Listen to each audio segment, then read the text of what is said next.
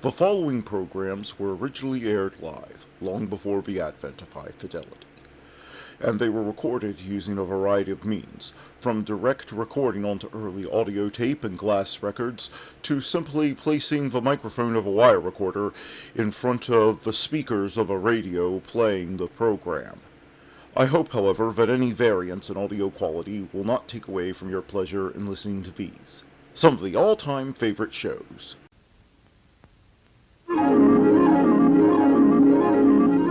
The following program is brought to you in living color on NBC.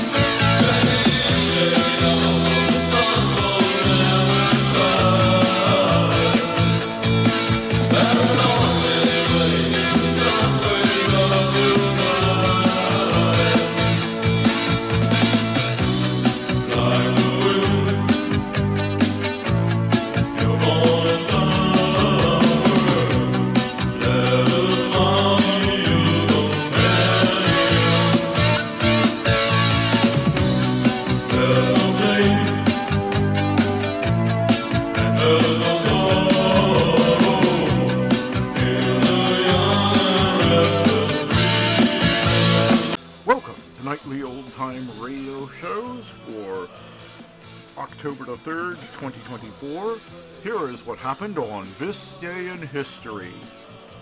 In 2333 BC, state of Goju-Seon, modern-day Korea, founded by Deng Angun Wenggom during the reign of the Chinese Emperor Yao.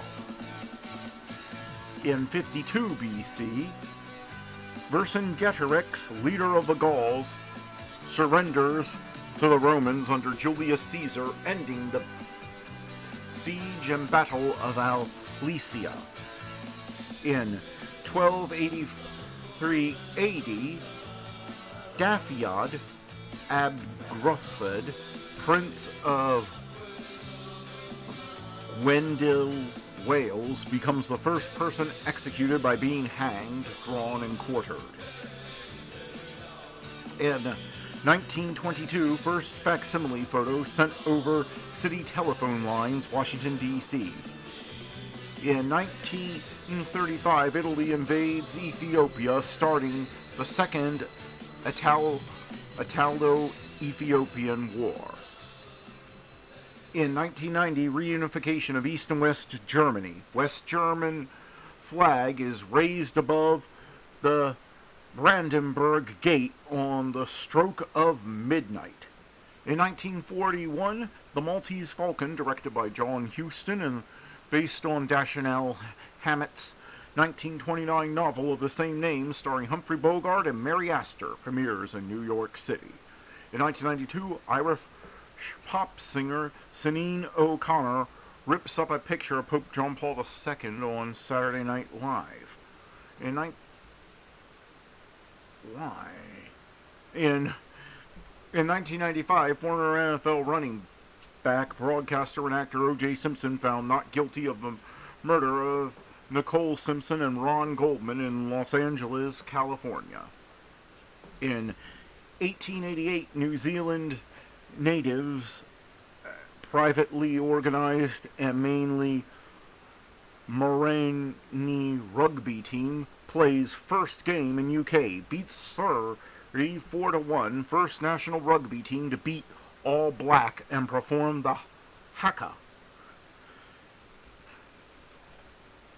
Born on this day were George Bancroft, Timothy Thomas Fortune, Gunther von Klug, Thomas Wolfe, James Herriot, Al Sharpton, Neve Campbell, Tessa Thompson, Stevie Ray Vaughan, Chubby Checkers, Tommy Lee, Gwen Stefani, Glenn Hall, David Winfield, Fred Couples. Dying on this day were Gaius Cassius, Francis of Assisi, Elsley Howe, Gustav Stresemann, Woody Guthrie, and Janet Leigh. And that was This Day in History. Now let's get on with the shows. Calling all cars, be on the lookout for excitement with our next show.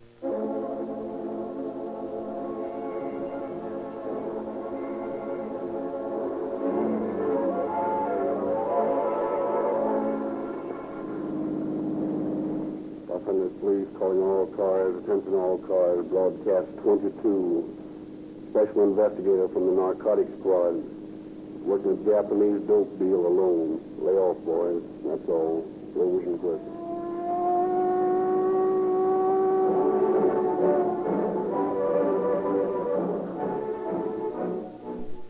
Ladies and gentlemen, may we take a minute and dramatize for you an episode that might have occurred at any downtown intersection this morning. We have entitled it, Embarrassing Moment. And the cast includes Mr. Jones and the traffic officer on the corner. Listen. Darn it, this is the 5th time today the blame thing has failed its car. Hey, can't you get going? You're holding up about 40 cars. What's the matter? Well, she stalled. The 5th time today. I got a new battery, I had the plugs clean, and the ignition's okay. Here, I'll help you push it over to the side. Ever tried Rio Grande crack? No, what about it? All I know is the boys with the radio cars sure rave about it. They use it in their own cars. Yeah? Well, that sounds like the answer. I'll fill it with crack right away. And we are sure that Mr. Jones' troubles are over if he switched to Rio Grande crack.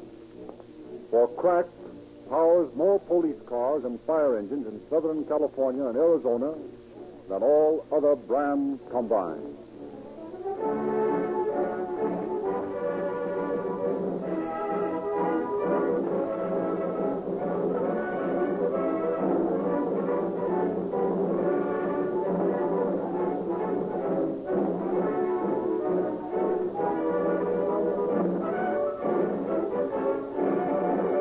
Again, it is our pleasure to introduce Chief James E. Davis of the Los Angeles Police Department, through whose public-spirited cooperation these police dramas are brought to you.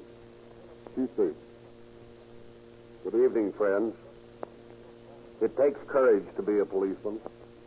Not the same sort of courage which makes it possible for a man surrounded by an army of his fellows to go victoriously over the top to glory, but individual courage, the sort of stuff which makes it possible for one man alone to single-handedly face death. The story we bring to you tonight concerns just that sort of fearlessness on the part of one of our men. A typical illustration of the sort of courage shown by the men who every day protect your life and property. The remarkable story I have brought to the air for you tonight concerns the narcotic traffic in this state and reveals how one man, instilled with the same characteristics which we demand of all of our police officers, broke up and arrested the ringleaders of one of the largest narcotic traffic rings in our history. Professor Lindsley will now go on with the story.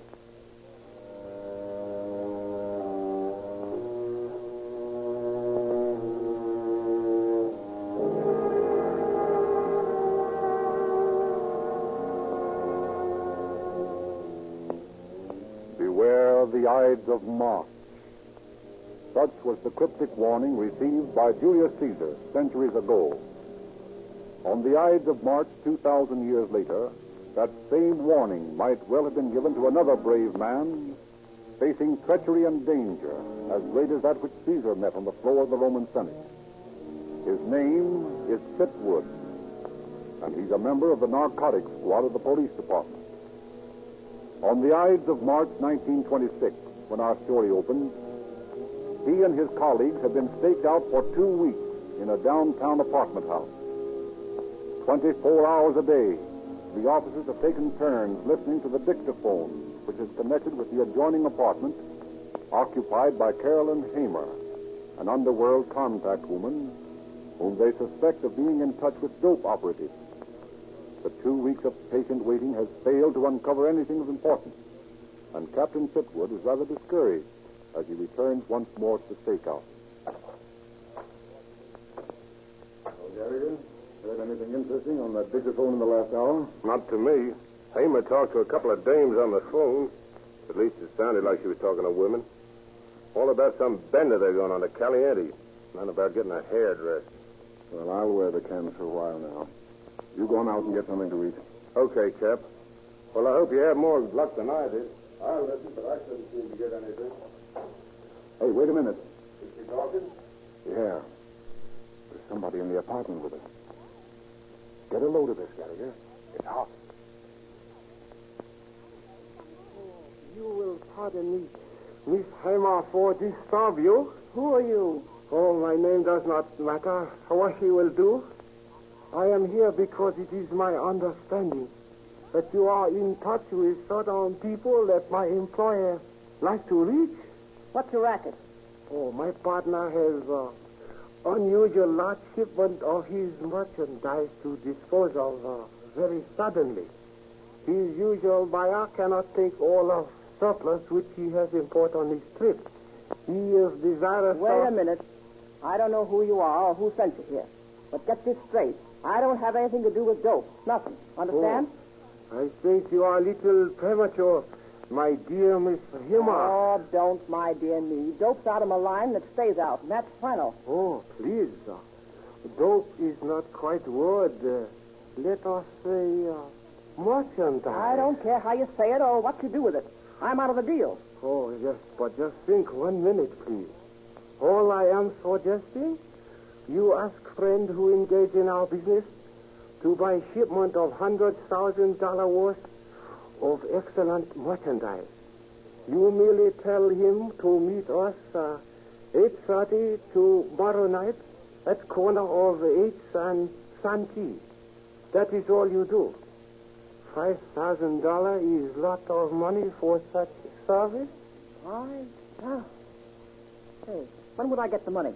When you tell me gentleman's name, I shall leave with you $1,000. When the gentleman give us his valued business, 4,000 more shall come to you. Make it 2,000 now. Oh, very well, as you will.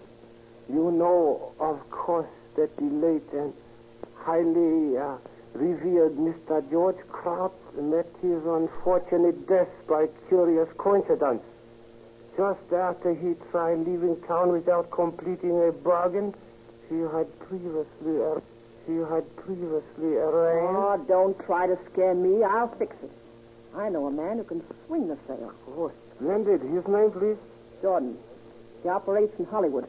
High-class stuff. Oh, excellent, yeah. And you can trust him.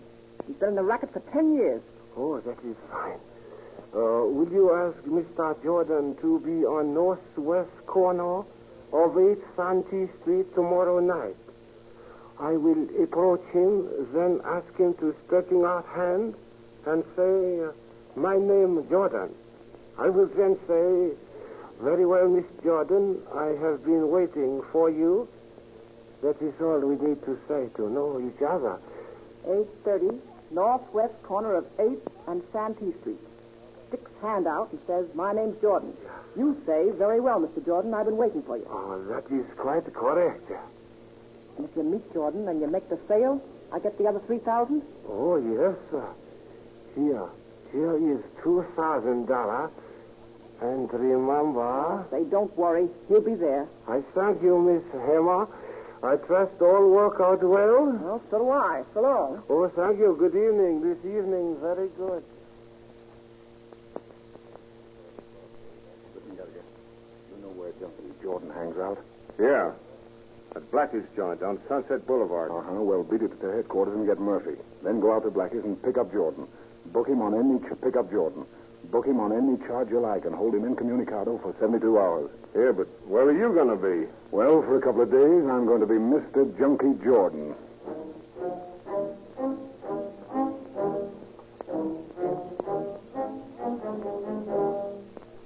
On the following night, Captain Chitwood removes all identification from himself, leaves his revolver behind, and depending entirely upon his wits, he hires a big Cadillac sedan and drives to the corner of 8th and Santee Street.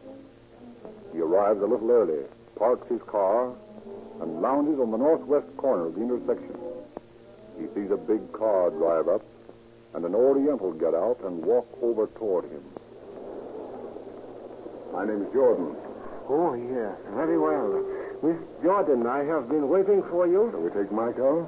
If you will come with me, please. We may chat more comfortable inside. After you. Where are we going? To a mall. Going? To a mall. This huge spot, Mr. Jordan. You don't mind? No. You don't mind? No.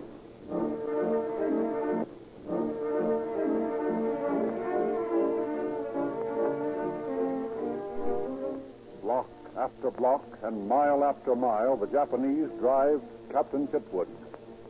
The ride continues in utter silence. Finally, in an intensely dark spot, somewhere in the east side of town. Oh, Mr. Jordan, you won't mind Hey, here. what is this? Here, wait a minute. Oh, a thousand apologies. I do not like to search one I feel is friend, but we must be careful. Wait a minute here. Didn't Hamer vouch for me? Oh, indeed, yes, but... Well, I can tell you right now, I don't like being searched.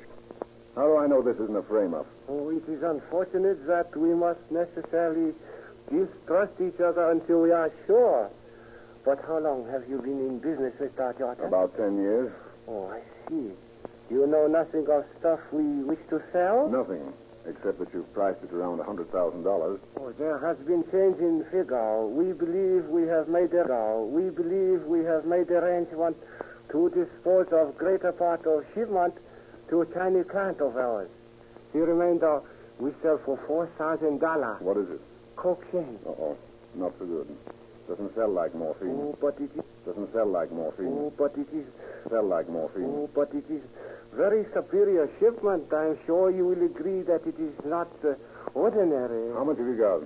Oh, 90 ounces lot we wish to sell. $4,000 for 90 ounces. Too high. 90 ounces. Too high. 90 ounces. Too high.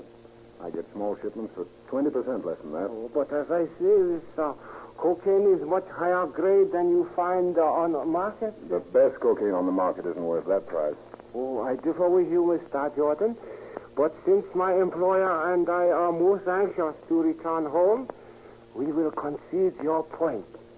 It happened we have additional 22 ounce. These two we include for 4,000. Well, that's more like it. But how do I know it's as good as you claim? Oh, possibly we should meet with my partner. Where is your partner? Waiting for us a little further down the street.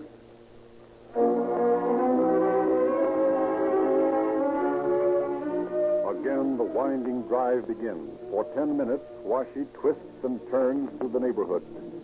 Then he parks again just behind a Ford coupe. We are agreed then, Mr. Jordan, on 112 ounce at the price of $4,000, providing our cocaine sample. Shut up. There's a guy in the car ahead. You want us both to land in the pens? Oh, no, I fancy that's my partner. Oh. Will you come with me? Sure. All right. Sir? Sure. All right.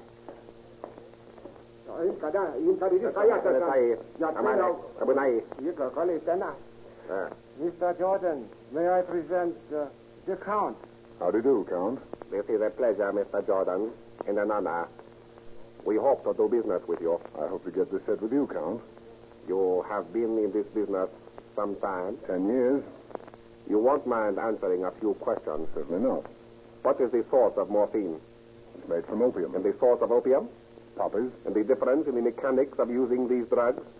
You use a needle with morphine, you smoke opium. Are there any other drugs made from opium? Heroin. And you can use a needle on it or sniff it up your nose. You seem to know your business. I do, Count. My partner, Huashe, has explained that you struck a very good bargain with him. Your price is too high, Count. I know this market, and I know it cold. I'm paying you a good price as it is. It is a very superior cocaine that I am selling you. Well, I'd like to see a sample before we make final arrangements. Of course. I have one here. Test this, Mr. Jordan. You ought to be careful carrying that stuff around. You never know when you're talking to a cop. It's cocaine, all right. It's cocaine, all right. Looks pretty good. I'd like to make a laboratory test with some of it. You may have the sample. Oh, I don't want to carry that much. Give me a pinch to put in my handkerchief here. There. That's plenty. But you are satisfied without the test to make final arrangements. Oh, yes. I can see it's good stuff. Will you bring the money and bills of various denominations? Yes, but I'll have to bring a lot of big ones. I've got my money in a Hollywood bank, and I don't like to ask for that much dough in little bills if it looks suspicious.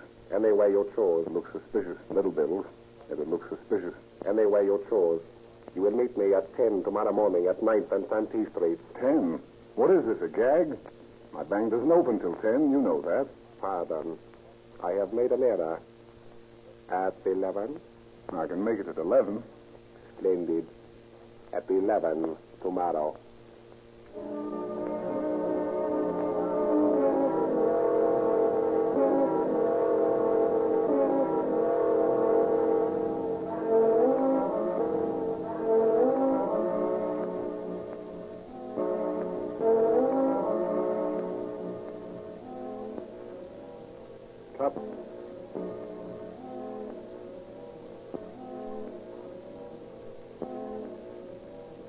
Captain Chitwood returns to his office elated over the prospects of defeating the newly discovered dope ring. The newly discovered dope ring. While he realizes the dangers that confront him if he continues his single-handed attempt to bring the Orientals to trial, he determines to go ahead at any cost. He determines to trap his prey. He secures such funds as the Narcotic Bureau has available for purposes of buying illicit drugs to capture criminals. And with his own savings and some borrowed capital, he amasses about $5,000. This is planted in the briefcase in such a manner as to suggest that $100,000 has been stuffed into the container. A precaution taken in case the peddlers still have for sale the original amount of narcotics. On the following morning at 11, Captain Chitwood is waiting for the Count and his friend. A block down the street is a police car. Watching the trap. Good morning, Count. Won't you get in, my friend? Thank you. You have your car here. Right over in that parking lot. And the money? Here. Look at this. Put it away, my dear Mr. Jordan. You must not show quite so much money in public. One might suspect. Oh, nobody could see it. It is well to be careful, Mr. Jordan. I will drop you back at your corner. You will take your car and follow me. Okay. But I'd like to ask one question. Are we going far? Why do you ask? Well, I came down in such a hurry that I didn't buy gasoline. I came down in such a hurry that I didn't buy gasoline. And if we're going any distance, I'd like to pick up some here in town. So there won't be any chance of our losing each other. I suggest that you buy some gasoline. All right. Look, I'll pull into that gas station over there. Then I'll drive up 9th Street and you pull ahead of me. I'll follow you from there on. Very well. Captain Chitwood gets in his car and drives into the gas station. Another automobile pulls alongside, ostensibly to get gas. The captain gets out of his and walks to the radiator to fill his water tank. As he does so, his partner, Detective Lieutenant Murphy, gets out of the other car and walks up to him. Don't look at me, Murphy. He's watching. And don't follow us. This is a one-man job.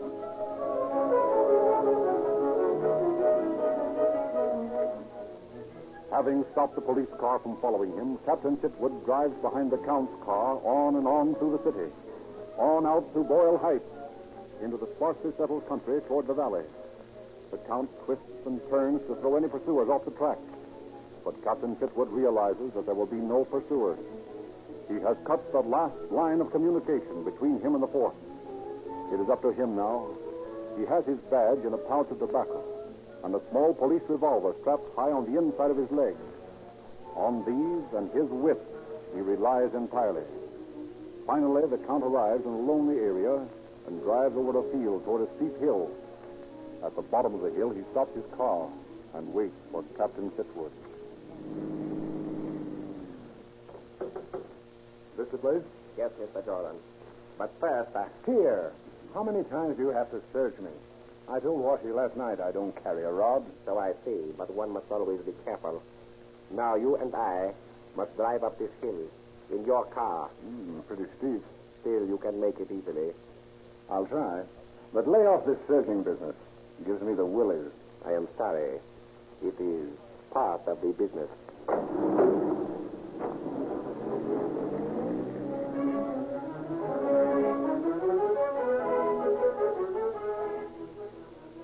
As Captain Chitwood pilots the heavy car up the steep hillside, he sees another automobile parked at the top. The hill surveys all the surrounding country. One could not come within a mile of it without being seen. He mentally congratulates himself for stopping the police car from following him. Then he sees Washi, and with him another Japanese who is a stranger to him. The newcomer is a giant in size, 6 feet tall, with tremendous bulging muscles. The captain suddenly realizes that difficulties lie ahead. They park the car and meet Washi and the newcomer. You know Washi, Mr. Jordan, and this is Koto, a friend who can be very, very helpful in many ways. It looks like you could eat a regiment. Speak English, Koto? Oh, sure speak English. Oh, yes, speak English. Well, that's fine. Glad to meet you, Koto. Very glad to meet you, Mr. Jordan. Very glad. Now, before we conclude our little deal, I would like to know if you could handle some more of my business in this territory. Not right now. This is eating up all my capital. I do not mean now. As soon as we have finished with our bargain, I return to Japan. But each 2 years I come into your city. I like you, Mr. Jordan. I would like to do business with you. But could you handle the business I would bring? How much? I would like to bring for you each 2 years about $1 million worth of merchandise. That's a lot of money. Because you take it in one deal, you save a great deal of money. Mm-hmm. Sounds like a good proposition. You risk only one purchase instead of many. And I am very careful. You need never worry over authority. Sheer accident might mean disaster, but that is all. One delivery, a low price. The finest of merchandise. What kind of stuff can you deliver? This cocaine is all right, but I know. It is morphine you wish, is it not? Mm-hmm. There's a better market with morphine, quicker turnover. Morphine I can arrange very easily. It's a deal, Count, with this provision. I can't handle all this stuff myself. I'll have to form a syndicate to buy the shipment. Of course. I will not make my next trip here for over a year. But when I do... When you do, you'll find a market all set up for you. Mr. Jordan, you are a good businessman. I have to be, or I'd be out of the business quick. It is agreed, then, for the next shipment. Right. Good. Whitey, take Mr. Jordan's valise and count out the money. Koto and I will get the merchandise for Mr. Jordan. Can I help carry it? We took the precaution of hiding it down in the grasses. We will bring it up now. Whitey, have you the valise? This is in Mr. Jordan's car. I will begin the money counting.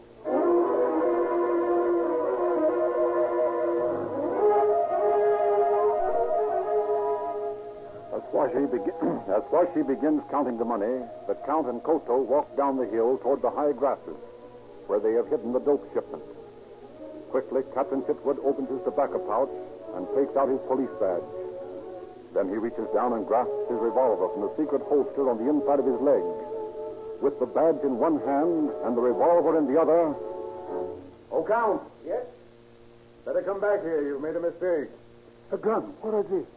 You are joking, Mr. Jordan. No, I'm afraid you tried to sell your merchandise to the wrong man. But this is ridiculous. There's the badge. Police. Get your hands up, Koto. Stand back there. Watch it. Oh, yes, please. Get out of that car. Oh, yes. That's all right. Come over here. What for you are calling me, please? Come over here. Oh, I understand. I think this hijacking job, Mr. Jordan. No, it's an arrest. My dear Mr. Jordan, this is all a terrible mistake. You do not realize who I am. My connections, both here and in Japan, are irreproachable. Count, you're selling dope. That's all I need to know. You're a criminal. And regardless of friends or connections, you're going where all criminals go. I don't think so. Think anything you like, but keep your distance. Never mind the chatter. Move along ahead of me. Come on, I gotta be at headquarters in an hour. I wonder.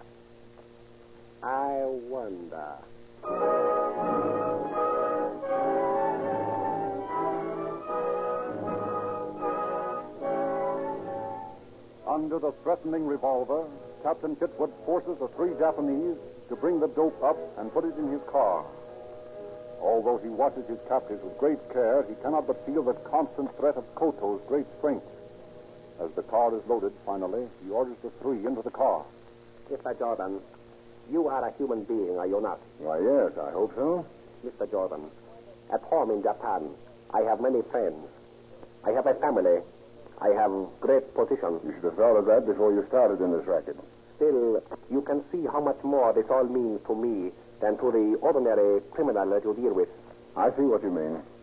In your work, Mr. Jordan, you do not make a great deal of money. Well, it's not very much according to your standards.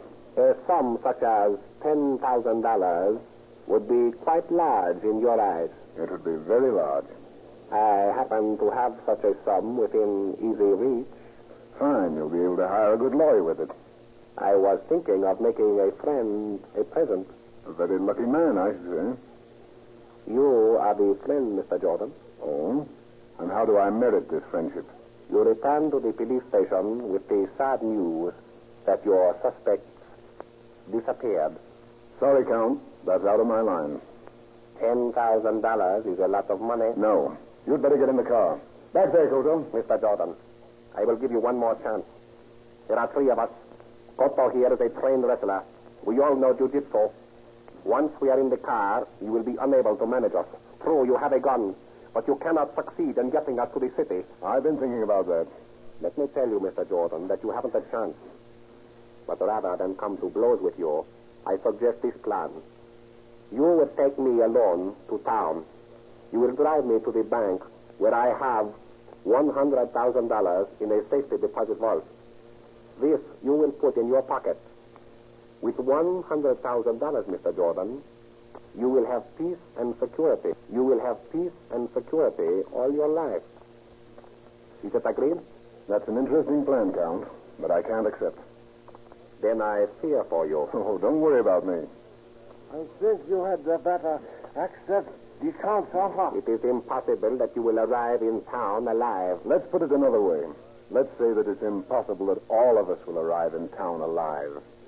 I don't quite understand. It's very simple. Really. Don't you see that Koto is the main threat? How much do you weigh, Koto? 210. When you, Count, and Washi here are carrying Koto through the fields down to where I can call a police car, you won't be very dangerous. What for they carry me? Because I'm going to kill you. You cannot do that. My dear fellow, I can and will do exactly that. Koto, unfortunately, resisted arrest. My duties as police officer, although unpleasant, was very plain. I had to shoot him. The law is quite explicit on that point. But I'm not resisting arrest. Oh, you have no imagination, Koto. Who'll ever know? You will not do this thing. It is fantastic. To show you that my gun is loaded, gentlemen, and that I mean what I say. Must be other way. Must be other way. We plead with you, Mr. Jordan. We have been very fair. We have offered you money. Well, you will not take it. But that is no excuse to murder one of us. I have no desire to kill. But wait. There's one other way. What way? Koto will lie on the floor of my car. You two will lie on top of him with your heads at my side. If you make a false move, I'll shoot all of you. If you don't, you'll arrive safely at the station. Tamale.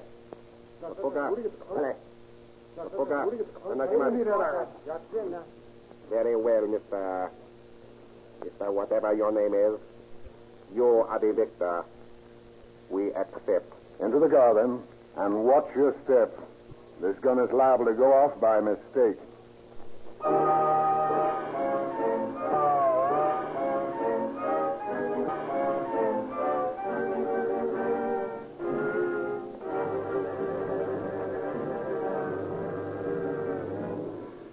One hand on the wheel, the other covering his uncomfortable prisoners, Captain Chitwood transported the dope smugglers to police headquarters. They were speedily tried and speedily sentenced to 2.5 years in federal penitentiary in Leavenworth for violation of the Harrison and Jones-Miller Narcotic Acts. Since serving their time for that offense, the Count has been sentenced to Folsom on a verdict of first-degree murder. Koto has returned to Japan, and Huashi is a fugitive from justice, having jumped bond on a forgery charge. Tonight, my friends, I have asked the hero of our story to speak to you himself. I am proud to present one of the finest officers on my force, the head of the narcotics squad, Captain Chitwood. Thank you, Chief. Ladies and gentlemen, there isn't much I can add to the story. You have already heard. That's the way it happened. I might tell you I'd rather be facing those 3 Japanese on the top of that hill right now than be facing this microphone.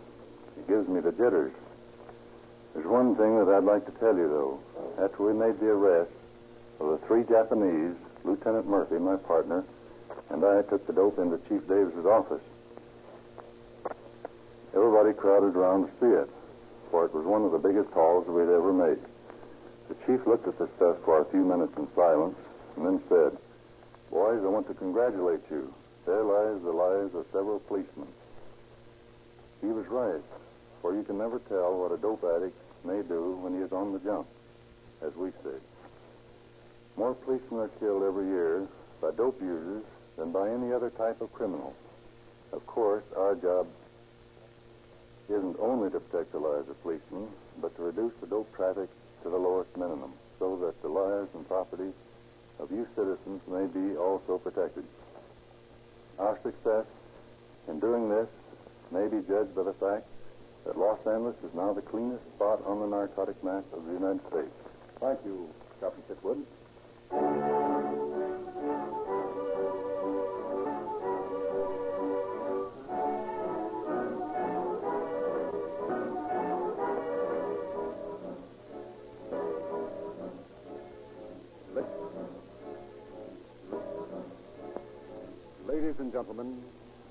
Ladies and gentlemen, flowers are decking the desert. Flowers are decking the desert with a riot of color. The mountains are waiting to the call of spring. The call of spring. No time in the year when your car can give you so much pleasure. That is, if your car is properly lubricated and fueled for desert going and for the steep grades of mountainside. You can enjoy these beauties to their fullest extent without annoyance if you have Rio Grande cracked gasoline with tetraethyl in your tank. With tetraethyl in your tank. With tetraethyl in your tank. Cracked is made to order for out-of-the-ordinary performance. That is why it is used by more police cars, fire engines, ambulances, and motorcycles in Southern California and Arizona than all other brands combined. For the best lubrication, demand Sinclair Opaline Motor Oil. This splendid oil is made by the world's largest independent refiner of lubricating oils. Also, it is extra refined, giving it longer life. Sold only in extra measure, tamper-proof cans. Yet Sinclair Opaline costs no more than ordinary bulk oil. To get best results from your car, try a tank full of Rio Grande cracked and a crankcase full of Sinclair Opaline.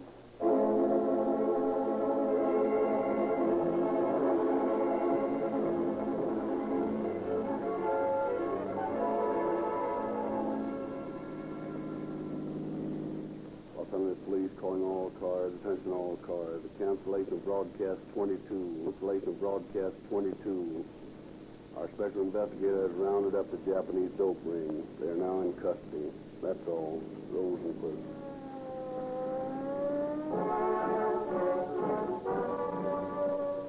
This is Frederick Lindsley saying good night for the Rio Grande Oil Company.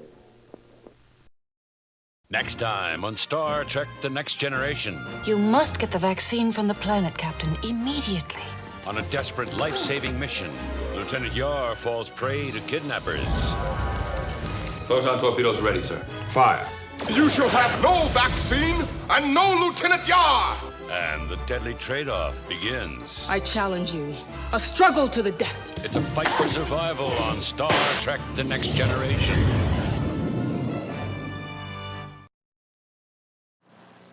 Who's the mix-a-best McClown of them all? Who knows that it's no fun to fall? It's no fun to fall. Who takes down rugs that make you trip? Who knows what spots make you slip? Ronald McDonald. Who always shows that he cares. Who warns not to run down the stairs.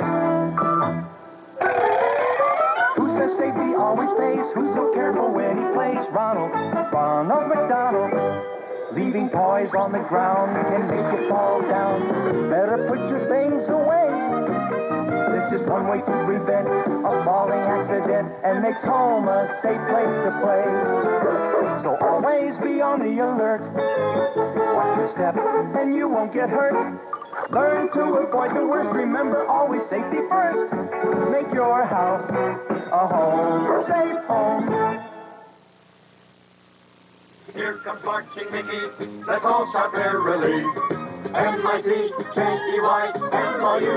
Who do we have here? Marching Mickey Mouse. Marching Mickey Mouse. He needs your help to march. Here comes Marching Mickey, let's all shout merrily. M-I-C-K-E-Y. You're a good marcher, Mickey. And here's Dancing Donald Duck. He can be lots of fun to hug and play with. Dancing Donald Duck, new from Romper Room. Marching Mickey Mouse sold separately.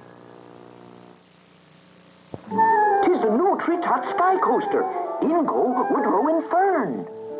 Try the handle and don't stop until both cars are at the top. Here they come round the bend. When they stop, they can ride again. And here's Campy and Pussy Willow in the revolving restaurant. The Treetop Sky Coaster can make a happy day. The Treetop Sky Coaster, new from Kenner. Partial assembly required. From the sound of music. And Bing Crosby is up next.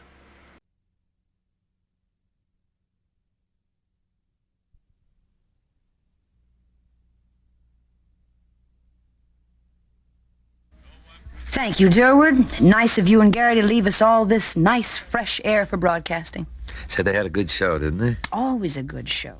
Could I sing now? That's a good idea.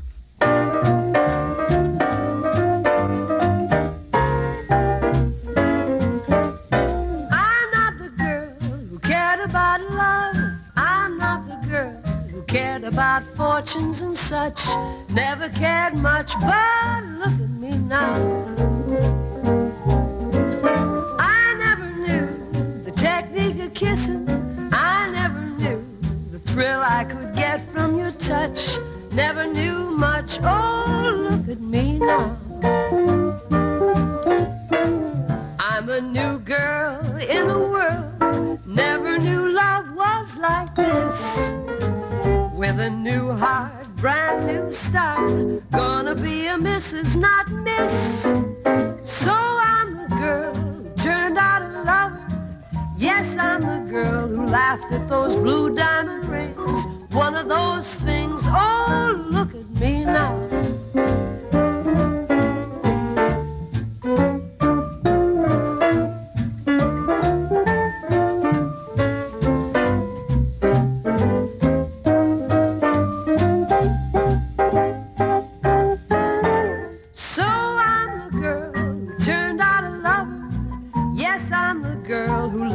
That song till she cried. Here comes the bride, look at me now. Now, I suppose Bing really should move in here, shouldn't he? A very logical suggestion, Ken. Bing, will you contribute a song to the proceedings? Oh, of course I will, Ken. I'm glad to do it anytime.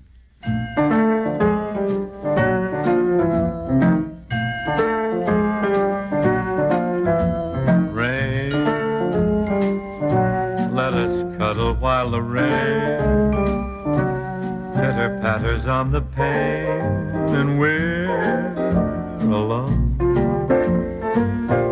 a chance to while away a dreamy afternoon, a lovely peaceful afternoon. No one can see us. Hooray, it's so cozy in the rain. There's no reason to complain if she's with you, to hold her hand, and then it's 10 to 1 you kiss her in the rain, rain, rain.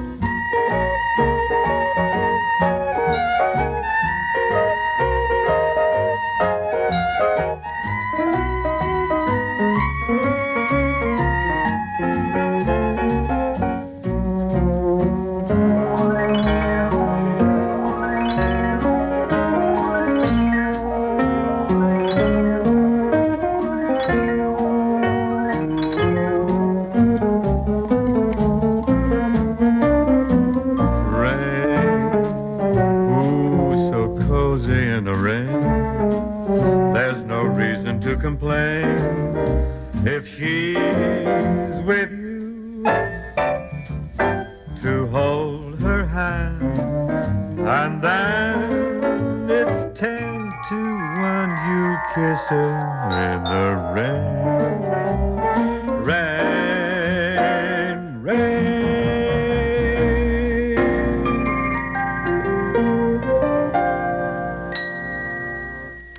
Now let me tell you something about submarine vegetables. Submarine vegetables? Mm-hmm. What are you doing here, Ken? You pushing kelp and seaweed? Have you gone food faddist on us? Oh, no. What is this? By submarine vegetables, I mean regular vegetables, such as carrots and peas, things like that. You can grow carrots and peas underwater now? Well, you can in a submarine. You know, somehow or other, I never thought of gardening in a submarine. You didn't really? Mm-mm. Why, being you're way behind the times, it's I guess all so. a thing now. Actually, a submarine is the place to get real fresh vegetables. You mean, you really mean to say they're growing vegetables in our submarines? That's right. They are on the Polaris, the atomic submarine Polaris, and other atomic subs will have vegetable gardens, too, I suppose. Must be a very compact garden. Well, they're just 3-foot planters. They're like big flower boxes, and they're called hydroponic garden kits. Hydroponic gardens and submarines. What next? Can you imagine going to Annapolis just to learn truck gardening? Or joining the subservice to become Chief Petty Officer in charge of Brussels sprouts? How about stopping here for a song? How about these submarine vegetables? Well, more about them later. Okay.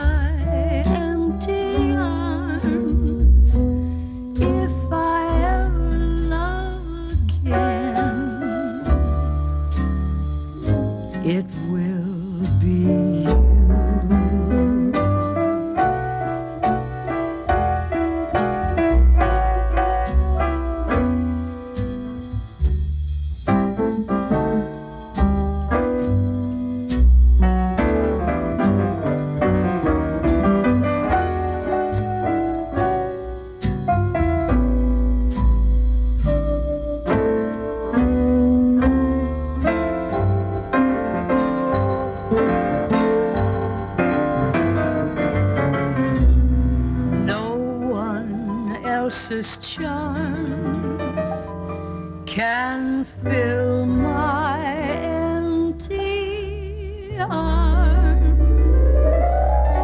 If I ever love again, it will be you.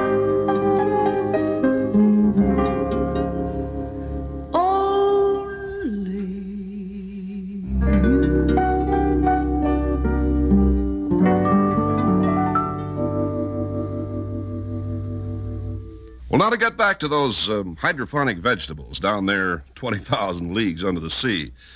If you're on the Polaris sub, you get fresh carrots and peas and fresh lettuce, too, right out of the hydroponic garden kit. They got fresh fish down there, too? Well, no, not right in the sub. They've got fresh fish all around the sub on the outside. On the outside looking in. Seems strange to me that they don't have fresh fish if they have fresh vegetables. Well, I imagine the fish on the sub is fresh frozen fish. No, I mean fishing tanks, like you have in French restaurants.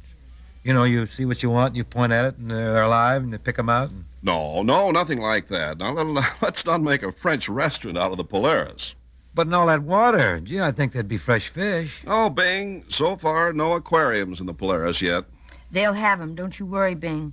Everything's going to be fresh. Oh, that's for sure. The Navy Department's going to handle that.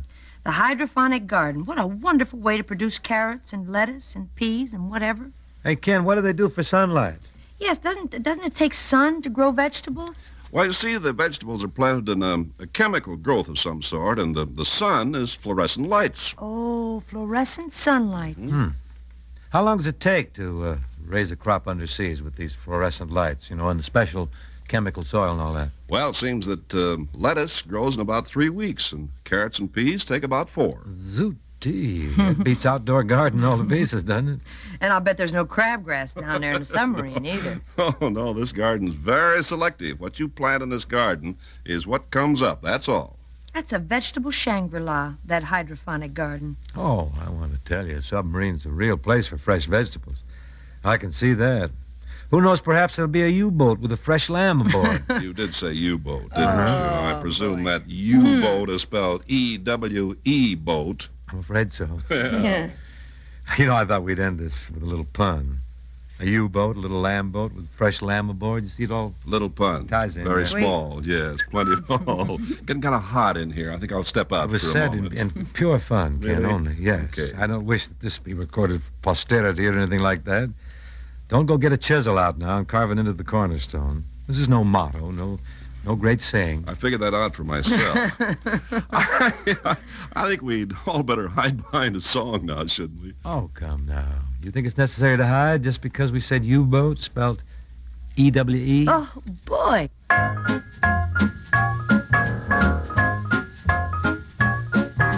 Think of an evening in June under a crystal-like moon.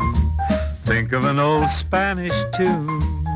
You're in Avalon town, closing your eyes for a while. Picture a tropical isle, studded with flowers that smile. You're in Avalon town. Romance lingers through every hour. Romance beckons with all her power to you. Think about old Captain Kidd. Think of the chest that he hid. Dream that you've opened a lid. You're in Avalon town.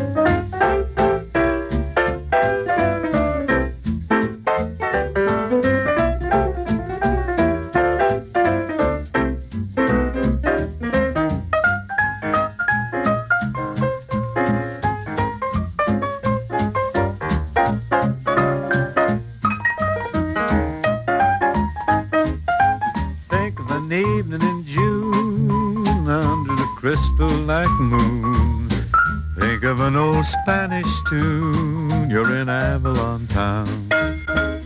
Close your eyes for a while. Picture a tropical isle. Flowers that smile, you're in Avalon town. Romance lingers through every hour. Romance beckons with all her power to you. think about old Captain Kidd. Dream of the chest that he hid. Dream that you've opened the lid. You're in Avalon Town. Love that Avalon Town. Buddy Cole takes charge now, Buddy and the boys, with Almost in Your Arms. This is going to feature Buddy on the piano, of course.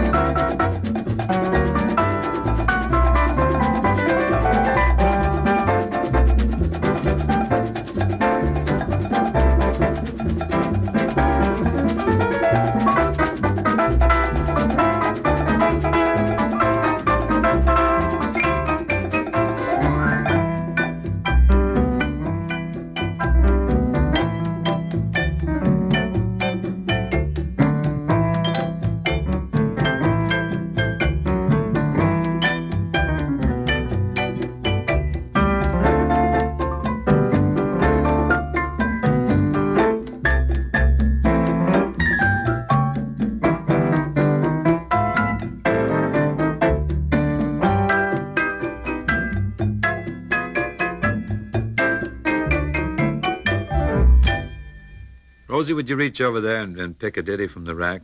Fine, Bing. What'll we do? Something dramatic or something light? I'd like to go a little heavy. I seem to be in the mood for something with depth, something a fellow can get his teeth in, something dramatic.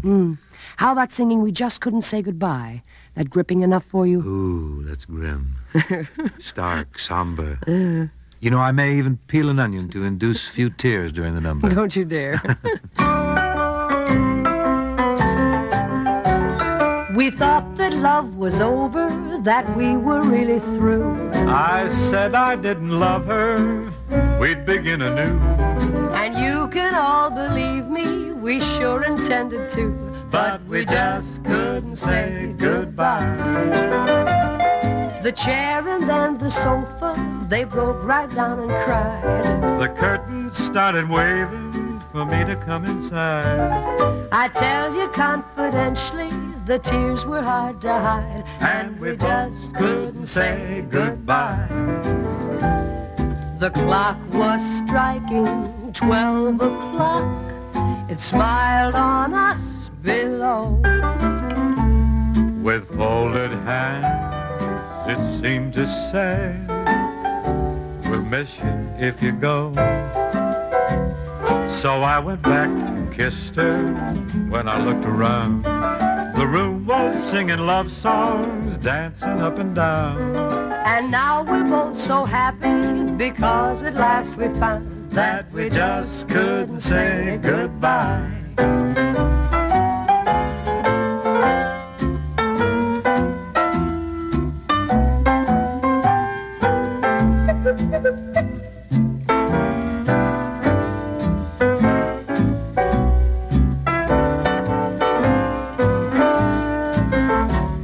So I went back and kissed her when I looked around. The room was singing love songs, dancing up and down. And now we're both so happy because at last we found that we just couldn't say goodbye. Well, that's it, ladies and gentlemen. And if you'll tune us in tomorrow, we'll provide you with a program that's as green and crisp, as fresh as lettuce from a hydroponic garden. We'll see you then, folks. So long, and thanks for listening.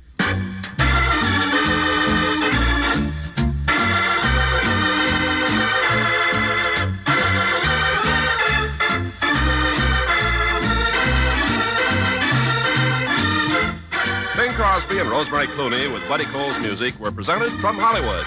Produced by Bill Morrow and Myrtle McKenzie. This is Ken Carpenter inviting you to join us again tomorrow.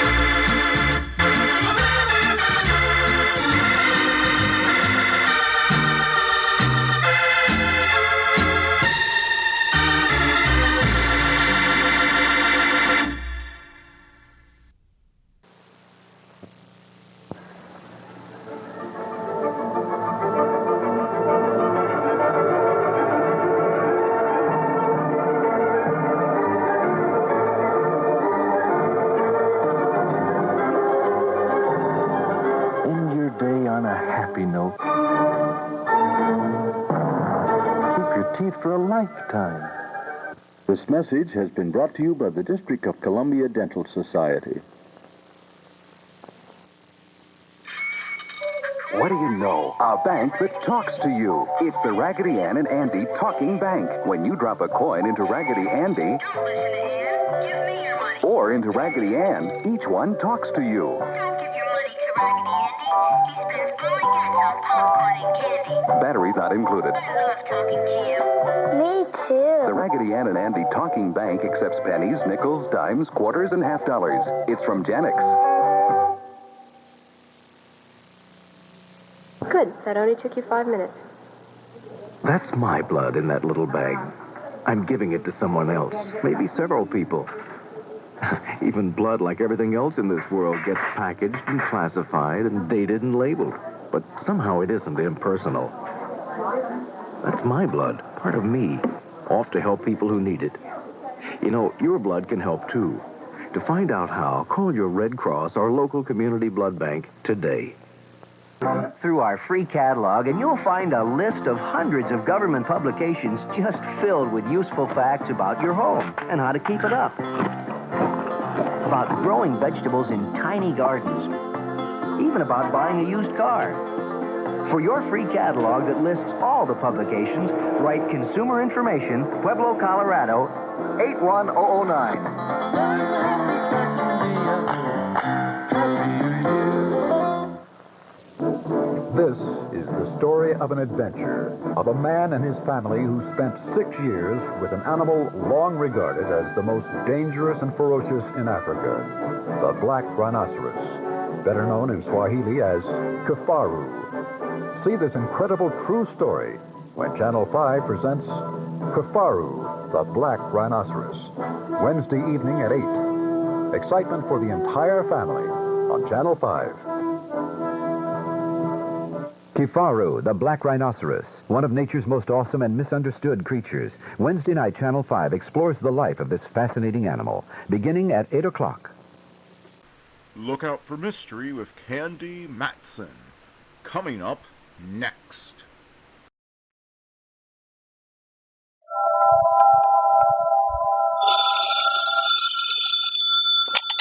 Hello, Yukon 28209. Yes, this is Candy Matson.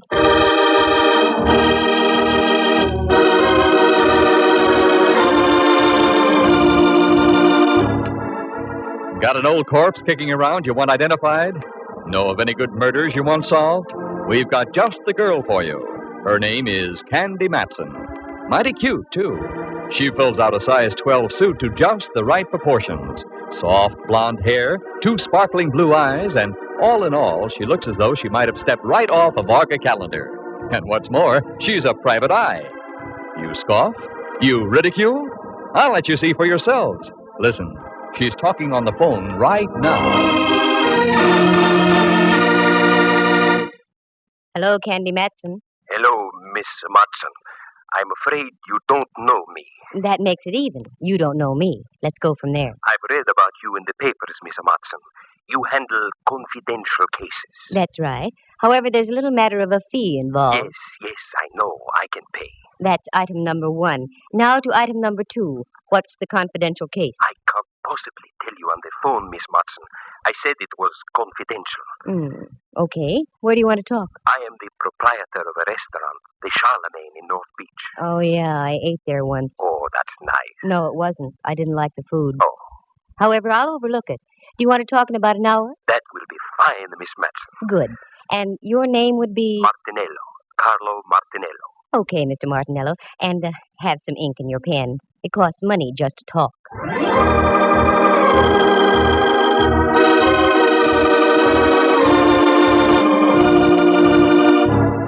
I probably sounded rough and commercial, but you have to be in this racket.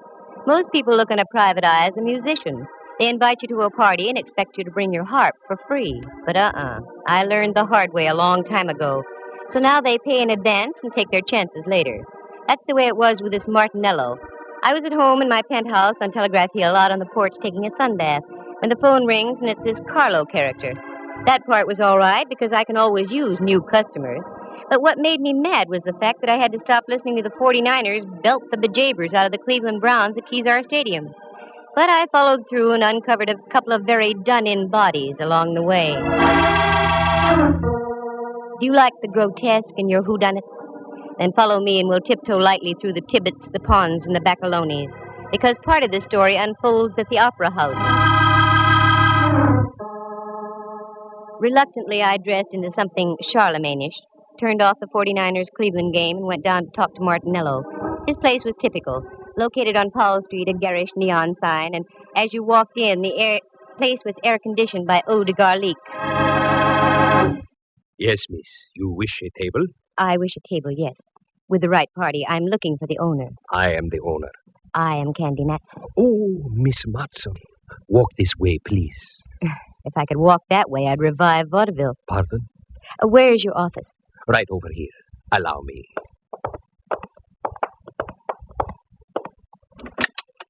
After you, Signorina. Thank you, Signor. Here, sit down, please. Thanks.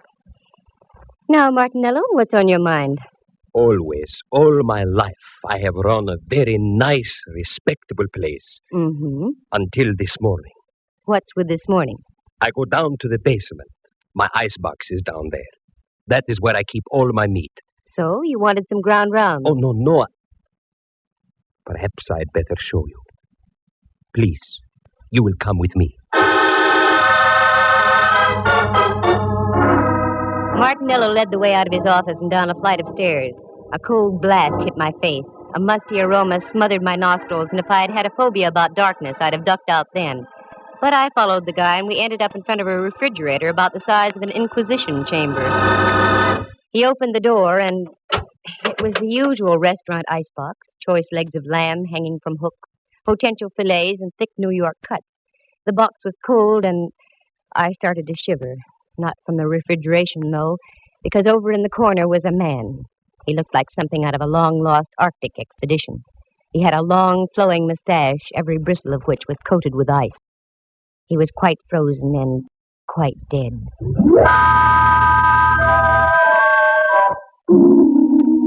I slammed the door shut and reeled out. The sight had staggered my thought processes. Martinello reached over by a salami-slicing table and turned on a Mazda, a weak affair that cast dim shadows about the damp basement. Is that your little surprise? Yes, Mr. Matson.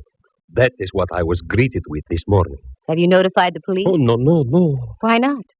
As I told you, I have run a very respectable place. And, too, that is why I am hiring you. You can get in trouble, you know. Yes, that is why you must help me. Please, Miss Matson, say you will help me.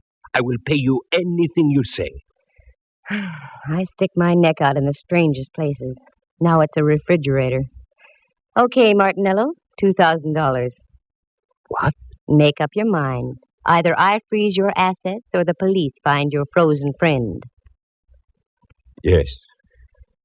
All right. Come. I give you the money now. Now we're getting somewhere. What about him? Oh, he'll keep. He's on ice. Well, this was one for the books. Refrigeration the ugly way.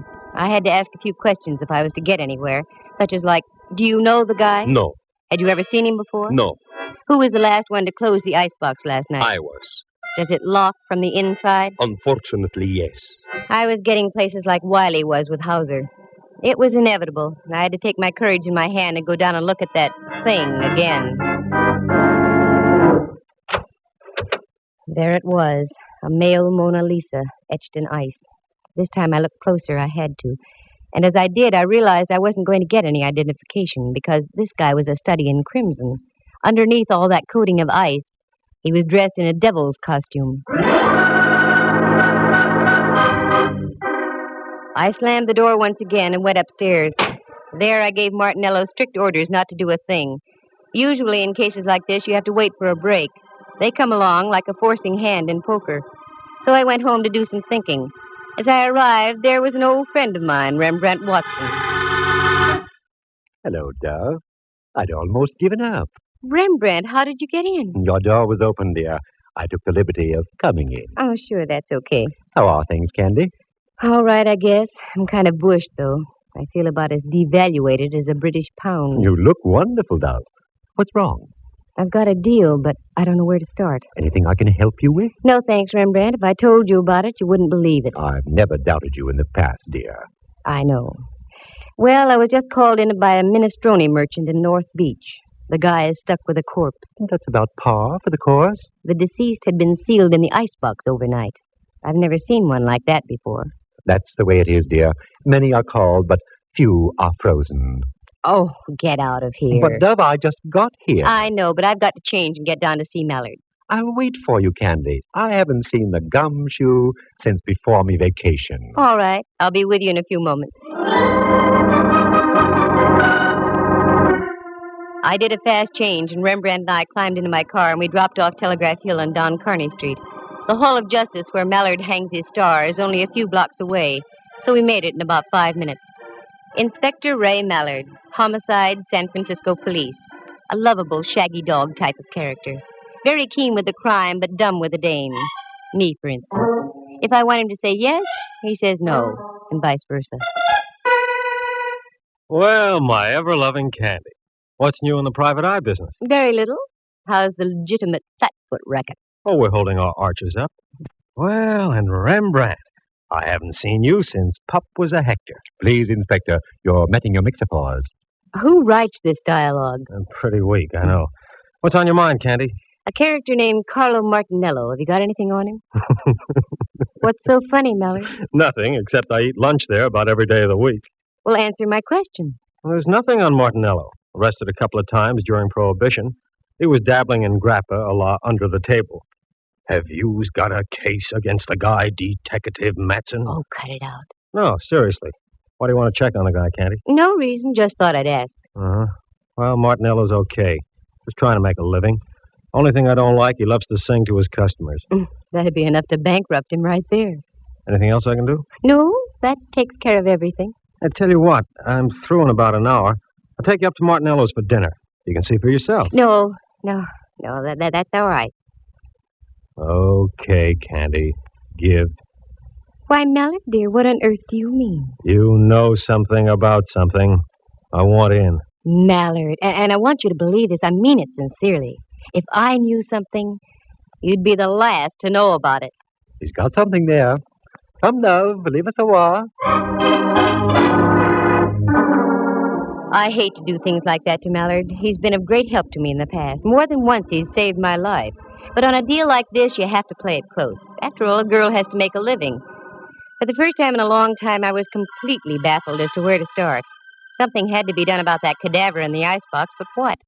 While I was beetling my eyebrows, Rembrandt invited me up to his place for tea. He lives on California Street, just down away from Old St. Mary's, and only a bail bond broker's reach from the Hall of Justice. So I accepted. Do forgive the looks of the place, Candy, dear. I had a meeting my philatelist group last night. Philatelist? The stamp collectors, dear. Well, I know what they are, but I didn't think they could make such a mess. You don't know philatelists. Sit down, though. Make yourself comfortable. I shan't be a moment. That's all right. Candy, dear, why the wrinkles? I've got cause for wrinkles. This chap in the icebox, Rembrandt. There's something I didn't tell you. He was dressed in a devil's costume. There, dear. Your tea will ready in just a minute. You'll feel better. I know it sounds crazy, but it's true. What are you going to do, Candy? I don't know. I can't leave him in that refrigerator forever. We'll get him out, dear. I hate to think of a corpse catching pneumonia.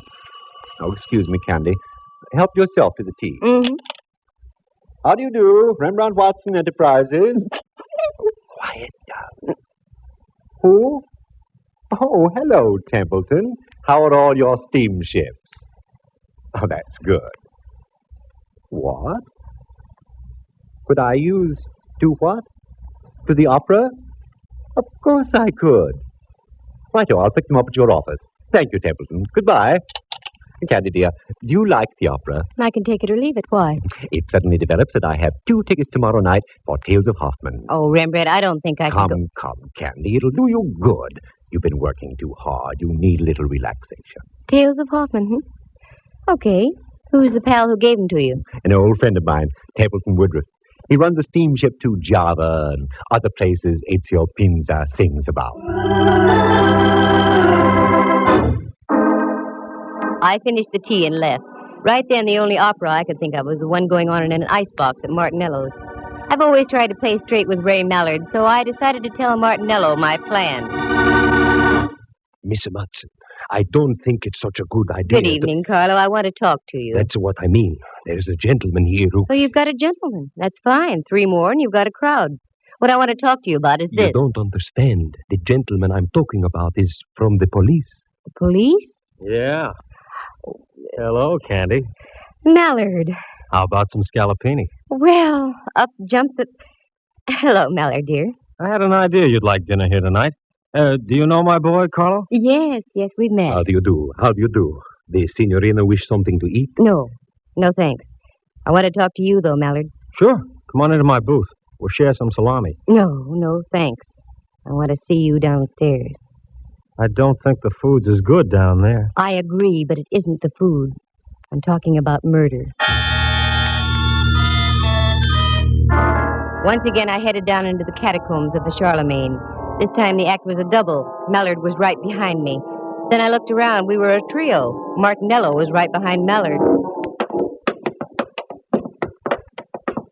This is it. This is what? This is an icebox. Inside, you'll find a body dressed in a devil's costume. Okay, Carlo, let's humor the lady. Open the thing, will you? Yes, I'll open it.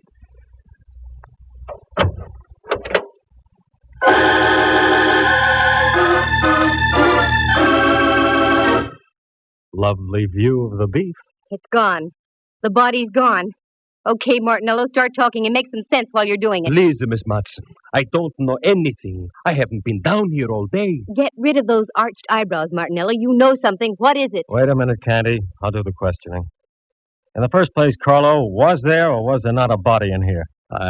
Well... Sure there was. He can't deny it. Here's a check for $2,000 signed by Martinello himself. Well, Carlo? Yes. There was a body, all right. Who was it? Friend of yours? No, Inspector. I never saw him before.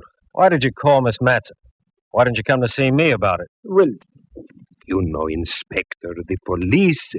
Just because you were once arrested for bootlegging, Carlo, is no reason to be afraid of the police.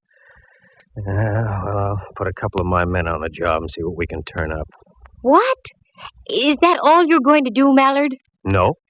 Right now, I'm going back upstairs and have some of Carlo's scallopini. Mallard, are you out of your head? Look, Candy, in order to have a murder case, you've got to have a body. Obviously, we're fresh out. And until your pal with the devil's costume turns up, I intend to live my typical everyday life. Don't forget the mushrooms, Carlo. There are times when I get so mad at Mallard I want to scream. I didn't, though. I only scrammed. I hung on to the 2,000, however. I felt I deserved it just for getting my curiosity aroused, and it was aroused plenty. Corpses don't get up and walk out of ice boxes by themselves. But after all, Mallard had a point. There was nothing to be done without a body. So I went home and waded into a stack of dirty dishes that had been piling up. Then I fixed dinner and started a new stack of dirty dishes. Got a book and ducked into bed. In the morning, I had an idea. After breakfast, I went down to the corner of Broadway and Columbus. That's where North Beach does a neat blend with Chinatown. On the corner was a Joe who sold newspapers. I'd known him for some time, and he seemed to like me.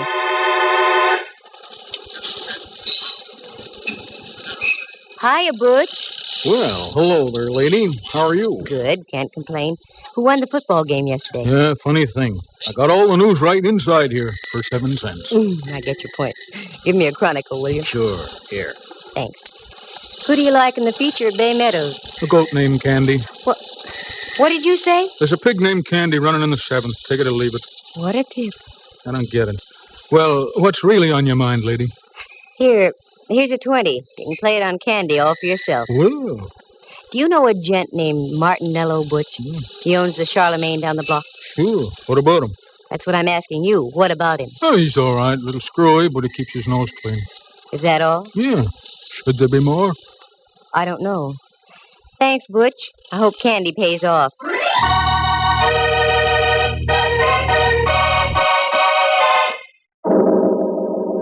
I was getting nowhere, that was for sure, and the rest of the day went the same way. Dead ends, blind alleys. I checked as many loose ends as I possibly could, but I was still stuck in a quandary. But the Crusher claimed late in the afternoon when I got a copy of the late paper and read where Candy came in at Bay Meadows and paid $32.20. And I hadn't had sense enough to get aboard. When I got home, the phone was ringing. Hello, Candy Matson. Oh, you're Candy Matson. I should play a fanfare. Oh, hello, Rembrandt, dear. How are you? Like an October morning. Every single one of me pores is breathing great, huge gulps of air. What? I just had a facial dove. Most invigorating. What on earth for? I loved your old pores just the way they were. Candy, you've forgotten. I have? Forgotten what, Rembrandt? We're going to the opera tonight. Oh, Ducky, I'm sorry. I had forgotten. I'm afraid I'll have to renege. Now, Candy, you promised, and I don't care what you're involved in. It'll do you good. But, Rembrandt, I'm working on it. Perhaps you're right. Okay, I'll get ready. Wonderful, dear. Pick me up about 7:45, will you? Pick you up 7:45? Yeah. Oh, and another thing, Lamb. We may have to do some entertaining afterward. Do bring some cash, will you? Mm-hmm. That's the girl.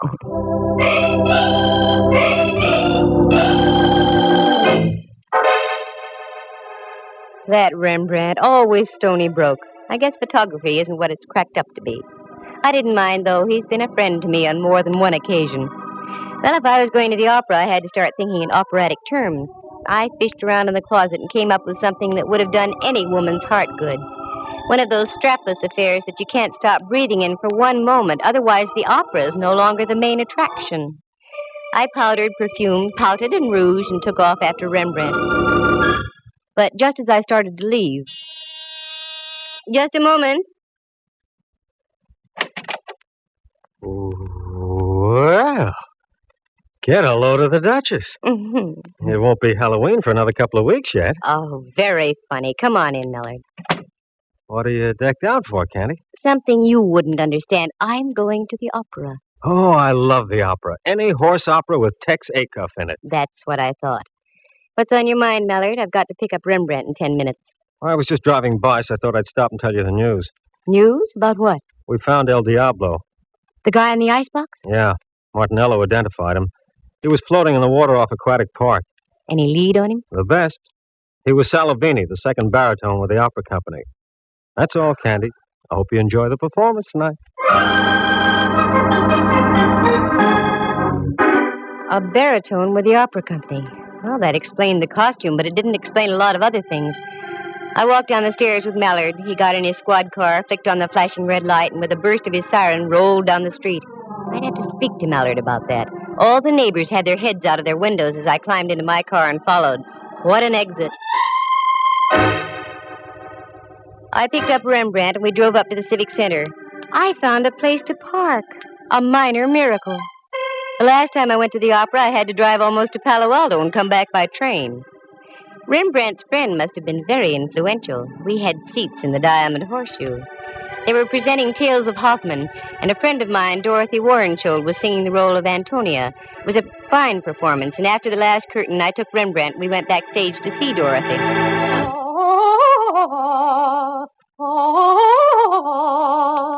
This is her dressing room, Rembrandt. Yes?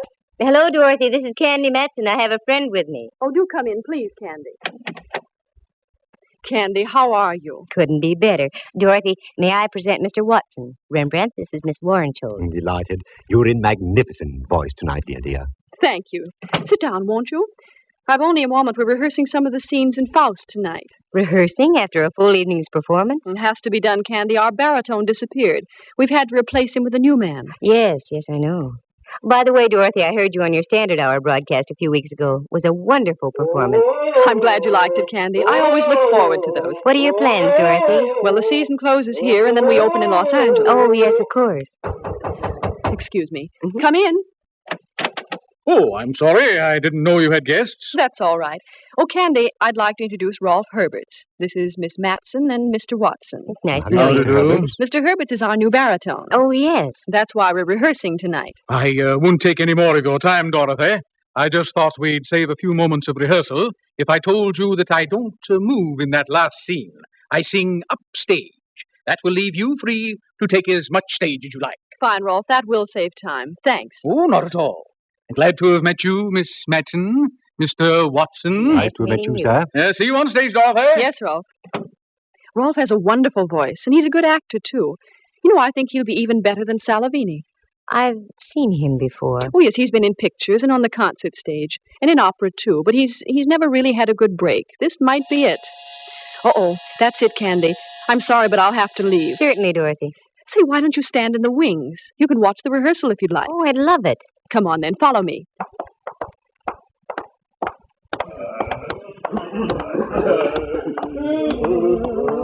All right, to places, everyone. Places. This is all right, Candy. You can stay right here. Thanks, Dorothy.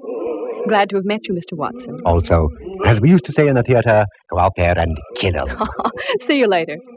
Where is Miss Warrenschow? Ah, there you are.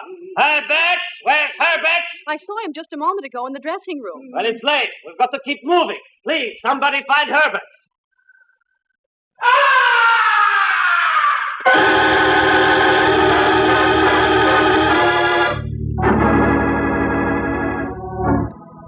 From way up in the heights of the stage, the opera house was pierced with a blood-curdling scream. That was no ordinary scream. It was the scream of death.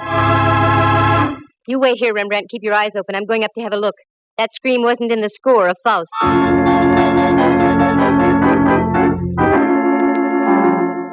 I punched the button for the backstage elevator. It's a good thing they work fast and are speedy. Once inside, I pressed the button for the fourth gallery. I got out.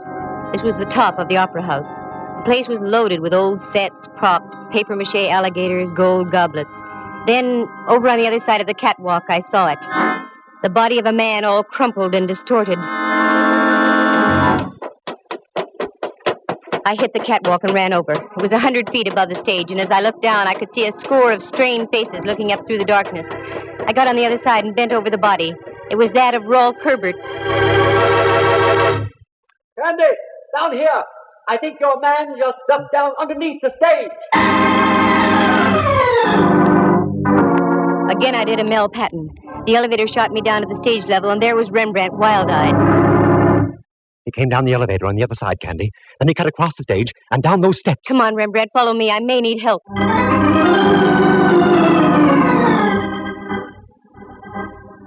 We ran down the steps and into the bowels of the stage. It looked like a nightmare, a myriad of cross beams of steel for the rising stages. We cleared those and went around by the chorus dressing rooms. There was only one out. I remembered it. A door over in the corner, very seldom used, but it was open. It led into a long tunnel with giant steam pipes running overhead and to the right. This went underground over to the Veterans Building. Down by your feet, there's a stream of water flowing in a trough. It's the old Hayes Valley Creek. Our killer decidedly knew his opera house. As we entered the tunnel, I could see him up ahead running like crazy, so we took off after him. We made the other side, and it breaks into a big engine room. As we came into the opening, I looked around. The engineer was lying on the floor out like a light, blood spurting from his scalp. Then I glanced up. There was another door. This led into the Veterans Building itself and an avenue of escape onto Van Ness. I ran up. Then as we got into the long corridor, I saw Martinello breaking for the door. Stop! Stop, Martinello! Stop! You think I am a fool? I do if you don't stop. Try and get me. Okay, pal. You asked for it.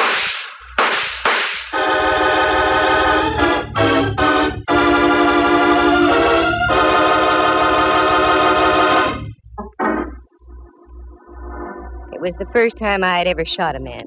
It didn't feel good. But he lived, and later the doctors of law gave him a little pill.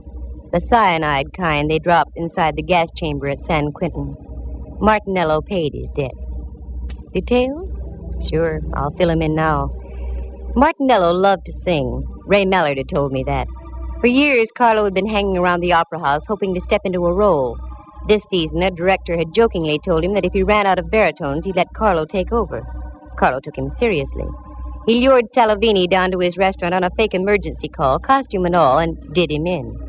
But then he became frightened. That's when he called me. It was worth $2,000 to have me hush things up. But I don't operate like that. He had a hunch I was going to tip off Mallard. That's when he removed the body from the icebox and dumped him into the bay. Carlo had also been at the performance of Tales of Hoffman. That's when he learned that they'd wrestled up Rolf Herbert to sing in place of Salavini.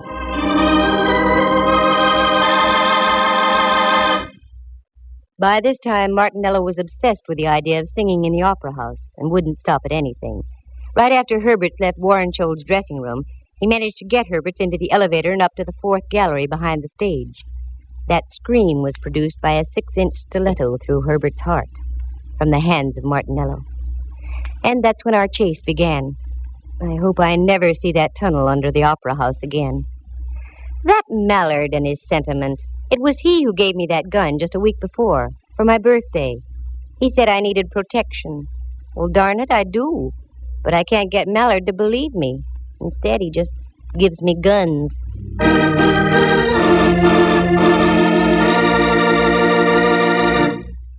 Listen again at this same time next week. For excitement and adventure, just dial Candy Matson, Yukon 28209.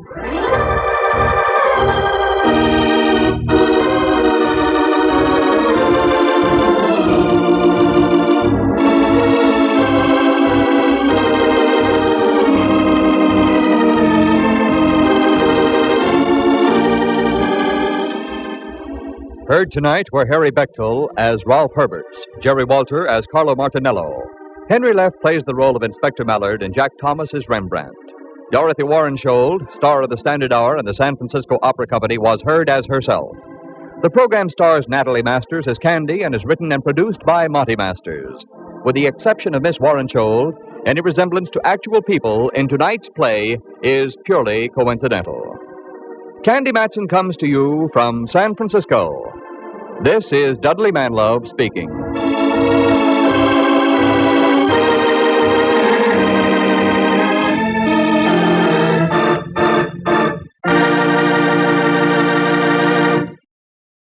You are tuned for the stars on NBC.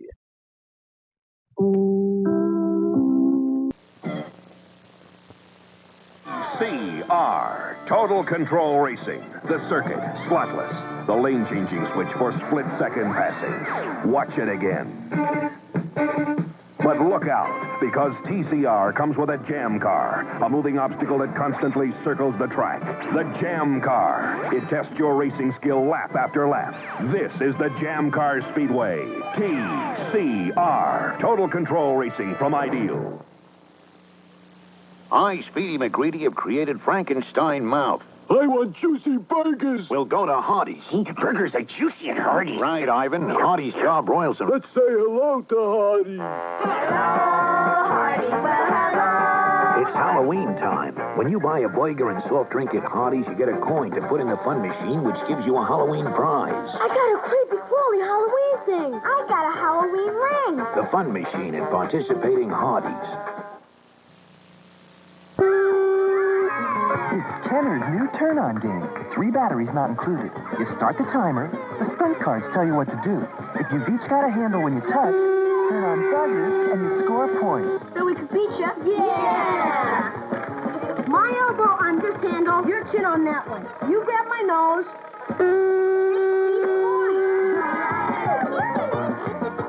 Turn on. New from Kenner. When I was a kid, I was restless, searching. Same thing in college. I knew what it was, and I finally gave in. I said, okay, Jesus, I don't know why you want me, but I'm yours. I was ordained a priest, and for the first time in my life, I began to live. If there's a voice inside you, listen to it. If you've ever thought about the priesthood, talk to us about it. Right Priest, Box 800, Riverdale, New York. For the right man, it's the best job on earth. High Wheelers and Girard College invites boys ages 6 feet to enter the ride-on natural parents cannot financially or physically provide technology. Girard College.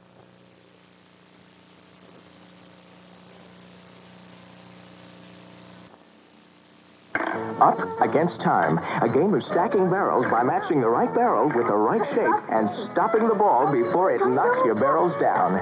7, beat that. Watch this. You're off and up against time. Square pegs don't fit in round holes, Dad. Ball's rolling. He dropped the cake. No way. One more. Up Against Time. Some assembly required. From Ideal.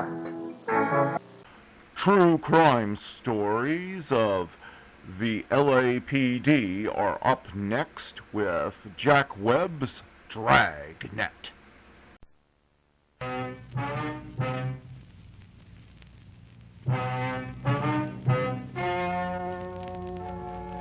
Ladies and gentlemen, the story you're about to hear is true. The names have been changed to protect the innocent. Dragnet.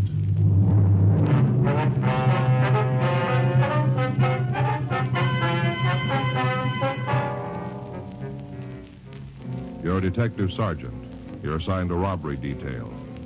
For the past 10 days, a gunman has been terrorizing the downtown area of your city. You know he's armed and dangerous. Your job? Stop him.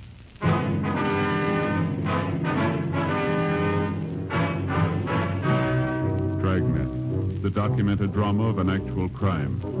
For the next 30 minutes, in cooperation with the Los Angeles Police Department, you will travel step by step on the side of the law through an actual case transcribed from official police files. From beginning to end, from crime to punishment, Dragnet is the story of your police force in action. It was Tuesday, October 5th. It was raining in Los Angeles. We were working the night watch out of robbery detail. My partner's Frank Smith. The boss is Chief of Detective Stad Brown. My name's Friday. I was on my way back from Metropolitan Division. It was 7:56 p.m. when I got to the City Hall. Robbery squad room. Hey, buddy, you didn't have to make a special trip in to bring the tie. Well, I might have forgot it tomorrow and left it in the car again. Here you are. Oh, thanks. Hey, the card's still in the box. You want it? No. Hey, look at this. Real pretty. Go good with my brown suit. Real silk, too, huh? Mm-hmm. That's a pretty clever idea, putting a name on a tie like that. Don't you think? Yeah. Yeah, I used to do the same thing with ink and paper when I was a kid. You know, put a gob of ink on the paper and then fold it over. Mm-hmm. I got some pretty weird-looking pictures. This name business makes a nice, neat tie pattern, don't you think, Joe? Yeah, if you don't mind the switch. On the name, you mean? Yeah. No. Unless you're looking for it, you wouldn't know it said Joe Friday. Here, take a look. See? This is how it's going to be when I'm wearing it. It's kind of hard to see. Yeah, well, as long as you're satisfied, you're the one that's going to wear it. Well, sure. Looks great to me. Of course, if you're going to turn your head sideways and read it, then you can see it says Joe Friday, but I don't think people are going to go to all that trouble. You think so? No, I don't think so. Did you talk Stoner? Yeah, says they'll meet us later. All right, better get going, huh? Yeah. Want to get your coat? It's coming down pretty hard out there. Right. You think it'll keep the suspect inside? I don't know. It isn't going to work for us. Hot shot, I got it.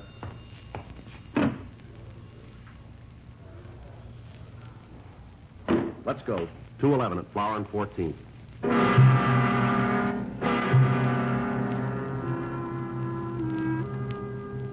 Frank and I left the office and drove out to the address. It was a small neighborhood liquor store. In spite of the heavy rain, a large crowd had already gathered in front of the place. We parked our car and tried to get into the store. Let us through here, folks, please. Now, stop pushing. There's no reason to give you a special pass. Police officer, let us through. Oh, I'm sorry. I didn't know. It's all right. Let us through here. I've been around, seen a lot of tough guys, but there was something wrong with this fellow. It's back there, Joe. Now. You call the ambulance yet? Can't we do something for poor Claude? Don't just let him lay there. You from downtown? That's right. Friday and Smith Central Robbery. Did you answer the call? Me and my partner. Is that him outside? That's right. Did you get a description? It's out. Okay. Ain't anybody going to ask me what happened? Yes, sir. Just a minute, please. Seems all you fellas are interested in is what the guy looked like. Don't nobody want to know what happened? Yes, sir, we do. If you'll wait just a minute, please. No choice. Anything more I can do here? No, not right now. Okay. I'll be outside if you need anything. Right, thanks. All right, sir, you want to tell us? About time. What's that? All this running around and yelling. Wonder you fellas don't catch anybody. Don't slow down long enough for me to tell you what happened. Uh-huh. You want to go ahead? Worst thing I ever saw in my whole life. Most terrible.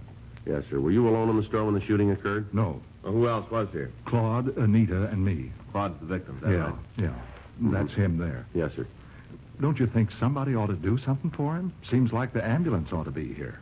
Well, he's dead, sir. Claude? That's right. You've got to catch the fellow who done this. Most brutal thing I ever saw. No reason for any of it. That guy was off his rocker. You mentioned somebody named Anita. Is she still here? Yeah, in the back room. She wasn't feeling too good. Almost scared her half to death. Went back there to take an aspirin and lay down, scared. I wonder if we could talk to her. You have to? Yes, sir. Okay. I'll go get her. You just wait here. Anita? Anita? It's me, Hanley. Can you come out? Police. They want to talk to you. We don't like to bother you, lady. We'll try to be as brief as possible. It's all right. Would you give us your name? This is Miss Anita Blaine. I'm Hanley Dawson. I don't think you told us your names. Miss Frank Smith. My name's Friday. Hello. How you doing? Is there anything we can get for you, Miss Blaine? No, I'm all right now. All right. Would you tell us what happened? We was back of the counter playing a game of cribbage. You and the victim? Yeah, me and Claude. His full name's Claude Langford. We was there playing the game. Were you in the store at the time? No, I came in later. I'm trying to tell you in the right order. Can't do it if you're going to keep interrupting. All right, you go right ahead. Oh, we were having a good game. Claude was ahead, already made the first turn. Oh, my crib and I really had a good hand. Might have caught him. Yes, sir. We was just about to play the hand when the door opened. Kind of surprising. Why is that? Didn't figure anybody'd be out on a night like this. I see. It was this young kid. All right, go ahead. Come in and ask me where we kept the canned nuts. You know, cashews and almonds. Yes, sir. Pointed it out for him, and he went over to have a look. Mm-hmm. Claude and me started back to the game, but the kid found what he wanted, and he come up to the counter. All right. I got up to wait on him. Handed me a $5 bill for 2 cans of peanuts. Yeah. Opened the register to get change. That's when he pulled the gun. Well, where'd he have the gun? In his overcoat pocket. It was funny, though. And not funny, ha-ha, but funny. Odd. You know? How do you mean that?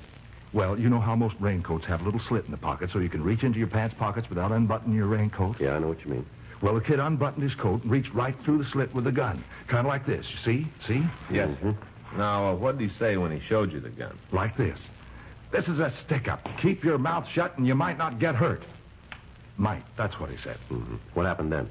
Told both Claude and me to come out from behind the counter. Said for us to lay down on the floor. Yeah. We did like he said, you know. There was just something about that kid, so you had to go his way. Mm-hmm. He made us lay down right there, where Claude is now, on our stomachs. Yeah, what happened then? Went over and took the money out of the cash register. Then he really got sore. I thought he was going to explode. Why, do you know? Wasn't much for him to take, only about $20, $25. Guess he expected more. I see. He come over to where me and Claude were on the floor. Told us to take the money out of our pocket. Stood there with a gun pointed right at us. He was mad. Mm-hmm. You did what he said. You just bet we did. I only had about $6 on me. Gave it right to him, though. Yeah. That's when Anita here come into the store. Just walked in, like a rabbit into a fox's trap. That's right. I didn't have any idea what was going on. Couldn't you see through the door? I guess I should have, but it was raining so hard I didn't take the time. Glass was kind of steamed up, too. Made it tough to look in. I see. Well, what happened when the hold-up man saw you? He told me to keep my mouth shut, not to make a sound, and get down on the floor. Just like us. Mm-hmm. He grabbed my purse and took the wallet out, went through it and took the money. How much was it? Just a couple of dollars. I came over to get a bottle of wine, and I only took what I needed. All right. You want to go on? He started on Claude. Told him to empty his pockets. Yeah. Claude didn't take too kindly to the way this fellow was acting. If he'd just come in and taken the money, it might have been different. But Claude don't like to be shoved around. Yeah. He did like the kid told him, though. Emptied his pockets right out. I see, sir. Well, you'd just figure the man was real sore when he saw how much money he was going to get. Yeah. You see, Claude don't work. He's got some kind of pension. All alone in the world, he usually don't have much money. Main reason he comes over to play cards. He ain't got nothing else to do. And it's free. Mm-hmm. How much do you have on him tonight? 37 cents. Kid saw that. I thought sure he's going to kill us all. He sure acted like it. Then he figured maybe Claude was holding out on him. Told him to turn his pockets inside out. He did like he was told. Yeah. When he did, something fell out of his pocket. A coin hit the floor and rolled around, disappeared under the counter over there. The man with the gun saw it and got real mad. Said Claude tried to get away with something. Said for him to go pick up the coin. Claude told him if he wanted it that bad, he could get it himself. Yeah. Fella just looked at Claude for a minute and then put the gun right against his head. Right here, see? Didn't say a word. Just pulled the trigger. He was crazy. No reason for it. Claude must have been dead when he hit the floor. Just brutal. What did he do then? Ran outside. Did you try and follow him? No, sir. Me and Anita were trying to see if there was anything we could do for Claude. Did the man get into a car, do you know? I didn't see. Might have, but I didn't see it. Did you hear a car? No. Uh-huh. Have you ever seen the man around here before? Not that I remember. A lot of people go by the door. Hard to pick one, make it stand out. You'd know him again if you saw him, though, would you? I think so. I would. Ma'am? Never forget the way he looked at me. Like some kind of animal. I see. Something about his eyes. He looked crazy, real wild. Well, how do you mean that? Well, he wasn't looking right at us. Like there was somebody standing behind me. He was looking at them.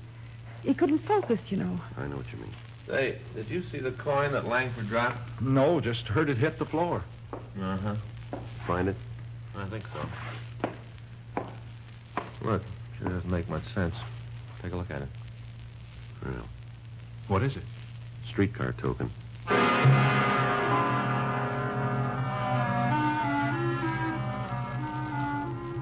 The men from the crime lab arrived and photographed the store. Diagrams were made showing the position of the body, and the premises were checked thoroughly. The victims were taken to the city hall to check the mug book. They were unable to make an identification. A canvass was started to the immediate area in the hope that we might be able to turn up a witness to the shooting. One of the uniformed officers talked to a newsboy who had seen a man run from the liquor store. Frank and I went down to talk to him. Yeah, I saw him. I heard this noise like a backfire, and then this fella come out of the store and started to run down the street. You get a good look at him? No, he went down that way, away from me. You see if he got into a car? No, he ran around the corner. I didn't think a lot about it till after the whole thing was over. Could you describe him for us? No, I just got to look at his back. Nothing about that'd stand out. Uh-huh. You might talk to that girl, though. What girl? Well, when the fellow ran out of the store, he almost knocked her down, ran right by her. You know who she is? Not right out. Sure feel like I do. What do you mean? I see her every week. Where's that? Home every Saturday night. What's that? She's on television.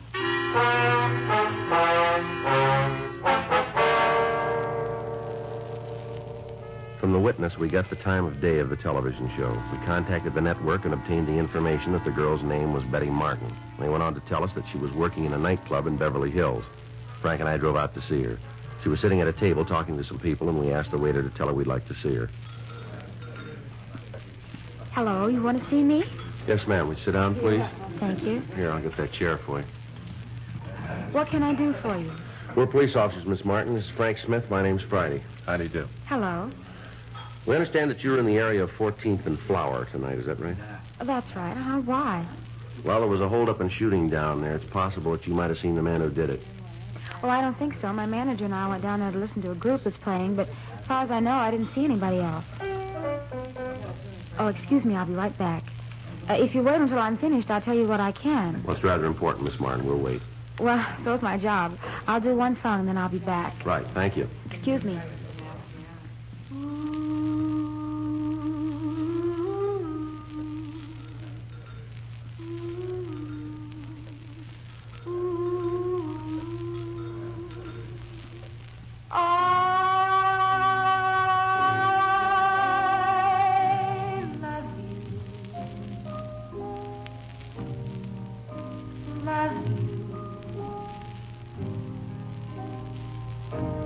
Love you.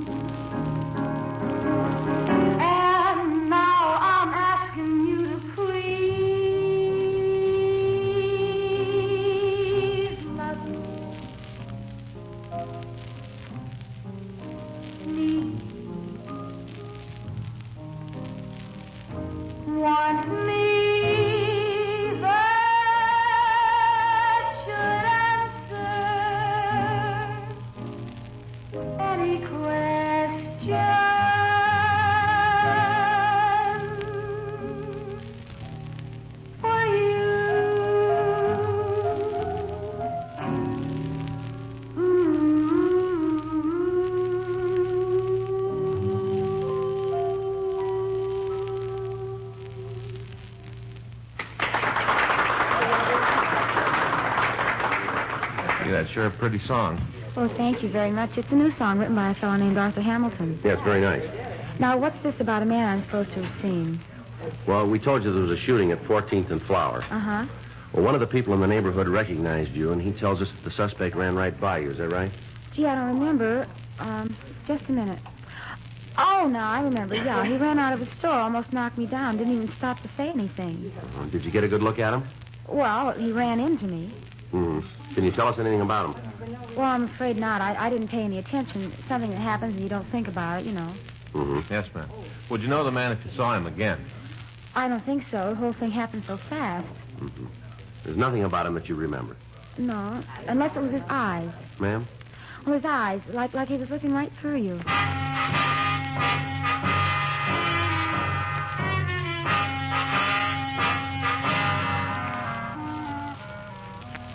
11:46 p.m. Frank and I went back downtown. The search for the killer had spread throughout the city. Additional units from all divisions were called in to help. From the description given us by the victims and witnesses, it appeared more than likely that the suspect was a narcotics user. If this was true, it was more than possible that he'd cut down anybody who got in his way. Frank and I contacted the office and talked to Captain Donahoe. He'd taken over the search for the gunman. Because it was impossible to cover all of the liquor stores in the area, it was decided to ask the owners to close. Frank and I were assigned to places along Vermont Avenue. The first 6 stores we contacted cooperated. By the time we got to the 7th, the rain had stopped. We parked the car in front of the place and walked in. At first, there was no one in sight, but then in the storeroom, we found the owner. He was lying on the floor, his head buried in his arms. You go away. Leave me alone. You all right? I am now. I want to stay that way. Now, you get out of here. Look, we're police officers. What's the matter with you? Now, don't try that with me. I know who you are. You got all the money. There's no more to take. Come on, this is no joke, fella. Now, listen, I remember what you said. I ain't going to get up from here for another 2 minutes. I can see my watch. Still got 2 minutes. Come on, get your head up from the floor. You can see this card. Huh? It's an identification card. Here, see it? Are you sure? Well, you're looking at it. Now, look, if this is a joke, I'm not going to like it. Come on. Don't worry about it. Now, get up. Come on. Oh, it's about time you got here. It's a terrible thing when a man's robbed in his own store and nobody's going to take the time to protect him. You were held up tonight? Yes, sir, not more than 3 minutes ago. Guy left. He told me to stay where I was for 5 minutes. What did he look like? Huh? The man who held you up, can you describe him for us? Yeah, a young kid, just out of his teens, roaming around the streets, threatening citizens. You cops ought to do something about it. What did he look like? Well, he was dark, black hair, black eyes, wildest looking eyes you ever saw. One look at him, and you knew he meant what he said. Stay put, and I did. I'll call him. All right. What's he going to do? Put out a broadcast. For the hold-up man? That's it. Well, I don't want to tell you your business, but it sure seems like a waste of time. What's that? Well, if he hears it, he ain't going to give himself up. The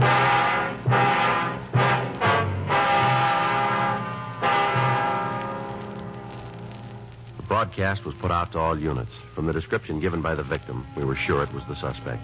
All of the cars on the perimeter of the search area were drawn in, and the entire vicinity was surrounded. It took a little over 20 minutes to get the cars into position. Frank talked with Captain Donahoe at the corner of Vermont Avenue and Beverly Boulevard. After the meeting, he came back to the car.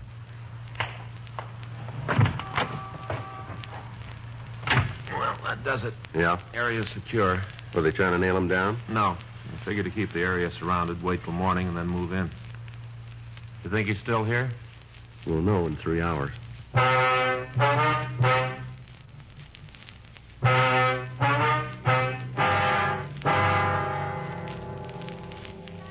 The preliminary search of the neighborhood netted nothing, and the area was secured for the night. The rain kept up. All officers involved in the operation were kept on duty. At 6:20 a.m., the circle began to tighten. House by house, the space where the killer could be hiding was eliminated. All cars into and out of the area were stopped and searched. 7:15 a.m., the perimeter began to narrow. At 8:46 a.m., a call went out to all units. All units on special detail in the vicinity of Vermont Avenue and Beverly Boulevard. Regarding the suspect wanted for murder, possible suspect believed to be in the vicinity of Vermont and Catalina Street. Attention, all units. Special detail. Regarding the suspect wanted for murder, possible suspect believed to be in the vicinity of Catalina Street and Vermont Avenue. That's us. Yeah. Be a break if it's him. Right. All units on special detail in the vicinity of Vermont Avenue and Beverly Boulevard. Regarding the suspect wanted for murder, possible suspect believed to be in the vicinity of Vermont and Catalina Street. Attention, all units. Special detail. Regarding the suspect wanted for murder, possible suspect believed to be in the vicinity of Catalina Street. Sure doesn't make and sense. Vermont Avenue. Why do you kill a man for a streetcar token?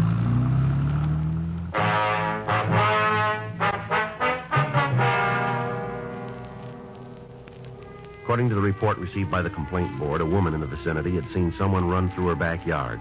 When she shouted at the person, he continued running and disappeared into the alley. All cars in the area converged, and a complete search was started. As time went on, the possible hiding places narrowed, and finally the suspect was left with less than a block in which to conceal himself. Frank and I joined the officers on foot. After 20 minutes, we found ourselves in the backyard of one of the houses on the street. Looks like a chicken house back there. Better check it, huh? Yeah. All right. You got it covered? Yeah. Joe, through. All right, come on out. Keep your hands where we can see him. Don't shoot, huh? Please don't shoot. I give up. Stand still. Right where you are. I'm doing like you say. Don't shoot. All right, get up against that wall. Come on. Put your hands up there, on the wall. 38 revolver. I'd have given it to you. I don't want any trouble. Always works out that way, doesn't it? What do you mean? Well, you guys are big as long as you're holding the gun. As soon as somebody else has got it, you fall apart, don't you? I don't want no lectures, cop. Just take me in. That's all you got to do. Take me in and make a booking. We'll do that. We'll end up on a limb anyway. You got nothing to hold me on. Is that so? Yeah, I've been around cops a long time. I learned it the hard way. Don't tell them nothing. That's the way to make it. Don't tell them nothing. Well, you missed one of the big points. Huh? This gun you were carrying. Yeah? Maybe that'll tell us.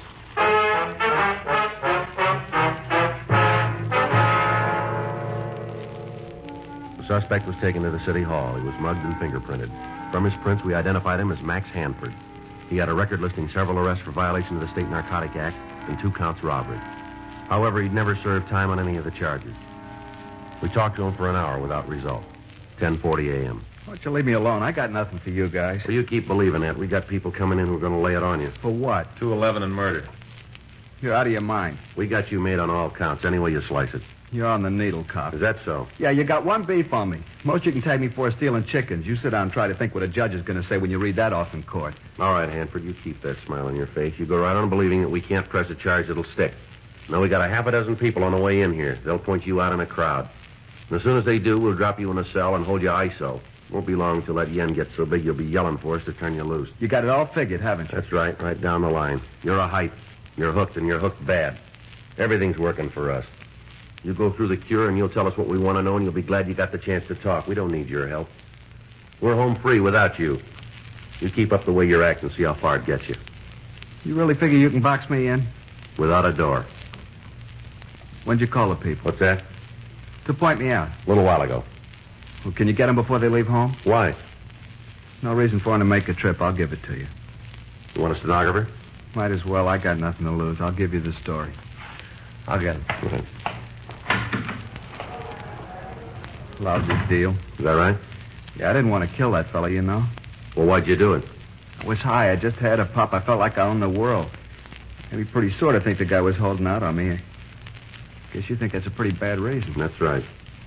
People don't understand. You get a bad habit working on you, you'd do anything to feed it. Is that right? Sure, you let me talk to anybody. Let me tell them what it means to have a supply shut off. I'll tell them what it's like. I don't care who it is. You put me in front of a jury, I'll tell them. Yeah, well, you'll get the chance. I'll tell them it wasn't my fault I got hooked on this stuff. That's why I did it. I'll tell them. Well, while you're at it, you can tell them something else. What? Why you started taking narcotics. The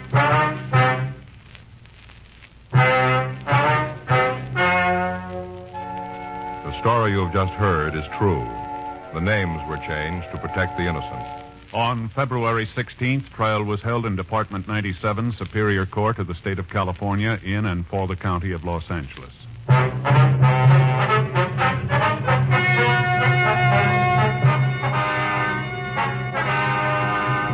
Max Gifford Hanford was tried and convicted of murder in the first degree and received sentence as prescribed by law. Because the jury failed to return a recommendation for clemency, he received the maximum sentence and was put to death in the lethal gas chamber at the State Penitentiary, San Quentin, California.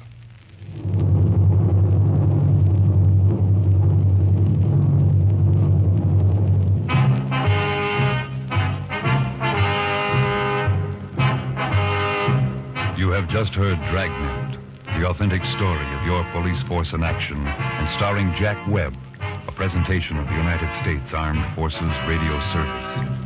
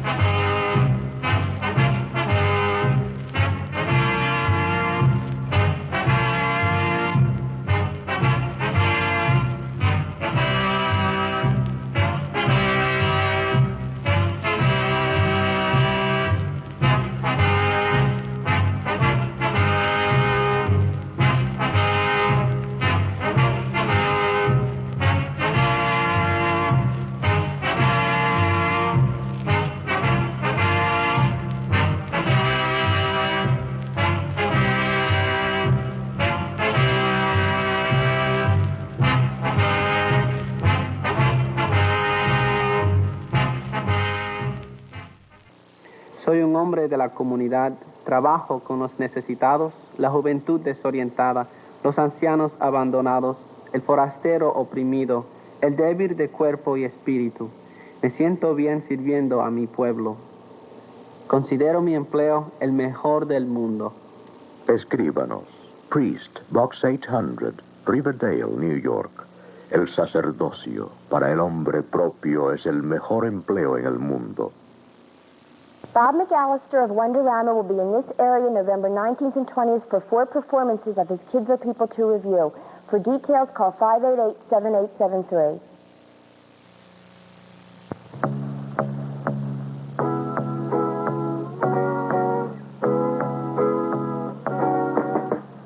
The Salvation Army, working in unison to make things better. Reaching across the world to make things better for the starving and for those in need of medical attention.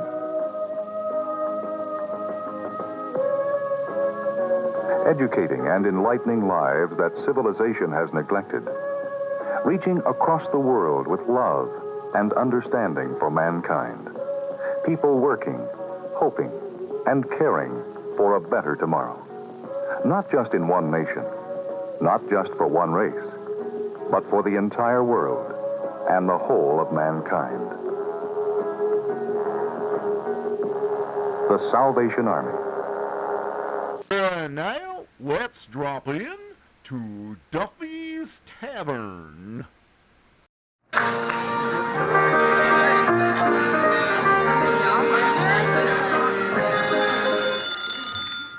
Bristol Myers, makers of Ipana toothpaste for the smile of beauty and Vitalis for well-groomed hair, bring you transcribed Duffy's Tavern with our guest tonight, Charles Coburn, and starring Archie himself, Ed Gardner.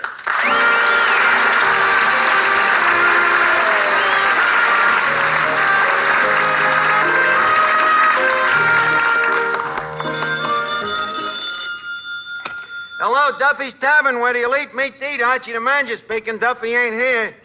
Oh, hello, Duffy. Tonight, Charles Coburn. Charles Coburn. Now, Duffy, don't hang up. All right, so 1 week it ain't a dame. Huh? You never heard of Coburn? Duffy, I'm surprised. The gentleman's histrionic talents have made him one of the foremost exponents of Thestus. Yes, he's a ham.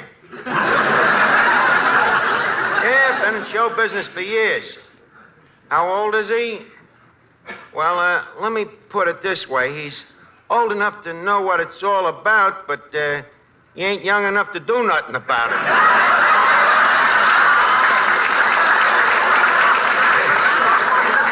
Yeah, that's right. A lot like Jolson. Except if Coburn ever got down on one knee, he'd never get up again. Huh? How's business here? Well, we're running ahead of yesterday. Yeah. We was closed yesterday. Well, you know something, Duffy? You know what'd help business here? A doorman, a good front man. Huh? Well, when a customer comes in a place, what's the first thing he thinks about? Right. About leaving. So we got to have a front man to block the door, and this Coburn is a natural for the job. Yeah. You ought to see the front the guy puts up.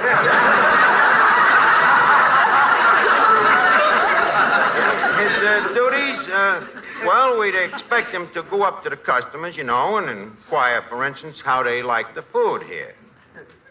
Duffy, who's gonna hit a guy his age? Well, look, I'm busy now. I'll call you back. But, Duffy, me and Eddie is right in the middle of some very important business. Okay. Okay, Eddie, deal out the cards. Okay, Miss Archie. Oh, this is a wonderful game, What'd you say the name of it? It's called Jim Rummy. It's named after that famous gambler, Diamond Jim. Diamond Jim, huh? I thought this game was called Gin Rummy. You're thinking of Eli Whitney. Sure, he invented the cotton gin. Well, sure, it's a great game. Yeah? Very educational. Yes, sir. Yeah. How much do you owe me so far? Let's see, now, you gym me 4 times, 3,000 points. Times it by 7 is 21,000. 21,000 plus 10,000 for boxes is 32,000. Multiplied by 4. It's an even dollar. Okay, give me the buck. Okay, here's the buck. Now, lend me the loan of the buck back. Nothing doing. That's bad luck. I ain't gonna lend you no money. You won't lend me a lousy buck? That's a fine attitude. Suppose other people felt that way. Suppose Isabella hadn't lent Columbus some money. Do you realize the world would still be flat? Eddie, I'm surprised at you. Hey, Archie, this Charles Coburn who's coming down here tonight. What about him? Well, why don't you ever have anyone like Robert Taylor or Tyrone Power to meet me? Tyrone Power? Look, Miss Duffy, when a guy's got a filet mignon at home, he don't go out to eat hash. I might further mention that to get guys like Tyrone Power down here, we'd have to induce them with a little sex appeal. Sex appeal? What is it? Nothing but sheer plain animal attraction. Animal attraction, huh? Look, have you ever been to the burlesque? Yeah. Ever see crowds like that at the zoo?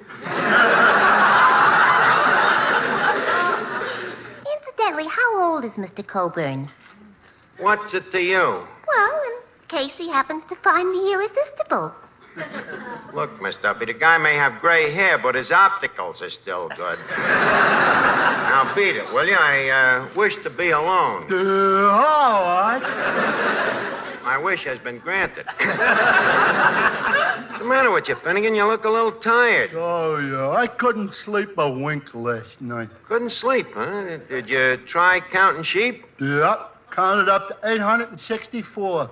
Yeah, and still couldn't get to sleep? No, the room got so stuffy, I Had to get up and open the window. How come? I made a mistake. Instead of sheep, I was counting goats. Another thing that kept me awake was a loud party going on upstairs. Well, why didn't you go upstairs and tell them to shut up? Well, as it turned out, I didn't have to. You see, the ceiling in my apartment ain't too strong. So? So the next thing I know, I'm dancing with a tall blonde. You mean the party dropped in on you and carried on in your apartment? Well, not exactly. What do you mean, not exactly? Well, as you know, the floor in my apartment ain't too strong neither. So you dropped in on the people downstairs? Sure. How long did this party last? Clear through to the basement. You know them penthouse parties, Arch. They go on for a long time. So, as I say, I didn't get a wink of sleep. Well, what'd you do all night? Played solitaire with my brother. Solitaire with your brother? Two of yous playing solitaire? What else could we play? We only had one deck of cards. Oh, so you played cards, Yeah. huh? I didn't know you was a card player. Oh, I'm very good at it, Arch. Maybe we can get up a little game. Okay. All right, we'll play dealer's choice. What game do you like? Flipping them into a hat. Boy, that's a wonderful card game. It's a better card game than it is a joke, you know. Flipping them into a hat. I thought that was very funny. Flipping them into a hat. Huh? Yeah, I thought so, too. Look, how would you like to play a little rummy? Little rummies? Why not? I'll play anybody. Finnegan, I mean Jim Rummy. Oh, Jim The Rummy. new card game. How do you play it? I'll show you. You got any money? Well, I got $50. In that case, I think I can teach you the game. Well, thanks, Arch. And I think you'll find that I learn very fast. Well, if you learn very fast, how come you don't know nothing? Oh, easy come, easy go. I'm glad you feel that way, Finnegan. Now, put up to 50 cents. Okay. All right. Now, card for you, card for me, card for you, card for me. Miss Archie, how can you do it? It'll be a lesson, Tometti. It'll teach him not to gamble. Hello, Arch. Oh, hello, Joe. Did you finish your broadcast already? Yeah, and boy, if I have to work with that comedian one more week, I'll blow my top. Why, what's the matter? He got so many laughs tonight, I had to cut the commercial. This is bad. Well, certainly it's bad. It was awful. Because I never got a chance to say that Ipana toothpaste is the toothpaste more dentists use themselves, as well as recommend to their patients, than any other. You ought to try the Ipana way yourself. It's easy. First, between regular visits to your dentist, brush all tooth surfaces with Ipana toothpaste at least twice a day. Then massage gums the way your dentist advises to stimulate gum circulation. That's all. But see the difference Ipana toothpaste can make to your teeth, to your smile. Notice Ipana's wonderful flavor, too. How it leaves your mouth fresher, your breath cleaner. You'll really like Ipana and what it can do for you. So get a tube first chance you get. Remember, a good dentifrice like a good dentist is never a luxury. Make the Ipana way your way to healthier gums, brighter teeth, a more sparkling smile. The Ipana smile, the smile of beauty.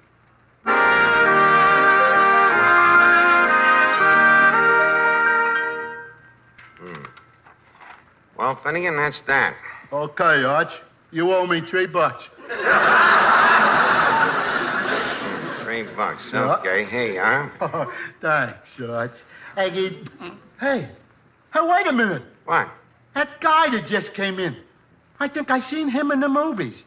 Ain't that Faye Bainter? Finnegan, that's Charles Coburn.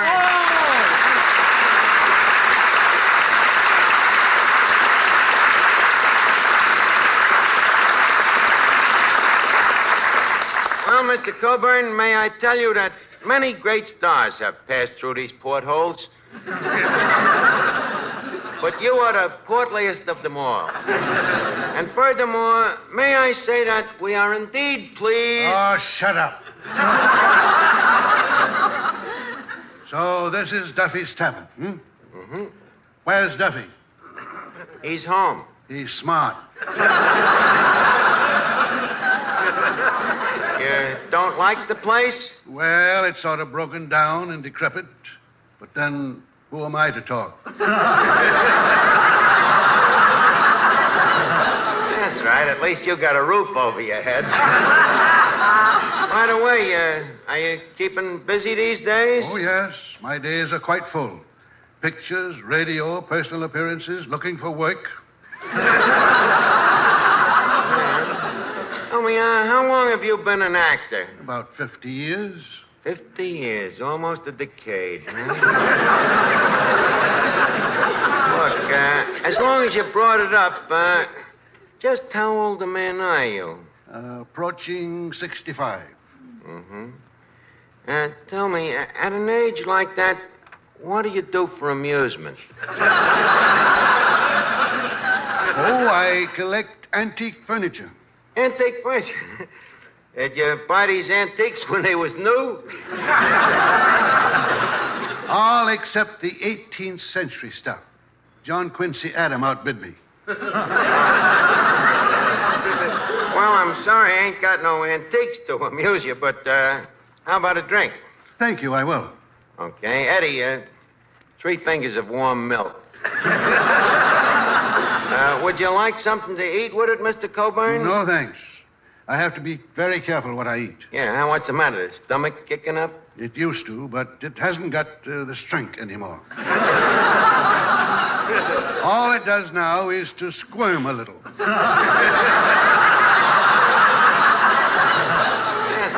Here's your milk, Mr. Coburn. Oh, thank you.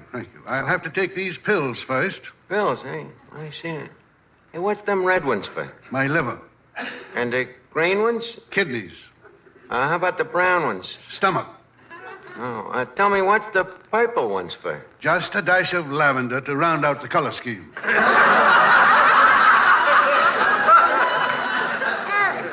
Archie. We're in trouble. I suppose you want an introduction? To him?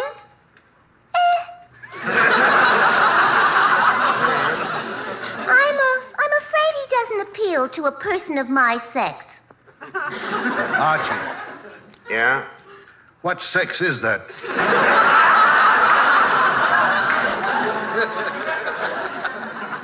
She's a girl. You could have fooled me. Well, we might as well get it over with. Miss Duffy, this is Charles Coburn. How do you do? No, I'm sorry, Mr. Coburn. But May can never wed December. Miss Duffy, December had no intention of asking you.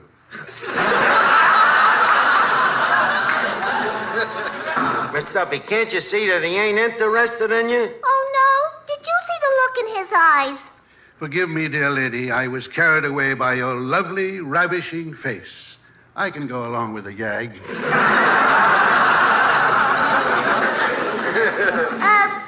Tell me something, Mr. Coburn. Yes? Do girls go out with you? Oh, once in a while. How do they explain you to their folks? They usually say, Mama, see what I'll have to marry if you don't let me go out with Joe?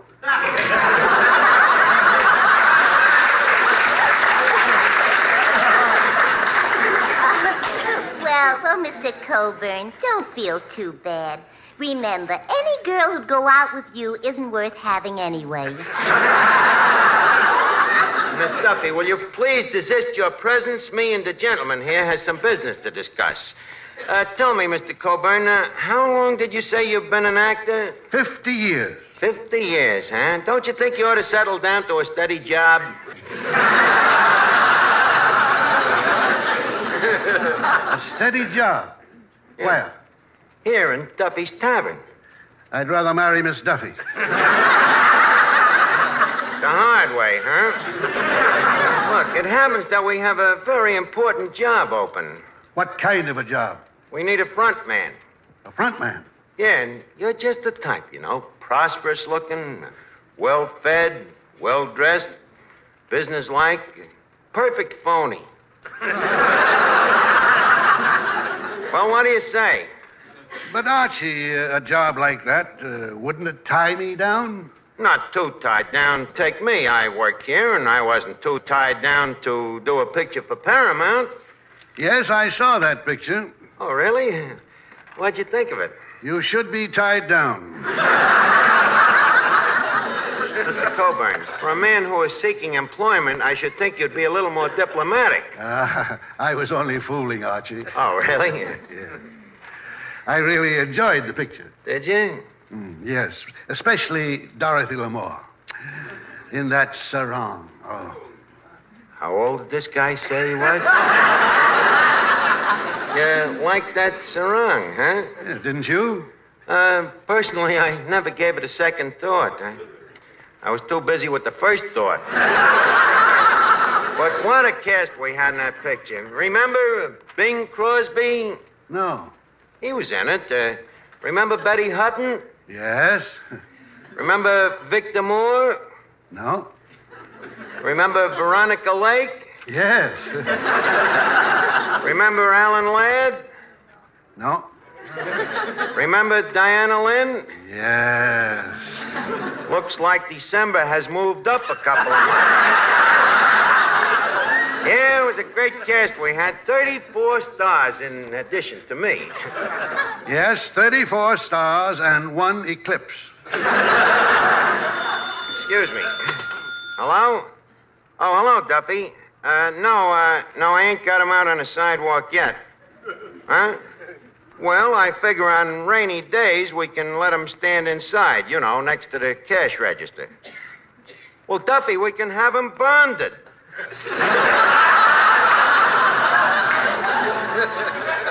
Look, Duffy, there's nothing to worry about. He's the settled type, not bright enough to steal and too old to run. Incidentally, how much you think we should pay him? Duffy, he can make more money than that out of Social Security. Huh? Okay. Be with you in a second, Mr. Coburn. Eddie, Duffy says we gotta test the guy's character before we hire him. Character, huh? Yeah, and I agree with him, I won't have nobody around here, Eddie, unless he's honest. There's 2 things we gotta have. Character and honesty. Now, we gotta test the guy. How? We'll clip him in a poker game. That's the sure way to test out a guy's character, to play him poker. Suppose he wins. Then he's fired. We can't have guys around here without character. Did you fellas say you're going to play poker? Oh, yeah. You want to sit in, Joe? No, thanks. I'll just stand around and make suggestions. Everybody's a kibitzer.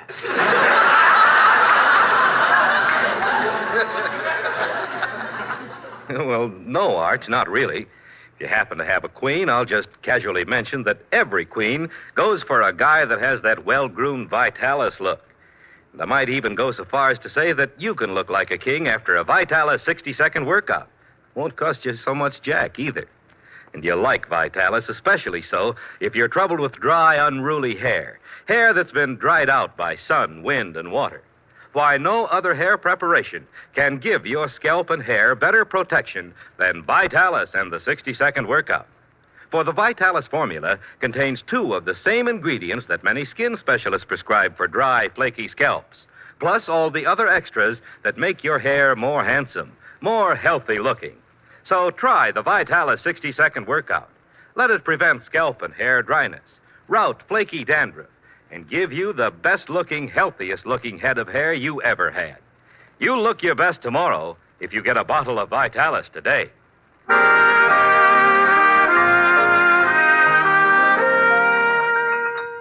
Now, look, fellas. Leave us not scare this guy off by mentioning poker right away, I'll lead him up to it gradually, subtle-like. Subtle-like, huh? Yeah. Mr. Coburn. Yes? Speaking of baseball, them St. Louis Browns is the best baseball team in St. Louis. Don't you think so? No, I like the Cards. Speaking of cards, how would you like to indulge in a nice sociable game of, say, Jim Rummy? Well, frankly, I don't know much about cards. A pigeon. You say you don't know much about cards? No. About 6 years ago, I did play a game called poker. Poker, huh? What kind of a game is that? Well, it's been so long ago, I've forgotten. Me too. Why don't we play again? Maybe it'd come back to us, huh? All right. If you'll promise to be patient with the greenhorn. I'm even greener than you. No, I'm much greener than you. Nah, I'm a lot greener than you. These are the two greenest actors I ever seen. I'll get the cards. Fellas, we got a real sucker here. I don't know a thing about poker. The poker! Oh, boy, poker! Do you play poker? No. No, I don't, but I got dumb luck. If you got any kind of luck at all, that's the kind. Now, Finnegan, all you got to remember in poker is one thing. Yeah. See, don't go into a pot unless you got four of a kind. Four of a kind, eh? That's right. Yeah. Don't go in unless you got four of a kind. Okay, I got it. Well, Mr. Coburn, what shall we play first? Say, 1 and 2? All right, 100 and 200.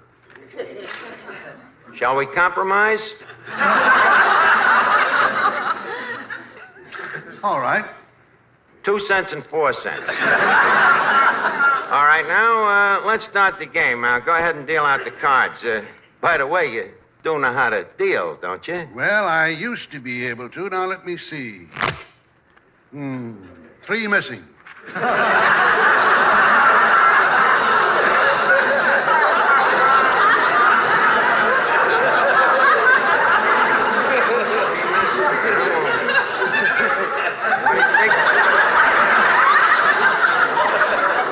What do you think we should do? Well, by a very fortunate coincidence, I happen to have a deck of cards right here in my pocket. Oh, really? In your pocket? How long did you say it was since you played? 6 years. This is an old coat. I wonder if I'll be able to remember how to play this poker. Yeah, I wonder if I'll remember, too. How are we going to play? Straight poker. Jacks are better, nothing wild. Mr. Archie, I got a queer feeling that ain't such an old coat. Well, let's look out now. See, what have I got?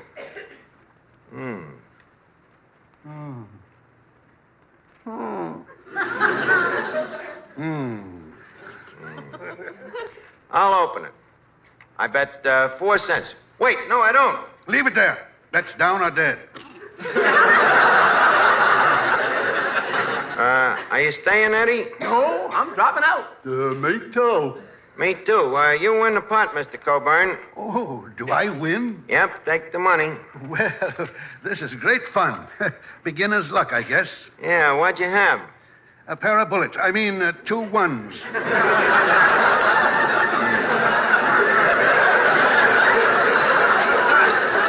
You deal next, Eddie. By the way, Finnegan, what did you drop out with? Oh, nothing. 3 kings.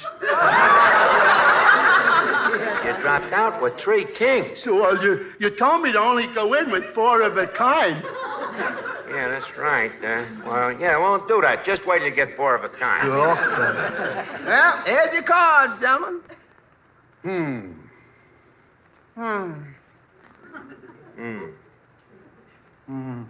Oh, boy! I open it! You open it, Finnegan? Yeah. In that case, I think I'll drop out. And me too. Well, I think I'll stay. Brave boy. Okay, how many cards you drawing? None. I think I'll stand pat. Oh, yeah? Well, I'll stand pat two. Hey, very shrewd poker, Finnegan. Here's my bet. I raise you. I raise you. I said it first. Finnegan, he's got a right to raise you. This is a democracy.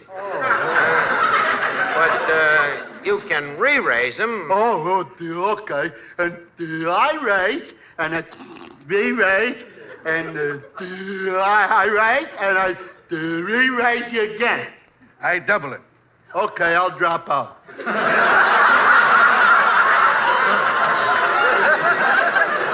Don't drop out. Why?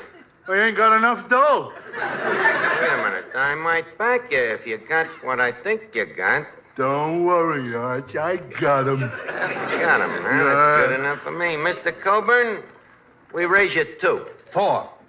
8. 16. 32. 64. Give me a pencil.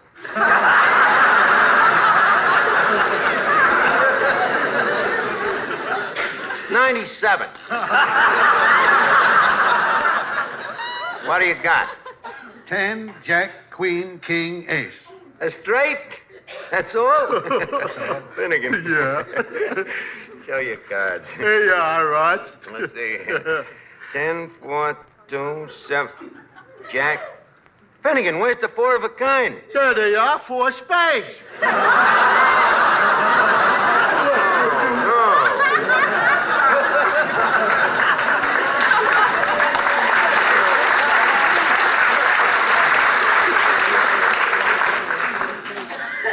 Well, gentlemen, I thank you very much. Good night. Good night, Mr. Coburn. Hey, wait just a second. I think this ace belongs to you. It just fell out of your cup. Oh, did it? Well, you may keep it. I've got 1 million of them.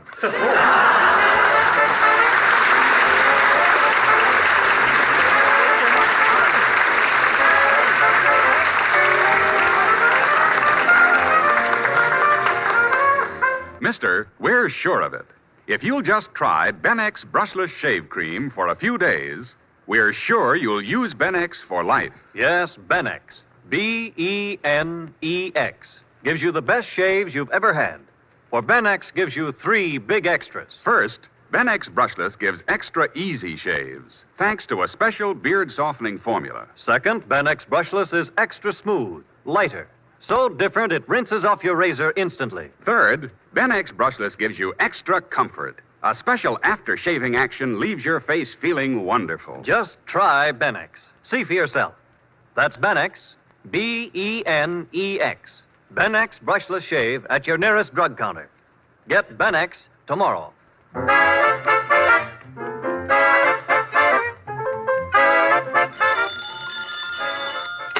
Hello? Oh, hello, Duffy. No, we decided not to hire Coburn. Well, we found out his memory was a little better than his character. Well, next week, Chester Morris is coming down, and we'll try him. Oh, I don't know, maybe trap shooting or something like that. Okay. Good night, Duffy. Good night, everybody. It's time to leave Duffy's Tavern for this evening, but let's meet here again at the same time next Wednesday when our guest will be Chester Morris. Duffy's Tavern is brought to you by Ipana Toothpaste for the smile of beauty and Vitalis for well-groomed hair. Each Wednesday, Bristol Myers brings you Duffy's Tavern and Mr. District Attorney, which follows immediately over most of these stations. The proceeding was transcribed. This is NBC, the National Broadcasting Company.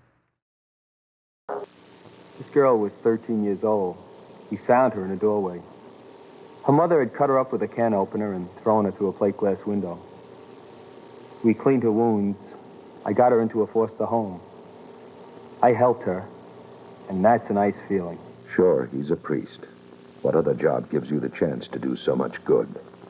If you've ever thought about it, write Priest, Box 800, Riverdale, New York. For the right man, it's the best job on earth. Girard College invites boys ages 6 to 10 to enroll whose natural parents cannot financially or physically provide for them. Girard College, a 42-acre campus, provides an excellent education, lodging, food, clothing, and all medical expenses free of charge. For details, call Collect at 215-236-6404. Fasten your seatbelts.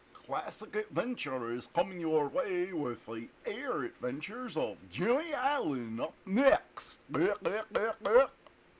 And now we return to Jimmy Allen. While making a check flight with Speed Robertson, they discover a strange airplane parked in a lonely field a few miles from the airport. Thinking the crew might have had a forced landing and needed help, Jimmy and Speed land and taxi up to the powerful cabin plane. To their utter amazement, they discover the occupants to be the gangsters Biffer and Ace. A strange man with a Biffer shouts a warning, and the two leap into the cabin with Ace and take off. Speed attempts to stop them as Jimmy rushes to his rescue. Stop them, Jimmy! Stop them! Oh, gosh, it's too late, Speed. They're halfway down the field. Hey, look, they're taking off. There they go, off the ground. Yeah, it's too late. Hey, what happened, Speed? Are you hurt? No, I'm not hurt. That bird just gave me a shove, and I stumbled over backwards. Hell, now, can you beat that? Was that Ace or the Biffer flying that ship? I didn't get a very good look at him. Well, they both can fly, but I think Ace was at the controls. I'd know his tough mug any place. What in the world is this all about, Speed? Hey, shall we climb in our ship and follow them? Look, they made a turn to the southwest. Nah, there wouldn't be a chance. That's an awfully fast ship. It'd be like a turtle trying to catch a greyhound. That plane of theirs is a good 100 miles an hour faster than our training job. Yeah, that's right. Gee, they're almost out of sight now. Yeah, we'd just be wasting gas. Well, Jimmy, this whole business has me dizzy. What in thunder are those guys doing on this field with an ex-Army ship? Well, they're up to some crooked work. I'd bank on that. There's no doubt about it. If it was on the up and up, they wouldn't be around. But why did they land here? And who was that other fella? Your guess is as good as mine. I give up. Oh, gosh. First we see Ace flying that transport on the Linville field. Then he's down in the Ozarks with that gang of bandits. Yeah, then we run into him helping Moto escape. Well, that was a little over a week ago, and then he's parked out here flying an AT-11. I don't know what the answer is, but I'm certain of one thing. What's that, Speed? Whatever the answer is, it'll be bad. Yeah, that's for sure. Wherever you find Ace, trouble's just around the corner. Yeah, or around the wingtip. Did they say why they landed here? Sure, that fellow with Ace sputtered out some kind of an answer. I believe he said they were having trouble with one of their instruments. That's good. I suppose they forgot to wind up their altimeter or something. Do you suppose they really did have some trouble? The only trouble they had was getting off after we landed. They just couldn't get away quick enough. Who was the other fellow with Ace and Biffer? Search me. I don't believe I ever saw him before. Biffer called him Sam or something. But say, that's funny. What? He said my face looked familiar. Thought he'd seen me somewhere before. Can't you remember ever having seen him? No, he was a complete stranger. I usually don't forget faces, but I can't place that bird. Why would they be down in this field? Let's look around here. Let's see. Okay. Let's see. We're about 10 miles north of town, are we? Yeah, and about a mile west of the highway. Well, that doesn't make much sense. There isn't a farmhouse or shack of any kind around here, just a great big open field. Yeah, but it isn't so open at that. There are trees on three sides of it. Yeah, you're right there. And say, kid, when we circled this place before landing, I believe I noticed a trail leading out to the main highway. Down along there, you see? That's right. I believe it connects up with that dirt road about a quarter of a mile from here. Yeah, and that dirt road runs right into the main highway. Do you suppose they were going to meet someone here? I think that's very possible. In fact, it's about the only reason I can figure out for using a place of this kind. Yeah, but you'd think they'd land near the main highway then. Oh, no, Jim. Oh, no. That's exactly what they wouldn't do. You land a ship as big as an AT-11 anywhere near the highway, it's bound to be noticed. Cars would stop and wonder what had happened. Oh, yeah, that's right. Okay. If that's the case, they pick a field far enough away from the highway so it can't be noticed, and also away from any farmhouse so they won't be bothered. And then whoever they're meeting drives out here and waits for the ship to land, huh? Sure, that's not hard to dope out. Did you notice anything peculiar about that ship, Speed? I can't say that I did. In fact, I hardly had time to get a good look at anything. And when Biffer walked out of that cabin door, I was dumbfounded. The ship was licensed. I noticed the numbers on the wing. Did you remember that license number by any chance? Oh, no, I didn't. Did you? We're a couple of saps. If we had the license number, it'd be easy to trace through the aeronautics branch at Washington. We sure passed up a chance there, all right. I'd like to know what the racket is. So would I. That gang sure must have a lot of power. About 10 days ago, we find Ace flying a transport. And now we catch him flying one of these fast AT-11s. Yeah, both very expensive ships. I wonder where they keep all this equipment. Yeah, that's another thing, all right. An airplane isn't so easy to hide. Well, we know how they did it down the Ozarks. They probably have some scheme equally as clever at their new headquarters. I guess there's no doubt about that, all right. Well, what do you think we ought to do? Well, the only thing I know of right now is to fly back to the field and report the matter to government agents. I believe Russell is still working on the case down south. Tell you what, I'll talk to his assistant about it. You know, we at least learned this, Speed, that they have a blue and white AT-11 and that they could watch this field. I'm afraid that's too late. I doubt if they'd come back to this particular spot and run the risk of being caught. If they should come back for any reason at all, they'd undoubtedly pick a new place to land. Well, let's get back to the airport. Yeah, I guess there's no use hanging around here any longer. No, I think not. Okay, climb in. Let's be off. Right with you, Speed. All right, go ahead, Jim. You take her off and land her. I think the practice is going to be very good for you. You need a few more landings. Oh, thanks. Okay. All set. Here we go.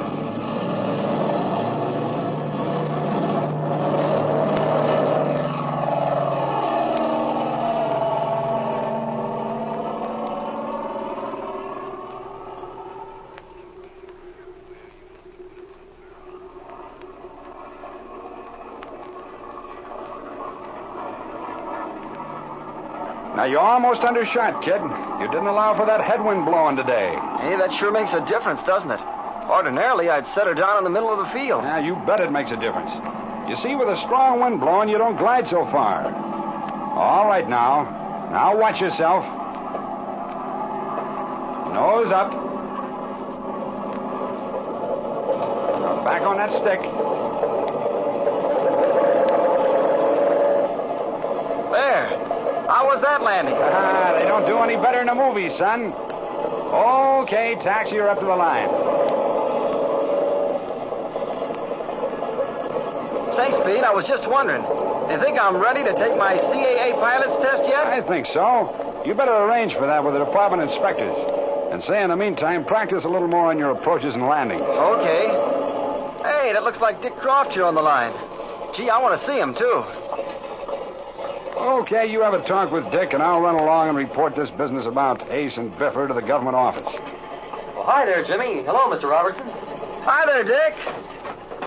Now, Jimmy, let's say nothing about this matter today, and I'll let you know if anything new turns up. We'll see you all later.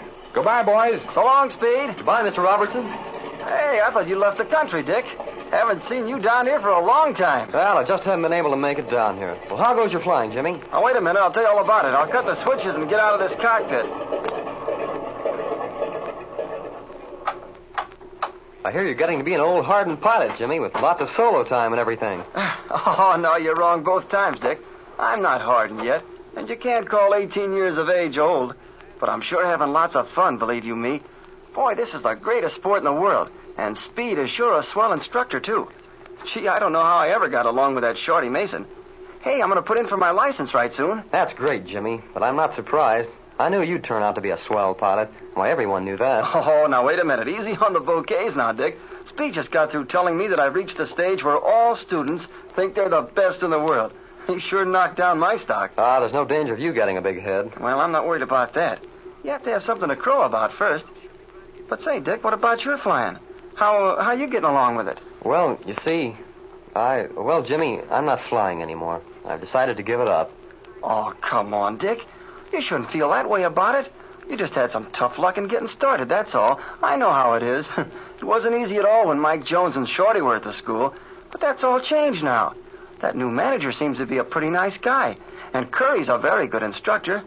Oh, come on, Dick. Gee, we all get discouraged. But you don't understand. You see... Look, there are days when I know I'm the worst student in the world. Everything I do seems to be wrong. And the harder I try, the worse my flying becomes. Flash Lewis says all students go through that, though.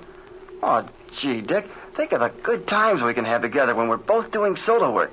Why, we can do some cross-country together, too. And you know, Dick, maybe we can go together and buy a ship. Is that a swell idea or not? Sure, it's swell. It's just wonderful. But no, Jim, you see, I'm down here at the field now looking around. Well, I'm looking around for a job. Well, that's a good idea. And if you get a job, you can take your air work early in the morning and late in the afternoon. No, I'm not going to take any flying time. Oh, shucks, Dick. Just because some fellas take more duel than others doesn't mean they won't make good pilots. In fact, Speed says that a lot of duel is a mighty good thing. Some of the greatest pilots in the world took a little time to get started. Jim, I'm not discouraged about my flying. Well, I'd go on with it in a second if I could. But you see, I just can't afford it. There's Mother and Barbara to think about. Oh, gee, Dick, I'm sorry. I just didn't realize, I guess. Of course, I didn't think of that part of it. I should have known that you wouldn't be discouraged. I'm pretty dumb, I guess. Well, I'm sure sorry. Oh, that's all right. You see, Jimmy, Mother's always had an income from some bonds and things. And then, of course, when Dad was able, he helped a little. And, well, Barbara and I have just never had to think about money. It's always been there. And, well, we've been lucky. But now with Dad being laid up and all, there's practically no income at all, so I'm going to work. Oh, gee, that's all right. I sure know how that is. And say, that's a great idea, Dick, to get a job down here on the field. Hey, maybe you can go on with your flying after all.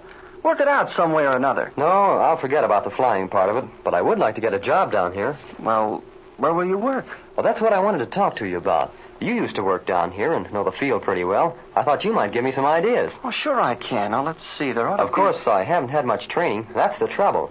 I'm no mechanic and don't know anything about radio, and after all, you should be a specialist of some kind or other. Sure, but all these good mechanics and expert radio men had to start in. Remember that.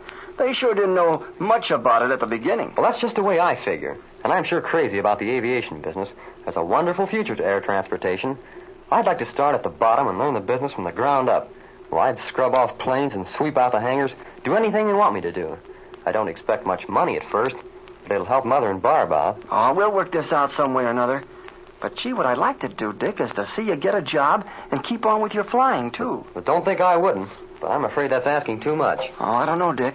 Mother always told me to hitch my wagon to a star. And you know, nothing's impossible. Oh, gee, Jimmy, you sure made me feel better. I was pretty low when I came down here. Oh, say, you have nothing to be sad about. You have a swell mother and a sister, and you're young and healthy. I know, Jim. I shouldn't feel this way. But I did want to keep on with my flying. And, oh, I don't mind, though. If I could only get a job on the field. Say, Dick, I know what we'll do. I have a swell idea. Can Jimmy help Dick Croft out of his difficulties? And will Speed throw any light on the strange appearance of Biffer and the Air Bandit Ace? For the answer, tune in on the next exciting episode of the Air Adventures of Jimmy Allen.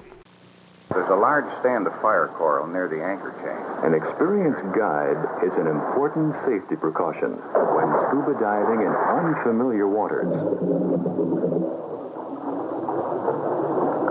The guide will identify the marine life of the area and warn you of any potential hazards to the safe enjoyment of your dive. Overconfidence or impatience to dive in new territory can expose you to situations you can't handle. Plan your dive carefully with a competent guide, and you can explore new regions of the beautiful underwater world in safety. Write for your free copy of Scuba Safety Rules to Scuba Safety, NOAA, Rockville, Maryland, 20852. Hey, man, how about we check in with Fibber, Magee, and Molly next? That sounds good to me. The Johnson Wax Program with Fibber, Magee, and Molly.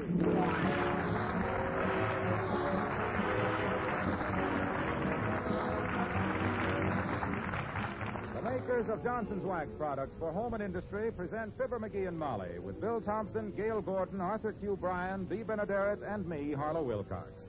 The script is by Don Quinn and Phil Leslie. The music by the King's Men and Billy Mills Orchestra.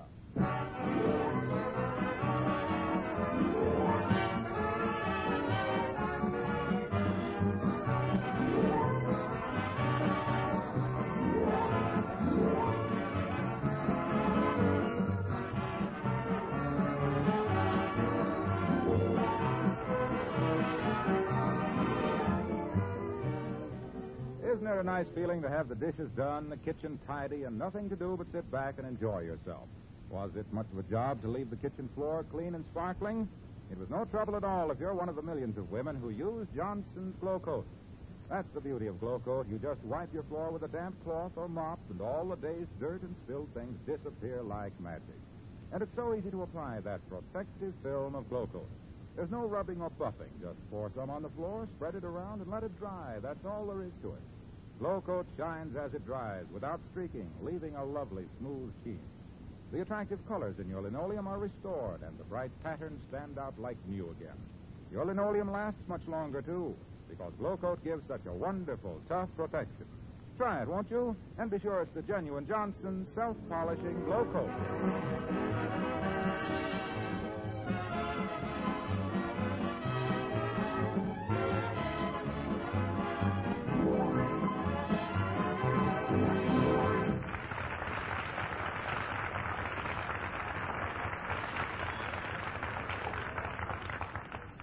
Arguing with a banker is like riding a horse on a merry-go-round. You never get any place.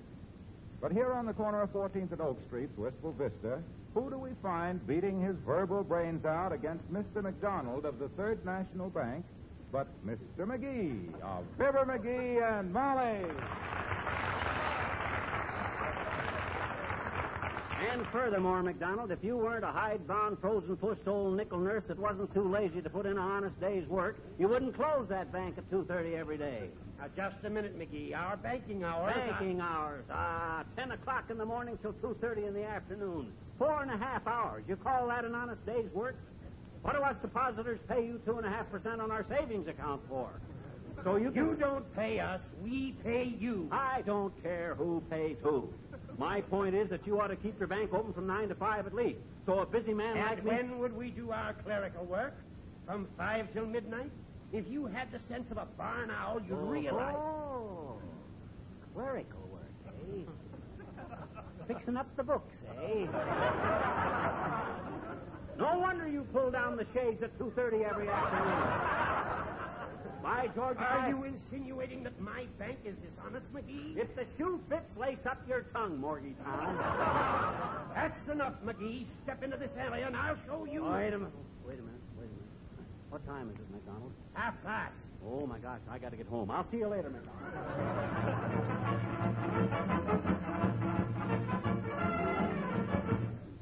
And what did Mr. McDonald say when you started to take off your coat, dearie? He ran like a rabbit. One more word out of him, and I'd have slapped him into a Peruvian debenture. Oh, say, Magee, I almost forgot.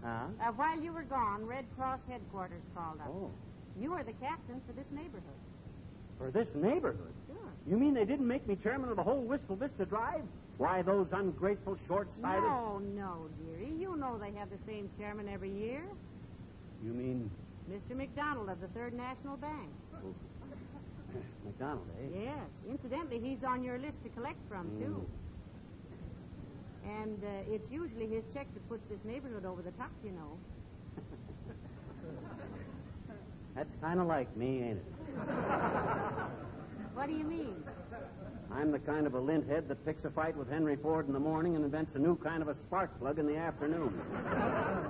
Well, I'm sure Mr. McDonald won't let your little argument affect his Red Cross donation, dearie. You know, he's a very fair man. That guy couldn't be fair with 5 gallons of peroxide. Oh, well. I won't call on him myself, that's all. I'll have one of my insubordinates do it. Mm-hmm. By the way, how many workers am I in charge of? 1. 1? Just 1? Who is it? You. Me? You mean I got to work this whole neighborhood all by myself? And I got to call on old McDonald? Why, my gosh, I won't... Come in. Oh, hello, Dr. Gamble. So nice to see you. Hello, Molly. And good afternoon to you, leak cheek. Good afternoon, Doctor. Mighty decent of you to stop in, sir. Won't you sit down, Doctor? Excuse me, I must be in the wrong house. Don't be alarmed, Doctor. Himself here has merely taken on a little dignity. I have just been appointed a special field director for the American Red Cross, Doctor. In charge of accumulating funds in this particular territory to maintain our national and international activities in the service of humanity. The appointment was made at national headquarters in Washington, I presume. It's quite likely, Doctor. Yes, I think so, too. No local official would be guilty of such a colossal blunder. Well, you couldn't collect broken glass in a picnic grove. Oh, no, I don't know about that, Dr. Gamble. He's pretty persuasive when he gets started. You're doggone right I am, Ether Drum. When I get warmed up, I can talk the feathers off a duck. Which reminds me... Of what, Droop Snoot?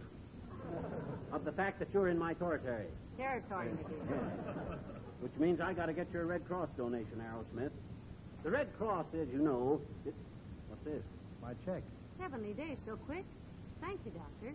Doggone it, you might have at least let me finish my sales talk, you point killer. I don't need any sales talk, Lippy. Nobody knows more about the work of the Red Cross than we bromide and bandage boys. And if I can help ease the worry of one lonesome GI in a hospital gown, I'll consider it a beautiful investment. Now, if you'll excuse me, I've got to get back to the hospital. Have a major operation to perform. Appendix, Doc? Oh, no. Just have to sprinkle a little sulfur on a bruised knee. Oh, I thought you said it was a major operation. It is. Major Flanagan skinned his leg. Skinned his leg marching in the St. Patrick's Day parade.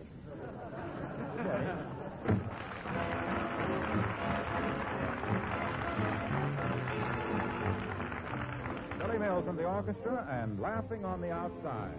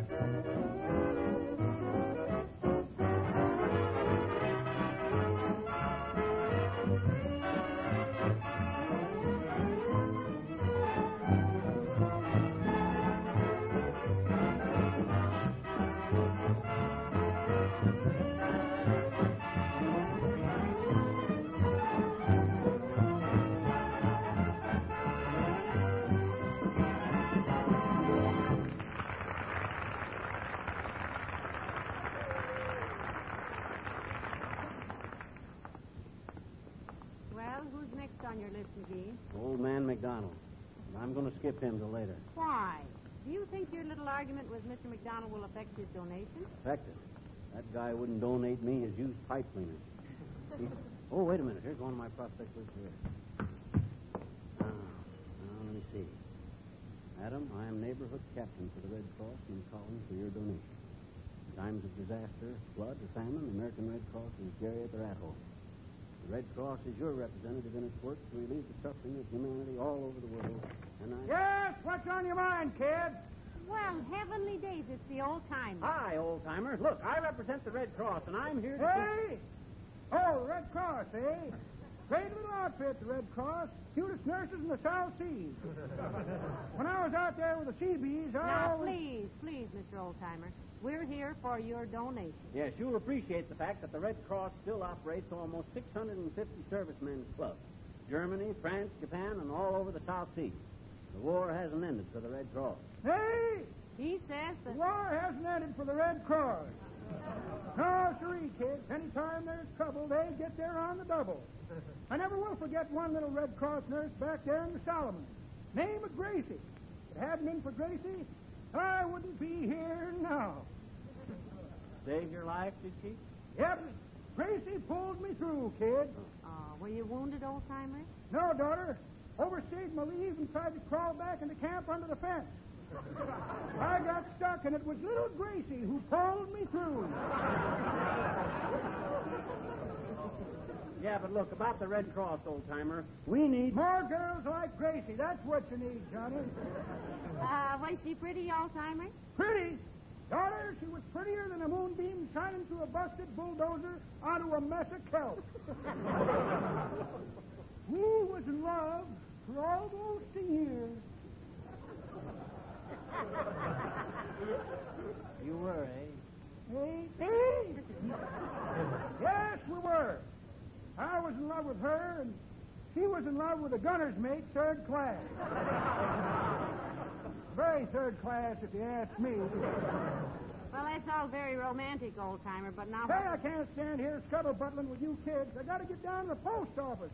Got to mail my Red Cross donation. Hey, that's what I came to see you about. Hey? He said that... Well, then maybe you wouldn't mind mailing it in for me. Here it is right here. Thanks, kid.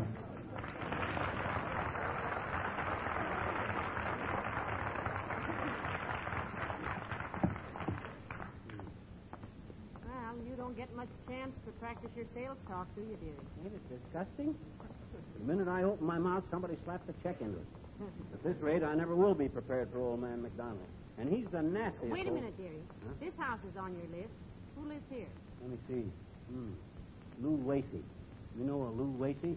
No, but maybe a stranger will let you get a few words in. Come on. Madam, I represent the Red Cross in this territory. In this vicinity. The Red Cross, as you know, must raise $100 million in the 1946 drive. And, good afternoon, madam. We represent... Who are you calling madam, mister? Oh, pardon him, I'm sure. Are you Mr. Wasey? No, I'm Myrna Loy. Mr. Wasey left on the 12 o'clock rocket for Mercury. He's in the thermometer business, you know. Now, what do you want? I'm busy. If you'd shut that big muskrat trap of yours for a minute, smart guy, we'd tell you. We're collecting for the Red Cross, which, as you know... Well, why didn't you say so? Here's my check. Sorry, I couldn't make it more.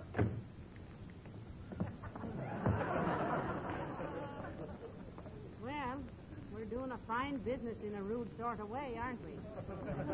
Doggone it, don't anybody want to know why they're giving to the Red Cross? Well, I think most people know about the work of the Red Cross, sweetheart. They've been doing business at the old stand for a long time now. Here's your next call, number 94. Okay, go on.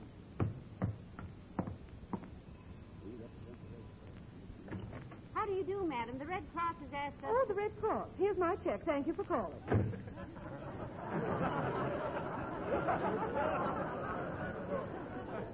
You may close your mouth now, dearie. It's all over. I'm getting tired of this. Next place we go to, I'm just going to ring the bell and stick out my hand. That'll probably be the place where they have a fox terrier which is allergic to human fingers. I don't care. By George, I'm going to get in one sales pitch if I have to. Oh, hi, Junior. Just the guy I wanted to see. Hello, pal. Hello, Molly. Out for a walk? No, Mr. Wilcox. We're out collecting for the Red Cross. And you're on my list, Junie. Now, look. Let me tell you a few things about the Red Cross. In the first place... No, you don't have to tell me anything about the Red Cross, pal. And incidentally, here's my check, all made out. What's the matter? As much as I could spare, pal. A little more, as a matter of fact. Oh, the check is very generous, Mr. Wilcox. I don't think that's what's annoying him. Well, speak up, friend. Don't just stand there and glower at me. Look, Junior, I worked very hard whipping up a sales talk about the Red Cross. And what happens? Every place I go, the minute I open my ruby lips, somebody puts their money where my mouth is. Nobody will let me talk. It ain't fair. Well, maybe you've got the wrong approach, pal. Basically, you know, all selling is the same. In the first place, you've got to have confidence in your product. Oh, he has, Mr. Wilcox. He knows the Red Cross is the finest. Now, like me with Johnson's Wax, I'm selling quality. I'm selling cleanliness. I'm selling beauty. I'm selling a service as well as a product. Well, that's very like the Red Cross, the service they give And us. when I tell about the amazing number of things that Johnson's Wax is useful for, I feel that I'm a great deal more than just a salesman. I'm a friend of the family. Yeah, but what's that got to do with it? Why, with wax-protected floors, furniture, luggage, picture frames, windowsills, radios, and golf bags to talk about, I'm not just a guy that's peddling wax. The heck you ain't.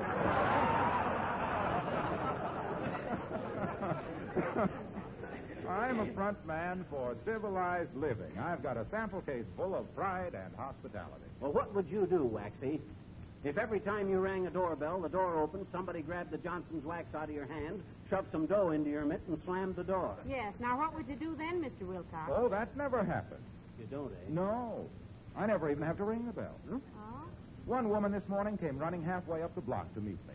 And then after she'd tried the Johnson's Wax, she wanted to adopt me. Oh, really? No, O'Reilly. But my wife didn't want to be Mrs. Harlow O'Reilly, so I didn't go through with it. See you later, kid.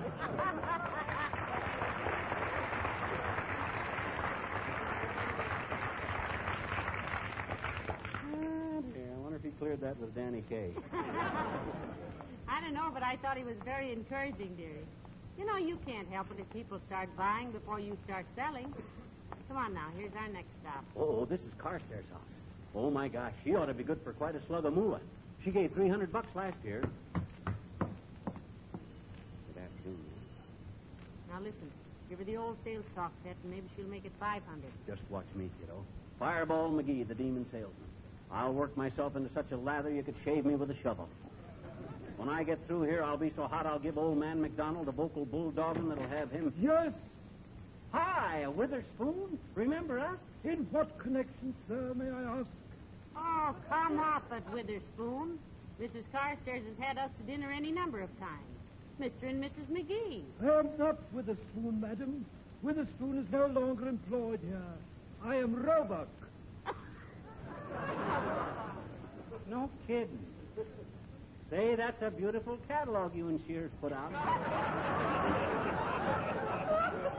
Yes, sir, I've spent many a long summer afternoon. Magee? Huh? Oh.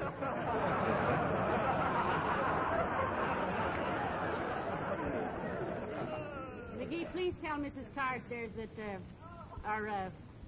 Witherspoon, please tell Mrs. Carstairs that Mr. and Mrs. Magee would like to see her a few minutes, will you? Immediately, madam. Will you come in, please? Thanks, Robo. Roebuck, sir. I shall see if Mrs. Carstairs is at home.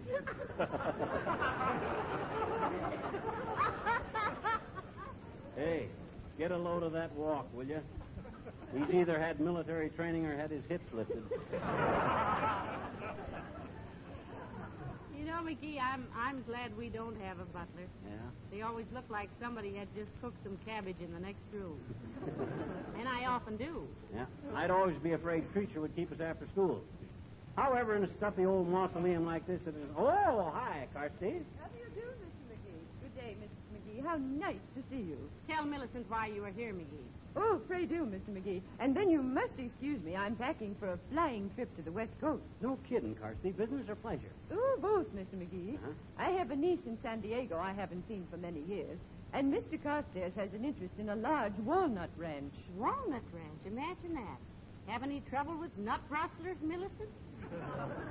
No, my dear. But the Walnut Growers' Annual Convention is rather exciting. Is? I'll see that you get invitations to our next nut meet. Well, thank you, Millicent. I hope you have a nice trip. I'll bet you won't know your niece either, Carstairs. Kids grow up awful fast in them tropical climates, they say. Oh, I know it, Miss Magee. I once saw an actor named Victor mature one afternoon in Hollywood. But tell me, what can I do for you? All right, Magee, now's your chance. Do your stuff. Carstairs, for a lot of men and women, the war is not yet over. And for them, the American Red Cross is the link between... Oh, I'm so glad you mentioned that, Mr. Magee. I have a check here all made out. Do you know to whom I should send it? Well, we'll take it, Millicent. That's what we came for. Thank you so much. Come on, Magee. Magee, come on, we're through. Thanks, Carstairs. Have a nice trip. Thank you. Good day. How big is the check, Magee? I don't know. I can't read it till I stop crying.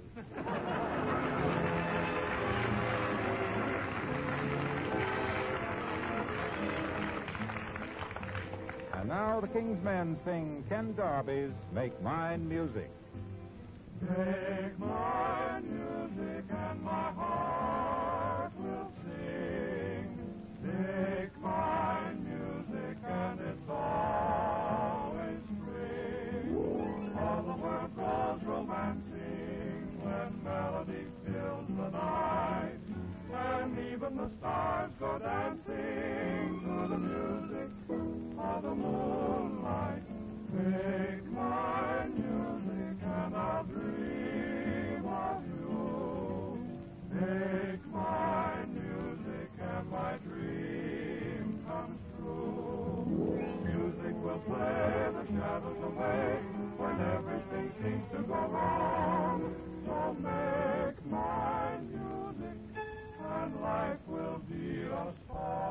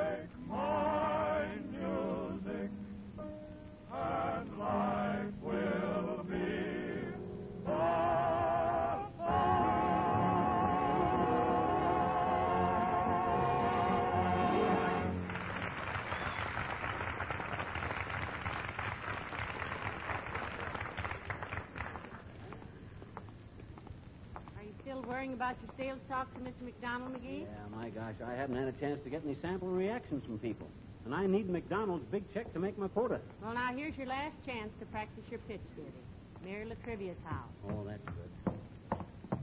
Your Honor, I represent the mayor from this store. Well, hello there, Molly. Hello, McGee. Come in. No, thank you, Mr. Mayor. This is just a brief business call. I'm the captain for Red Cross donations in this neighborhood, Latrivia. Good for you, McGee. Tell me all about it.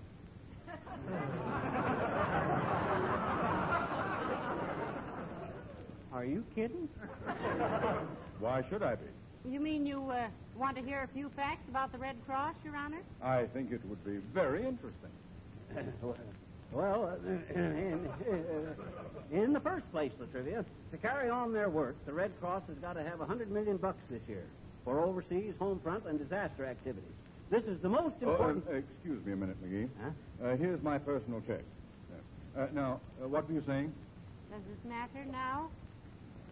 This is the most discouraging thing I ever tried to do in all my life. What's the matter with your foot, Latrivia? Oh, that's why I'm home at this hour, McGee.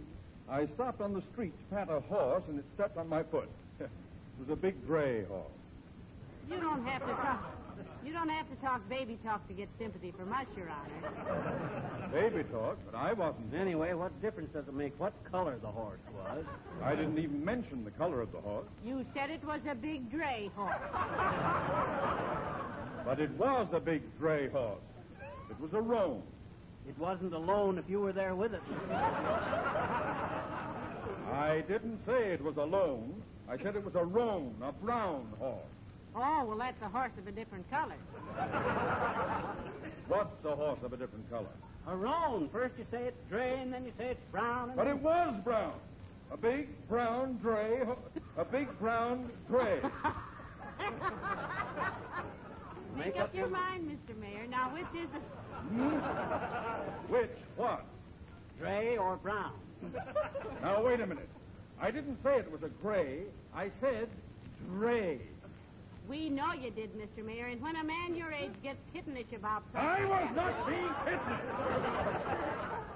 When I said it was a hay grouse, a gray horse, I was merely referring to the fact that when a horse is hitched to a roan, a dray, to a brown gray, a horse, the color has ice. It.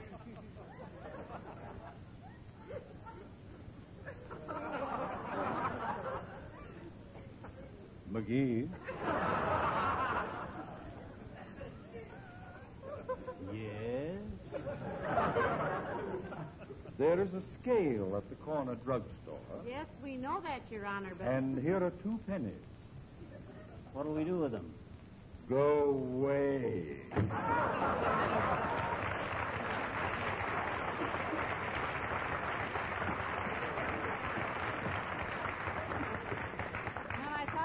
There, you were going to have a chance for some real salesmanship, McGee. Ain't it been awful? Nobody will even let me open my... Hey, what are we stopping here for? This is the last call, dearie.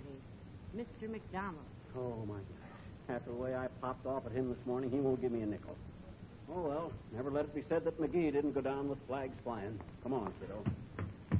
I represent the American Red Cross in this neighborhood. Well? Hello, Mr. McDonald. Hi, Mac. Remember the friendly little chat we had this morning about your banking hours? Of course I remember it. You ought to have your silly remarks tattooed on your scalp. They'd look good engraved on a pinhead. Well, he came over to apologize, Mr. McDonald. Yeah, I was just kidding, Mac. Now then, do you realize, McDonald, that the American Red Cross... I know all about the Red Cross. I'm chairman of the drive. My check for... Wait a minute. That check made out for $1,000. What did I... Oh, my goodness. I must have left it at the bank. Oh, that's all right, Mr. McDonald. We'll stop by and pick it up. You can't do that. It's 2:45. The bank's closed. What? The bank's closed at this time of day? Why, you penny-pinching public parasite. If you keep reasonable hours in that poor man's Fort Knox... No, just a minute, Mickey. You don't realize... I do, too, realize. You keep your bank doors open just long enough for the morning deposits. You're so scared somebody will draw out $1.50 that you close. Don't you talk to me like that, you petty larceny paper snatcher. All you come in my bank for is to steal blotters. Fill your fountain pen. And when you come Now, in... just a darn minute, McDonald. Oh, this is ridiculous.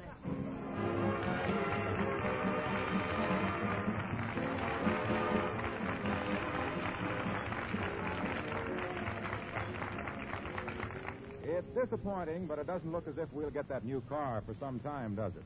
While you're waiting, how'd you like to make your old bus look almost as shiny and polished as a new one? Sound good?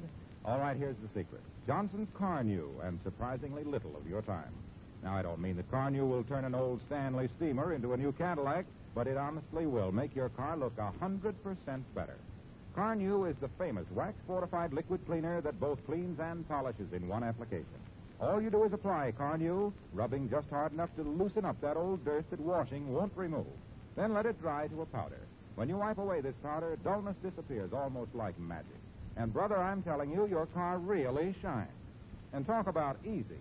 Apply it, let it dry, wipe it off. That's the whole easy Car New story. Why not get some from your dealer? It's spelled C-A-R-N-U. Johnson's Car New.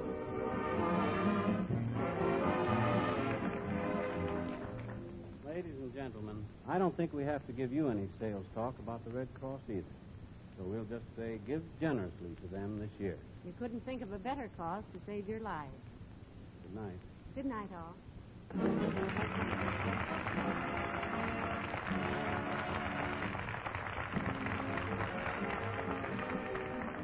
This is Harlow Wilcox, speaking for the makers of Johnson's Wax Products for home and industry, inviting you to be with us again next Tuesday night. Good night. This is NBC, the National Broadcasting Company.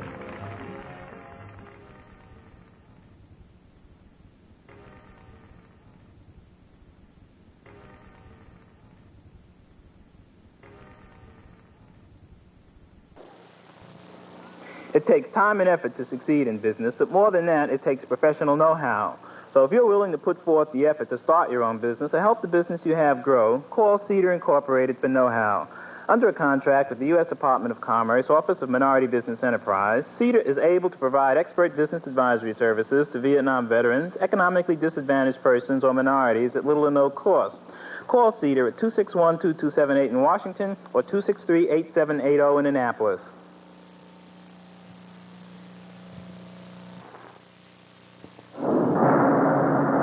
The new military, men and women serving our country all over the world in the new all-volunteer armed forces.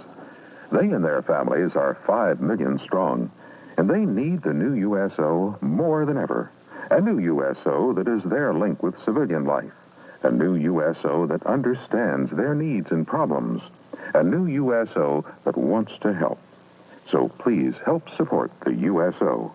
It's the only service of its kind, dedicated to our military and their families, wherever they are, wherever they go. We need them. They need us. If someone asks you, who needs the USO? Tell them. Give to the USO through the United Way or local USO campaign. USO gets no government funds. It depends entirely on your gifts. So please give. The new USO has a lot more going for it. Many students in D.C. cannot afford the high cost of attending medical school because of the extremely high tuitions. You can help needy D.C. medical students at Georgetown by attending a benefit performance of the hilarious British satire, The National Health. The benefit will be held on Wednesday, October 19th at 8 p.m. at Arena Stage. For ticket information, call 625-2519. We're setting the pace for fun. The fun's on fire. It's cartoon comedy with Tom and Jerry. Get ready for fun and laughs with your favorite pals every weekday at 5 on Channel 5. The fun place to be.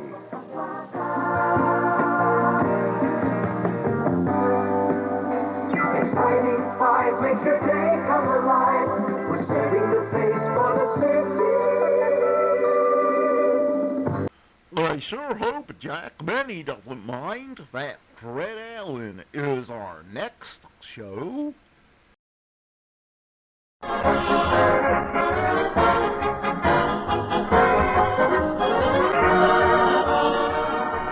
hour of smiles in Town Hall tonight, folks. 60 minutes of fun and music brought to you by Ipana Toothpaste and Salapatica. Ipana for the smile of beauty. Salapatica for the smile of health. Fun with our star comedian Fred Allen and his Mighty Allen Art Players. Music with Peter Van Steeden, the Ipana Troubadours, and the Town Hall Quartet. And another group of hopeful amateurs. New voices, new music, new fun. It's Town Hall tonight.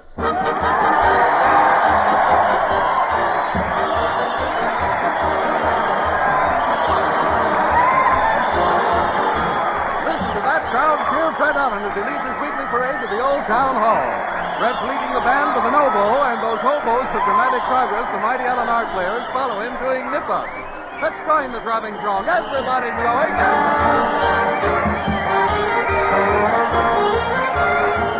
Here they come, parachute jumpers. Hey, open that parachute if you're jumping off the plane, mister. I'll get down quicker if I don't, and I'm late, pilot. It's Town Hall tonight. Wayward son. My boy, after 20 years, you've come home to your mother. Yes, Ma, but I'm only staying for an hour. It's Town Hall tonight. Circus folks. Hey, what's the idea, you midgets ganging up on the giants? He was trying to take away our radio, Mr. Ringling, and it's Town Hall tonight. And there's Fred in front of the old town hall welcoming the folks with ad-libs akimbo. Let's listen. Little Jack Horner sat in the corner, folks, but you can always get a front seat at the old town hall. Now, here, get back, you kids. Let the old folks in first. Evening, Brother Allen. Hi there, Phil. Step along, please. Keep to the right. Hey, where are you going with that tomato, son? If the show is good, I'm going to eat it, wise guy. You can start eating it right now, son. It's a great show, folks, so hurry. Hey, we're all set, Fred. What's the opening number? We're opening with Steamboat Whistle, Harry. Okay, Steamboat Whistle, Peter.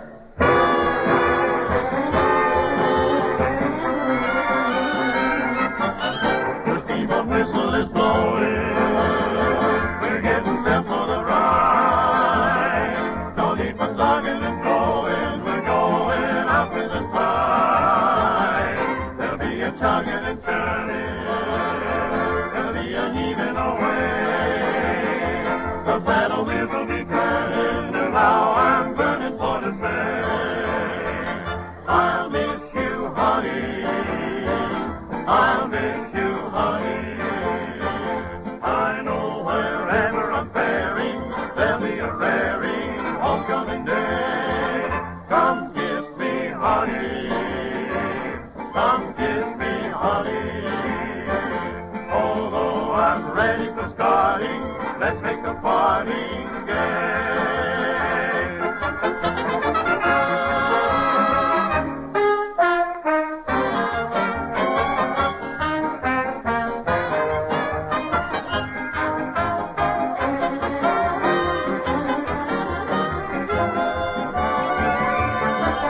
Come kiss me, honey. Come kiss me, honey. Although I'm ready for starting, let's make the parting gay.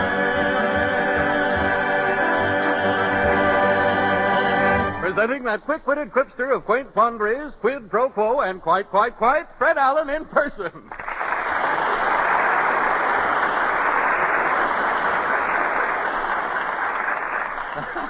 Thank you, and good evening, ladies and gentlemen. Now, before beating our weekly tattoo on the drums of your ears, I'm going to read you the Town Hall Bulletin for tonight. Hodge White, Public Grocer number 1, says that this year, Be Kind to Animals Week will receive his moral support only. Last spring, Hodge gave away free dog biscuits, but 20 or 30 dogs wagging their tails in the store all day stirred up such a draft that it put Hodge in bed for 2 weeks with influenza. So much for canine hospitality for the fiscal year. And now for the Town Hall news. Harry, Yeah? How about the curtain? Oh, it's coming right down, Fred. Thank you. The lights go out, and we bring you the latest news of the week. The Town Hall News sees nothing, shows all. Sheboygan, Wisconsin. 10-year-old Buster Hofer edits and publishes his own newspaper, the Sheboygan Weekly. Buster's ambition is to become the editor of a metropolitan daily. Town Hall News shows how big city newspaper might be run with a 10-year-old boy as editor. The scene, the editor's office. Daily Bugle editor Percy Green speaking. What? A debutante free-for-all on Park Avenue? Okay, I'll get my photographer right over. Miss Tight? Yes, Mr. Green. Buzz for a photographer and make it snappy. Yes, sir. You buzz for a photographer, boy? Yes, Bo. There's a debutante brawl on Park Avenue. Get over there right away. I want some hot pictures. Right. Anything else? Got any candy in your pocket? Well, just a couple of gumdrops, Chief. Leave them on my desk. Yes, sir. And remember, I want news. Okay, Chief. Get my editorial writer in here, Miss Hyde. Yes, sir. Yes, Chief. What editorial are you giving me today, Fishbane? Oh, the same one. A monkey can lick Carnera. I changed it to a baboon can lick Joe Louis for the day. That's right, Fishbane. Give me an editorial on Baby Leroy beating King Kong. I want news. Yes, sir. Here's Prudence Nickel, your cooking editor. Yes, Big Shot. I've got the layout for Sunday. 101 ways to cook spinach. To cook what? Spinach. That's what I thought you said. You're fired. But no but. Spinach may be news, but it's bad news. You're through. Scram. What a newspaper. What a newspaper. Get my dramatic critic in here. Yes, sir. Okay, Ed. Don't call me Ed, Hammond. To all employees, I'm Mr. Green. Sorry, Mr. Green. What's new in the theater? Lux and Fontaine opened tonight. They opened once this season. I want news, Hammond. Eugene O'Neill is working on a play. It's 9 intermissions. Nothing goes on the stage. That's only strange interlude turned around. I've got to have news, Hammond. That's all I know. Who's getting in from Hollywood today? Catherine Hepburn, Jean Harlow. Oh, stuff, Hammond. I want hot news. Anybody else? Only Shirley Temple. Where's my beret? Where are you going, Chief? To the Grand Central, stupid. At my age, Shirley Temple is news. Minneapolis, Minnesota. Minneapolis Chief of Police opens school for policemen in effort to tighten up on traffic violations. Policemen will be taught to use logical, well-phrased arguments that will be irresistible when traffic offenders attempt to avoid tickets. Town Hall News shows great difference in police methods. First, the present system. Oh, you'll get a ticket, Herb. You're doing 60. Nobody's pinching Herb Jennings. Not with the pull I got in this town. Oh, I knew it. Here's the law. You just watch me, baby. I'll talk him out of his motorcycle. Hey, you pull over to the car. What's the trouble, officer? Where's the fire, wise guy? Where do you get that stuff doing 60? I'm a personal friend of Mayor Swivel's, officer. Yeah, what about it? The governor and I went to school together. So what? You were speeding, wasn't you? A lot of you punks. Mr. Punk to you, officer. You ain't nothing to me. Why, you little snag-tooth runt. You're Mr. Punk. You watch your language, officer. There's a lady present. What are you beefing about? I got my head off, ain't I? Say, are you an elk officer? No, and I ain't no mason, neither. Here's your ticket. Isn't there anything I can do? Yes, be in court tomorrow morning at 9 sharp. Now scram. But things in Minneapolis will soon be different. With policemen using improved grammar and etiquette, getting a ticket is going to be a pleasure. Motorists, prepare for this. You better slow down, Luther. You're doing 60. Well, I've got to get home before my gas gives out, dear. Oh, I knew it. Here's an officer. Oh, make believe you don't see him. A yoo-hoo! A yoo-hoo! You mean me, officer? Are you flirting? No. Will you kindly pull over? Do you mind? Oh, no, not at all. Something wrong, officer? Well, I hate to mention it, but my speedometer indicates that you were going approximately 55 miles an hour. Well, now, that's funny. My meter said 60. Oh, you're exaggerating, aren't you? Yes. Yes, he's wrong, officer. Our meter really said 70. Oh, but I checked my speedometer this morning, madam. I could swear you were doing 55. Oh, well, now, really, I'm positive it was 60, officer. I was looking right at the meter, Luther. It said 70. This is embarrassing, isn't it? My. If the three of us don't get together, I can't make out my report. Well, if it's a deadlock, perhaps a third party could decide. Oh, now, that's a good idea, officer. Let's leave it to the judge. Yes, that's fair. We'll let the judge decide. Well, if you insist, I'll see you in court at 9. So long. Oh, no, you don't. Now, how do I know I can get in? So you won't have any trouble? We're not taking any chances, officers. Certainly not. Now, you give me my ticket, you sly puss. And now, once again, the Town Hall News brings you the outstanding sounds of the week 40 years ago. 40 years ago this week, the New York Giants opened baseball season playing Brooklyn Dodgers. First batter up, fouls to left field. The foul. 40 years ago, leg of mutton sleeves are being sported by the well-dressed belles of New York. The belle. 40 years ago, after demonstration of remarkable properties, physicians start recommending the mineral salt laxative. The recommendation. Sal Hepatica. Yes, ladies and gentlemen, more than 40 years ago, before the Spanish-American War, doctors were recommending Sal Hepatica. And right up to the present, Sal Hepatica has continued to prove itself the ideal mineral salt laxative. Here's why. Sal Hepatica does not just one, but two important things. It rids your body of waste, and it also combats acidity. So, whenever you're feeling dull, logy, under the weather, when you have waste in your body and acid in your system, put 2 teaspoonfuls of Sal Hepatica in a glass of water and drink it. See how quickly you'll be feeling your old normal self again if you'll just remember Sal Hepatica for your smile of health.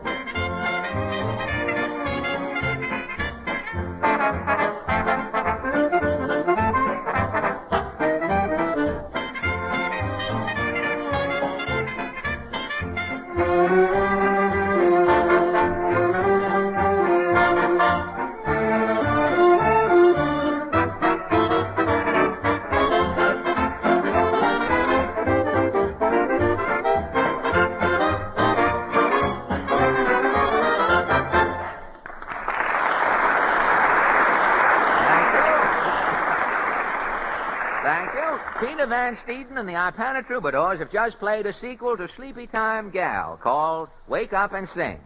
Now, on Saturday night, Professor Tweed, the eminent tattooing authority, will appear here at the Town Hall.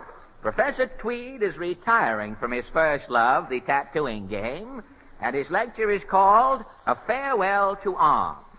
Now, on Sunday after... Oh... Quiet. Shush. Quiet, please.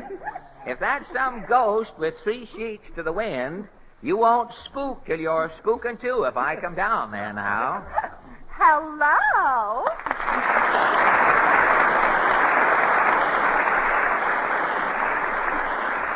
Well, sir, they laughed when I asked the waiter for a pitch pipe. They didn't know my tuna fish was off key. If it isn't Portland. Yes, we had the radio on last Wednesday, and it reminded Papa that one of his tubes was gone. Oh, yes, you've got to keep up the payment, you know, or sometimes the whole set is gone. No, Papa's tube of Ipana was gone. The radio reminded us. Oh, well, if you're on your way to buy Ipana, Portland, for heaven, don't let me stop you. Well, I'm fooling you tonight. You mean you haven't brought any of those mentally underdone friends of yours here? No, tonight is a special occasion. Hey, what's tonight? It's Peter Van Steeden's anniversary. Anniversary of what? Well, Peter is finishing his first year on the Town Hall program. Ooh. His second year starts tonight, and I think we should celebrate. Say, that's a swell idea, Portland. I'll get Peter over here right away. Say, Peter. Yes, Fred? Ladies and gentlemen, good fellow, an accomplished musician, and our tune companion, Peter Van Steeden.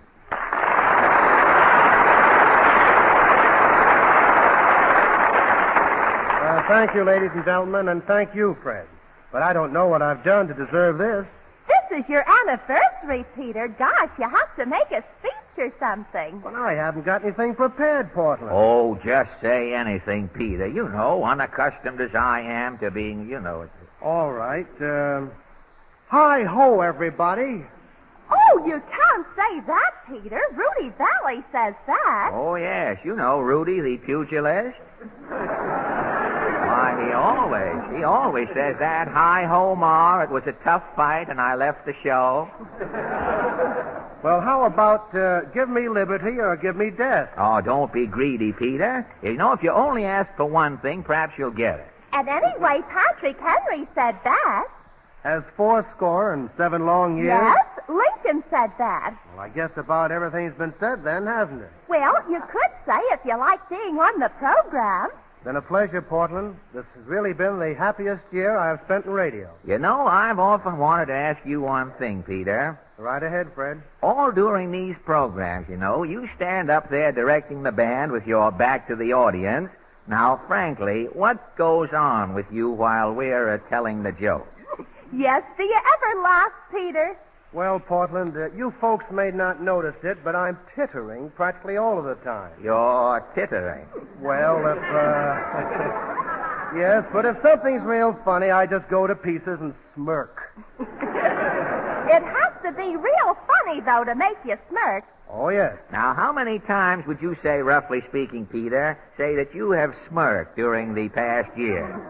Well, that time Jack Benny was on? When Jack Benny was on. Well, that's one. And then Stoopnagel and Bud and Phil Baker. Do you remember that night? It took the whole three of them to get a smirk out of you, huh? Yeah, they brought back memories of Jack Benny. That reminds me. I heard Jack Benny imitating you 2 Sundays ago, Mr. Allen. Really? He had to put a clothespin on his nose. A clothespin, a fine thing. He can't give an imitation to me without holding his nose.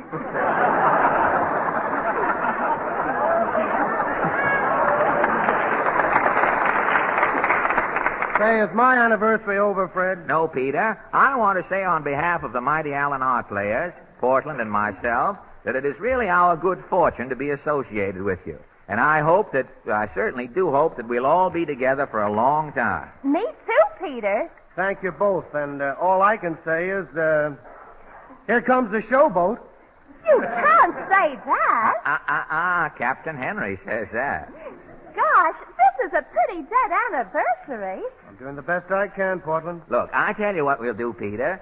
During all of the years that you've been directing bands, listening to different comedians and different singers, haven't you ever had a mad desire to rush down to the microphone and sort of do something yourself? Well, yes, Fred, I have. Then tonight, you're going to have that opportunity, Peter. The microphone is yours. Thanks, Fred. What are you going to do, Peter? Well, I've played nothing but popular music all my life. And tonight? Well, tonight, for once, I'd like to play something worthwhile. You mean a solo, Peter? No, not a solo. 3 of the boys in the band and I have been practicing the quartet from Rigoletto. I was afraid of that. Something told me that was... Do you mind, Fred? No. Well, after all, it's your anniversary, Pete. Are you tuned up, boys? Give us your A, Pete. Wait a minute, Peter. What are those instruments you fellas are going to play? They're called nosophones, Fred. This little tin thing fits over the nose and you blow. It's sort of a smello. Quiet, Portland. And now, ladies and gentlemen, the Peter Van Steeden Symphony Group. Lyle Bowen, first nosophone. Larry Binion, alto nosophone. And Rudy Adler, bass or schnazolophone. Now, what are you boys playing? What's that number again? Noses of Picardy, is it? No, the quartet from Rigoletto. All right.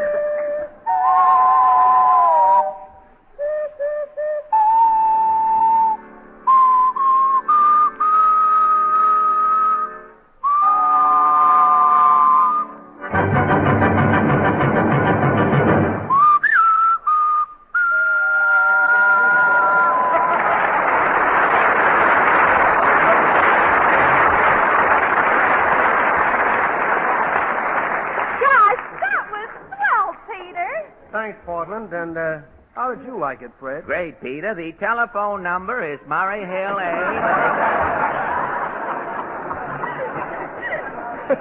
You know, I was just thinking, Peter, you can put a drop of menthol in one of those nosophones, play it in reverse, and I bet you'll cure a head cold in no time. I get it. Well, I'll see you at my next anniversary. I hope so. Thank you, Peter. So long, Portland. Tally-ho!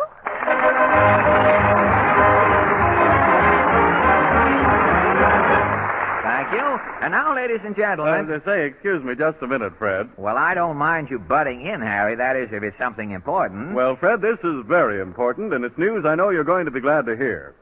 Governor Allred of Texas has awarded you an honorary commission in the Texas Rangers, one of the most colorful and romantic organizations in the country. Well, thank you, Harry. I certainly appreciate Governor Allred's kindness, and I hope I'm going to be able to attend the Texas Centennial Exposition this summer. When does it open, Harry? Why, the Texas Centennial opens in Dallas on June 8th, Fred.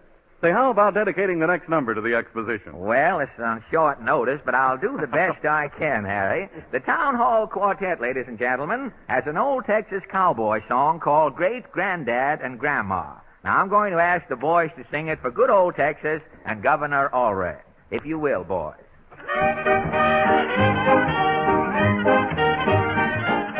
Great Granddad, when the West was young, barred his door with a wagon tongue, for the times was rough and the redskins mocked, and he said his prayers with a shotgun cocked.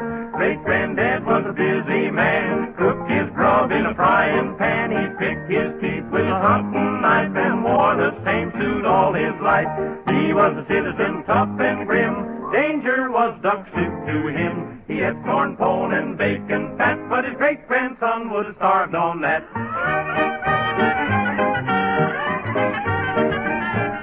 21 children come to bless the old man's home in the wilderness, but great-granddad, he didn't lose heart. For the dogs hunted rabbits and the kids tried smart. 21 boys and tall they grew, strong and fat on the bacon too. They slept on the floor with the dogs and cats, and hunted in the woods for the coonskin cap. 21 boys and not one bed, but they didn't get fresh with the old granddad, for if they had, he'd have been right glad to tan their hides with a hickory gad. They grew strong of heart and hand, the firm foundation of this land. 21 boys, but his great-grandson is having a heck of a time with one.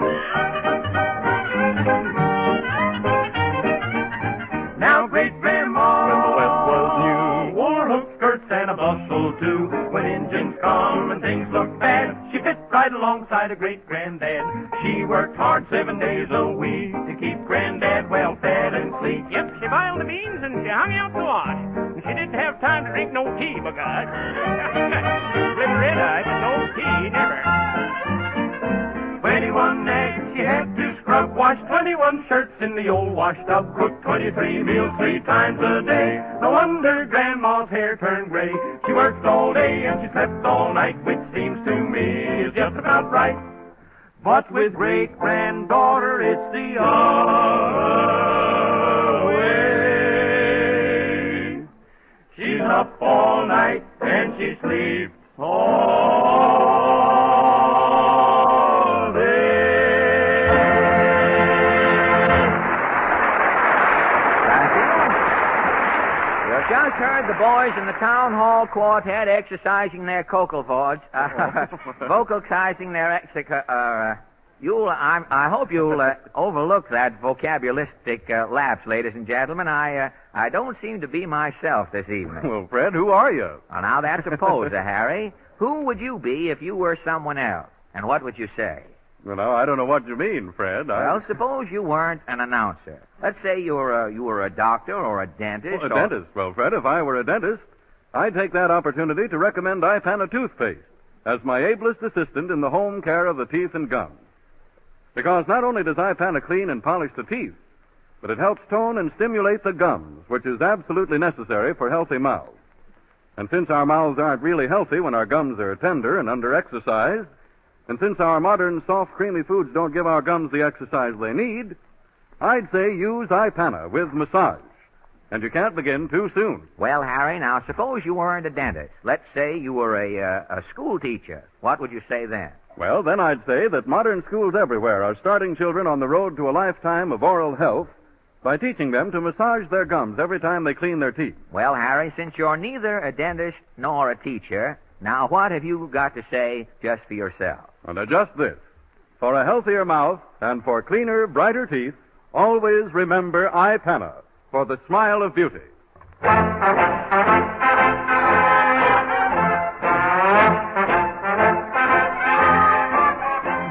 Uh-oh, there's the theme song of the Mighty Allen Art Players, and they'll be with you immediately after your station announcement.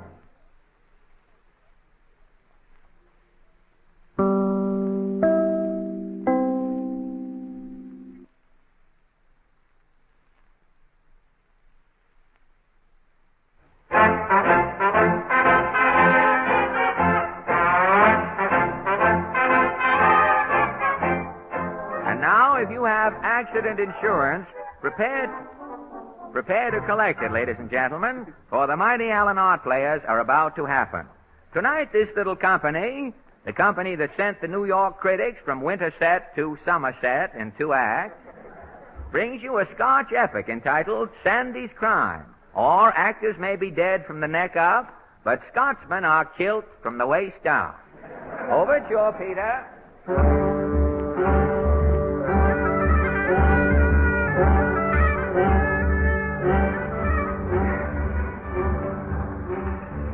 Sandy!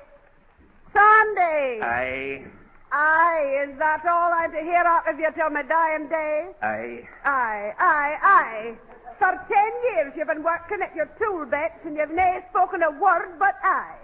Sunday, will you get up? Aye. Sunday, will you come to your oatmeal? Aye. Sunday, will you go to your bed? Aye. Aye, he says again. It's daft you are, working 10 years hammering and twisting, and what have you made? A piece of wire you could filch from a hen coop. Aye. Mother, will you come down to the valley? Why should I come to the valley, lad? There's an echo in the valley, Mother. I want to ask you for a nickel. Aye, we an echo, you fancy I'll give you a dime. That's my strategy, aye. Away, and ask your father for a nickel. He says aye to everything. Father? Aye. Can I have a nickel? No, he says. What are you inventing, Father? Inventing the lazy boondogger, fumbling with 2 bits of wire. Your father's daft, Donald. You're no daft, are you, Father? You've just got a silly look on your face. Aye.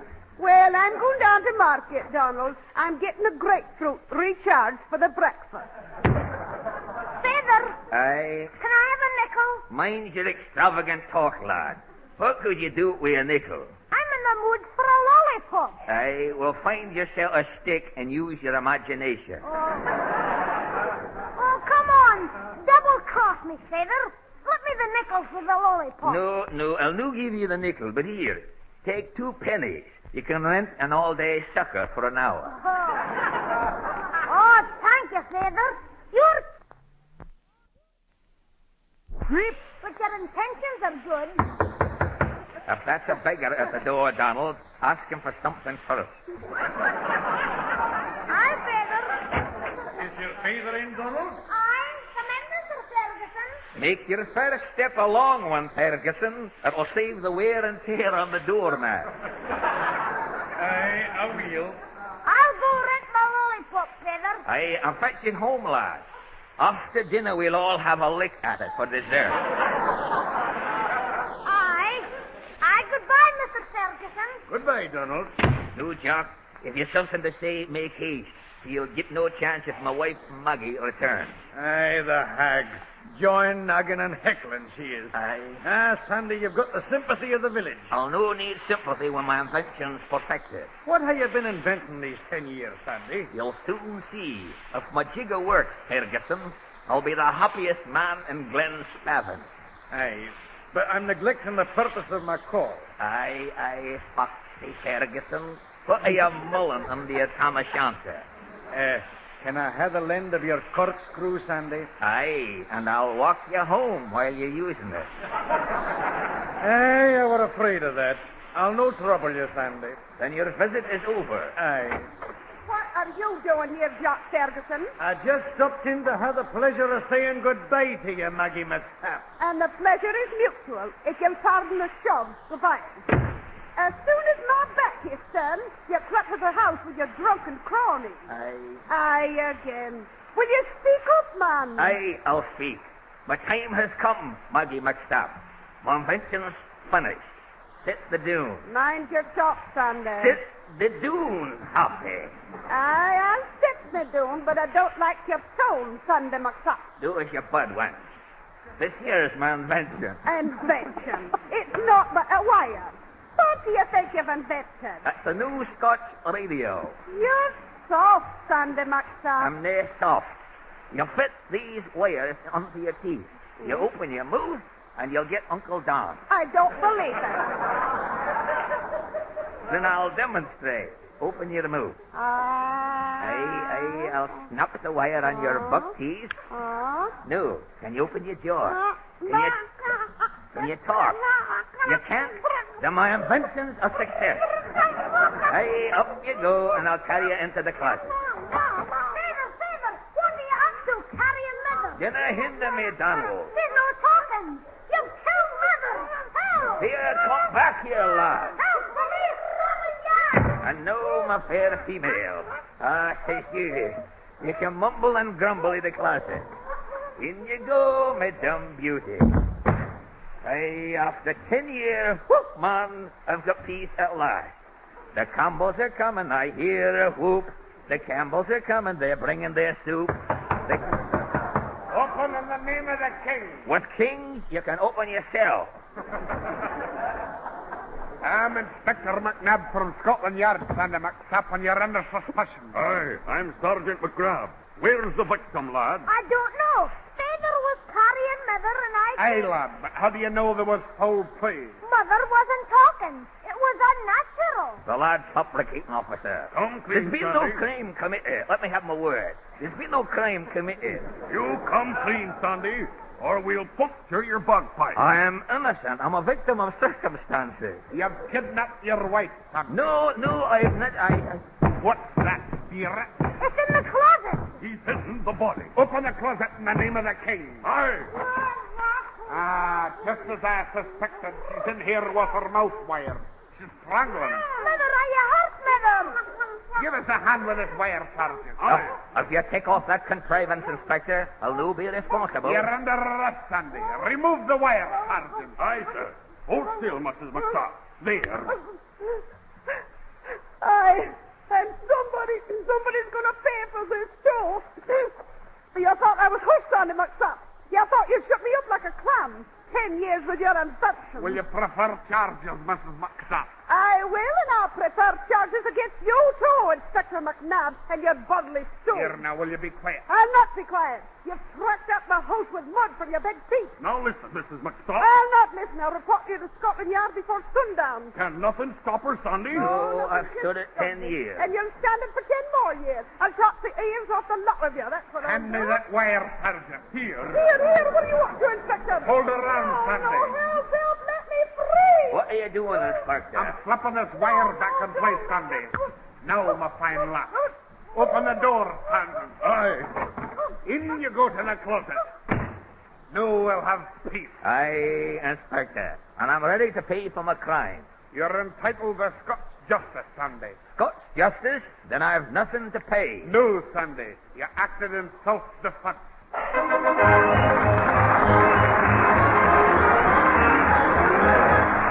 Thank you. So much for the Mighty Allen art plays, ladies and gentlemen. And now for a metamorphosis. I shall throw off the mantle or cloak of the Merry Andrew or Punchinello and do something really worthwhile. Say, if Peter Van Steeden can play a nosophone on the program, I think I can sing.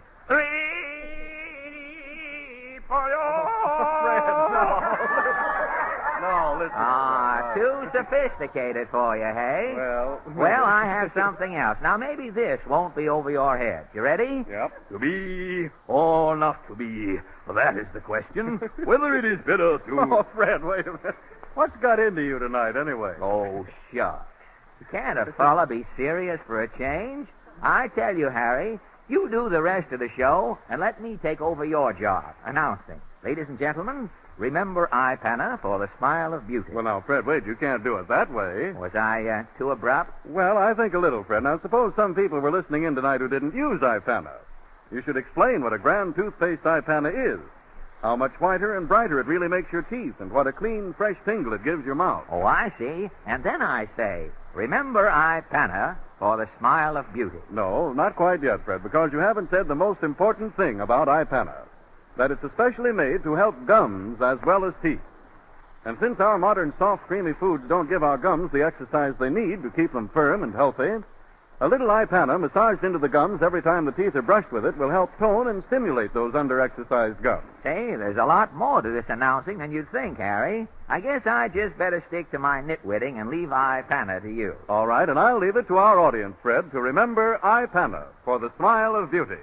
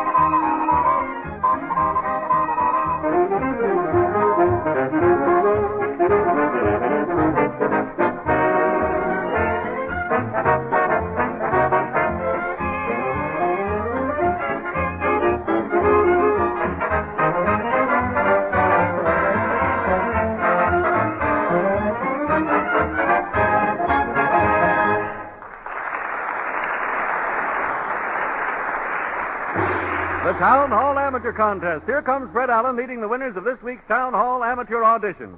Let's give them a real Town Hall reception.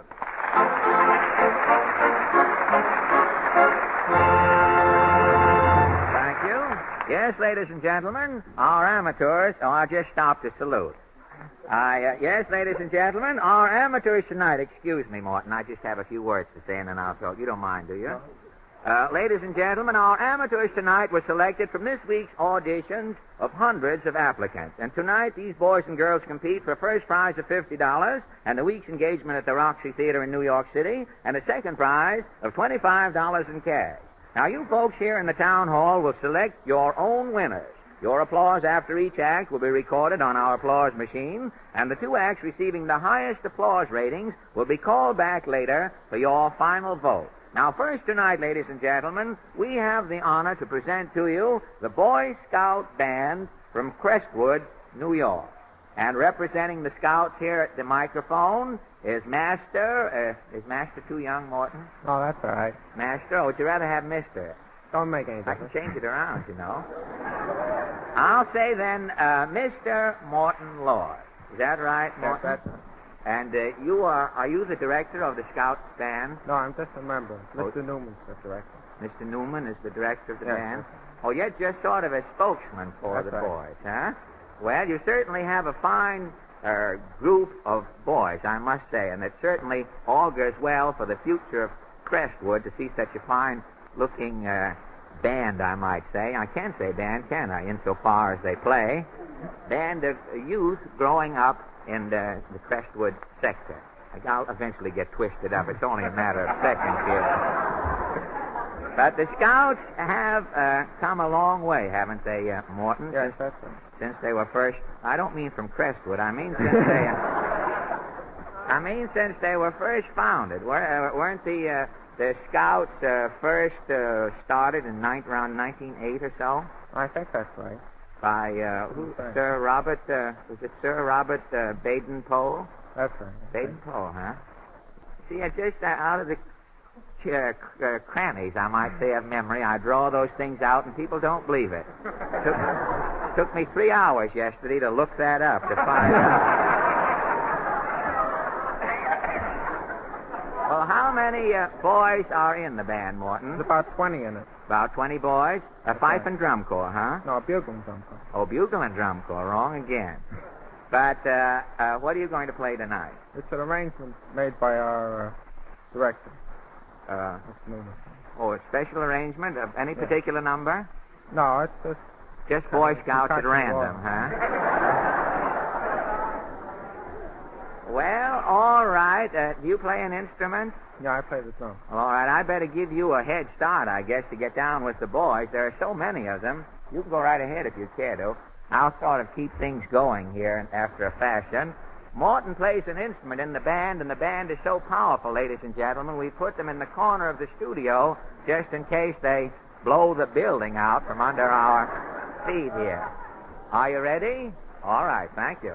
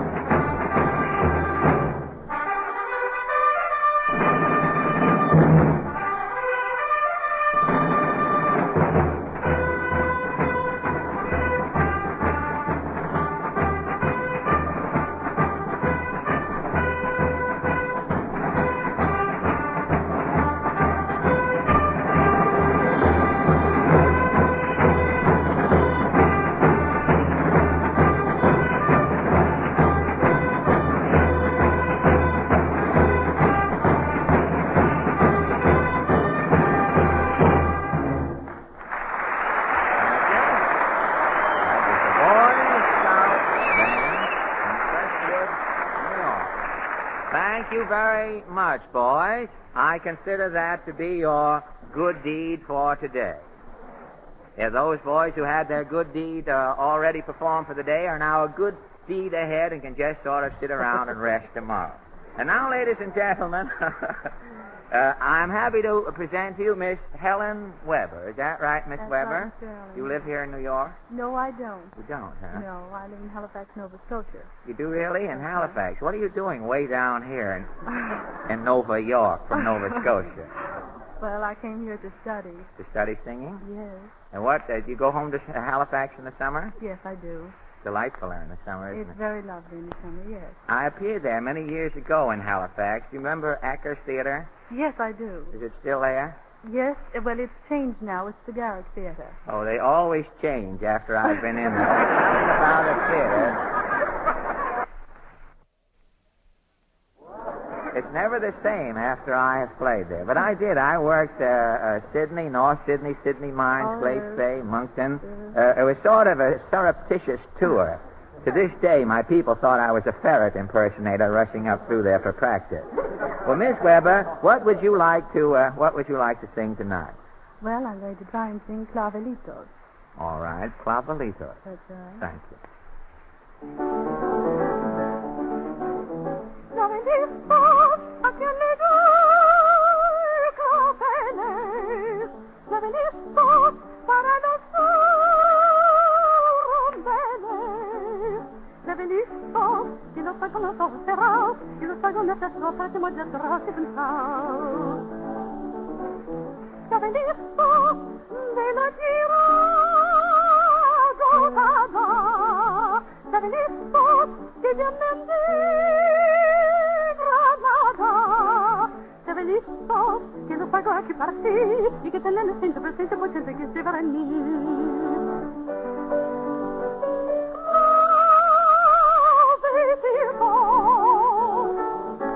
Que los traigo bonito a mi novio, no se corren con este pie, porque tiene muchísimo que para por razones son y entre nosotros 100% que ya está usted. Si tú me quieres, mi niño cariñoso, te daré un clavelito bonito y ver si vamos a estamos juntos en el besito. Si tú me quieres, te dan la más, yo te quiero más así, mi cani, yo todos los clavelitos bonitos. Serán para ti, serán para ti, para ti, para ti, para ti.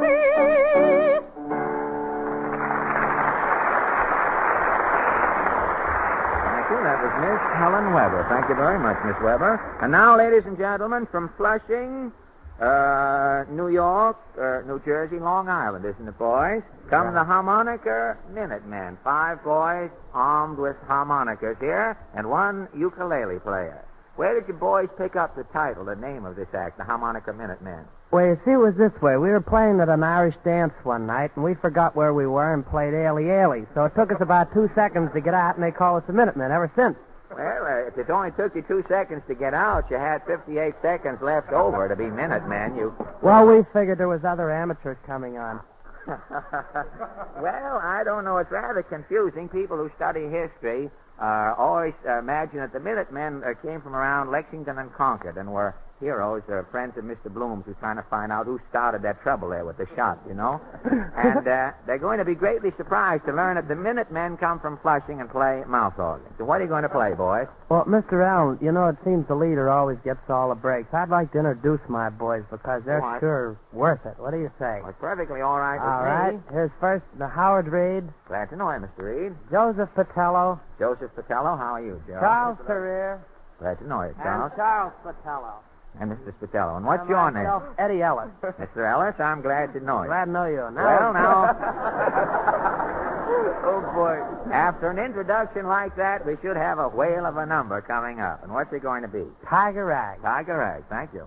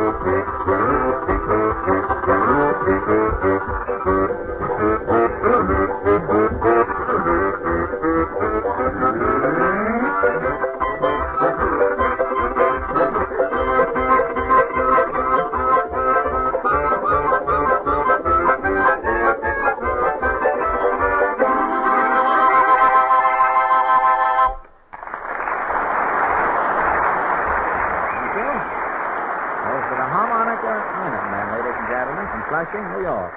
And now, Frank Matalone. Is that right, Frank? That's right. And you are a mimic, huh? That's right. And what are you going to mimic? I'm going to do sound imitations. Oh, sound imitations. What would you like to do? Well, the first one is the imitation of a traffic whistle. Traffic whistle? Go right ahead. Now, I don't use anything but my mouth. Uh-huh.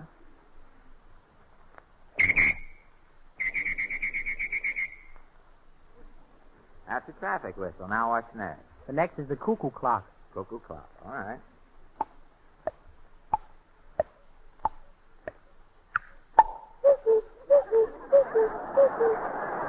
That's swell.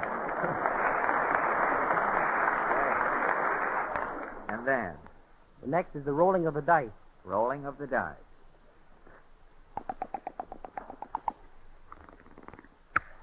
Seven.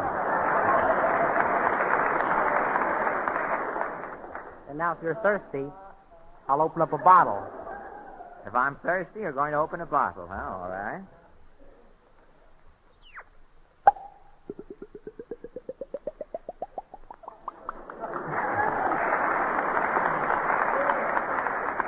And the last one is the imitation of Popeye. Popeye the Sailor, all right. I'm Popeye the Sailor Man. I am what I am and I am. I'm strong to the finish, 'cause I eat all meat finish. I'm Popeye the Sailor Man.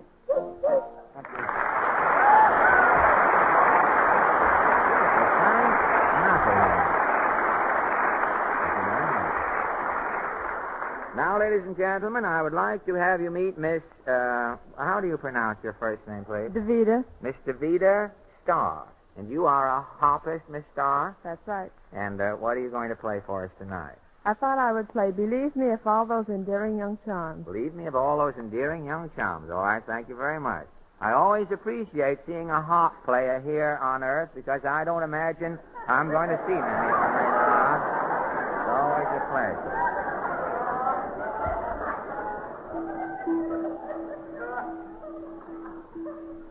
You all in tune, Miss Starr? All right, thank you.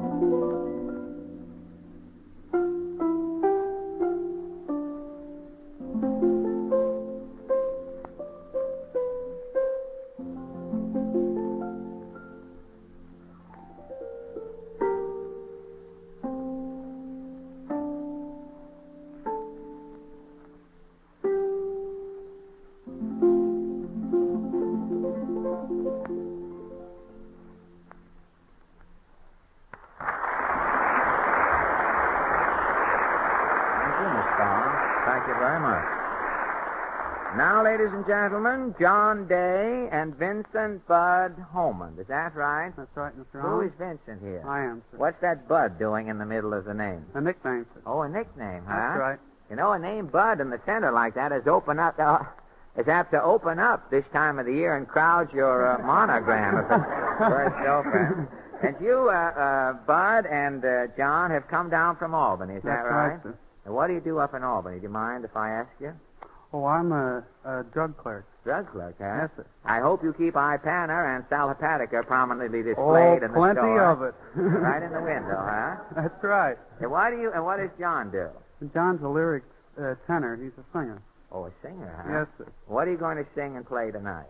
Well, I'm going to sing my own composition. It's I Love You Best in Red. I Love You Best in Red. That's right, sir. You're going to sing it or play it?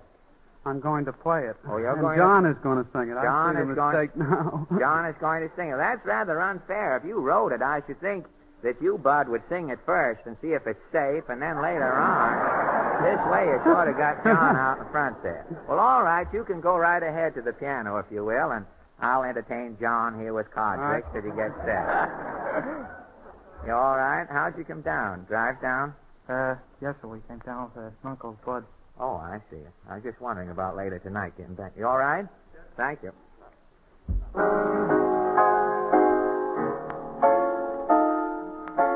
Purple makes you look adorable. Blue puts you a step ahead. Rose, I know on you is wonderful, but I love you best in red.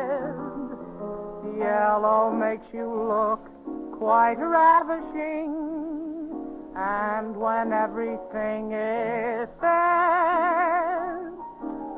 I think on you is dazzling, but I love you best in red.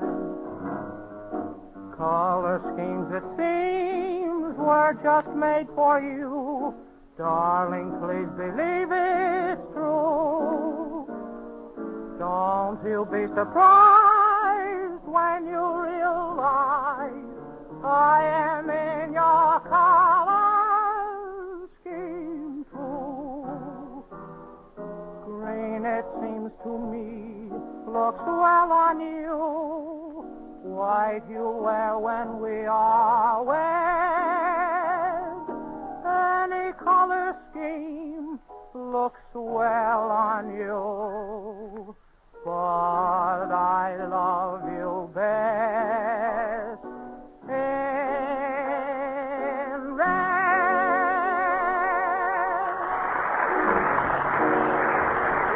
John Day and Vincent Bud Holman of Albany complete our amateur contest for tonight, ladies and gentlemen. And now, while I check on the applause machine, Harry has just 51 words to say. Ladies and gentlemen, the Bristol Myers Company is mighty proud of the honor Texans have bestowed on Fred Allen tonight. And we're also mighty proud of the honor natives of every state bestowed on this program every Wednesday night by remembering to be with us. And by remembering the two products that make Town Hall tonight possible. Ipana toothpaste for the smile of beauty, Sal Hepatica for the smile of health. Ipana, Sal Hepatica. All right, Fred, have you got the results ready? Yes, Harry. Ladies and gentlemen, the applause meter, things are rather close tonight. The meter divulges that your applause has been heaviest for the following acts: the Crestwood Boy Scout Band, the Harmonica Minutemen, and Frank Matalon. Now, I'm going to ask Harry to hold his hand over the heads of the boys as I call the names, and I'm going to ask you to kindly applaud just once more, if you will, and select your first and second winners. Now, first, the 5 boys with the mouth organs playing the Tiger Rag, the Harmonica Minutemen.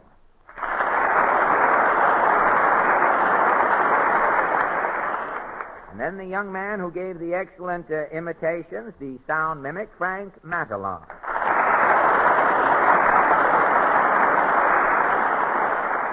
And then the Boy Scout Band from Crestwood, New York.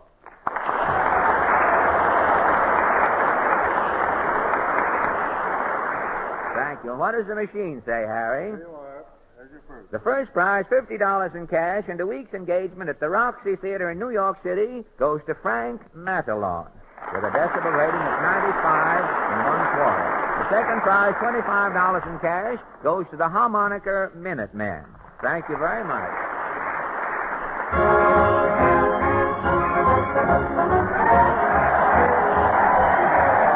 Allen saying good night, ladies and gentlemen, and inviting you to be with us again next Wednesday evening.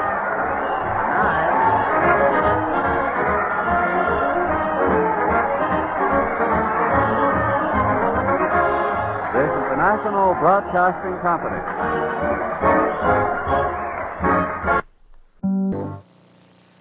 It's a not-too-big organization called Campfire. When you join, the biggest thing in Campfire is you.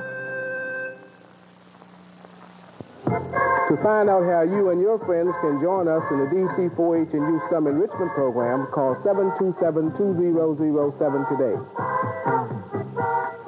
Join the out-of-space and out-of-sight fun and laughs with your favorite space-age family, the Jetsons, this morning at 10:30, here on Channel 5, Washington, D.C. Who's the doll with the head of golden hair? Farrah. The doll with the face so pretty, so fair. Farrah. You can style her hair to match other Farrah's fashions, like Delights, sold separately.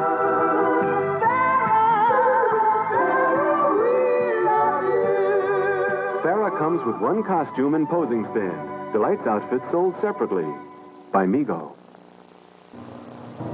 This antique mandarin coat is only one of the many treasures to be found at the new home of the Montgomery County Thrift Shop.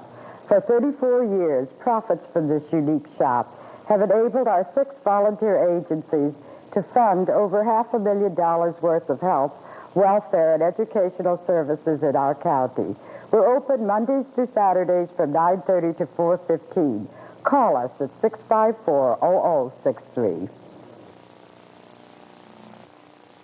Dad, how would you like me to make you something? I love to play at cooking with my play and make. Play and make. Cooking so real looking with my play and make. Play and make. The toaster popping up and down, the blender turning round and round. Plus you get some Kool-Aid to make a homemade drink. That's great. I just love to play at cooking with my play and make. Play and Make Kitchen Center comes with Kool-Aid brand soft drink mix, new from Hasbro. Now it is time to go back to Dodge City with Gunsmoke.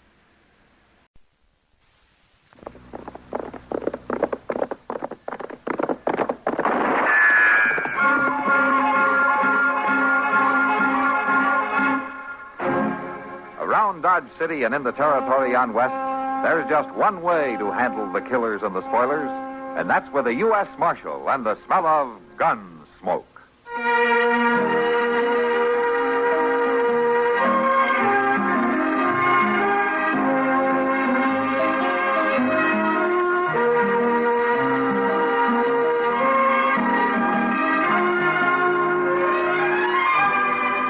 Gunsmoke, starring William Conrad, the story of the violence that moved west with young America, and the story of a man who moved with it. I'm that man. Matt Dillon, United States Marshal. The first man they look for and the last they want to meet. It's a chancy job, and it makes a man watchful and a little lonely.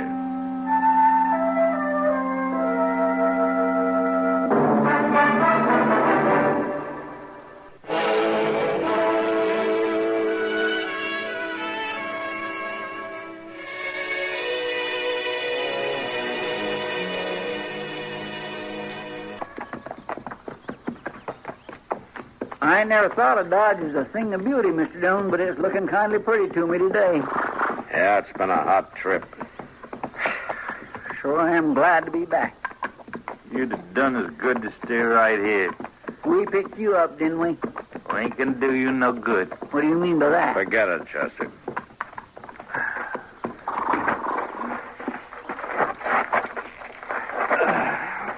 Take the horses around to the stable, will you, Chester? Ask Moss to rub them down. Well, yes, sir, but don't you want me to help you lock this fella up? I think I can handle it. We ain't gonna be for long. There, you see now, Mr. Doan, there he goes, talking like Never that mind, again. Chester. Just go along, huh? Yes, sir. All right, Clary, come on.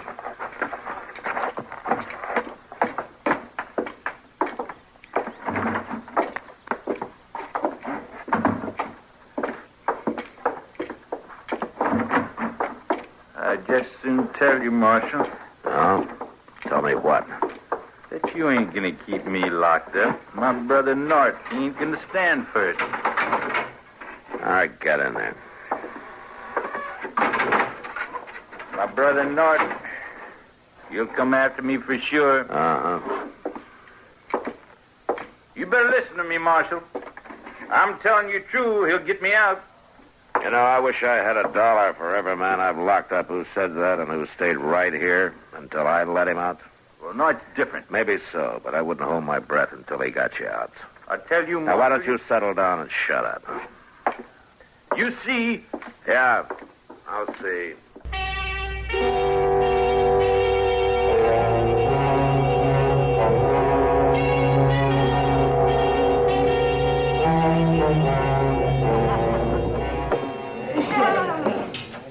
Another beer, Marshal?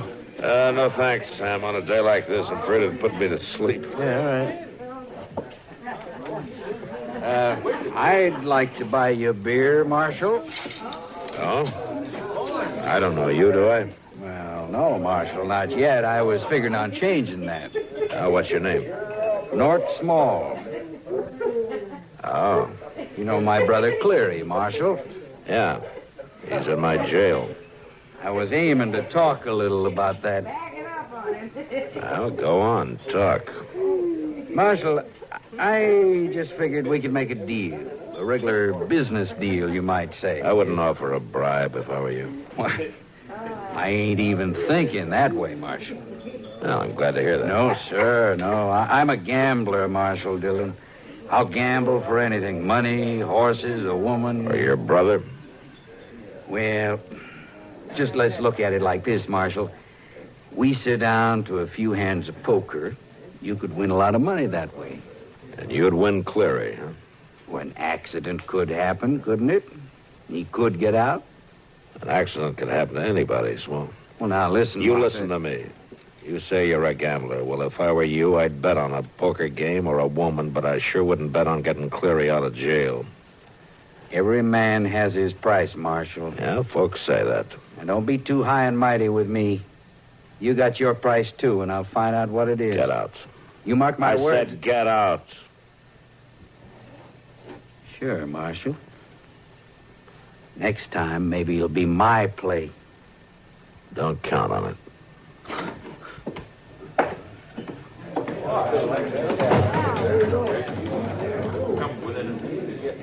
Sam, I guess I'll have that beer after all. All right, Marshal. I'll get it for you, Matt. Oh.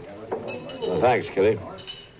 There you Ah, giving me pretty quick service. are. Because I won't be seeing you for a while. Are you that anxious to get away? I can't deny a few days away from Dodge won't break my heart. Yeah. You want me to pick up your stage ticket for you? Oh, I got that yesterday, Matt. I wasn't taking any chances on missing it. No, you sure weren't. Well, I'll come by and carry your bag down for you. Thanks, Matt. Don't be late. Don't worry. I won't. I don't want you to blame me if you miss the stage.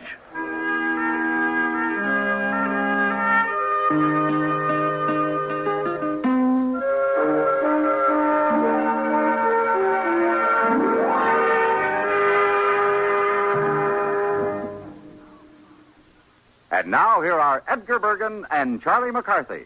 Bergie, I think someone's looking for you. Oh, Mr. Bergen. Well, hello, Effie Clinker. What's wrong? My car battery's run down. I think it's an acid condition. Oh, I see. Well, have you seen a serviceman? Well, I had a blind date with a sailor last night, but he got away. No, I mean a mechanic. Seeing you own a General Motors car, you should see your GM dealer for service. His mechanics are GM trained. They have specialized tools and factory-approved parts to provide your fine GM car with the GM care it deserves. So if you own a Chevrolet car or truck, a Pontiac, an Oldsmobile, Buick, Cadillac, or a GMC truck, you should make a date with a General Motors serviceman. Oh, that sounds exciting. Will he have blue eyes?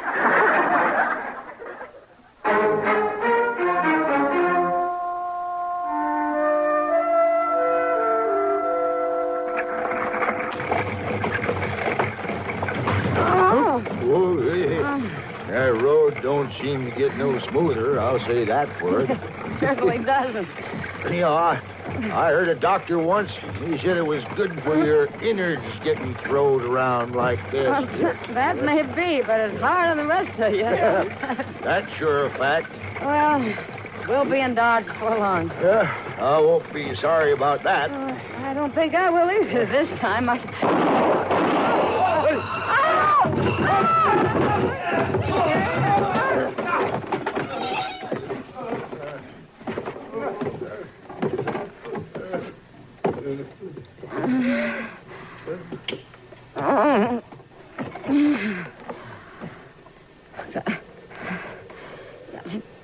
Get out of here.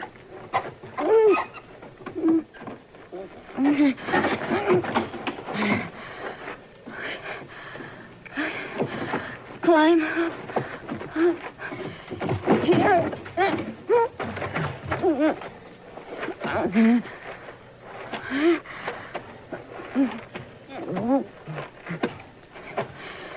Find road. Road. Get help.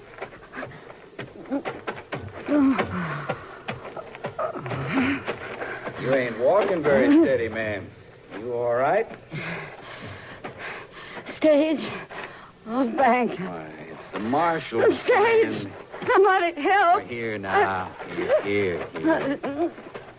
You sit right down there, and I'll see to things. I'll take care of you, ma'am. Yes, ma'am. I'll take care of you real good.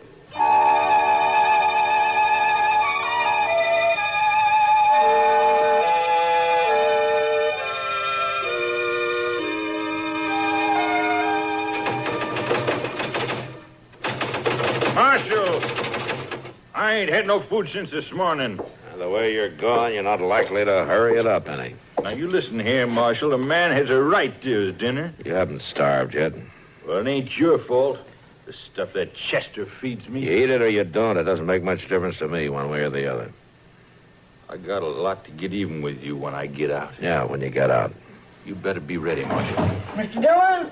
Mr. Dillon! Yeah, back here, Chester. Mr. Dillon, it's just awful. Oh, what's awful? Ain't nobody left alive. Bodies and dead horses. That's all they could find. What are you talking about? Mr. Dillon, there's been a wreck, a terrible bad stage wreck. What? Where? A few miles north. Stage pitched down off the bank there and turned over. Coming from the north? Yes, sir. Mr. Dillon? Have you told Doc? No, sir, not yet. All right, go get him. Yes, sir. Mr. Dillon? Go on, Chester. I'll meet you at the livery stable. But, Mr. Dillon... What is it now? Ain't that the stage Miss Kitty was coming back on? Yeah, Chester, it is. All right, go on now. Get Doc and let's get going. Yes, sir. Right away.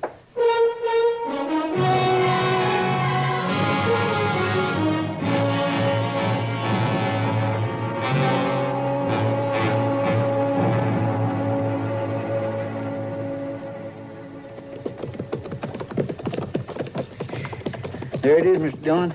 Right down there. Yeah. Well, that driver must have really been whipping them horses around that curve. Or else they were spooked.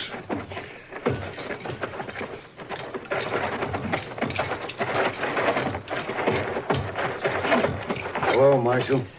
Hello, Joe. This is the worst mess I ever seen. Yeah. Milt and me, we laid him out over here. Done the best we could. Doc's on his way. I don't think there's nothing for him to do, Marshal. You can see for yourself. We didn't see no signs of life. Uh-huh. Mr. Dillon? Yeah, Chester. She ain't there. Miss Kitty ain't there. Joe. Yeah, Marshal? That's all you found? There isn't... nobody was thrown out anyplace else, huh? Well, not that we could see when we come on her, Marshal. And me and Milt looked around pretty good. We wanted to be sure. Yeah. Well, thanks, Joe. You did a good job. Well, sure, Marshal. Come on, Chester. Let's look around. Yes, sir. I sure am glad about Miss Kitty. Yeah. Joe, did you shoot these horses? No, Marshal. They were shot when we found them. Thanks. Somebody must have been here before, Mr. Dillon. Yeah. Somebody sure shot the horses. It's a good thing they was put out of their misery. Whoever did it, his trail has been trampled down by everybody who's been here since. Well, he done a nice thing, whoever it was. I wonder what made Miss Kitty change her mind about coming home on this stage, I mean. I'm wondering about that, too, Chester. Well, there's probably a message at the telegraph office. Yeah. Maybe there is.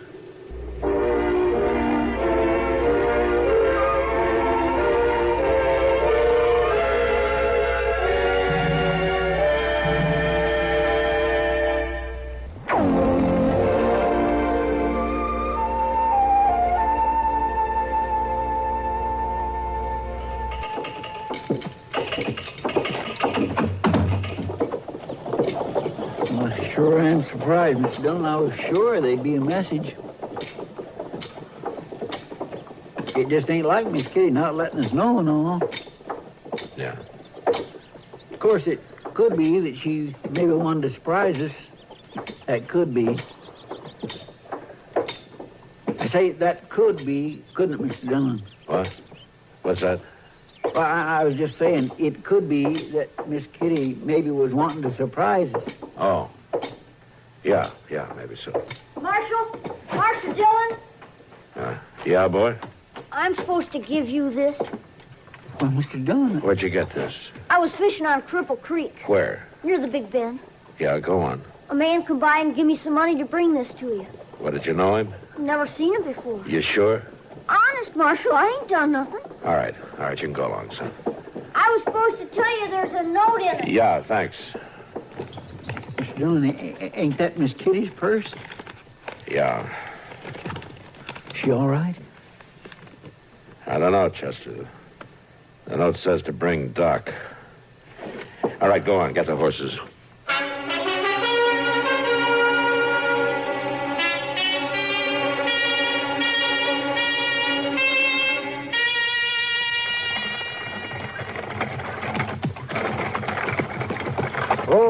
Oh, there. Oh. Hello, Matt. Chester. Well, I came as soon as I got the message. Hello, Doc. Howdy, Doc.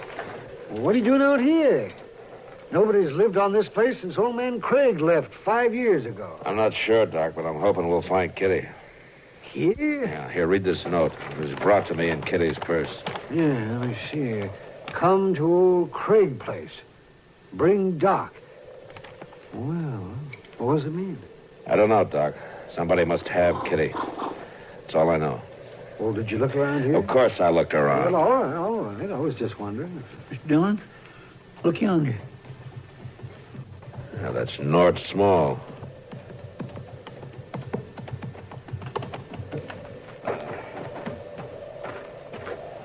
Hello there, Marshal. I see you got my message. Where did you take Kitty, Nort? Why, I rescued her from an awful wreck, Marshal Dillon. Where is she? Now, take it easy. She better be all right. Well, now, I'm going to a lot of trouble about that, Marshal. I told you to bring Doc, didn't I? He can't do anything unless he sees her. Oh, I aim for him to see her. That's why I rode all this way. All right, let's go, then. Oh, not you, Marshal. Just the Doc. And on one condition. What's that? That you stay here, nice and quiet, until Doc comes back. Agreed? Well, now, the little lady's life depends on it. All right. Go on, Doc. Yeah, sure, man. That's being smart, Marshal Dillon. Real smart. You better stay that way.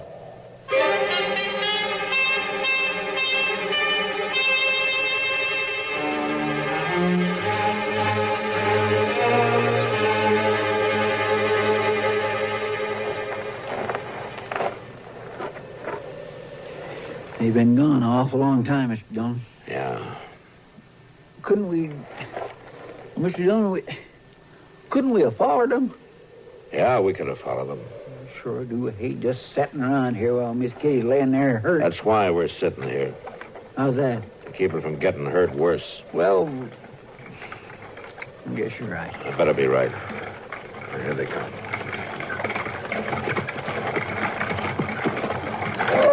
Oh, there. Yes. You see her, Doc? I saw her, Matt. She's badly hurt. She didn't know me. Yeah, the doc says she's in a bad way. Needs a lot of taking care of. I want to take her back to town, Matt. She needs nursing. Why didn't you bring her with you? Why, you know why, Marshal. You tell me. Well, it's simple. I figure the doc can go right back to her. Back where? Oh, you're a smart man, but you ain't that smart. You ain't going to find out where.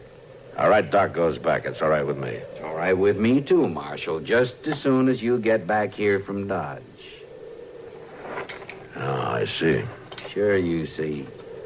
You bring Clary here, and Doc brings Kitty. It's a simple exchange, Marshal.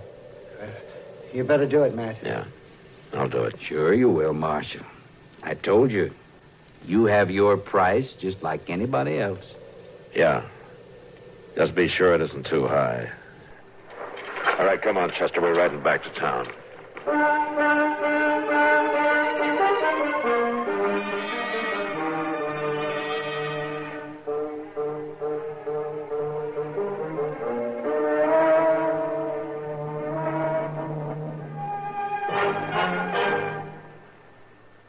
Get the really light refreshment. This is where I talk, hey? Get the really light refreshment. That's Pepsi-Cola, of course. I just wanted to say be sociable, Charlie. Of course, Kay. Be sociable. Have a Pepsi on the road or at home. It always refreshes without filling. Charlie. Pick up extra cartons now. Pepsi is so delicious it goes fast. That's why you should keep plenty of Pepsi on hand. Oops. Maybe I'd better sing. Be sure to say keep Pepsi handy. Yes, Charlie. But the song says it sociably. Be sociable, look smart, keep up to date with Pepsi. Drink light, refreshing Pepsi. Stay young and debonair. Be sociable, have a Pepsi. What Kay means is get plenty of Pepsi next time you shop. Well, yes.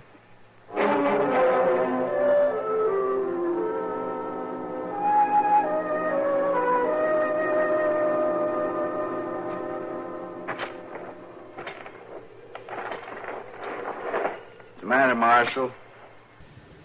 Might as well sit down and take it easy. Of course, I guess you can't blame him none for being nervous, Cleary.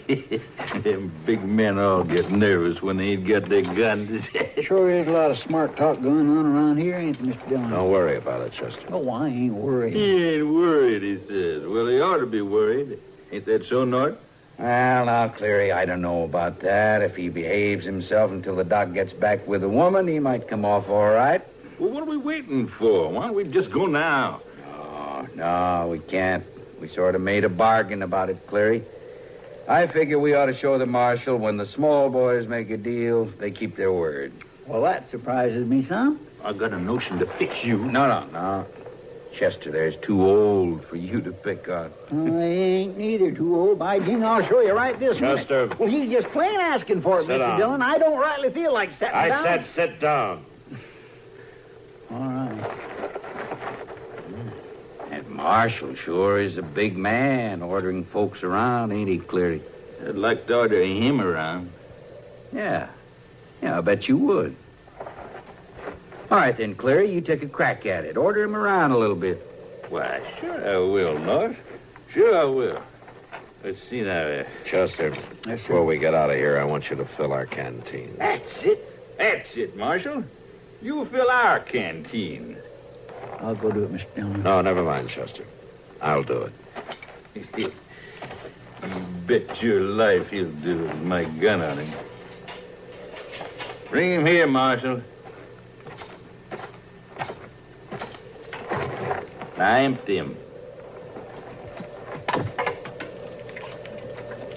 All right, now, go fill him. Nice and cold now. Some folks just plain gotta be a smart aleck. You shut up there or I'll crack your head with this gun. I'll leave him be, Clary. We ain't never had to pick on puny fellas like him. Sure not. Just a big one. Well, I'm plenty big for the likes of you. I ain't gonna hear much more talk. Ain't gonna be no more talk. Never mind, Chester. But, Mr. Dillon... I said never mind. Well, that's right smart of you, Marshal. Now go put them canteens back on our saddles.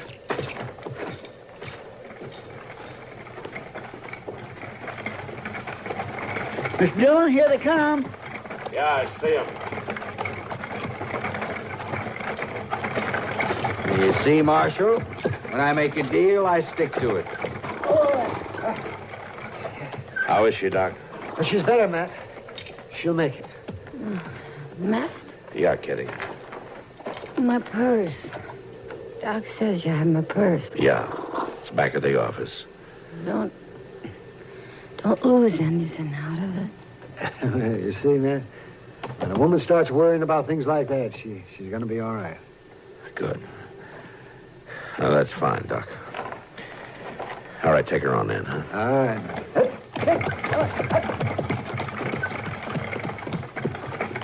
I guess we'll be on our way, too, Marshal.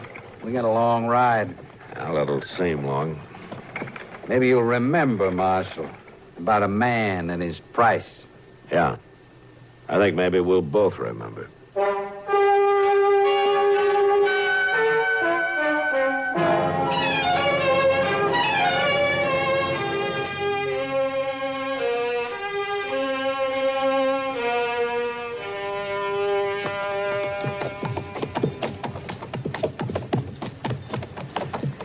Mr. Dillon?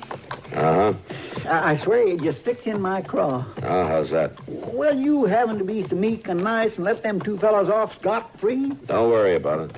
I ain't exactly worrying about it. I'd do anything to make sure Miss Kitty was all right. Uh-huh. But seeing them ride off bold as brass and seeing you even have to fill their canteens for them, well, it just don't set right, Mr. Dillon. Well, it's not going to set right with them either, Chester. How's that? You know why old man Craig left this place? Well, sure I don't. Because that pond is full of bad water. His stock kept dying off on him. Mr. Dillon, you mean... Yeah, it's a hot day, Chester. Swilling that water all day, they'll either be dead or sick enough to come along peaceable. We'll wait a day and then ride out and pick them up. Okay. Okay, Mr. Dillon.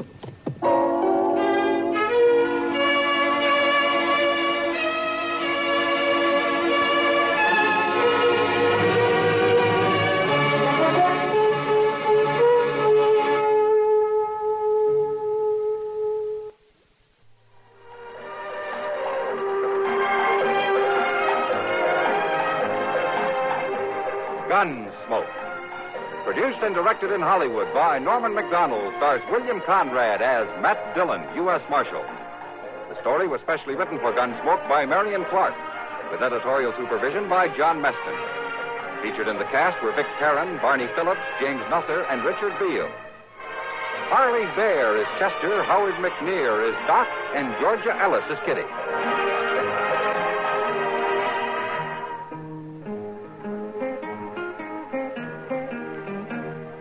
This is George Walsh inviting you to join us again next week when CBS Radio presents another story on Gunsmoke.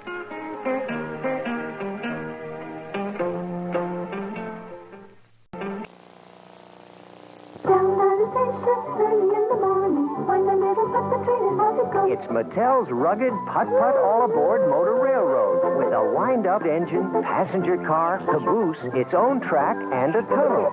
And a fun way for you to put putt-putt people on board. With a putt-putt people loader.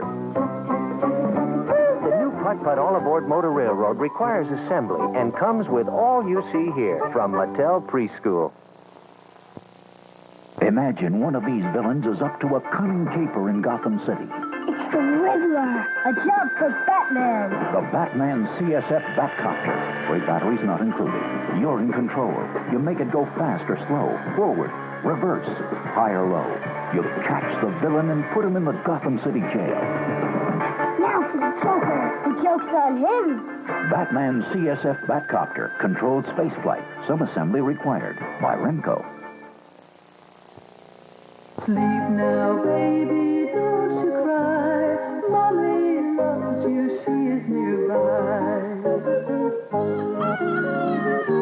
Baby needs you. If baby needs you, pick her up, she laughs. Lay her down, she sleeps. Battery not included. But when her eyes open, she'll cry again until you pick her up. Baby needs you, complete with sleeping robe. It's by Mego. Race it, ride it, Big wheels are a-rolling with big fat wheels in back.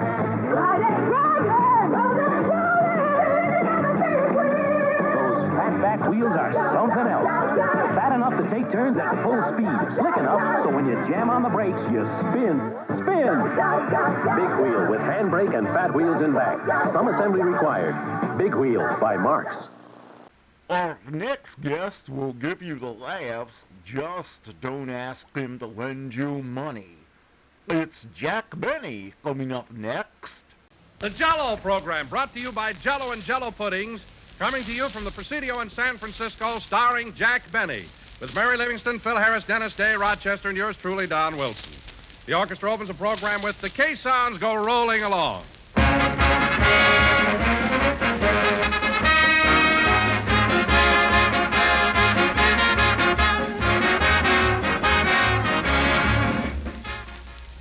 Never in all the 40 years or more that folks have been buying Jell-O has Jell-O tasted more delicious.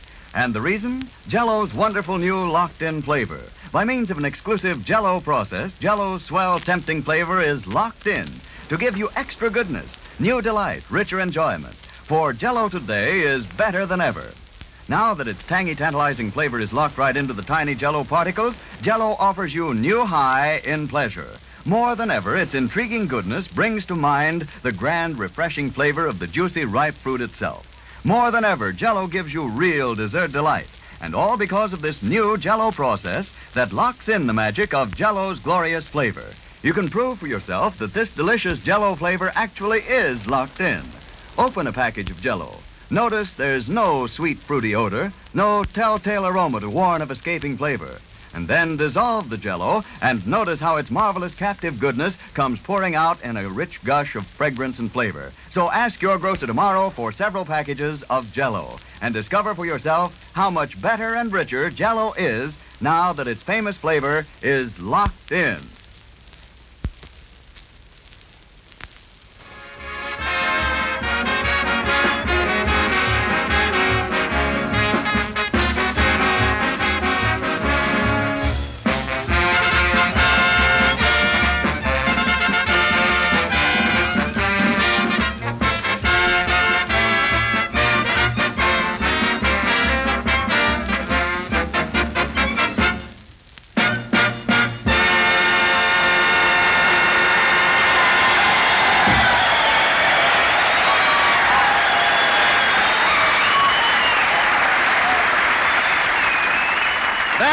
The caissons go rolling along, played by the orchestra. And now, ladies and gentlemen, inasmuch as we are broadcasting from the U.S. Army post at the Presidio in San Francisco, and this being the birthday of George Washington, it is only fitting that we bring you a man who fought heroically for that great general at Valley Forge, Jack Benny.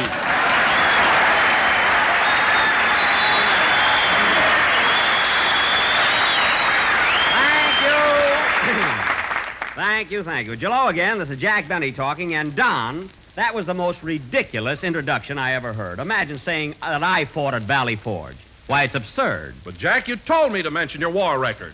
I meant the World War. The Battle of Valley Forge took place over 160 years ago. My goodness, that would make me older than Fred Allen. Much. Now, wait a minute, Jack. Fred Allen is younger than you are, and you know it. What did you say, big boy? What did you say? I said Fred Allen is younger than you are. That's a military secret, and I'm going to tell the colonel on you. You heard him, fellas. Allen younger than me. I'd like to have muscles as hard as his arteries.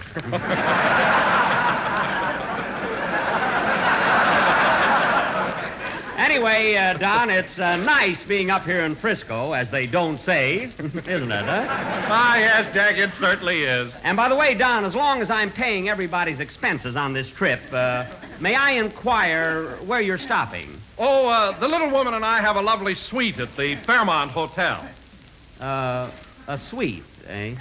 That's several rooms, isn't it? Huh? Yes. You see, Jack, I'm a pretty big man, and when I take my belt off at night, I spread out. I don't care if you overflow like a volcano, get into one room. You don't need a suite. But, Jack, Peggy and I have a lot of friends here in town, and we wanted a place where we could serve tea in the afternoon. Oh, tea, eh? Well, from now on, brother, your friends can lip their Liptons in the lobby. Get into one room. Huh? All I say is what's good enough for me is good enough for my cast. Well, perhaps you're right. By the way, Jack, where are you stopping? Who, me? Oh, Dennis and I have a beautiful room at Ye Ocean Spray Auto Court. Over in Alameda. It's a lovely place. It's run by a retired ferry boat captain. Well! In fact, that's what it is, an old ferry boat. We're living in what was formerly the poop deck. Of course, it's been redecorated, you know. Well, that sounds quite novel. Have you a private bath? What was that, Don? I said, have you a private bath? Well, there's a bolt on the door, if that's what you mean.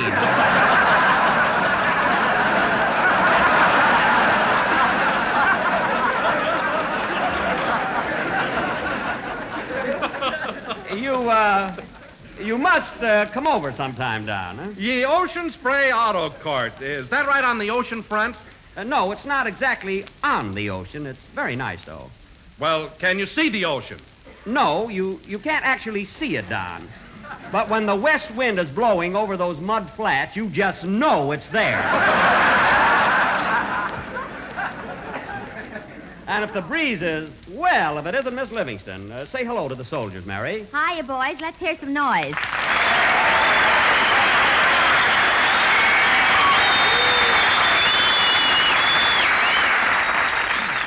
You asked for it, and you got it. I can't understand it, Mary, but every time we entertain the soldiers, you get a much bigger reception than I do. Why is that? I guess my legs are prettier than yours, huh, cutie? Oh, I don't know about that, young lady. Now, I'll leave it to any... Oh, roll down your pants. Who cares? Well, you started it. By the way, Mary, as long as you're here, I want to settle something right now in front of Don Wilson and all the fellas here. Who is older, Fred Allen or me? I don't see any insurance men chasing either one of you. I can still get fire and theft, Smarty.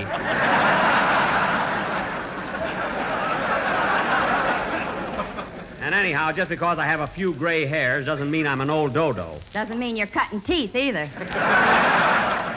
Well, I'm glad you mentioned that, Mary, because it so happens that I have a brand new tooth coming in. So there. Where's it coming in from? Sears and Roebuck? No, it's not coming in from Sears and Roebuck. They don't even handle them. Oh, you checked on it, eh? Now, let me tell you something else. The next one that mentions Fred Allen has to pay his own expenses in San Francisco. By the way, Mary, where are you stopping? Oh, I have a lovely suite at the Sir Francis Drake. Listen, Mary, you could very well have taken one room instead of two. I've got 3. Yikes! What do you need 3 rooms for? Well, I've got a lot of friends in town, and I have to have a place where I can serve tea in the afternoon. Tea. Everybody giving tea parties. Funny thing, I'm never invited. But, Jack, how could we reach you? Yeah, you haven't even got a telephone on that broken-down ferry boat. You could wigwag, sister.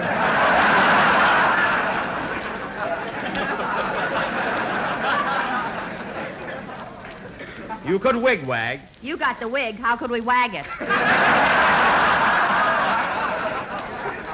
I mean with flags. You may laugh at ye Ocean Spray Auto Court, Mary, but it's lovely there, isn't it, Dennis? I said it's lovely there, isn't it, Dennis? Do you mind if I take a bow first, Mr. Benny? No, go right ahead.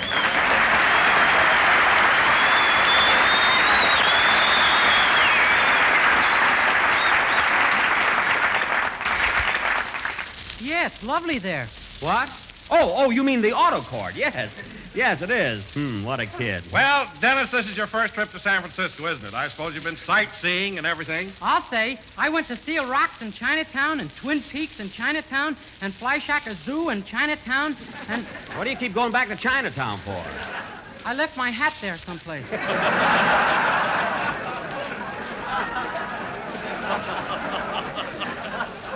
Oh. Well, I hope you find it. Me too. Am I sick of chop suey? Dennis, you don't have to eat every time you go there. What else did you do, Dennis? Well, now, let's see. Oh, yes, last night I went over to Treasure Island to see the World's Fair.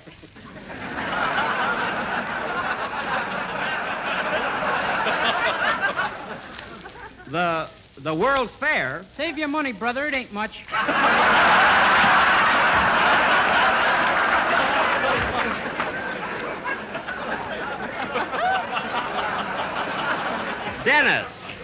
Dennis, there isn't any World's Fair. It's been closed for 2 years. Gee, I could swear I saw a fan dancer. A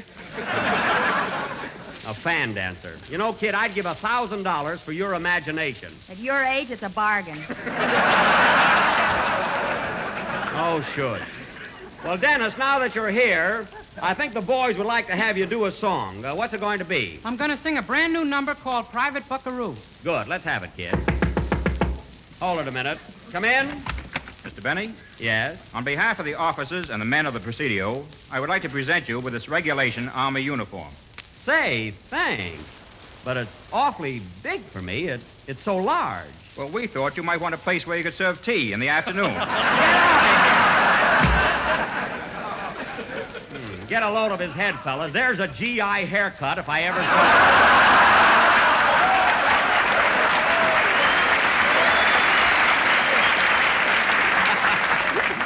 GI means government issue, folks. Sing, Dennis.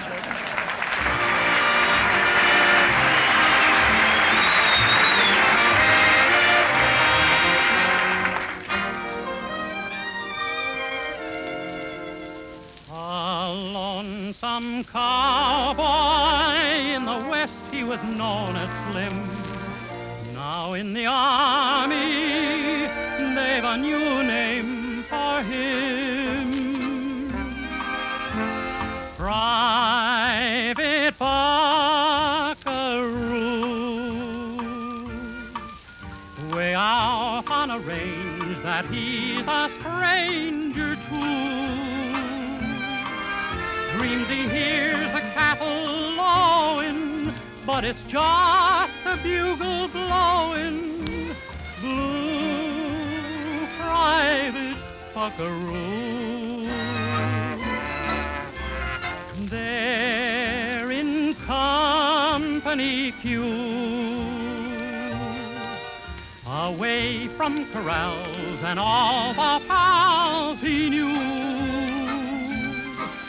Won't be having any hand in this year's roping, this year's branding. Blue Private Buckaroo. Each night beneath the evening star, he strums on his old guitar till it's bid along. Buckaroo, you're in the Army. Private Buckaroo.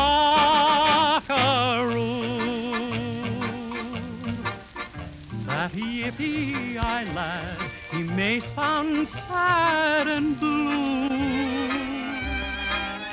but there's nothing he's afraid of. Got the stuff a cowboy's made of. True blue Private Buckaroo. So saddle up, lad, there's a roundup over there. Get your lariat ready. You've some two-legged doggies to snare. And we'll keep the campfires burning till the day that you're returning. True blue Private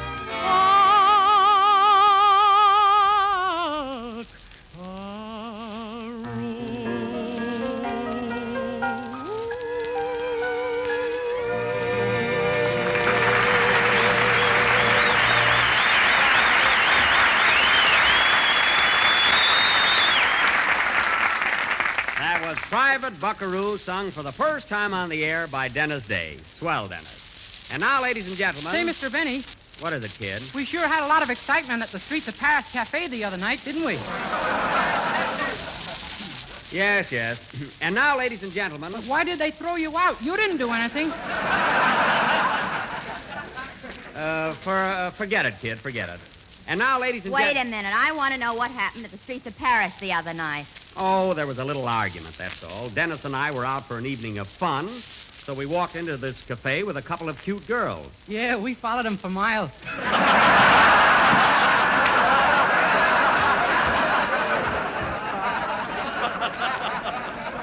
We caught up with them at the bottom of the steps. Well, anyway, we all went inside, and Dennis asked for a glass of milk, and I ordered a lemon phosphate. At the Streets of Paris? They sent out for us. Anyway, as we were sitting there with the girls, chatting and laughing, a couple of great big guys walked over to us, and one of them said, what are you two punks doing with our girls? So Dennis jumped up and said, you want to make something out of it? Yeah. You little rascal. And the next thing I knew, I was laying out on Mason Street. It could happen to anybody. Say, whatever became of you that night, Dennis? Oh, the boys got a girl for me, and we all went out. Oh, good. Oh, hello, Phil. Hiya, Jackson. Hello, fellas. Were you worried about me?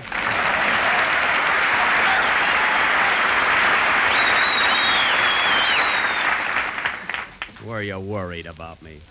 There's the only marcelled ham I ever saw.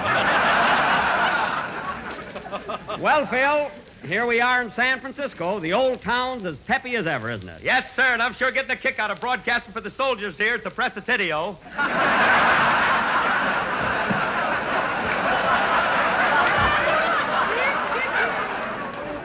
That's Presidio. Presidio. All right, how far did I miss it? That's right. For you, that's a bullseye. By the way, Phil, I'm doing a little checking up around here. Where are you stopping in town? Well, I got a suite over at the Palace Hotel. You got a what? Well, here we go again. You can sing that, sister. Listen, Harris, what's the idea of getting a suite? Well, I got a lot of friends in town, and I need a place where I can... I know. A place where you can serve tea. Tea? What's that?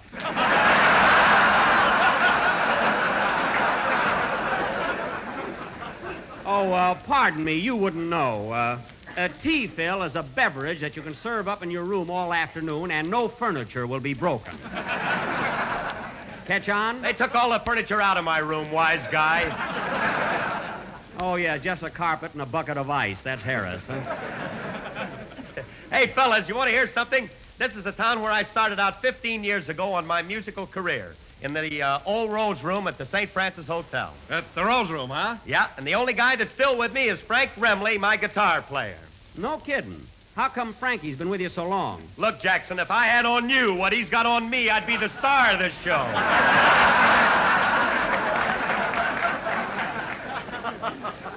Oh, I always thought that guitar had a dictaphone in it.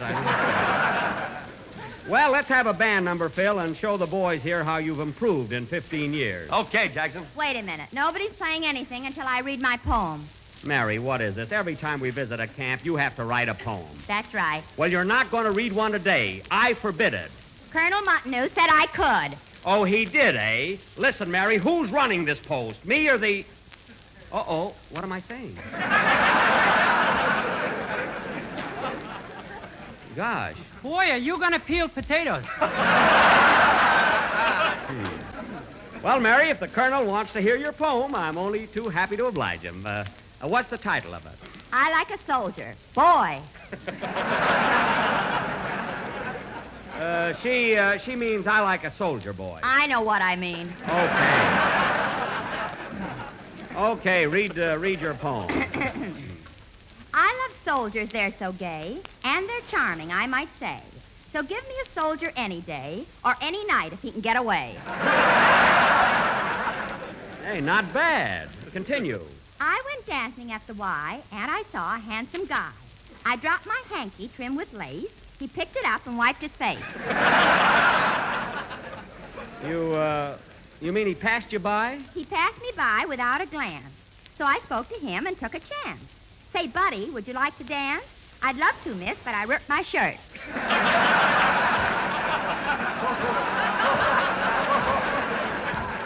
But you ripped it? Yes. Mary, that doesn't rhyme. It rhymed at rehearsal. Oh, yes.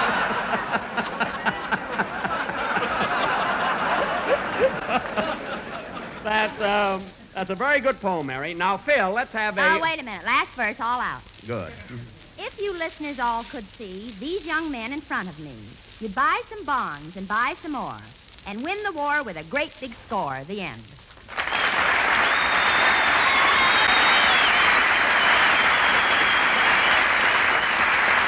Well,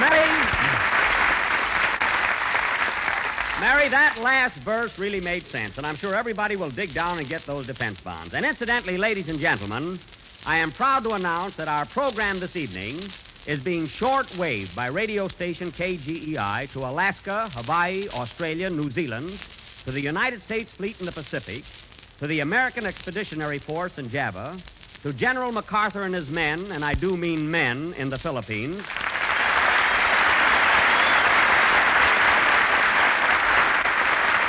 and also to the American volunteer flyers guarding the Burma Road. So go ahead with your number, Phil, and I don't have to tell you to play loud. You will anyway.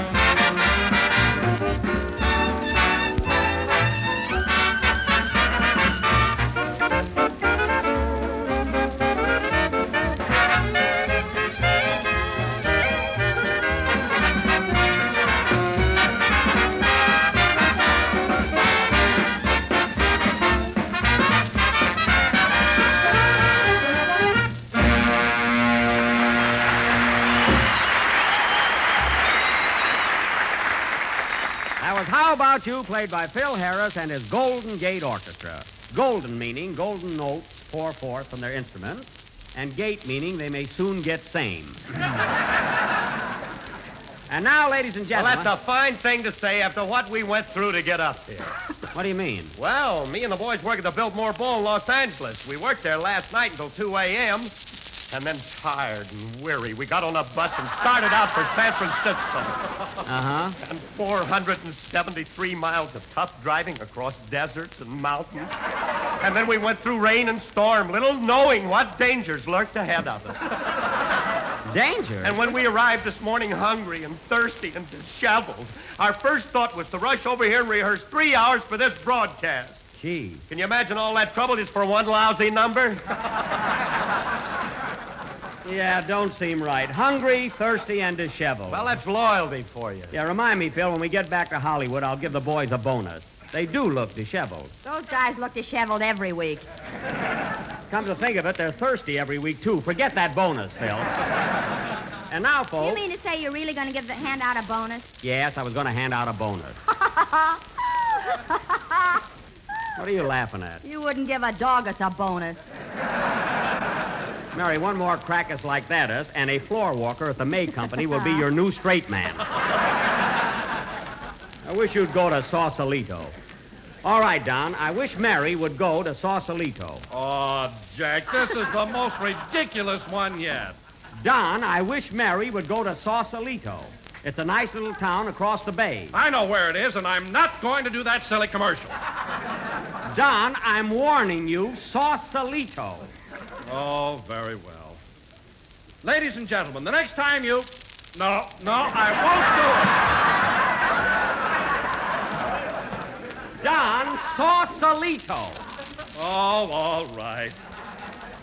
Ladies and gentlemen, the next time you go to your neighborhood grocer, why don't you ask him for a package of Jell-O? Jell-O is economical. In fact, your never sauce-a marvelous value for Sausalita sum of money. There you are. Now get this clever switch, folks. Don, if Mary doesn't feel like going to Sausalito, she can go to Berkeley. This I won't do. Don, Mary can go to Berkeley. You can go to... Don! Berkeley. Now go ahead. Oh, I'm hooked, I guess. Try Jell-O, folks. You will enjoy every one of those delicious flavors. Straw Berkeley, Raz Berkeley, cherry, orange, lemon, and lime Berkeley. Lime Berkeley, you ruined it. You ruined the cleverest commercial I ever wrote. I can't understand it. I can't understand it. You can't understand what? All these men under arms, and you haven't been shot yet. What are you talking about? It was a brilliant piece of writing, wasn't it, Phil? Well, to tell you the truth, Jackson, I thought it was pretty corny. Oh, you did, eh? What'd you think of it, Dennis? Well, personally, I thought it was very. Very what? You'll slug me. I will not. Hey, maybe you fellas didn't get the gag. Now, look. Sausalito is a pun for such a little. So naturally, when Don said that... Wait a minute, I'll take it. Hello? Hello, Mr. Benny. This is Rochester.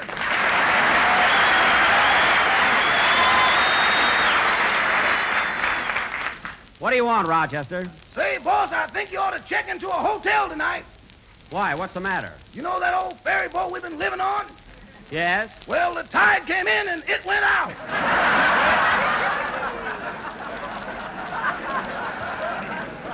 What? Why, that's impossible. That boat was on dry land. It had roses growing around the door. The barracudas nibbled on them now. Well, I guess there's nothing we can do about it. I'll tell you what, Rochester. Bring my trunk and suitcases over here, and I'll go to a hotel tonight. Uh-oh.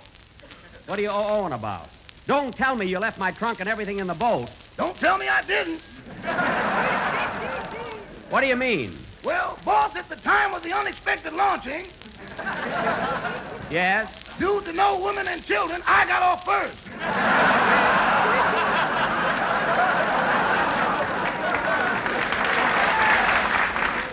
Imagine leaving my trunk and all my stuff on the boat. I'll bet you even left my washing hanging up on the mast. Yeah, you ought to see it, boss. The sun shining through your shorts is a vision of sheer beauty.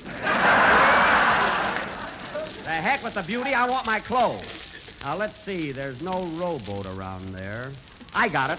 Rochester, can you swim? What's that, boss? I said, can you swim? No, sir. You can, too. Not with a trunk on my back. I can read your mind.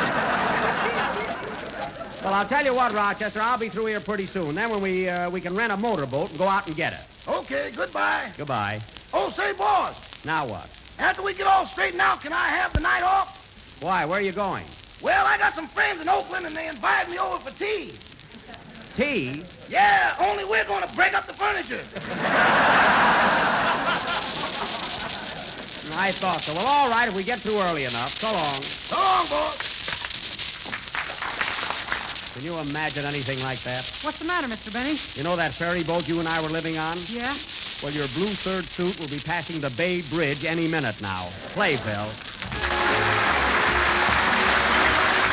And now for a new Jell-O dessert that's really swell. Something different and something mighty delicious, too. It's a tempting new treat called Cherry Cubes with pineapple, a brilliant combination of golden canned pineapple and rich crimson Jell-O cherry Jell-O. Here's a clever Jell-O receipt that is simply unrivaled for lovely shimmering color and delightful flavor. Yet it's one of the easiest desserts you ever made. All you have to do is dissolve a package of Jell-O imitation flavor in 1 pint of hot water and hot pineapple juice. Turn into a loaf pan and chill until firm. Then cut into cubes and pile in sherbet glasses along with 3 slices of canned pineapple diced.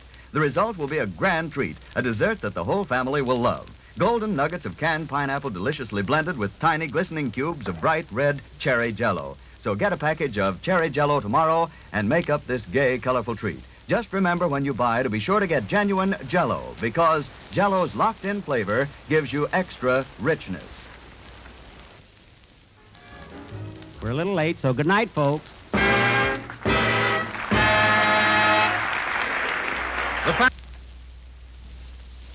Friends, every time you order Jell-O from your grocer, ask him for Jell-O puddings in all 3 flavors, chocolate, vanilla, and butterscotch. There's Jell-O vanilla pudding, gloriously creamy and full of rich, homemade flavor that makes every spoonful a mellow delight. This program came to you from Hollywood. This is the National Broadcasting Company. KFI Los Angeles. Use Seal Coat Liquid Nail Protector. Seal Coat protects nails and aid to longer nails. Seal Coat protects polish from chips and mars. Seal Coat adds luster to polish, 25 cents. Seal Coat your nails today and every day. So Baby does what? Let's show her. Baby this and that, baby this and that. She does a lot of this and she does a lot of that. Squeeze a little toe and she'll do this and that. Where are the batteries? She doesn't need any. Squeeze a little toe and she'll do this and that.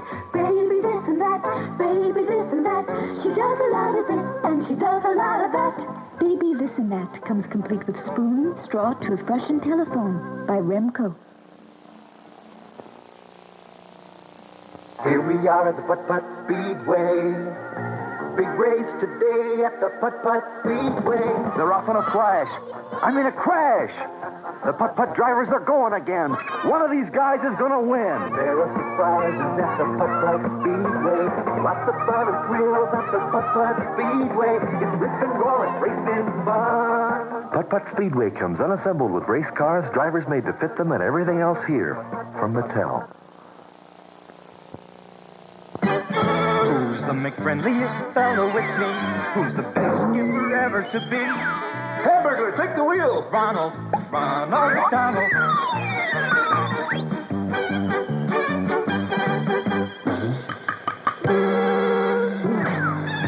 Now they take off for the land. To McDonald's where eating is grand. On hamburgers and shakes and fries, filet of fish and apple pies with Ronald McDonald. The first time I played Triple Up, I thought it was a cinch. All you need to win is 3 balls in a row. If your opponent doesn't beat you to it. I had a lot to learn. But now, I have complete mastery of the game's skill and strategy. I'm using my opponent's white ball to set up 2 ways to win. See, I'm thinking 2 moves ahead. But my opponent was thinking 3 moves ahead. I still got a lot to learn. Triple Up from Ideal. It's a lot tougher than it looks. That's my trick-free creature. You put it together just like this. Wow, it's moving. One sea creature in specially marked boxes of tricks. Baking powder not included. Hot-diggity tricks. Hey, who's dog? She wants juice, toast, milk, and tricks. Yum, tricks in raspberry red, lamb and yellow, orange. Woo! It's the rabbit. Silly rabbit. Tricks are for kids. Getting tricks is rough. Rough. One of the all-time great directors, Cecil B. DeMille, hosts Lux Radio Theater. Up next. Lux presents Hollywood.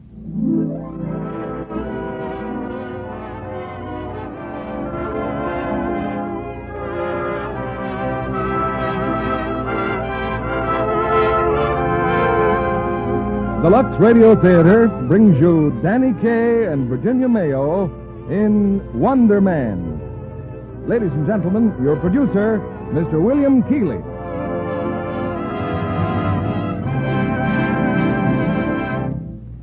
Greetings from Hollywood, ladies and gentlemen.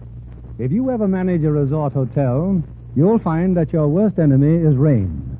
Those dismal indoor days that start your guests departing for the city. A certain hotel in the Catskills hired an inventive gentleman who solved that problem by donning funny-looking hats, clowning through the halls, and throwing himself, if necessary, fully clothed into the fish pond for the entertainment of discouraged guests. From that beginning, Danny Kaye has soared to a phenomenal success on stage and radio, and co-starred in 2 screen hits with his leading lady of tonight, Virginia Mayo. They appear in their original screen roles in Samuel Goldwyn's Wonder Man, released by RKO. To give you as much of Danny Kaye as possible, we divide him in 2 and present him in our play as twins, identical in looks, but very opposite in temperament. For things that look alike may prove quite different in performance. One of our friendly listeners in Georgia writes me, I am a teacher of first grade at school, and every day before lunch we have washing time. One morning I brought 2 standard-sized cakes of soap, one for the boys and one for the girls. When I gave it to the children, I told them I had 2 kinds, Lux and another, and the girls could have first choice. Without hesitation, every girl said Lux. So you see, our Georgia peaches, even as early as the first grade, learn what's good for their complexions. Thanks to Miss Harvard of Unadilla, Georgia, and congratulations to her well-trained and discerning pupils. It's time for our curtain and Act 1 of Wonder Man, starring Danny Kaye as Edwin Dingle and his brother Buster, and Virginia Mayo as Ellen. Oh, what a tangled web we weave when first we practice to deceive. Sir Walter Scott's Marmion in Canto 6, stanza 17. How aptly do these words describe the events I'm about to relate, although on second thought, perhaps Marcus Aurelius Antonius sums it up even better in his celebrated Meditations. You will recall his admonition, get used to thinking there is nothing nature loves so well as to change our existing forms and make new ones like them. He goes on to declare, time is... Mr. Dingle? Yes? This is the Lux Radio Theater. We present plays here. I beg your pardon? Could you get to the point a little faster? The point? Who you are, how all this began, a sort of setting of the scene. Oh, yes. Thank you, Mr. Dingle. My name is Edwin Dingle. It is my wont to spend time in the Higbee Memorial Research Library gathering material for my forthcoming publication. Oh, that I had devoted a few moments to the world around me, too. How much better prepared I would have been for what occurred.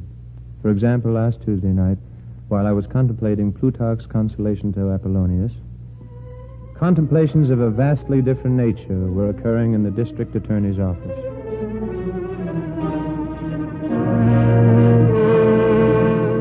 There's no doubt about it, Grosset. 10 Grand Jackson murdered Choo-Choo Laverne. Yes, boss, but what can we do about it? Finally get the goods on that gangster, and what happens? They let him out on bail. But the trial comes up soon. All we got to do is put Buzzy Ballou on the witness stand. Ballou witnessed the murder, didn't he? Yes, but I'm worried. Ballou puts on his act every night at the Pelican Club. 10 Grand Jackson knows that. Well, I've tried to get that crazy comic to accept police protection, but you know how he is. You can't get Ballou to worry about anything, including his life.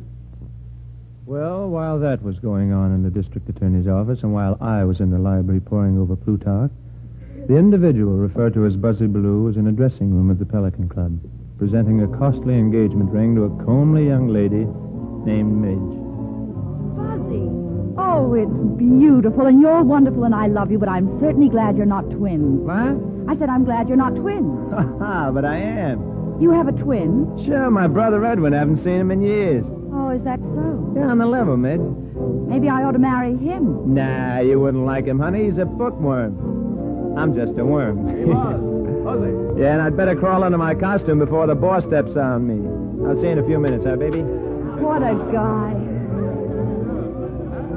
Hiya, boss man. Cut out the clown and get into your costume. Hello, Monty. Oh, hello, Midge. Monty, look, after all these years. Ring. And we're getting married tomorrow. Well, I guess the man means business this time. Well, from the size of the diamond, that's either love or his horse came in. He hasn't had a winner in a month. You got one tonight, honey. Thanks, Monty. Well, I suppose you're going to say you'll always be a sister to me. Monty. Skip it. I'll tell you one thing, though. If he ever tries to take me back to Reno, I'll be waiting. I know you will. Monty, I'm worried. Did you see the papers? They've released 10 Grand Jackson on bail. Yeah. And I don't care what Buzzy says. I'm calling the cops. Whether he wants it or not, he's going to have protection. Oh, thanks, Monty. Thanks. Come in, Monty, old fella. Come in. Oh, this here's the florist, Mr. Baloo. Who? I got 2 dozen lilies for you. Oh, you got the wrong room, Jack. I don't need any lilies. You will in a minute. 10 grand don't like you, Mr. Baloo. Did you say 10 grand? Yeah. Oh, this is going to hurt me as much as it's going to hurt you.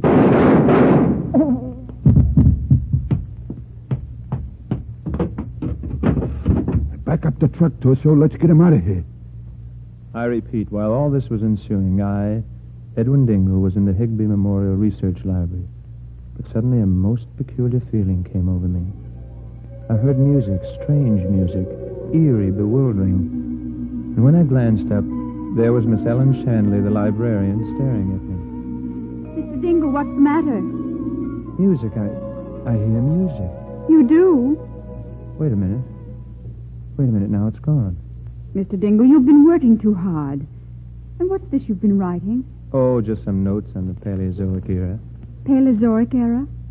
But, Mr. Dingle, Yes? look what you've written. Is this a code or something? Buzzy. Buzzy, buzzy, buzzy. You've written nothing but buzzies all over the paper. How odd. You hear music, you write buzzy. Oh, and I have difficulty with my breathing, too. I feel cold and a little moldy. You'd better go home and take your temperature. Don't worry about me, Miss Shanley. It's probably nothing but my acrophobia. Acrophobia? Oh, yes. Worst case in the history of psychiatry. You're leaving now? I think I'd better. But you'll be back tomorrow. Oh, by all means, Miss Shanley. I love the smell of leather bindings. Miss Shanley, I've been wondering if you'd have dinner with me. Oh, I'd love to. You would? Oh, yes. Good. Sometime around the 1st of next month. Oh. It's a financial problem. Something to do with my allowance. Oh, well, you could have dinner with me tonight.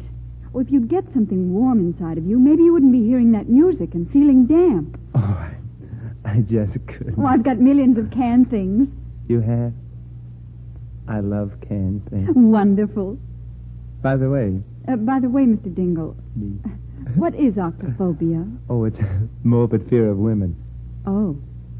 Well, is there any cure for it? Oh, yes, decidedly. Decidedly. Well, if you don't mind waiting, I'll be ready in a minute, and then we can go to my place together. Oh, decidedly, Miss Shanley. Decidedly.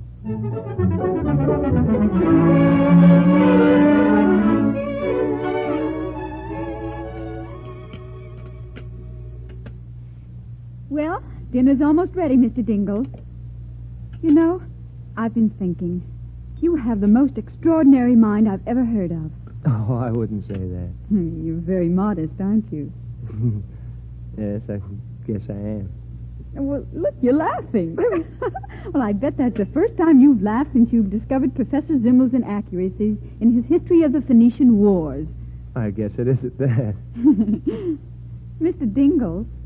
I'd be happier if you called me Edwin. Well, Edwin, then. Edwin, do you always wear your hair parted in the middle? I think so. Why? I never saw anybody who looked good with their hair that way, except maybe Hedy Lamarr. You know, it's a funny thing. My brother used to wear his hair parted in the middle. Yeah? And when he changed the way he combed his hair, it changed his whole life. It did? Yes. Yes, he ran away from home and went on the stage. I hadn't seen him in years. We're monozygotic twins, you know. For heaven's sakes, what are those? Oh, nothing to be alarmed about. Super identical, that's all. It's a very rare biological phenomenon. Well, I hope your brother's as nice as you are. Thank you, Miss Hanley. Dear, What's the matter? Something I wrong? forgot the potato salad. Oh. Oh, how can we eat frankfurters without potato salad? Well, I could run down to the delicatessen. It's just around. Oh, would you mind? There's one just around the corner. Schmidt's Delicatessen. Oh, all right. I'll hurry, Miss Shanley. I'll be right back. Oh, thank you, Edwin. Be careful. Oh, don't worry about me. Oh. A pint? Oh, yes, that'll be fine. Oh, fine. A pint of potato salad. Schmidt's Delicatessen. Can't eat frankfurters without potato salad. Schmidt's Delicatessen. Again, that peculiar music was teeming through my brain, and that name, Buzzy, and now another name. Prospect Park. Buzzy, Prospect Park. Buzzy, Prospect Park. I proceeded toward Schmidt's Delicatessen, little knowing my feet were leading me into a skein of incredible events. Hey, all right. What is it? What do you want? Oh, good evening, Mr. Schmidt. Miss Shanley sent me. She wants a pint of... Oh, that music. Prospect Park. Huh? What? Mister, look. Prospect Park is in Brooklyn. We never carry Prospect Park. Maybe instead you take upon the Bronx Zoo? No. No? No. I pay my taxes. I don't order the milk. I vote the straight Democratic Party, and you come in and find a pint of Prospect Park. Oh, I've got to go. Prospect Park. Buzzy, he keeps calling me. I've got to get to the Buzzy Park. I've got to get the bus to the Buzzy Park.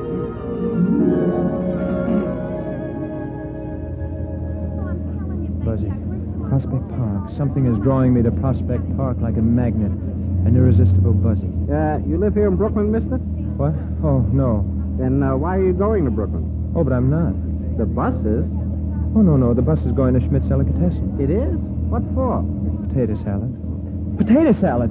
Ellen, she's waiting for me. Driver, stop the bus. Yeah, what's the matter? Oh, I don't want to go to Brooklyn, driver. Well, none of us want to, Bud, but we all gotta go sooner or later. No, stop the bus. I demand you let me out. Okay, Jack, this is out. Where am I? Prospect Park. See you again sometime.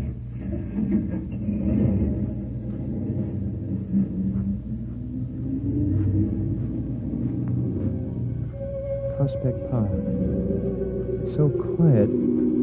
There's a bench there next to the lake. Maybe if I sit down and rest. Yes. Sit down and rest. Edwin! I've been waiting for you.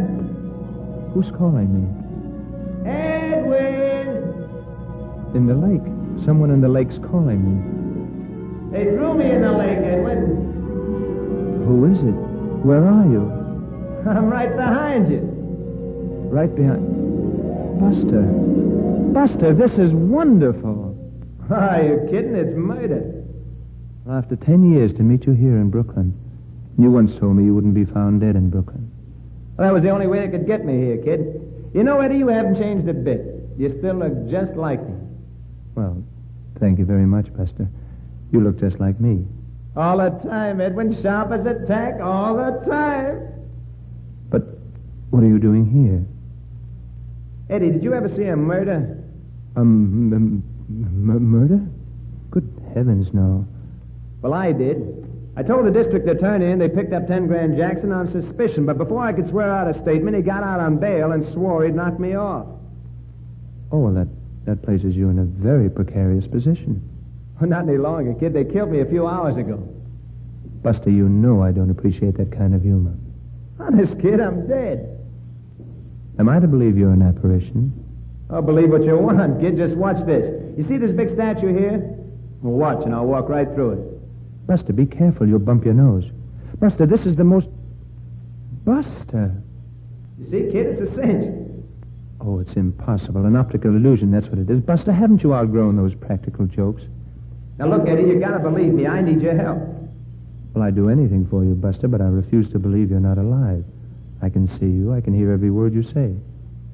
Well, look, I can't explain it, Eddie. Maybe it's because we're super identical twins. I don't know. All I know is that you can see and hear me, but nobody else can. Oh, this is most awkward. I knew you'd come to no good when you left home, Buster Dingle.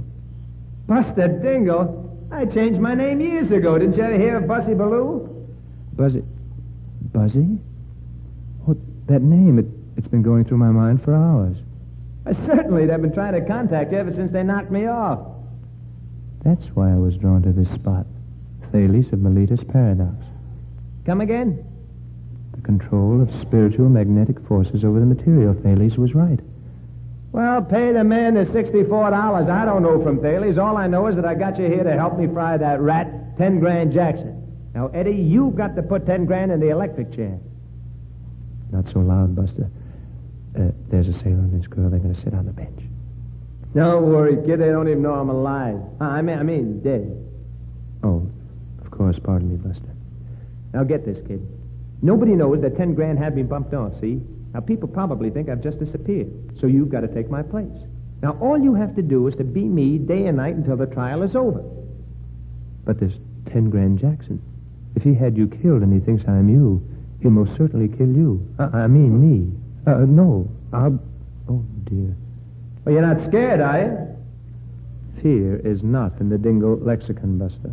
Well, then what are you worried about? I can handle everything. No telling what I can do once I really learn the ropes. Didn't I bring you here when you want a potato salad? Potato salad. Potato salad? Oh, I have to go, Buster. Take it easy, kid. Look, they're staring at you, the sailor and his girl. Oh, good evening. Hey, Harry, let's get out of here. That fella, he's talking to himself. Yeah, Brooklyn's full up. They don't see you. They don't hear you. Then you are dead, Buster. Well, now, what's this? What I don't understand is... Buster, what are you doing? Now, stop it, Harry. What's the matter? I said stop it. Hey, what's the idea of hitting me? I didn't do nothing. Oh, no, not much. Okay, I'm going. Go on, go. I'll wait in the car. If you ain't there in 5 minutes, I'm going. Hiya, babe. You read any good books lately? Don't be vulgar. Vulgar? He got fresh with me, so I slapped him. I'm sorry, miss. I wasn't talking to you. Oh, what a setup when I think of all the time I wasted living. Please be serious. Did you say you sing and dance in a nightclub? Well, I work in a bakery, but a lot of people take me for Lana Turner. You can fool me, honey. Please stop that. How am I ever going to take your place? Take my place? In the bakery? Will you kindly stay out of this conversation? Why, you talk to me first, you masher. Oh, no. Now, look, you started all this. You made me come here. Now you want to have fun with me. Fun? Well, of all the...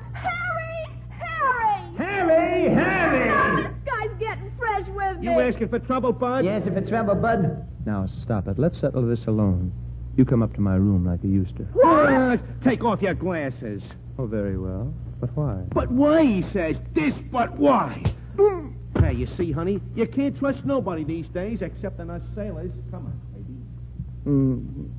Oh, I have a vague feeling this is not going to work out, Buster. Oh, come on now, kid. I'll take care of you if you get in any real trouble. Why, in my new setup, all I probably have to do is to go... and I'll be able to make people disappear, stop bullets, all kinds of stuff. Now, you get right down to the Pelican Club and start taking my place. But, Buster, it's futile. I haven't the slightest knowledge of how to execute a song or a dance. Well, stop worrying, will you? I got a gimmick. What's a gimmick? Well, it's a cinch. Anytime you need me, you'll hear the music. You remember the music? Oh, yes, distinctly. Okay, when you hear the music, I'll step inside of you and use your body. Whenever I hear the music, you'll step inside of me and use my body? What do you mean you'll use my body? I'll give you a demonstration, kid, like this, see? Oh, no, Buster. Oh, what are you do? Buster, get out of me, Buster. I must talk to you immediately, Buster. Stop. Will you get out of me? Buster, please, you can't do this to me. I warn you, this masquerade will be palpably inadequate. Palpably inadequate. Palpably inadequate. Palpably inadequate. Oh, now stop making me sing, Buster. I have no desire. Oh, you should be ashamed of yourself, Buster. Well, I gotta go now, Eddie, and so do you. Pelican Club. So long, kid. Buster, come back here. Roll him in the aisles, Eddie boy. Buster. Buster!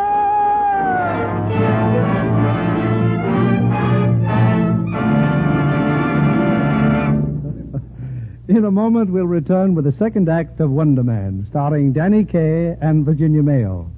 Meanwhile, here's our Hollywood reporter, Libby Collins. What's the special news tonight, Libby? Well, I've just seen a picture, Mr. Keeley, that you might call extra special.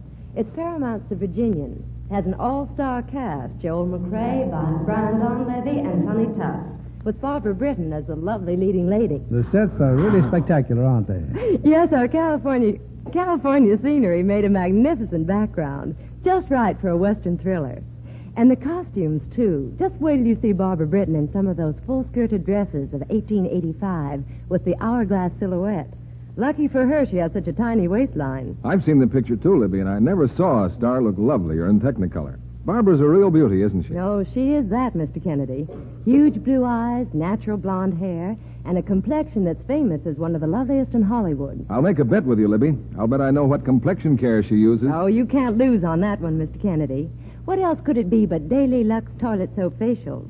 And I can tell you that soft, luminous skin of hers is a wonderful tribute to gentle Lux soap care. I think our feminine audience might be interested to know how easy it is to give their skin the same care 9 out of 10 screen stars depend on. Here's exactly how Barbara Britton takes her active lather facials. She covers her face with lots of the creamy Lux soap lather and works it well in. Then she rinses, first with warm water and then cold, and pats her skin dry with a soft towel. Quick and easy, but it certainly does the trick, Barbara says. These beauty facials really do make skin lovelier. Recent tests by skin specialists proved it. Actually, 3 out of 4 complexions became softer, smoother, with daily Lux soap care. Now, here's a tip for women everywhere. Why not try Hollywood's own beauty soap? Begin your active lather facials tomorrow. See if you're not delighted with Lux Toilet Soap's creamy, beautifying lather and the fresh new loveliness it gives your skin. Our curtain rises on Act 2 of Wonder Man, starring Danny Kaye and Virginia Mayo. And here's your producer, Mr. William Keeley. Now, let's see, where were we? Oh, yes, Prospect Park, Brooklyn, where Edwin Dingle, seeking a pint of potato salad, encountered instead the highly animated ghost of his brother, Buzzy Ballou. In this I beg your pardon, were you a witness to these events? Why, no, of course not, Mr. Dingle. I was only trying... Please, you worry about Lux. I'll worry about what happened next. Well, this is highly irregular, Mr. Dingle. So were my experiences. I, Edwin Dingle, had to go to a cabaret and pose as my brother. Why was this masquerade necessary? Because I was the only one who knew that Buster had been murdered. Only by artfully concealing this knowledge could the cause of justice triumph. Full of misgivings, I entered the stage door of the Pelican Club. Hey, Marty! He just came in. Who just came in? Why, Buzzy Ballou, look at him. Careful, boss. I bet he's pulling some new kind of gag. All right, Buzzy, I see you. Good evening. And who do you think you're fooling with those cheaters? I'll thank you to return those cheaters. All right. But eyeglasses won't help you. Midge will slug you with them on or off. Midge? Midge who? Why don't you stop? Hey, where have you been? She's been crying her eyes out. Is that the way to treat your future wife? Wife? Oh, wife. Oh, yes. Well, you see, Listen, Buzzy, are you going to marry her tomorrow or not? Tomorrow? Yes. Oh, yes. Yes, of course. Certainly. Okay.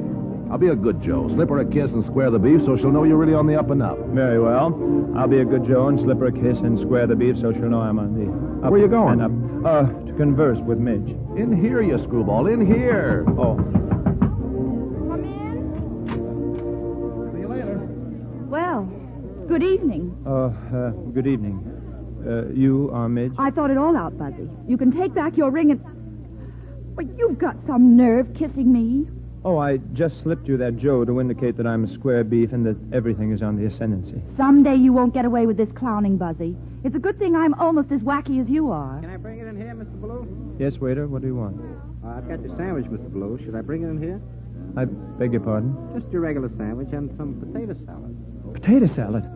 Oh, she's waiting for me. Excuse me, there's an urgent matter I must tend to immediately. Buzzy! Telephone, I must get to a telephone. I must get And that's the guy I'm going to marry tomorrow. Oh, I'm sorry, Ellen, but numerous complications have arisen, all you and had to do was to go to Schmidt's delicatessen. But I know, Ellen, I know. I'll explain it to you later. I've been waiting for hours. You might have phoned before this. Oh, but I couldn't, honestly. I hear music. You're in a nightclub. Oh, but you don't understand. I'm well, not. I hope you and your girlfriend have a lovely time. And from Oh, now but- on, I'd be much obliged if you did your studying in another library. But Goodbye. Ellen, hello. Hello. Oh, dear.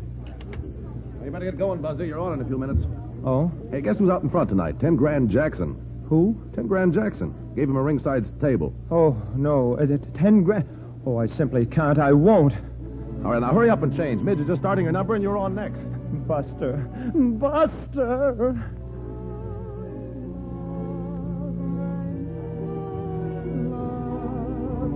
Part of my heart said no, no, no. The other part said let go. It was All alone tonight, Mr. Jackson? That's right, all alone. I hope your drink is satisfactory. Everything's fine. Just beat it. Yes, sir. Hiya, boss. Me and Torso here. We come for a dough. Thought I said to see me in my office. We got a blow. We're getting out of town. Sure you took care of Balloon? We took the package to Prospect Park. It's at the bottom of the lake. Okay. You think it's a good idea you coming here tonight? Oh, I'm just curious who Monty's going to put in his place. I'm going to miss Buzzy. He was a great little performer. part of my heart that said no, no.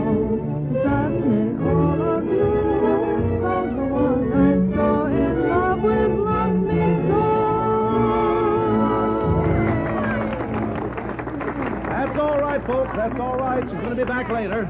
Right now, here's a man who follows Midge in more ways than one.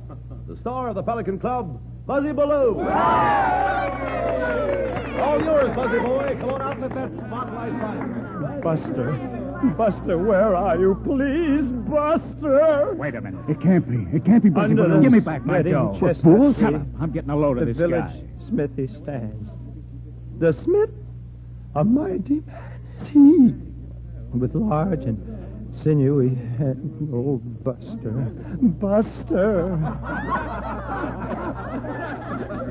Ladies and gentlemen, I think that perhaps some explanation is due. You see, I'm not. That is, when I'm unfortunately. I can't. I simply can't. Oh, the music. There it is, the music. Oh, Buster, am I glad to see you. Where in the world have you been? I thought you'd never get here. Hey, you're the biggest hunk of no talent I've ever seen. You better let me get inside of you before you ruin my reputation. Oh, Buster. Okay, let's go now. You know, folks, it's like the little Eskimo girl said. It takes me a little while to get warmed up. Now, what do you say we start things jumping with a little number, huh? You know, kind of get things cooking? How about the Bolly Boogie? You think you'd like that, huh? Oh, you lucky people. Oh, Buzzy boy, you're dynamite. I gotta get more dough.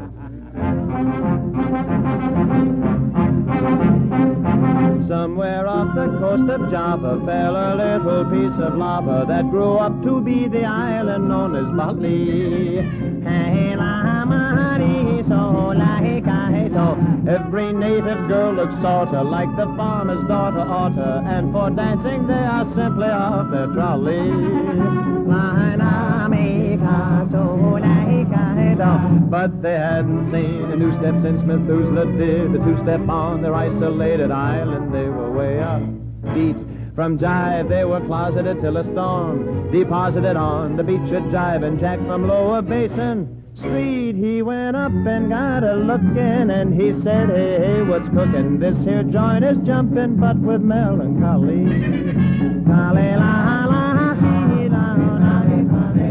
So he took their native movements, added in the groove improvements, and here's the way it's played on the Bolly Hit Parade.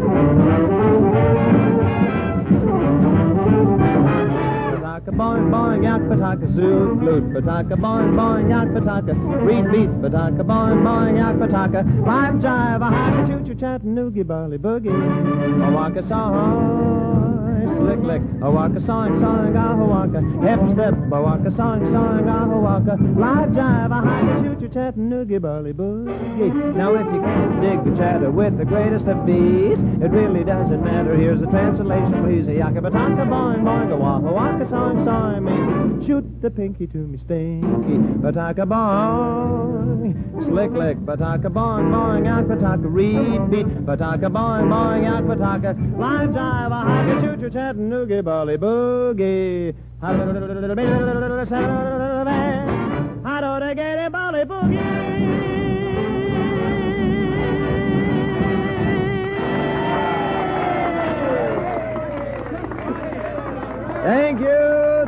Thank you very much. Oh, I see a particular friend of mine is here tonight. 10 Grand Jackson. Hiya, 10 Grand. See you in the hot seat, pal. That's the guy you said you bumped off. Boss, we did cross my heart. Yeah, sure.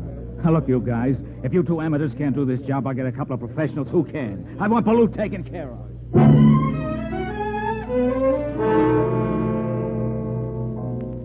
A little later that night, Monty summoned all of his entertainers to a supper party. Buster, that is I. No, Buster, sat next to Midge. I must add there was an abundance of champagne on the table. All right, quiet, everybody, quiet. I have the doubtful pleasure of announcing that Midge and Buzzy are going to get married.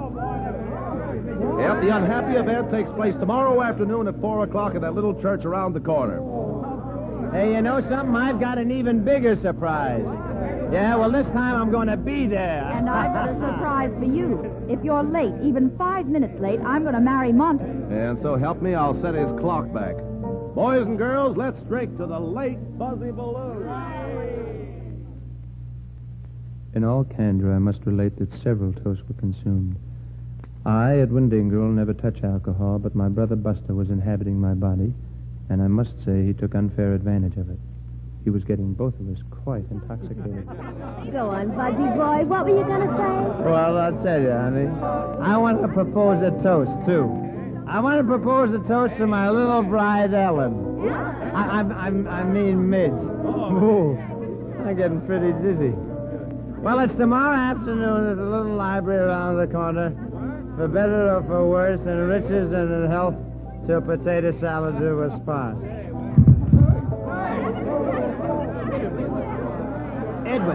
Edwin! Oh. I feel awful. I'll never let you take another drink while I'm inside of you. Never, do you hear? Oh, brother, I wish I were dead.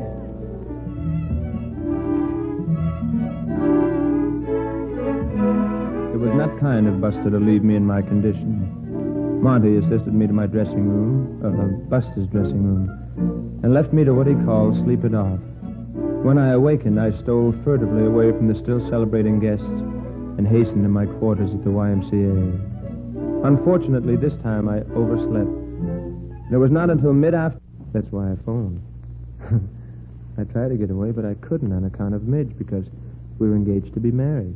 That is, Buzzy and Midge were to be married. But I was Buzzy then. Oh, well, who are you now? Oh, I myself now. But I don't know how long it will last. All right, I've heard your story. You may leave. Oh, I'm sorry, but you must come with me. I'm taking you to the church. What church? Well, I'll get the girl who's waiting there to marry me to tell you how when I was Buzzy Baloo I got mixed up in this because Buzzy was supposed to marry her. So when I'm not Buzzy, why should I have to? We'll face the whole thing together. Oh, we will. All I'll do is... Ellen, look. Huh? Those two men, they're staring at me. But you're as nutty as a fruitcake. We've been looking for you, young fella. Oh, now, just a moment. Hey, you see this badge? District Attorney's Office. Why? What's he done? That's between him and the DA, miss. Come along, you. Goodbye, Ellen. Goodbye. I'm terribly sorry about the potato salad, and maybe if you could get a chance, you could visit me and bring me a little fresh fruit, maybe. And to think, only yesterday he was just a nice, sweet, ordinary genius. Well, let's get down to business, Mr. Baloo. You told me you had the goods on 10 Grand Jackson for that murder last week. Yes, but I can't make a statement yet. Why not? I'm waiting for something to happen. Buster. Oh, what to happen? Buster, please, Buster. Doesn't look as if it's going to happen, Mr. O'Brien. Oh, now, calm down. Now, you saw Jackson at the scene of the murder, didn't you? Oh, yes. I surprised him in flagrante delicto. Well, good. Proceed. Well, I ripped off my stint at the Pelican Club, where I'm engaged as a song and dance entertainer. Yes? Yes. I was a little bit brought down, so I decided to take a walk. I see. Whereupon I see this hoodlum, 10 grand, drive up in an armored car. He was stalking his victim, a tall, thin man with a red beard. There was a hail of lead, and the victim fell, fatally pierced through the pericardial region. There you are, Mr. O'Brien. It's an open and shut case. May I go now? Oh, just a minute, Mr. Ballou. Just one or two minor details. Oh, well, it was quite dark. I may have slipped up on a detail or two. In the first place, the tall, thin man with a red beard was a short, fat fan dancer named Choo-Choo Laverne. Oh, amazing. Her disguise was perfect. And in the second place, she was strangled, not shot. Mr. Ballou, you told me you knew the name under which Choo-Choo Laverne rented the safe deposit box.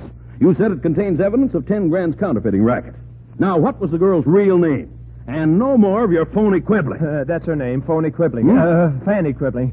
Buster! Buster, you keep yelling about. Somebody higher up, eh? Yes, that's it. Somebody higher up, and I wish you'd hurry and come down. Buster! Now, you listen to me, Ballou. Are you trying to wreck my political career? No. You're involved with 10 Grand Jackson. No. You're a member of his mob. They're paying you off to do this to me. No, Buster! I'll give you just one more chance to help me. I'll railroad you for withholding evidence. All right, I'll tell the truth. Well, that's more like it. Well, I went to Schmidt's Delicatessen, but the music made me feel cold and damp, and the potato salad turned into Prospect Park. What? Well, then I jumped off the bus, and there was Buster walking through a statue because he was dead. Holy jumping Republicans. Throw this maniac out of here and drop the charges against 10 Grand Jackson. But, boy... We've got no case. You can't drop the charges. 10 grand did it. Buster will tell you. Buster, please come down and get inside of me. Please hurry, Buster, please. Take him away. I can't stand the sight of him. No, they'll kill me, too. I want police protection. Police protection? I'm issuing an order to every policeman to arrest you on sight, shoot you if necessary, if you so much as go near a cop. Now throw that idiot out of here. But, Mr. O'Brien... Mr. O'Brien.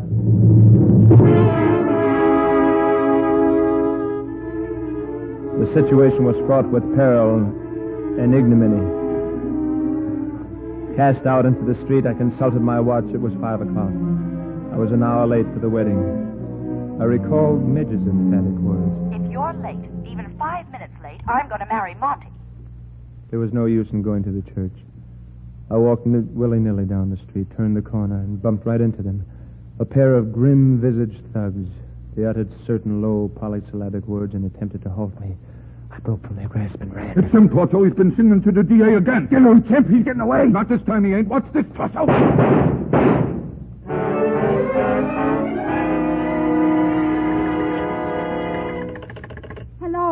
Hello. But I just have to talk with the district attorney. Sorry, miss. He's gone. That young man he arrested, he's not really out of his mind. It's my fault. I upset him because he's not used to girls. You'll have to talk to Mr. O'Brien. But when will he be back? He won't. He's going to the opera tonight. The opera? But maybe he was telling the truth.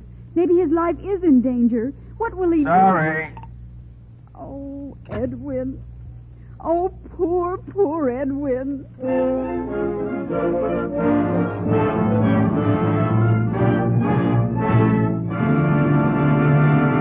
We pause now for station identification. This is CBS, the Columbia Broadcasting System.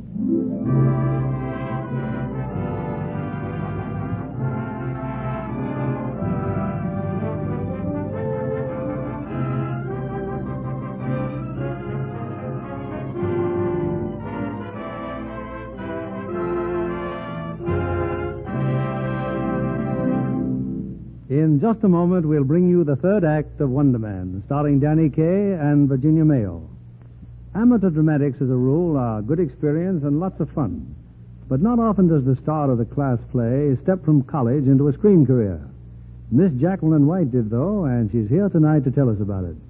Jacqueline, I'm curious to know, what was the name of the class play that started you to success? It was Our Wilderness, Mr. Keeley.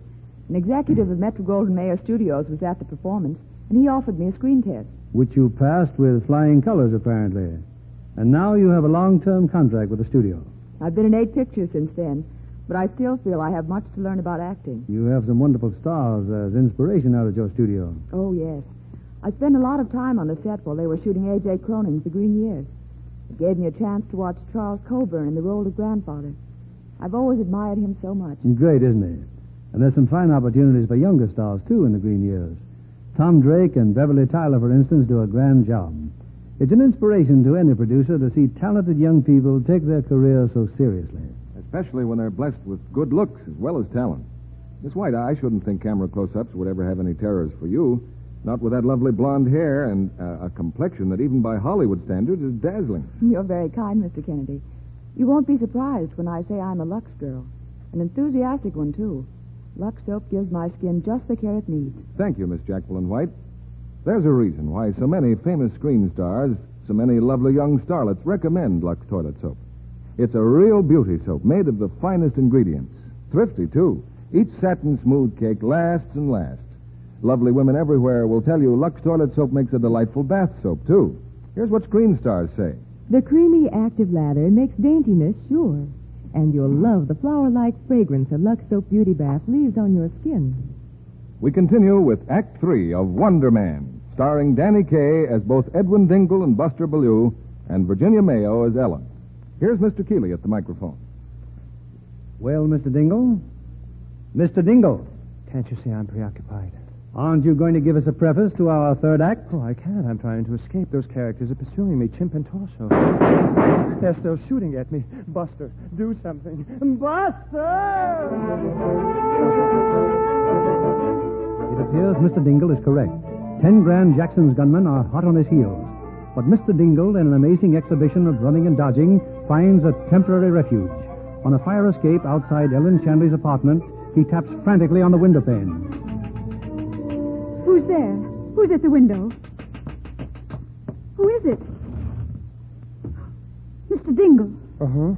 Two gentlemen are after me. They're watching the front door. I had to come up this way. If a policeman sees Don't you... mention the police. They have orders to shoot me on sight. That I can understand. Well, goodbye. No, don't shut the window.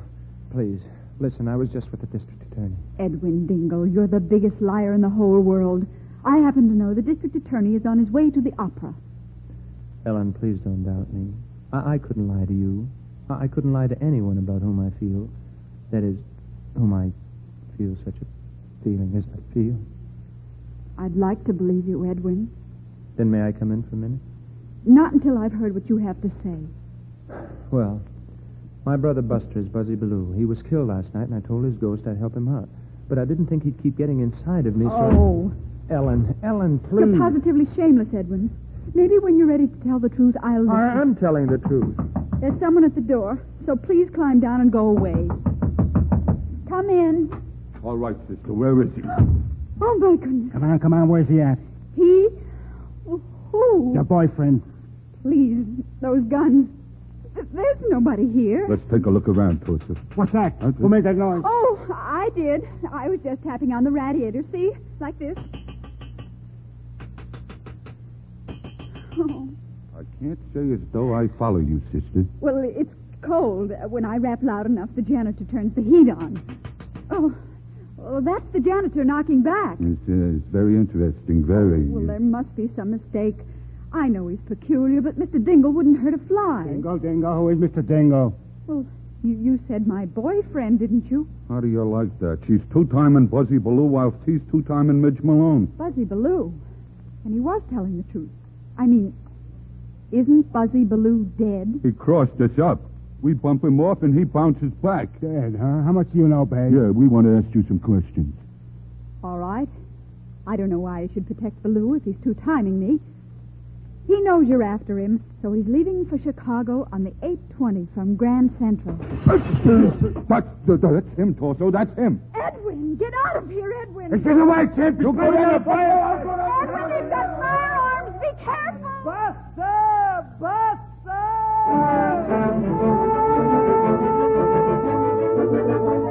Once again, I was fleeing for my life. I turned the corner, and back at Schmidt's Delicatessen, I found sanctuary behind the pickled herring barrels. But I was not alone. Waiting there for me was Buster. How you doing, kid? Oh, Buster, at last you're here. I've been trying to make it for some time, Edwin, but I had a hangover that was out of this world. Now, look, kid, never take another drink while I'm inside you, will you? Oh, you must help me, Buster. My life is in jeopardy. Kid, I got bad news for you. I can't help you anymore. Oh, but you simply must. They're coming after me. Just go like you said you would and make them disappear. I wish I could, pal, but you see, I've run out of ectoplasm. Oh, no. From now on, kid, you're strictly on your own. But what shall I do? Buster, perhaps if you give me the evidence on 10 Grand Jackson, I could get it to the district attorney. He's attending the opera. Okay. Now, here's the dope. The girl who was murdered was Choo Choo Laverne, the fan dancer. Yeah, that's it. Now, when she threatened to spill the beans to the cops about 10 Grand's counterfeiting, he hit her over the head with a beer bottle and choked her. I remember. Beer bottle. She threatened to tell the police. Now, I saw 10 Grand carrying her out. Now, Choo Choo Laverne's real name was Minnie Smith. Now, remember that, Edwin. Minnie Smith. And she hid the evidence she had on 10 Grand in a safe deposit box under that name. Minnie Smith. Oh, Buster, I wish you could arrange to accompany me to, Which way did he go? What's I that? hear him, Tim. He's talking to somebody. Well, kid, if you get out of this one, you'll be a new man. And if you don't, I'll be seeing you. Buster, don't go. Come back, Buster. Come back. Buster!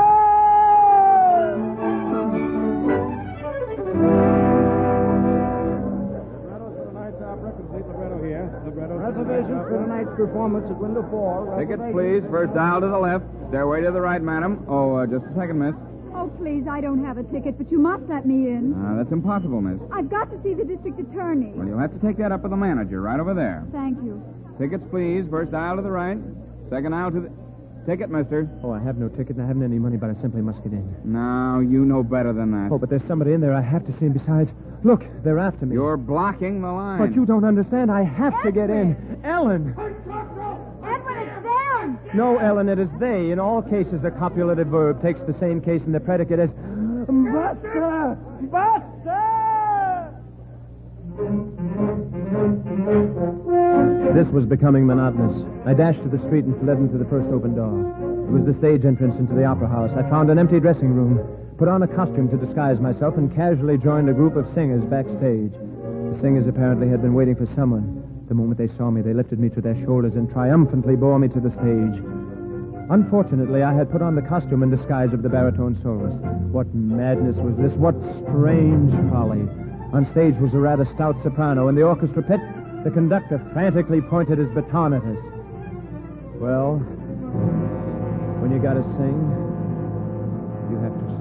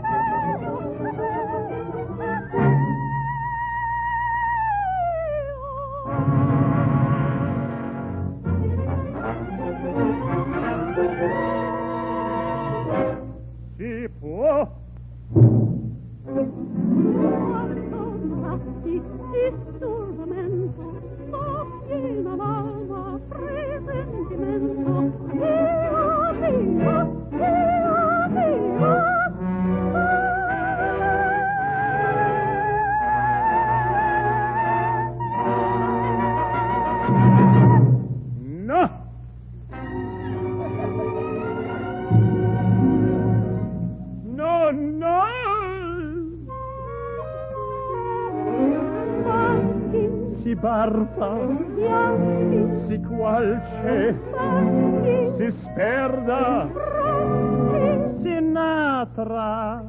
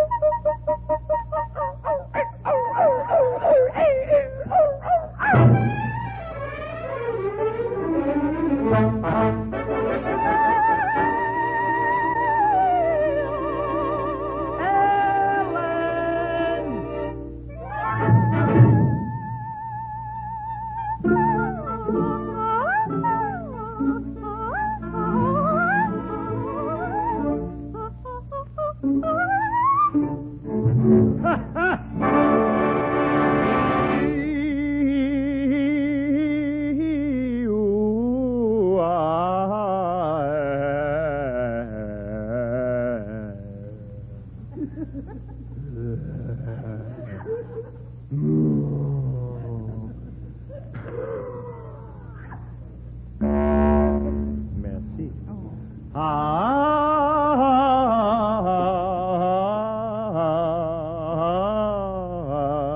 I've got a bells that a jingle-lula, jingle-lula, jingle-lula, sing-a-lula, sing-a-lula, sing-a-lula, 3 o'clock. Boing, boing, boing. This masquerade couldn't continue. I started off stage, but there in the wings stood Chimp and Torso. They couldn't shoot. The chorus stood between them and me. But if they couldn't shoot, I couldn't leave. Glancing up there in the box, I saw Mr. O'Brien, the district attorney. Ellen was with him.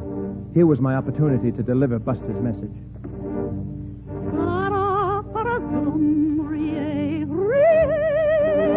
Ta-ra-ra-ra-boom, D.A. D.A. Il faro mi cende, hey, hey, diventa simi, see me. così facendero. To kill a gangster, oh, nab me, grab me, stab me. O'Brien! O'Brien! O'Brien! O'Brien! O'Brien! Help!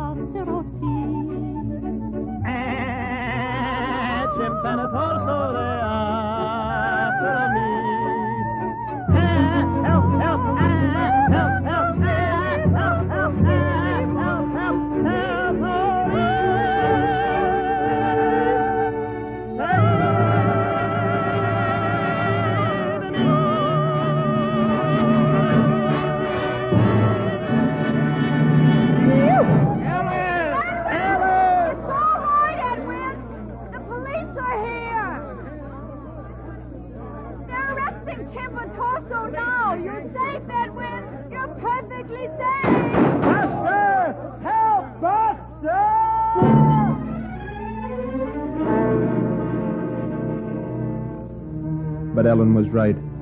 Chimp and Torso were arrested. 10 Grand Jackson was convicted. Buster was avenged, and Ellen and I, well, I no longer live at the YMCA, if you know what I mean.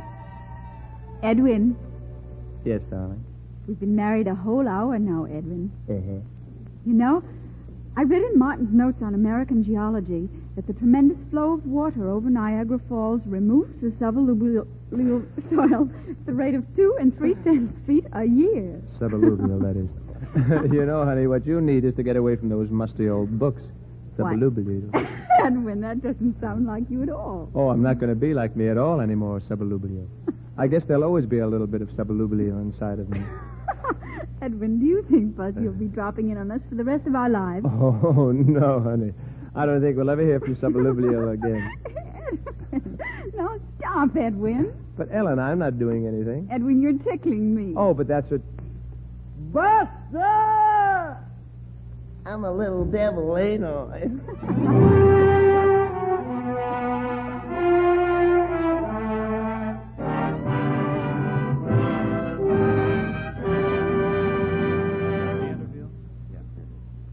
Now that Buster Blue and Edwin Dingle are merged into a life of harmony, we turn our spotlight on their arch impersonator, Danny Kaye, who joins his leading lady, Miss Virginia Mayo, for a curtain call. Danny, how did you like playing twins? Oh, well, it sort of had me beside myself, Bill. Well, you and Virginia make a great team. And I know our audience is looking forward to your next co-starring picture for Sam Goldwyn. Have you seen the kid from Brooklyn, Mr. Keeley? At the preview Tuesday, Virginia, enjoyed it immensely. Danny certainly knocks himself out in those fight routines, and that's no fun. But, Danny, I didn't see you at the preview. No, I couldn't make it, Bill. I got tied up. You mean you missed your own picture, Danny? How come? Well, in the early afternoons, I have to wheel my baby brother, Bertie, in his baby buggy. Oh, yeah? Yeah.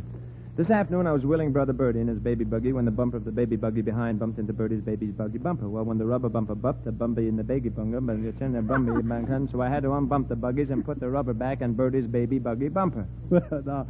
Just what was that again? Well, Again, what was it the first time? subliblio. You know, if I moved my mouth that fast, I'd be afraid I'd dislocate my face. And we'd never like anything to happen to that face, Virginia, or that lovely complexion. I'm safe in saying that it is a Lux complexion, aren't I? Indeed it is, Mr. Keeley.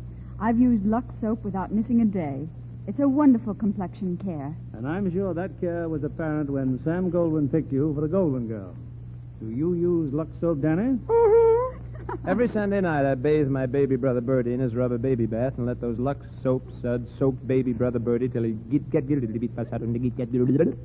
You mean baby brother Bertie balks at his sabbatical ablutions, barring being bathed with baby brother Bertie's best beloved brand of bath soap? Yes, I mean that baby... Oh, now, wait a minute. That's too much competition. Now, tell us what you're doing next week, Bill. Next Monday night, we bring to this stage an old favorite of the Lux Radio Theater. Wallace Beery co-starred with Marjorie Main in Metro-Goldwyn-Mayer's rollicking screen hit, Barnacle Bill. Wally appears as a lovable, lusty fisherman whose life is one of dubious adventure and whose story is mixed with sentiment and humor, salted heavily with the excitement of the waterfront. It ought to make a wonderful treat for your listeners, Mr. Keeley. Good night. Good night. Bill. You are wonderful in Wonder Man. 8 months ago, we celebrated peace.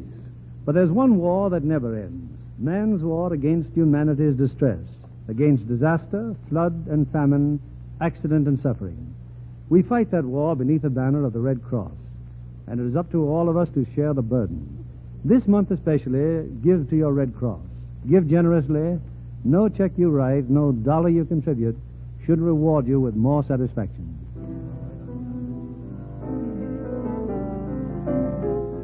Our sponsors, the makers of Lux Toilet Soap, join me in inviting you to be with us again next Monday evening when the Lux Radio Theater presents Wally Beery and Marjorie Main in Barnacle Bill.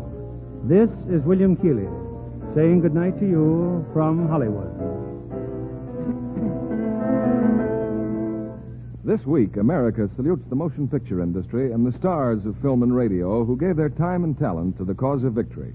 From the War and Navy Department, special plaques are being awarded, representing the thanks of millions of servicemen and women. They'll go not only to Hollywood screen stars for their personal efforts in the sale of war bonds, hospital appearances, and overseas entertainment, but also to the motion picture studios in gratitude for millions of dollars worth of films donated for the entertainment of our fighting forces. Danny Kaye can be heard in his own radio program every Friday evening over this network. This program is broadcast to our men in uniform overseas through cooperation with the Armed Forces Radio Service. Our music was directed by Louis Silvers. And this is your announcer, John Milton Kennedy, reminding you to tune in again next Monday night to hear Barnacle Bending you to tune in again next Monday night to hear Barnacle Bending you to tune in again next Monday night to hear Barnacle Bending you to tune in again next Monday night to hear Barnacle Bending you to tune in again next Monday night to hear Barnacle Bending you to tune in again next Monday night to hear Barnacle Bending you to tune in again next Monday.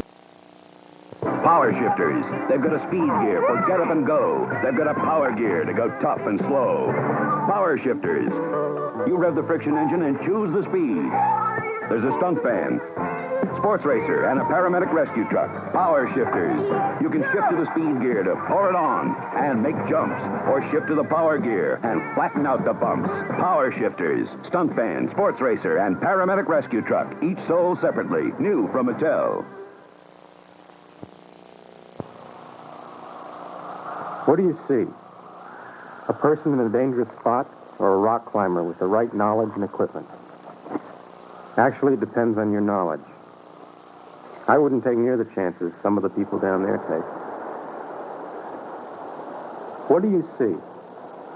Rocks to cross a stream on, or water, cold and fast enough to kill you? This year, drowning is a leading cause of death in our national parks. What do you see? Boulders to climb on? Or rocks that aren't stable? Most people just don't know the chances they're taking. How do you teach people what to look out for? To be aware. Have fun. But use common sense and be prepared. 10 years ago, they said it couldn't be done. We proved the experts wrong. We did it. Youth Pride Incorporated is celebrating its 10th anniversary after a decade of training over 15,000 youth. And Pride wants all former trainees and staff members to join in the celebration. Please call 483-1900. You are Pride. Participate in Pride's many anniversary events during September. Call 483-1900. This is Electro-Man, the electronic action figure with powers of light and sound. 3 batteries not included. With Electro-Man on guard, he'll sound a warning if anyone sneaks up on him. And with Electro-Man's radar, he'll signal when you find the reflector badge. You got the badge. I give up. Electro-Man comes with 2 reflector badges from Ideal.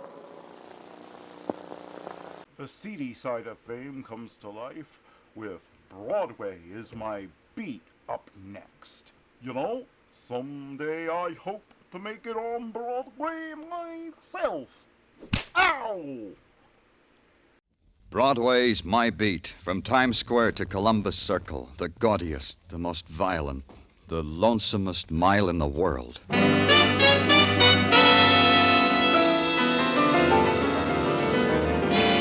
Broadway's My Beat, with Larry Thor as Detective Danny Clover.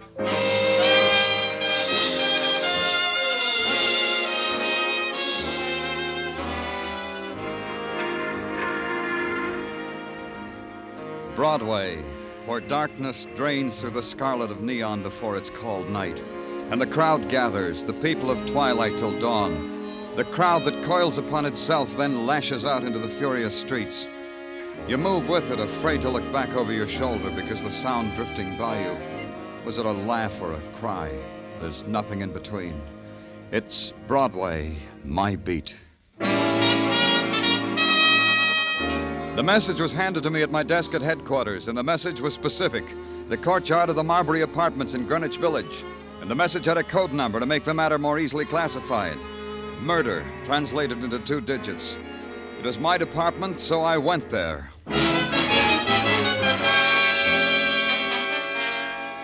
The courtyard, surrounded by slabs of building. Nothing except the cascade of a fountain tossing the filtered yellow lights from apartment windows. That and a girl lying there, her fingers trailing in the water.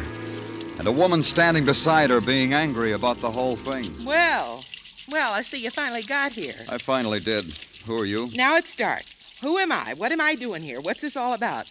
How much of this is going to be in the papers? Probably all of it. You called the questions. Answer them. Viola Walker, owner-manager of the Marbury Apartments. Look it up. Age, none of your business. And the girl lying there is a tenant, Hope Anderson. She's dead. Now, what about the newspapers? That bothers you? Why? Look, listen to me. I've got an apartment house here, respectable, for girls only. Sure, they can have men callers at certain hours. Who am I to warp young women by no men callers? But respectable. Understand that, mister. The newspapers... The girl. Hope Anderson. I told you that. She's dead. I told you that, too. Yeah, you did, and I believed you. Now try me on how come you're here. This way. I was on the balcony of my apartment, that one up there. I was sniffing the moonlight. I looked down on the fountain because it goes with the moonlight. Hope Anderson lying there didn't go with anything at all. Go on. I came down, saw what happened. Then I posted a notice on the bulletin board, no one allowed in the courtyard tonight. Then I called headquarters. Look, mister, don't you want to look at that? The gun lying there? I saw it. How come you didn't see it? Yeah. Equipped with a silencer. More about the girl, Miss Walker. How do I know? She roomed in apartment 6 with, let me see, Jackie Logan. And Jackie Logan, tell me about her. Sure. She roomed in apartment 6 with Hope Anderson. And she's been out all night. Now listen to me. If the newspapers get this, it'll give my apartment house a bad reputation. Death by violence creates its own after patterns of behavior. For some, the pattern is desolation, the paths of shock, then anguish, then emptiness. For Viola Walker, it was none of these. An animal had crawled into her backyard and died. For her, it was simply a matter of removal. But a policeman has no choice. For him, the pattern is known, laid out, to be followed. So I followed it. The body of a girl who was once Hope Anderson was taken away. The gun that had killed her was turned over to the experts of death, the men in technical. And the policeman went back to the Marbury apartments to talk to the good friend of a dead girl. Yeah, Mr. Clover, I was Hope's friend. Girls like Hope and me, we don't have a friend in the world, so we nail onto each other. That makes it bearable. And now that Hope's dead, how will it be, Jackie? Unbearable. For a while. Maybe for a long time. Want me to brew you some instant coffee under the hot water faucet? Sometimes it comes out good. Thanks, I'd like some. You'll have it in an instant. What I always say is what I always like about this town is you can always get hot water. This can get to be something desired, something hoped for. Here you are, Mr. Clover. Thanks. Oh, that's good. I missed mine this morning. Yeah, me too. Tell me about Hope, Jackie. Hope was a girl like me, only more attractive, more sought after, as the saying goes. And she did have other friends. Well, yeah. All right, let's start with them. I'd say there were 2. That's right, 2. And they were? Like in a novel, Mr. Clover. An older man and a young man. The young man with a fire inside him that could burn him up, the older man with a fire that was dying out. Rivals for the favors of Hope Anderson. I phrase it this way because I read novels in my leisure time. They're so lifelike. And their names? Care for another cup of instant coffee? Only their names, Jackie. There's something else you should know about Hope. And me, Mr. Clover. We never discuss names. Manners, education, how they treat little animals, bank accounts, but never names. Sure you don't want any more coffee? No. But do something else for me, Jackie. Keep thinking about the names. And when you remember them, maybe it'll be better all round if you come to me at headquarters.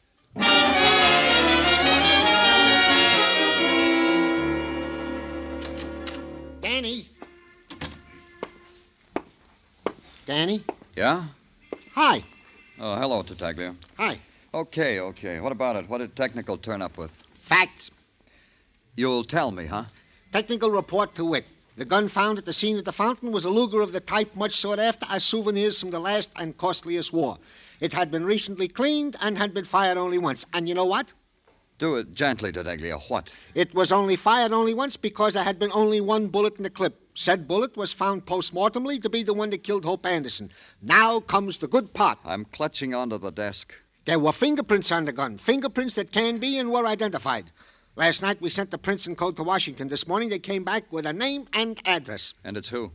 Alan Harper, late of the U.S. Naval, where he served well and honorable. Address 8950 Madison Avenue. How did I do, mon lieutenant? Dandy, Tartaglia. Just Jim Dandy.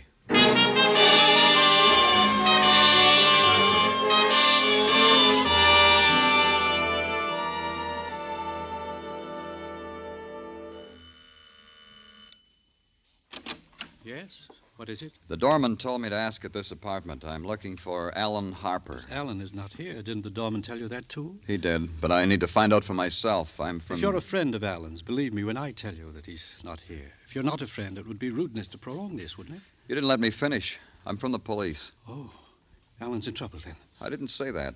Let's talk inside, shall we, Mr... Philip Warren. I'm Alan's stepfather. Inside, Mr. Warren? Oh, yes. Yes, of course. Alan's mother is my wife. Perhaps if you told me what you want with Alan... You could make it easier for her? Exactly. Why do you think you need to do that, Mr. Warren? What frightens you about my wanting Alan Harper? Why, only that when a policeman comes to one's door, one assumes there has been violence in some greater or lesser degree. Violence?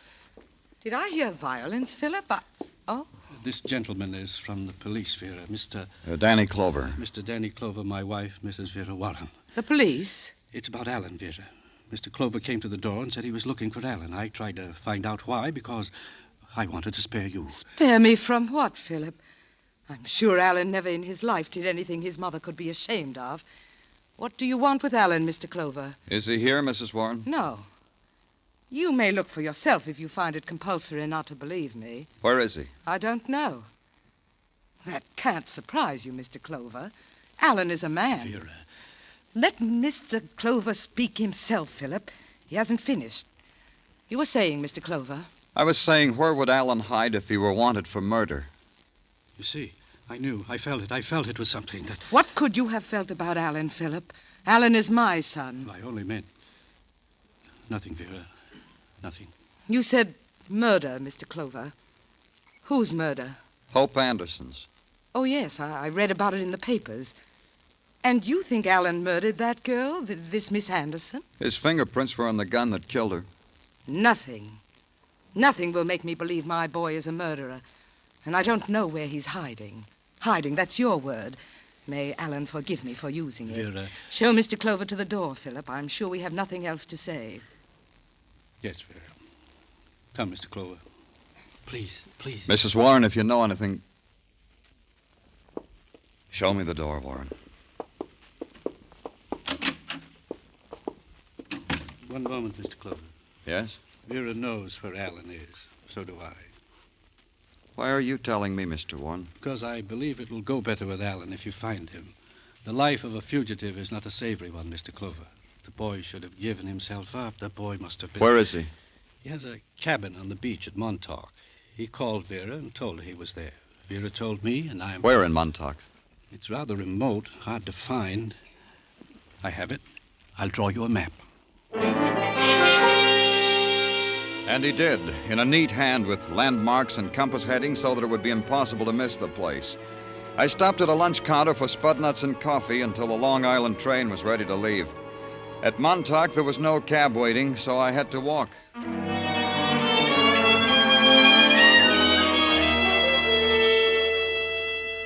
The beach was narrow and pebbled, hugging the slow curve of the ocean.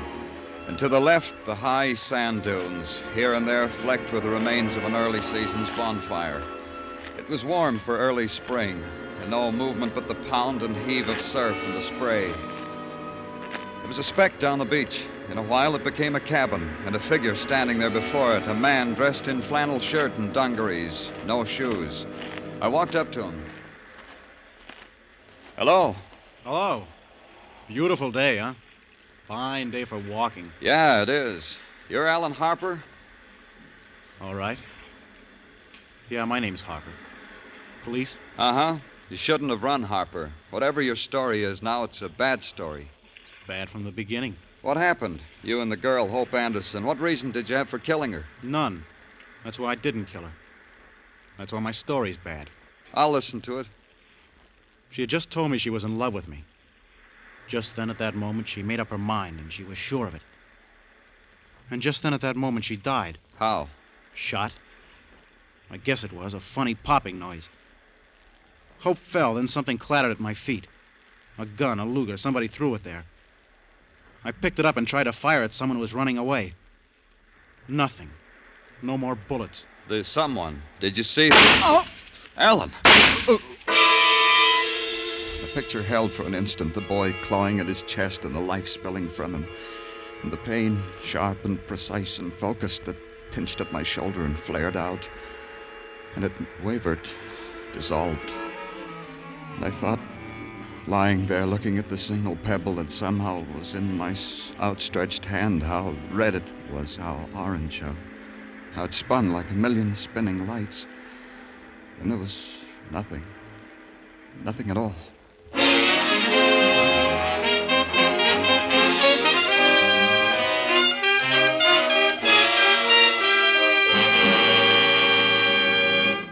You are listening to Broadway's My Beat, written by Morton Fine and David Friedkin, and starring Larry Thor as Detective Danny Clover.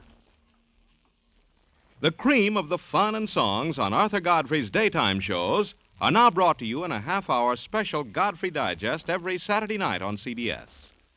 So if a date with the dentist, the hairdresser, with a traffic ticket in court kept you from hearing one of the daytime shows this week, or if you want a fast half hour of Godfrey humor and songs by Jeanette Davis, Bill Lawrence, and the Mariners, listen in every Saturday night to the Godfrey Digest on most of these same CBS stations.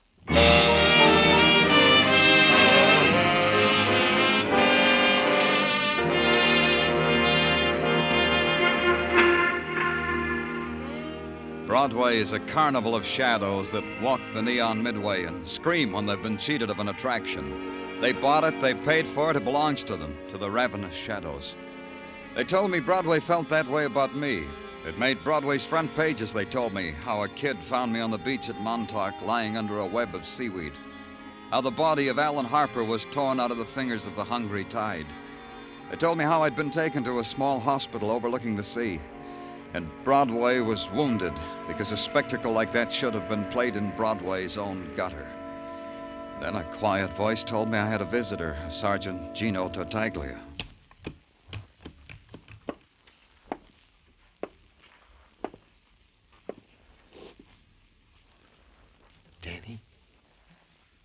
Danny, speak to me. Good morning, Sergeant Tartaglia. Good morning, Lieutenant Clover. I hope you are in the mood for a visitor from the beyond. From the beyond? Yeah, from all the way beyond Manhattan. All my life I lived in New York. I never realized such a place like this existed in the outskirts. You can speak up, Tartaglia. I'm not dead. Danny, how can I tell you how glad I am to hear that from your own lips? I've been visiting here for 2 days now. This is the first time they let me see you. There ought to be a law. What do you got in the package, Tartaglia? Oh, a get-well confection from Mrs. Tartaglia. Last night she went to the Mixmaster and beat up an old Italian recipe that makes people get well. Here, Danny, it's for you. Thank Mrs. Tartaglia for me. Wilco. You feel up to official business, Danny, in the physical wreck you are in? I'm up to it. The question is, are you? Oh, sure, Danny, sure. I'm in the pink. Well, let's get down to official business. You need not think, Danny, that we have been lax at the department during your regrettable absence. We have been on the ball. Congratulations. Thank you. We have found, for example, that the footprints leading to the dune from which your assailant shot at you and the deceased Alan Harper, said footprints have been obliterated beyond recognition by the sands of time. That's a big ball. What else? The bullets extracted from you and the said deceased Mr. Harper have no similarity to any bullets, living or dead, that have been used in the commission of any previous murders or attacks. Jolly. Anything else? No, nothing, Danny, except that the funeral of the deceased Mr. Harper is taking place this afternoon at 2 o'clock in the Orwell Cemetery. Oh? Go tell the nurse I want my clothes, Tartaglia. Danny, you got it in your mind to leave here? You can't do that. You are pale and wan and weak. Get my clothes, Tartaglia. I have to go to a funeral. Outside of Montauk, it began to rain, a misty drizzle that seemed suspended, melting the houses and movement and sky into a sodden blur. And it held. Later, when we'd gotten back into the city and Tartaglia let me off at Orwell Cemetery, the rain seemed to have let up some, but it was still there. The wet, the chill, the grayness. At the gate, a man answered my question by pointing to a small group of people gathered about a mound of newly turned earth. I waited. Then, when they moved away, when there was only one figure standing there, a woman, then I walked up to her. A woman with eyes closed against the shape of her son's final identity with the world. Mrs. Warren. Mrs. Warren, I didn't have a chance to tell you how sorry I am. I'm Danny Clover, Mrs. Warren. We've met. I was at your home. Yes. Yes, I know you, Mr. Clover. You want to talk to me, don't you? There's no hurry. Consider it this way, Mr. Clover. Grief isn't a simple thing. It's made up of so much. The lost times and memories. So many. Later. And there's this, all mixed up with it. The only thing in my heart that I know the words for. Find out who killed my son. We'll do that. We'll do that, Mrs. Warren. You see, when he came home, when Alan came home from the Navy, he found Philip there. Philip, my husband. I had married again. I didn't tell Alan. That's why Alan moved up to that cabin in Montauk? I tried to get Alan to like Philip. Philip understood. Did everything to make... Well, it was difficult. And Alan's friends. This is the thing we have to know. Somewhere, someplace, your son touched another person, and because of it, he was killed. I don't know. After Alan met Philip, it seemed he didn't trust me. His friends were his secrets. How about Hope Anderson? She was his friend. Your son told me that. His good friend, Mrs. Warren. He was with her when she died. I don't know. I didn't know her. Listen to me. It could have happened like this. Whoever shot Hope Anderson had meant to shoot Alan. Whoever that was missed the first time. Killed Hope instead. Maybe. We'd better go now, Mrs. Warren. It's starting to rain harder. Hugo, I'll be all right. Somehow the rain...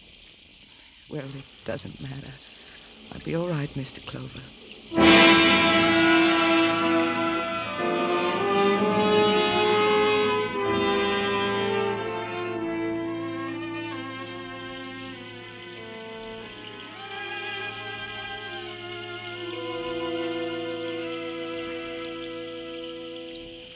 Hold still, Danny. I don't want the knot in your tie should look sloppy. There. Well, Danny, if I do say so myself, I feel much better now you are arrayed in dry clothes. Thanks for helping me change Tartaglia. My arm in a sling. What am I going to do with you, Danny? You rise out of a sickbed without permission. You go to a funeral, stand in the wet rain, get wet. Any one of these things could have waited. I wonder if she's still there, Tartaglia. I tried to take her home, but she wouldn't let me. Who, Danny? Mrs. Warren. It's still raining, Tartaglia. Exactly. And you are to stay out of Seine. You hear me, Danny? Okay. Good. Now I will bring you in a visitor who has been waiting to see you. Who? A dame, a lady. By the name Viola Walker. Why didn't you tell me she was here? I thought it was more imperative you should get into dry... Okay. I said I'd bring her in. You, go right in. It's positively outrageous the way a citizen is treated around here. How long do you think you can keep a citizen waiting? After all, you're only a public servant. You could write a letter to a newspaper, Miss Walker. You see? You see how you treat us? The innocent victims of injustice, the downtrodden. I plead for you, Miss Walker. Who could have done you an injustice? Give it a name. Jackie Logan. That's the name. That's the thing that did it to me. Jackie, what did she do? When you were at the Marbury Apartments, the apartments I preside over, I told you they were nothing if not respectable. Remember that? I remember. I remember a girl was murdered there, too. Hope Anderson, wasn't it? I'm like a mother to those girls. They have no secrets from me. I keep none from them. You're hurt because Jackie kept a secret from you? She's no good, that one. She's rotten and ungrateful. She knows more about Hope's murder than you'll ever find out. I wanted her to tell me about it, to talk it over like mother to daughter, so that we could both share it with you police. Thanks. And do you know what the snip did to me? She moved out, bag and baggage. And when I pleaded with her to come back, do you know what she did to me? You'll tell me anyway, won't you, Miss Walker? She slapped me and scratched my face. See? Look at this horrible scar. You've got to arrest her. Where is she? I made a point of finding that out. She's at the Kearney Hotel in the Bowery. A dirty, pest-ridden flea bag. Imagine. She left my elegant apartments for that. All right, Miss Walker. You can go now. But I'm not finished. I said you could go. Get out of my sight, Miss Walker.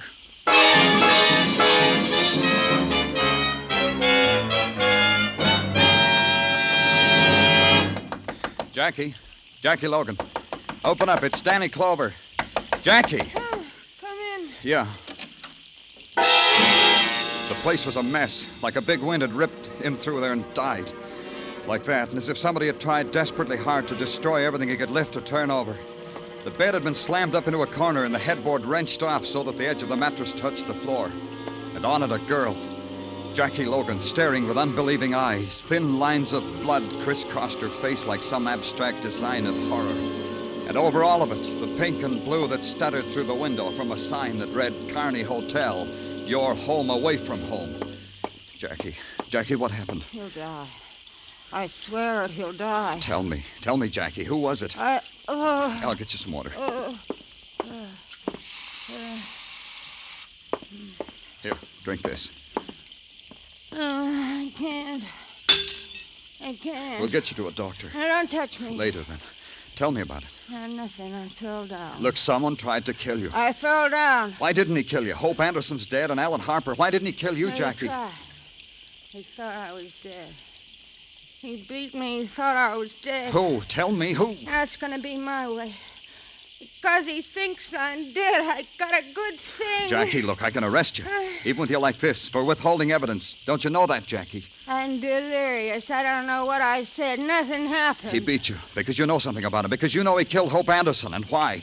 Is that why you were blackmailing him, Jackie? I fell down. Don't you want to get back at whoever did this? I done that. Ask her. Ask Mrs. Warren. She... Oh, get me a doctor, Mr. Clover. The police ambulance came and took her away, and its siren was loud to cover the sound of her screaming. Then I went to the Warren apartment. The doorman told me that they weren't at home, that they'd gone somewhere, to Montauk, he thought. So I went there. This time it was night and rain, and the sounds of desolation that only the wind and the sea can shape. And finally, the cabin with its feeble yellow light washing against the darkness. Mr. Clover. Stand where you are, Mr. Clover. I came at the right time, didn't I? Mrs. Warren, maybe you'd better give me that gun. No, I was just showing it to my husband. See it, Philip. This is a souvenir of war Alan brought back. A Japanese revolver. It's clean and loaded. Alan was always a good boy. Neat. A good boy. Talk to her. Take it away from her. She doesn't know what she's doing. Don't try, Mr. Clover. Why don't you go over there and dry yourself by the fire? Mrs. Warren, I was just telling Philip that my son built that fireplace with his own hands, stone by stone. I've been showing Philip things that were a part of my son's life. Mrs. Warren, I've just left a girl who said she told you something over the phone, Jackie Logan.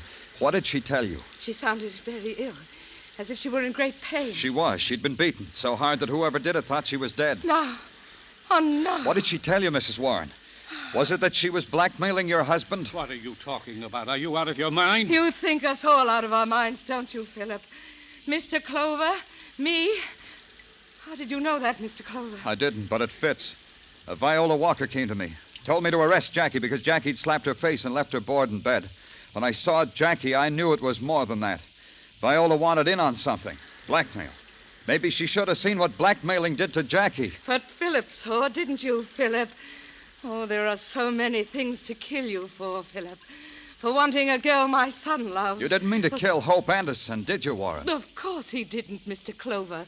Not the girl, but my son. And finally he murdered Alan, tried to kill you, and that poor girl, Jackie. Oh, Alan. Watch her, Mr. Clover. This gun, Philip. Alan's gun. I'm going to kill you with it. Mrs. Warren. Mrs. Warren, give it to me. Don't stop me. Not that way. Give it to me.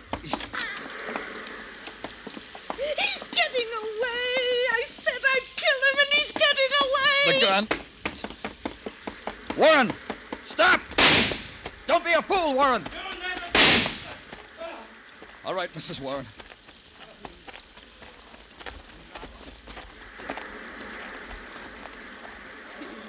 He's not dead. It's only a leg wound. Mr. Clover. Uh-huh. Mr. Clover, you should have let me kill him.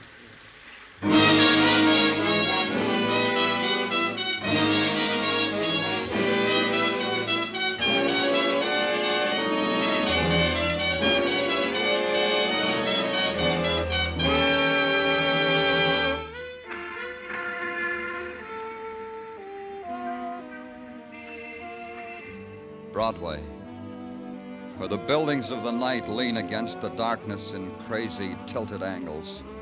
And walk carefully, kid, or you'll upset their balance. It's a street where you walk the high wire, else you gotta play it safe in a cage. It's Broadway, the gaudiest, the most violent, the lonesomest mile in the world. Broadway, my beat.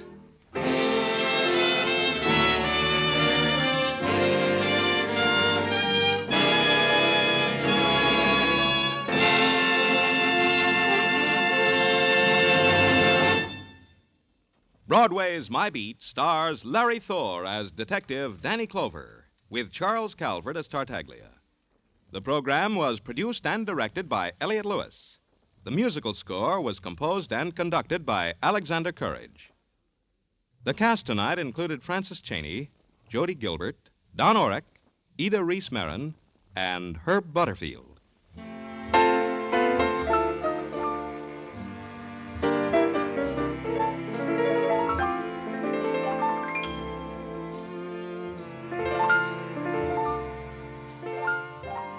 No one has ever devised a satisfactory get-rich-quick plan. But your government has a plan whereby you can save money automatically and get a good return on your savings. It's the Payroll Savings Plan for the purchase of United States savings bonds.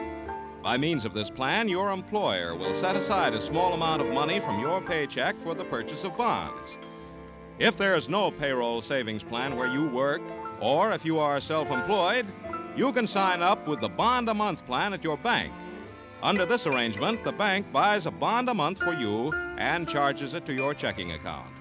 You'll find United States savings bonds are a profitable investment, and they're as safe as your government. Start buying United States savings bonds today.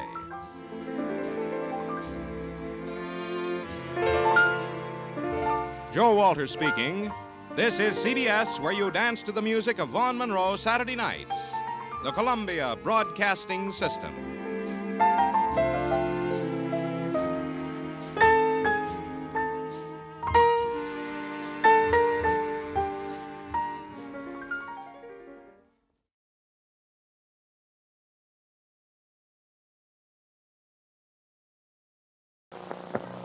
Crime, that's a dirty word.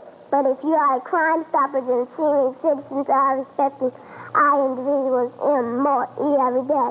Isn't that better? My name is Brian Hale. If you're a boy about my age, I invite you to join the Crime Stoppers Club. Our motto is stop crime by not committing crime ourselves. Hence the words Crime Stoppers. Together we can build a great tomorrow. Write P.O. Box 9081, Washington, D.C. 20003.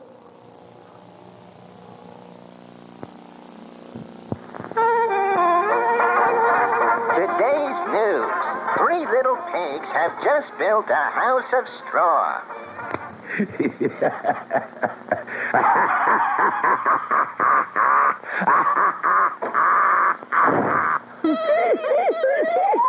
Little pigs, let me in.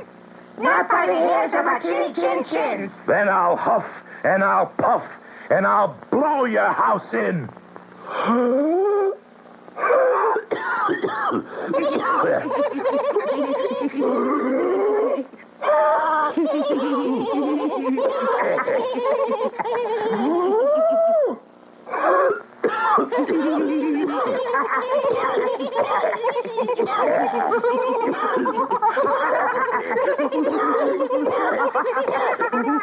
Save your breath.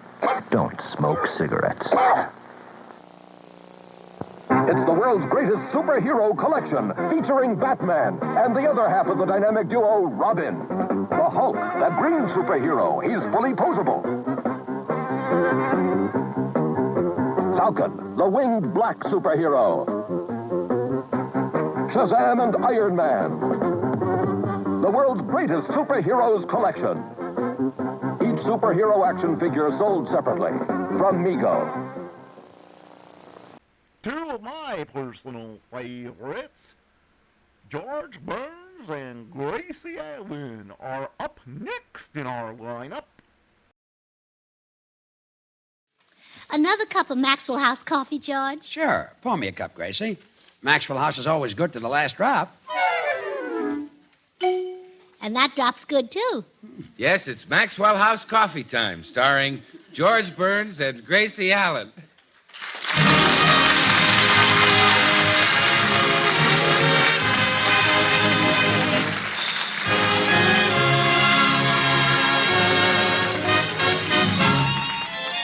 With yours truly, Bill Goodwin, our postman, Mel Blanc, Sharon Douglas, and the music of Meredith Wilson and his orchestra. For your Thursday night comedy enjoyment, it's George and Gracie. And for your everyday coffee-drinking enjoyment, it's Maxwell House, with extra flavor in the blend because of choice Latin American coffee skillfully combined. Extra flavor in the cup because Radiant Roast develops the full flavor of every coffee bean. And the result is that today more people buy Maxwell House than any other brand of coffee in the world.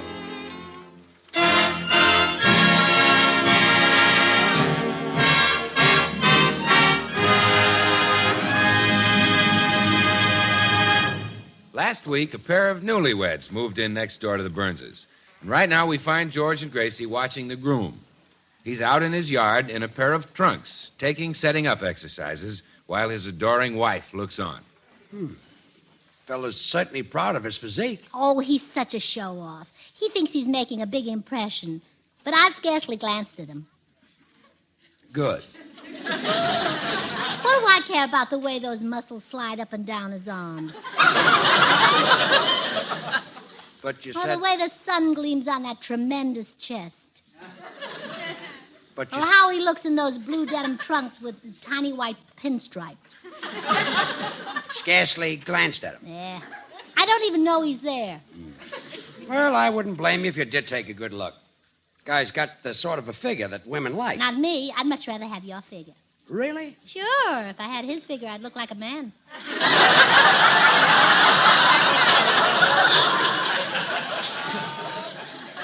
I hadn't thought of that. Oh, look at him over there. So proud of himself because he can bend down and touch his toes. Well, it's more than I can do. Oh, but he's lots younger than you are. 10 years ago, you could bend down and touch them. Well, sure. And just 5 years ago, you could look down and see them. I was more athletic then. I'd certainly like to put a stop to her bragging. She told me a dozen times that her husband had her name tattooed on his chest. You'd like me to do that? Well, not my whole name, but there might be room for my initials. Now, look, Or a small G and a period. Gracie, Or at least a period. there'll be no tattooing on my chest, so let it drop. I wish you hadn't. We are now stuck with 2 lines. Yeah. Come in. Good morning, Burnses. What's new? Well, we're watching our neighbor take his exercise bill. Look, what do you think of him? Not too bad. Oh, you're so blasé, Bill. He has a marvelous physique. But you act like you see a better one every day. I not only see it, Gracie, I bathe it and dress it.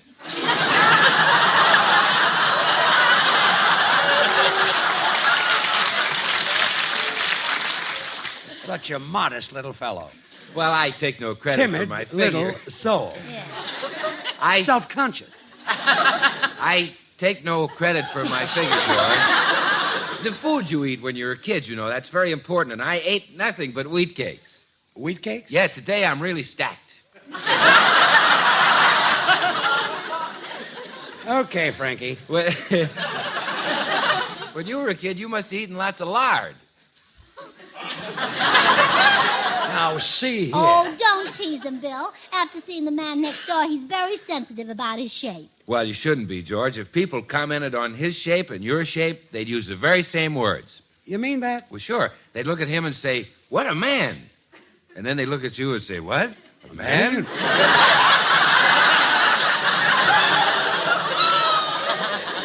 Yeah, you got me in stitches, and I'd like to arrange the same thing for you. You've said enough, Bill. Come on in the kitchen, and I'll fix you a cup of Maxwell House coffee. Okay, Gracie. And don't brood about your appearance, George. You have your place in the scheme of things. I do, huh? Well, sure. Life's highway is just like any other highway.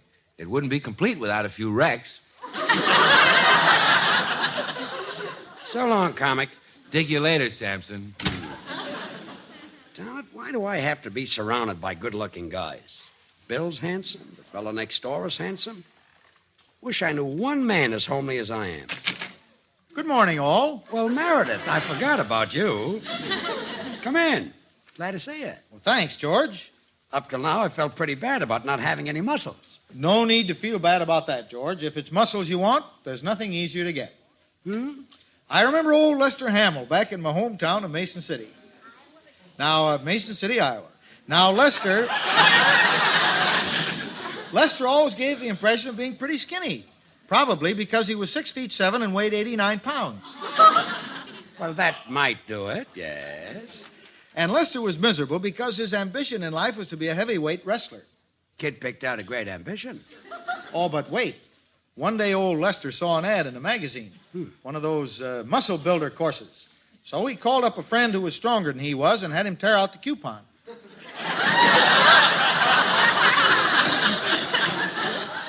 Lester was a weak one, wasn't he? Not for long, George. The course arrived and Lester started exercising. In the morning, he'd lift 50-pound dumbbells for 6 hours. In the afternoon, he'd do 3,000 push-ups. And then he'd toss the medicine ball until midnight. Did it work? Did it work? George, in just 4 weeks, Lester looked exactly like Strangler Lewis. Holy smoke. Yep. He'd made a great wrestler, too, if the exercise hadn't killed him. Lester's dead. Died in Mason City, I guess. Yes, it killed him, huh? Killed him. Yeah. But it sure gave him muscles, boy. Do you think you'll take the course, George? No, I don't think so. No. Well, you don't have to take the whole course. Just lift one dumbbell every morning. Okay. Report at 9 a.m. Goodbye, Mayor. Goodbye, all. Goodbye, all.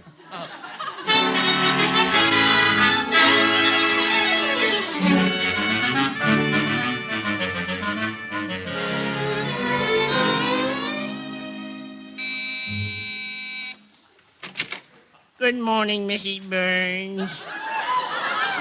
Here's your mail. Oh, thank you, Mr. Postman. Am I mistaken, or do you look a little less cheerful than usual this morning? No, you're right, Mrs. Burns.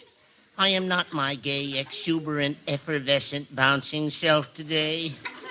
You see, I have just come from the house next door. Oh, you mean where the newlyweds live? Yes. The groom answered my ring, smiling and happy. Been married 8 days. Poor Schlemiel. Little does he know what lies ahead. The sight of newlyweds just makes me want to cry. Oh, now, Mr. Postman, I'll bet their visit to the Justice of the Peace has made them very happy. I, too, was married by a Justice of the Peace. Since then, I've had no justice and very little peace. Well, Justice, what happened to get the wrong wife? That's just what happened to you. Maybe his wife is entirely different from yours. Oh, she couldn't be the same. When they made Bertha, they broke the mold. Come to think of it, it must have been a little crack before they made her. Well, don't worry about those newlyweds. They'll be happy. Say, as a matter of fact, I think I'll help them be happy. How? By giving that young bride the benefit of my experience. I can show her how to handle her husband. Save her from saying the wrong thing, as we all do occasionally. Yes, I said the wrong thing once. When the man asked me, "Do you take this woman?" I said, "I do." Instead of "in a pig's eye." Well, I'm sure... Oh, look, here comes our little newlywed now. Oh, hello, Virginia. Hello, Mrs. Burns. Good morning, Mr. Postman. Oh, hello, Mrs. Jackson. Well, goodbye, ladies. Remember, keep smiling.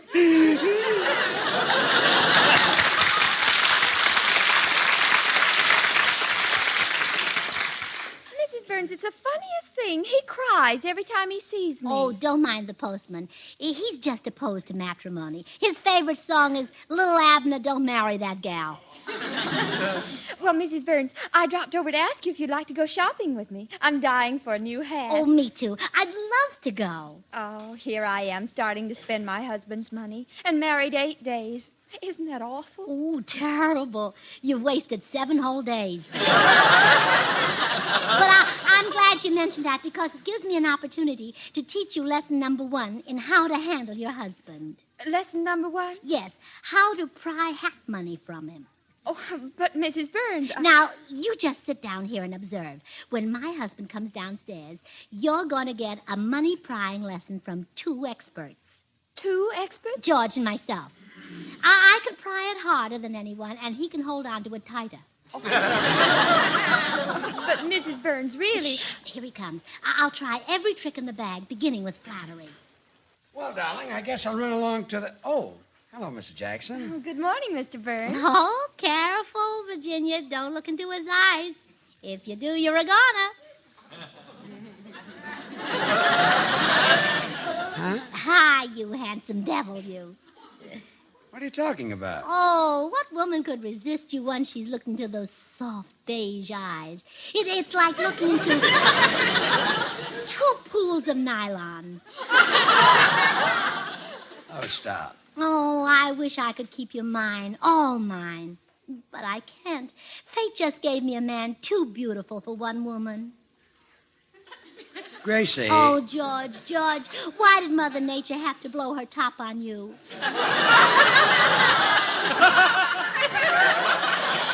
Oh, fine. Oh, yes. I must face it. I didn't marry just an ordinary mate. Believe me, we're both in the same boat. Someday I'll be left all alone. Maybe you better give me a little money right now to tide me over. Just enough for bread and hats. Not much. Bread and hats. Yes. And since there's no bread, I'll have to spend it all on hats. So that's what all this is about. You want money for a new hat? Just $15. If you happen to have 3 wrinkled old 5s you're ready to throw away. I could iron them. Nothing doing. A 10 and a 5 will do. No. How about 2 7s and a 1? Gracie, you're not getting any money out of me for a new hat. George Burns, if you don't give me that $15, I'll organize myself into a union and strike against you. Look. And I'd like to see the government take that over.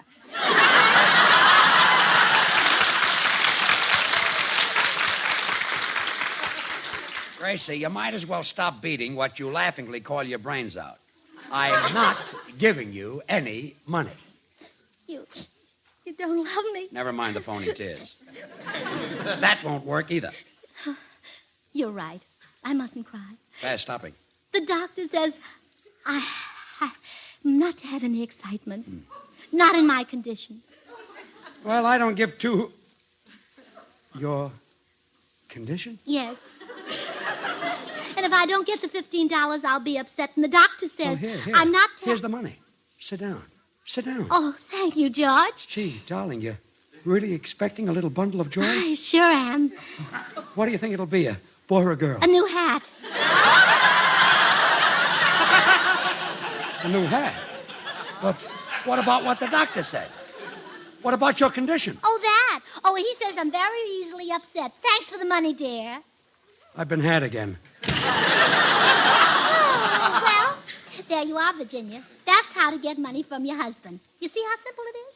It looked pretty complicated to me. Oh, well, there's really nothing to it. Now, you run over next door and try it on your husband. Oh, but that's what I tried to tell you. I don't have to. You don't? No, I just mentioned to Jim that I might go shopping, and he gave me $100. I wonder if I married the wrong man.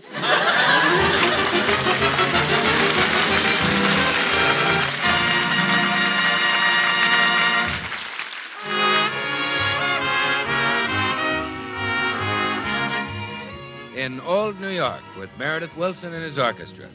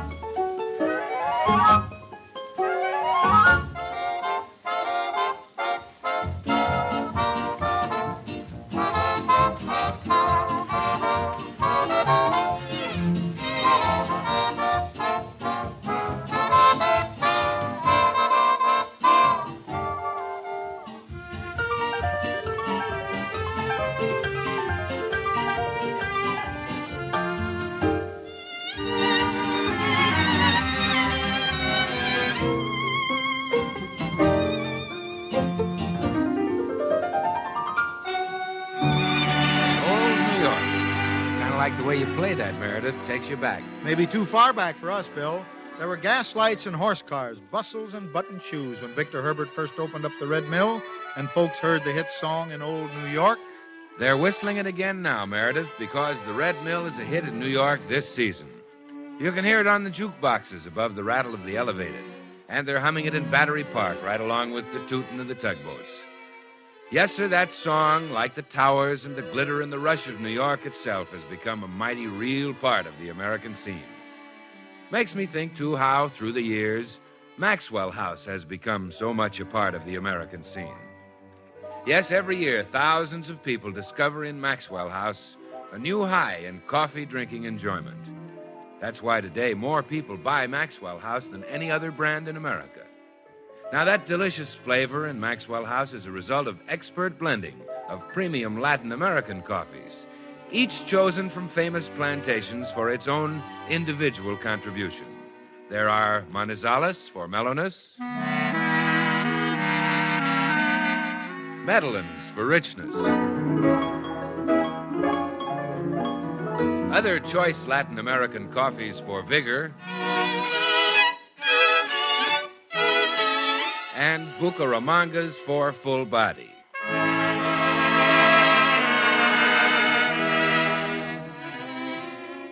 The result is coffee so richly mellow, so vigorously full-bodied, that north, east, south, and west, the nation's choice is Maxwell House. Good to the last drop.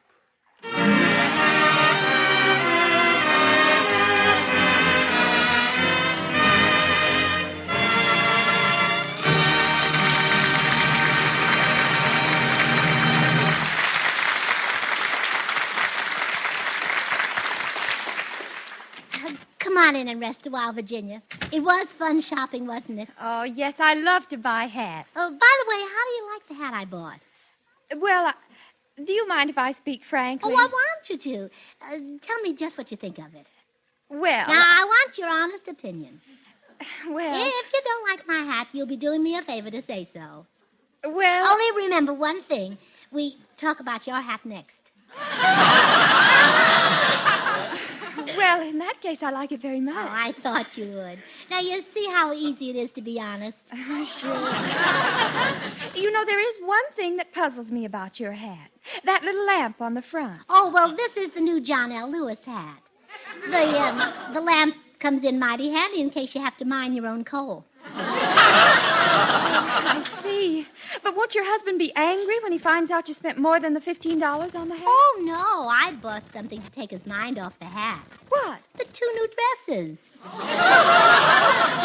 Oh, yes. My goodness, when he sees the dresses, he'll really blow his top. I know. And that brings us to lesson number 2 in handling your husband.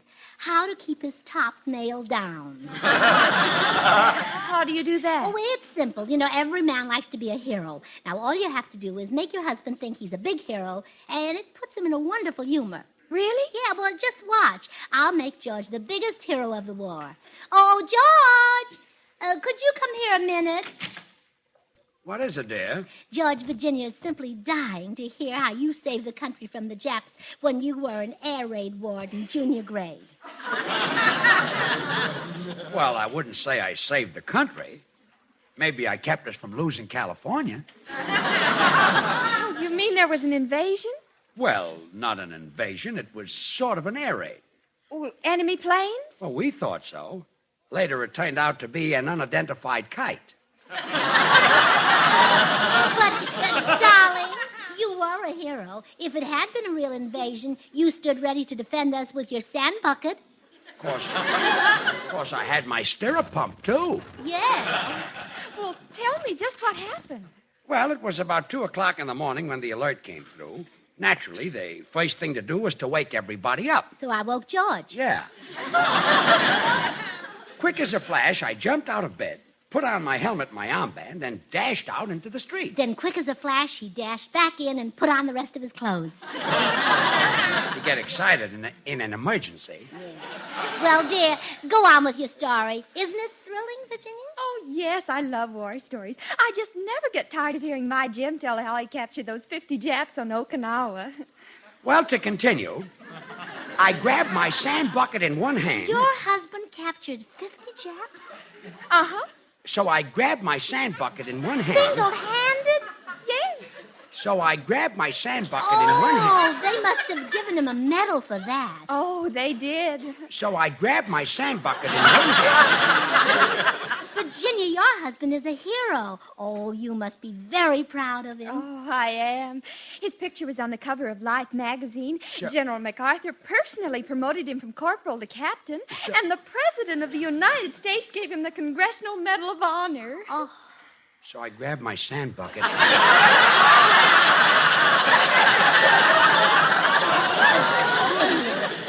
Why, I'm proud to live next door to you. It was a very heavy bucket. wonder if I could have your husband's autograph. Why, of course. I killed Hitler. Banged him over the head with my sandbucket. And, Virginia, I'd love your husband to speak before my club, the Beverly Hills Uplift Society. Oh, he'd be happy to. Knocked off Mussolini, too. Did you say something, George? Yeah, I just said I killed Hitler and Mussolini. Oh, that's nice. That's nice. Tell me some more about your husband, Virginia. Well, I give up. Goodbye. Where are you going, dear? To the beach to refill my sandbucket. I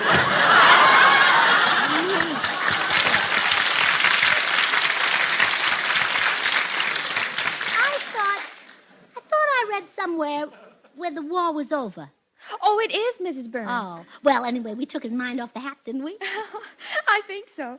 Oh, Mrs. Burns, it's been awfully nice of you to give me all this advice on how to handle a husband. Well, glad to do it, Virginia. Of course, a girl must know how to handle other men, too. Other men? Wolves. Hollywood is full of them, and they love to prey on beautiful young married girls. Oh, wouldn't one like to walk in here right now? Oh, yes. I guess he could make short work of a little girl who's not even 21 yet. Well, maybe, but it's you I'm worried about. Now, you must learn to avoid... Oh, come in. Hi, Gracie. Oh, hello, Bill. Mrs. Jackson, may I present Bill Goodwin? How do you do? Pleased to meet you. Bill, I've been warning Virginia about wolves. Mrs. Burns, how does a girl handle a wolf? Well, I'll demonstrate for you. Bill, do you think you could act like a wolf? Oh, I ask some pretty silly questions sometimes, don't I? On second thought, you'd better not be the wolf. You might overact. I'll be the wolf, and you be a sweet, shy young girl. Me? Well, sure. You know how a sweet, shy girl acts. Well, okay, Gracie. I'll try to remember how my dates act, the early part of the evening. Now, watch how Bill resists me, Virginia. I'm a wolf driving up Hollywood Boulevard, and Bill is a girl waiting for a bus. Hello, babe. Want a lift? I'll say, let's go. Oh, now, that's not the way to resist a wolf. Well, that's the way the girls on Hollywood Boulevard resist them.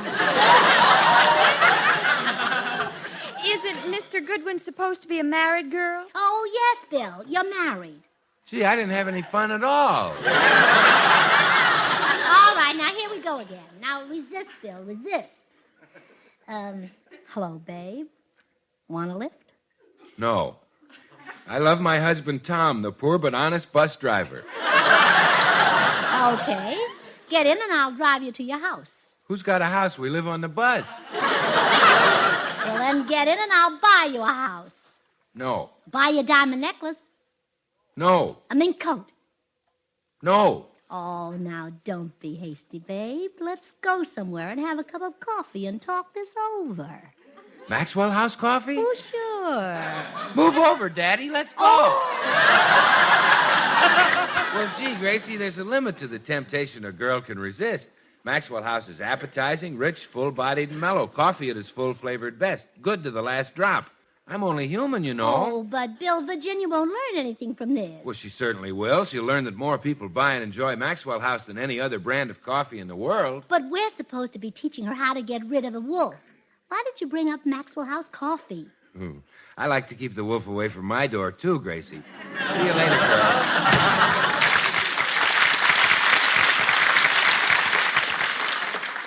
My goodness, he certainly loves that coffee, doesn't he? Bill thinks the pot at the end of the rainbow is filled with Maxwell House. Oh, say, Mrs. Burns, all this talk of coffee has reminded me of something you really can help me with, and that's cooking. Well, Virginia, you have certainly asked the right person. You know, I've been happily married for 11 years, thanks to my cooking. Oh, I've heard that the way to a man's heart is through his stomach.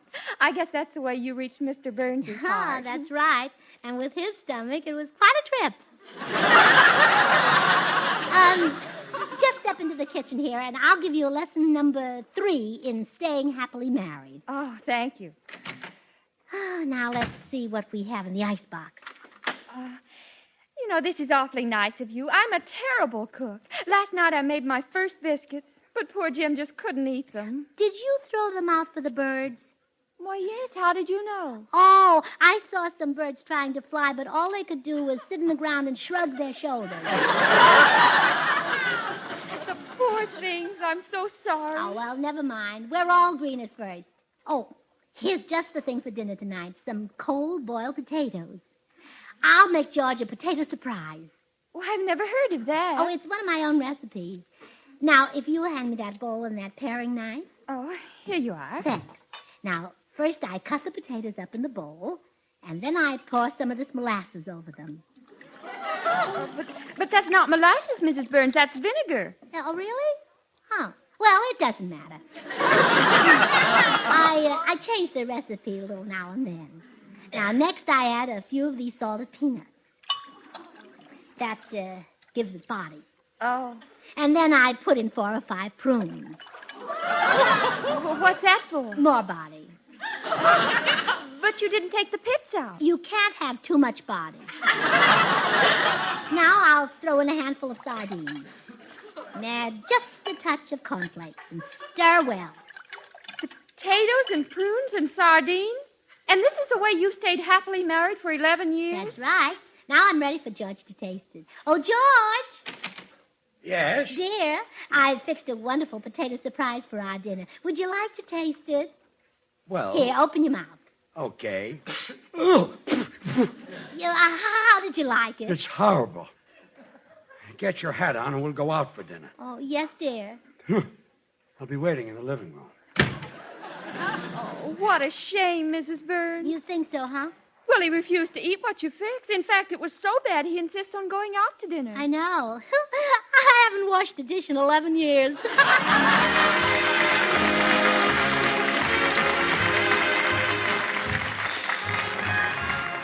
Until next Thursday, good night and good luck from the makers of Maxwell House, America's #1 brand of coffee. Always good to the last drop. Good night. Oh, goody, goody Jell-O pudding tonight. It tastes like Grandma's, only more so. You ain't kidding, that's right. And just as Jell-O's 6 delicious locked-in flavors can't be beaten, so the proof of Jell-O pudding's in the eating. The Jell-O twins are hard to find, but keep on looking in your store. When sugar shortages are over, there'll be more. Just taste of Jell-O pudding or of Jell-O and you know it's the one and only Jell-O. Join us again next week when we'll all be back. George Burns, Gracie Allen, Meredith Wilson, his orchestra. Yours truly, Bill Goodwin. Good night, everyone.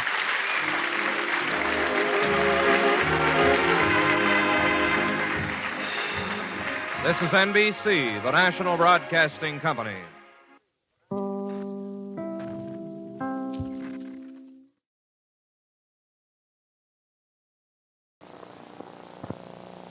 I'm standing in the crossing of the Washington Cathedral, that beautiful big church that can be seen from every section of the city and its suburbs. It is the 6th largest cathedral in the world and is open to everyone, as is right for a church that is often called the National Cathedral. While Episcopalians call it their own, Lutherans, Baptists, Methodists, Presbyterians, and members of the Orthodox churches frequently worship here in great ecumenical services, as well as in those special to their denominations. We want the doors of the cathedral to be open all the time to everyone. We want the world's great choral music to be heard here by everyone. Most of all, we want the worship of God to be offered here for everyone. I'm Bishop John Walker. Please help us to keep the doors of Washington Cathedral open and its ministry available to all the people of the District of Columbia, Maryland, Virginia, and the nation. My daring Barney Fife, he's a deadly crime stopper. What a copper, Barney Fife. Oh, my Barney. He had a jail and couldn't lock it. Had one bullet for his pistol. Had to keep it in his pocket. The Andy Griffith Show, every weeknight at 7 on Channel 5.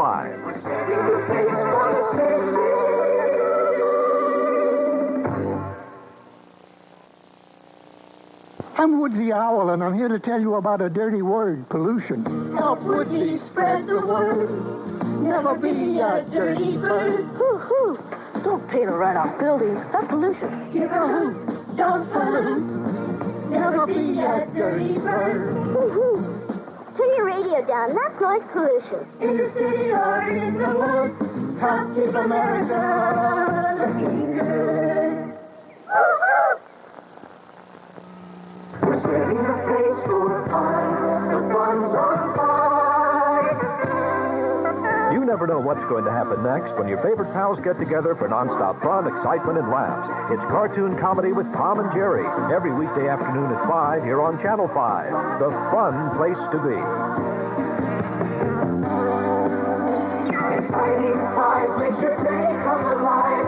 We're setting the pace for the city.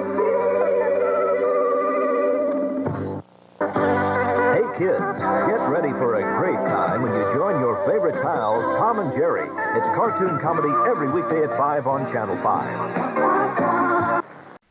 Hunt the biggest of all game with the Green Hornet and Cato coming up next.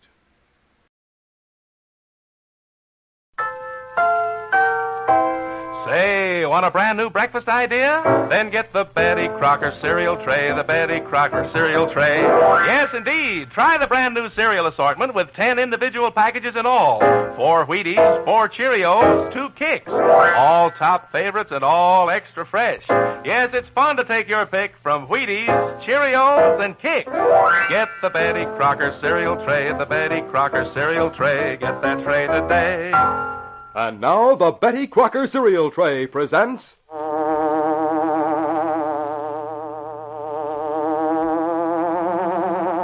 The Green Hornet.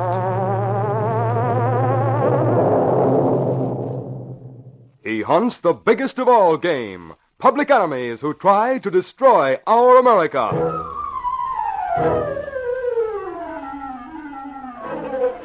With his faithful valet Cato, Britt Reed, daring young publisher, matches wits with the underworld, risking his life that criminals and racketeers within the law may feel its weight by the sting of the Green Hornet.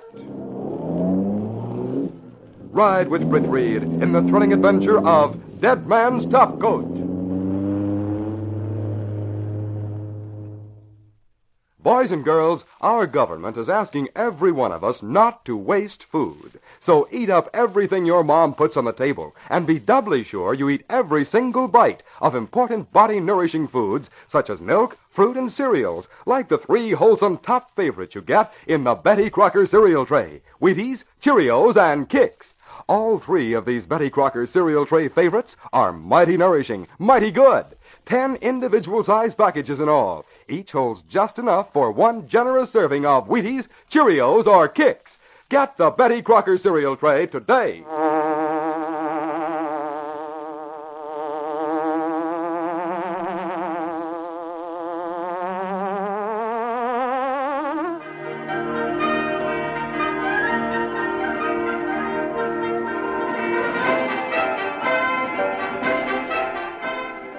It was Monday morning of Christmas week. With the big holiday just a few days distant, Britt Reed did some last-minute shopping on his way to work.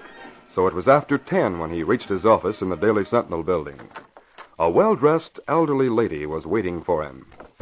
Well, good morning, Mr. Reed. Good morning, Miss Case. Why, Mrs. Thorndyke. Oh, hello, Britt. So good to see you. And it's certainly good to see you. How's the Christmas dinner coming? Oh, Britt, that's what I want to speak to you about. Oh, won't you come into my office, Mrs. Thorndyke?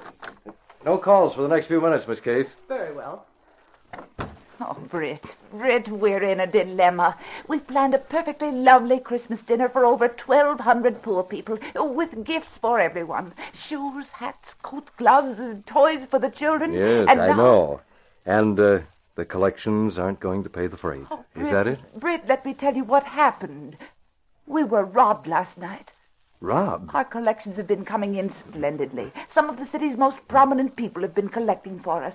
And over the weekend, a lot of money came in. It was kept in the office, of course, because the banks were closed. I see. Last night, the office staff was working overtime. A thief came through the back door and took over $20,000 in cash. $20,000? Well, didn't you notify the police? Oh, yes, indeed. But Commissioner Higgins agreed to keep things very quiet. Oh? You see, If the robbery became known, it might affect our collections these last few days before Christmas. Moreover, it might cause a lot of kiddies to worry. You know how those poor little tykes look forward to their Christmas party. Yes, they've got to have a party. That's why I came to you, Britt. My husband is going to give $1,000, and several others will do the same. I want $1,000 from you to help make up the loss. Very well. You are sweet about it. We'll return the money if the stolen funds are recovered. Do the police have any leads? Oh, yes. They found the thief's hat and trench coat. He threw them into a rubbish barrel in the alley back of the office. Trench coat? Mm-hmm. Commissioner Higgins thought he wore it on top of his overcoat as a disguise. Was he masked? Yes. But the people in the office identified that hat and coat. Who was in the office? Oh, just the 4 paid employees. Mr. Beasley, Miss Bates, a young clerk named Jackson, and a girl named Larkin. Oh, the poor thing. Here you are. Oh, thank you, Britt. Poor thing. Why'd you say that? Why, she was knocked down by the thief. She went into the back room to get her coat, and the man was hiding there. He struck her on the head, knocked her unconscious. Then he came up behind Mr. Beasley, held a gun to his back, and threatened to shoot if anyone made a sound or motion while he took the money. Any thief that's slow enough to steal money that's been contributed for a Christmas dinner for the poor should get the works. I hope the police are moving. Well, the commissioner is trying to find the criminal, but of course he's handicapped by the need of secrecy. I think I'll call him up. A little needling won't hurt him. Yes, Mr. Reed? Miss Case, get Commissioner Higgins on the phone. I want to see if he's free to meet me for lunch.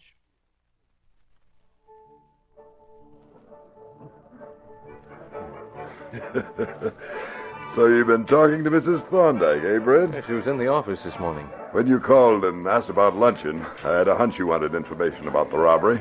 Well, Higgins, now that you've confirmed your hunch, let's have the latest developments. Well, frankly, our position is rather difficult. I promised Mrs. Thorndyke that the news of the robbery would be kept quiet. Well, where do you stand? The 4 eyewitnesses were of little help. They saw nothing but the coat, hat, and mask. What about the man's voice, shoes, and trousers? He spoke in a hoarse whisper to disguise his voice. He was concealed from the hips down by a low partition across the rear of that office. He stayed behind that partition. You know, of course, that we found the hat and trench coat in a trash barrel. Yes. Any chance to trace the clothing? We're working on it. There was a dry cleaner's mark on the trench coat. Think you can identify the owner from that? It's possible, but, well, perhaps I'd better say nothing. Go ahead. Well, I hate to have this repeated, Britt, but I'm wondering if the thief might not have had help from someone inside the office. Why do you say that? Because he seemed to know so much about the place. He knew how to force the lock on the rear door, and he knew exactly where Beasley had the cash locked in a drawer. Have you investigated the employees in the office? Not as much as I'd like to. I've gone as far as I can go. The story will leak out, and reporters will get it if I take those 4 people to headquarters for a regular questioning, or conduct a search of their homes. I suppose it is important to keep the thing secret. It is for the present, at least. Yes, waiter, what is it? A message for you, Commissioner Higgins. It was just left at the door by your secretary. Oh, thank you. Excuse me, Britt. This may be important. Go right ahead. Britt, does the name Lefty Driscoll mean anything to you? Driscoll? Lefty Driscoll. Wasn't there a crook by that name? There was. He and his wife, a blonde named Mavis, were wanted for the murder of a gas station attendant. That's it. I remember the affair. They were spotted leaving the city in a stolen car. They went off the road, through a guardrail, and dropped 40 feet into a gully. Both Driscoll and his wife were killed. The Sentinel carried photographs of the wreck. The car caught fire. But what about it, Commissioner? Well, this note says that they've traced the trench coat. It belonged to Lefty Driscoll. Lefty Driscoll? But he's been dead for 6 months. Exactly. There's a story in that coat. Look, Higgins, Miss Case has been doing some special articles for the Sentinel. Let me send her over to headquarters to examine the Driscoll coat. But there's to be no publicity on that robbery. It'll break sooner or later. When it does, I want to be prepared. Well, all right. Tell Miss Case to see me personally when she comes to headquarters. I'm holding the coat in my office. A pack of good it is now. My only clue gone up in smoke. Maybe I can return the favor.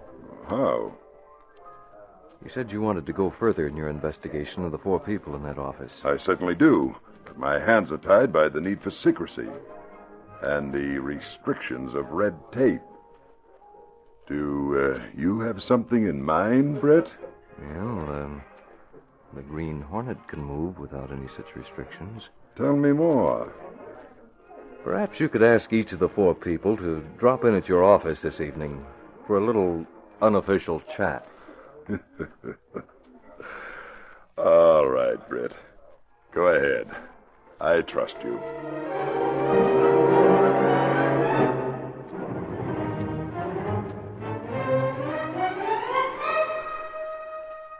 That afternoon found Britt Reed's secretary, Lenore Case, accompanied by Michael Axford, in the private office of the police commissioner. The two examined a tan-colored trench coat. Michael, tell me what's unusual about this coat. Something I can use for a feature story, if and when we're allowed to publish news of the robbery. Well, golly, Casey, it was worn by a killer, Lefty Driscoll. What are you doing, Casey? Lefty Driscoll seemed to have liked perfume. Let me see that coat, will you? Sure, help yourself. I've often thought I'd get me one of these here trench coats. They got a certain kind of swagger to them. Axford, take it off and put it on the table. Oh, why didn't you leave him at the office? I tried to. Now, see here, Commissioner. Casey's tried to make a name for herself as a feature writer, and she needs someone like me to show her the ropes. Oh, Michael, if only you weren't so darned eager to be helpful. Casey, in this game, you never know what you're going to get into. Sometimes reporters get into plenty of danger. I can imagine things a lot more hazardous than inspecting an old trench coat in the office of the police commissioner. You never know, Casey. Sometimes things start like nothing at all and end up with all kinds of fireworks. Michael Axford's statement was more prophetic than he realized.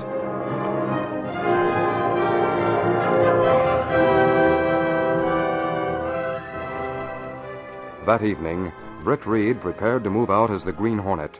Quito had the mask and gun in readiness, and Britt had a list of 4 addresses. Mr. Beasley, Miss Bates, Jackson, and the girl who was knocked unconscious, Alma Larkin. We're going to call at each of their homes, Cato. Yes, Mr. Britt? You have addresses? Yes. They'll all be with Police Commissioner Higgins for the next hour. Perhaps you not need the Hornet mask and weapon. Maybe not, but if I am seen, I want to be seen as the Green Hornet. Oh, here are 4 messages you'll prepare, Mr. Britt. We'll leave one of these at each of the places. I guess we're ready. Come on, Cato. The Hornet went first to the small house where the mouse-like Mr. Beasley lived as a widower. He forced an entry through a window and left a sinister note where Beasley would surely see it. Miss Bates is next, Cato. Yes, I know address. I think she's too old to have had a part in the robbery, but we can't overlook any bets.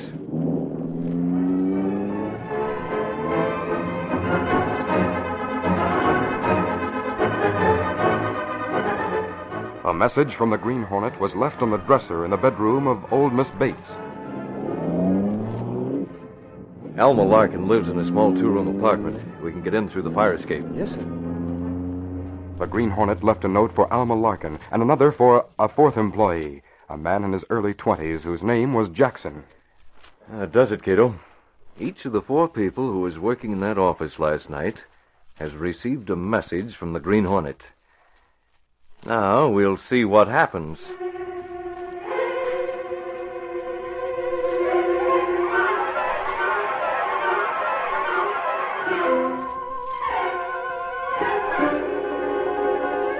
We'll continue our story in just a moment.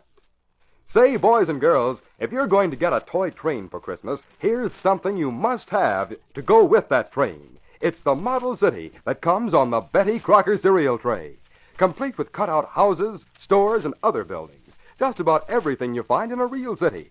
Just think of the fun you could have making your train stop right in the city. And if you get several Betty Crocker cereal trays, you will have enough houses, stores, and other equipment to make 2 model cities. Then you can play like you pick up passengers on your train in one city and take them to the other. Besides the buildings which come on the Betty Crocker cereal tray, you also get cutouts of autos, fences, garages, and a lot more things. Just on one avenue in the model city, there's a big service station, an ice cream store, a bank, and a hotel. All this plus different style houses. Everything complete, even storage sheds in back of buildings and awnings in front. Easy to build, too. There's no pasting or gluing needed, and many slots are pre-cut. Best of all, different houses and stores come on different Betty Crocker cereal trays. Just think of the swell time you'll have setting up your own model city right next to your railroad track.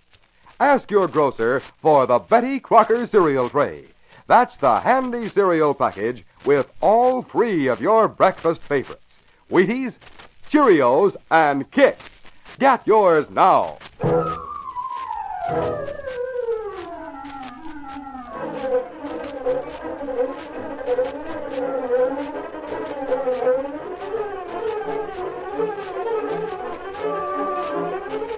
Now to continue our story. After making 4 calls as the Green Hornet and leaving 4 unsigned messages, Britt Reed returned to his apartment. He had been home for just about an hour when the police commissioner called in person. I'm glad to see you, Higgins. Sit down, won't you? Thanks. Look here, Reed. Answer one question. Were you in the home of Miss Bates while she was at my office? Oh, was someone in her home? Someone forced the lock on the window, went in and left a note on her dresser. Is that so? As if you didn't know it. Tell me more. Well, Miss Bates telephoned me. Here's what the note said. I wrote it down. Quote, "You can't get away with it unless you cut me in. I'll telephone and let you know where to send my share of the stolen cash." Unquote. Does that sound familiar, Britt? Was the note signed? No. But it might very well have been signed by the Green Hornet. People no longer look on the Green Hornet as a crook. Miss Bates was supposed to think a crook wants a cut of the stolen cash. Britt, you're barking up the wrong tree. I've known Rose Bates for a good many years. She's the least likely of any of those 4 to be guilty of having a hand in the theft of those charity contributions. The fact that she called you puts her in the clear. Anyone else call? No. Why? I left the same kind of note for each of the 4 who works in that office. An innocent person would report such a note to the police. To you personally, because you've handled the case. But, Ritt, If all 4 of the people register a complaint against a mysterious intruder, it'll be pretty good evidence that the thief had no help from the inside. I see. And if one of those 4 makes no complaint... That person should be interviewed at great length. All right, Britt. I'll go along with you. How'd you make out with the 4 at your office? I took their fingerprints. With no objections? They didn't know it. I gave them the usual signal, and a tray of ice water was brought in. The glasses were highly polished. When the tray went out, it held 4 glasses and 4 sets of fingerprints. I don't expect anything will come of them, but I had them classified and sent to the FBI in Washington as a matter of course. Our Washington correspondent's a live wire. I might ask him to follow through and see if any of the prints are on record. Oh, if they are, I'll be notified in due time. Perhaps Slade can speed up the report. Well, suit yourself. I've got to be going. You'll let me know if and when you hear from Jackson, Beasley, and Miss Larkin. Of course. I'm particularly anxious to catch a crook that's mean enough to steal a Christmas dinner from the poor. Britt Reed spent most of the following day in his office, but heard nothing from the police commissioner. He left around 5 o'clock, but Miss Case and Michael Axford remained. Oh, really, Michael? There's no reason for you to stick around. But, Casey, I'm interested in seeing how your story of the top coat turns out. Please, I'm only on the 2nd draft. I'll have to do this thing a dozen times before it's ready to give to Mr. Reed. Go ahead, I'm not stopping you. Oh, dear. I'll get it. Hands off. Mr. Reed's office? Hello, Miss Case. Commissioner Higgins calling. Is Britt Reed there? No, he's left, Commissioner Higgins. I don't know whether you can reach him at his apartment or not. He didn't say whether he was going home to dinner. I'd like to reach him. It's quite important. Would you care to leave a message? Yes, I will. Tell him that one of the people in that office for the Christmas dinner fund should be interviewed at great length. Oh? The girl called Alma Larkin. just a minute. I'm writing it down. Alma Larkin should be interviewed at great length. That's right. Very well. I'll see that he gets the message. Thank you. Goodbye. Goodbye. Hey, Casey, what was that about? Why should Alma Larkin be interviewed at great length? What else did the commissioner say? Axford Police. Well, look, Casey, if it's an interview that's called for, That's it, Axford. An interview is called for. I'll write a note for Mr. Reed. But, Casey, Here you are. Now, you give this to Mr. Reed when he comes in. Now, hold on. Where are you going? The commissioner said Alma Larkin should be interviewed at great length. Oh, golly. Casey's been bit by the reporter bug.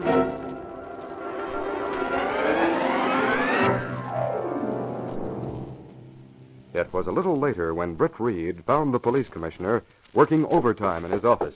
Come in. Oh, come in, Britt. I called your office half an hour ago. Did you get my message? No, I didn't. I've been trying to cover a lot of ground today. May I use your phone to call the office? Oh, sure thing. I'll have the operator get the connection for you. Joe, call Mr. Britt Reed's office at the Sentinel. Buzz when you get the connection. Thanks. I called the apartment, checked with Cato, then came here fast. Yeah? There'd been a call from our man in Washington. Yeah? One of the fingerprints you sent out last night has been identified. You mean there's a record of one of the people who work at that office? There is, and it's a criminal record. Give me one guess. I'll identify the criminal. It's Alma Larkin. Why do you name her? Because I've heard from Beasley, Jackson, and Miss Bates. Each of them reported a threatening note. But there's been no word from the Larkin girl. I left the information at your office, gave it to Miss Case. Well, you're wrong about Alma Larkin. Wrong?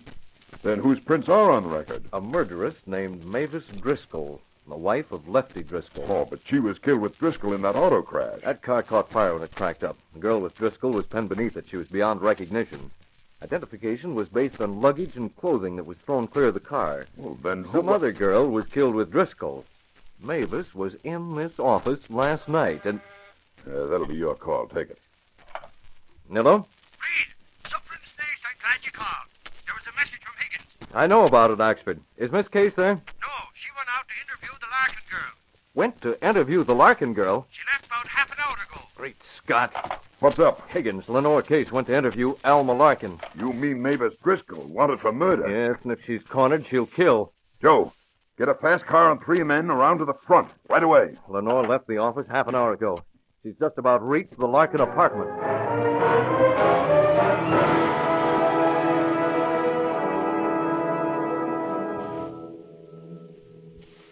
Now, see here, Miss Case.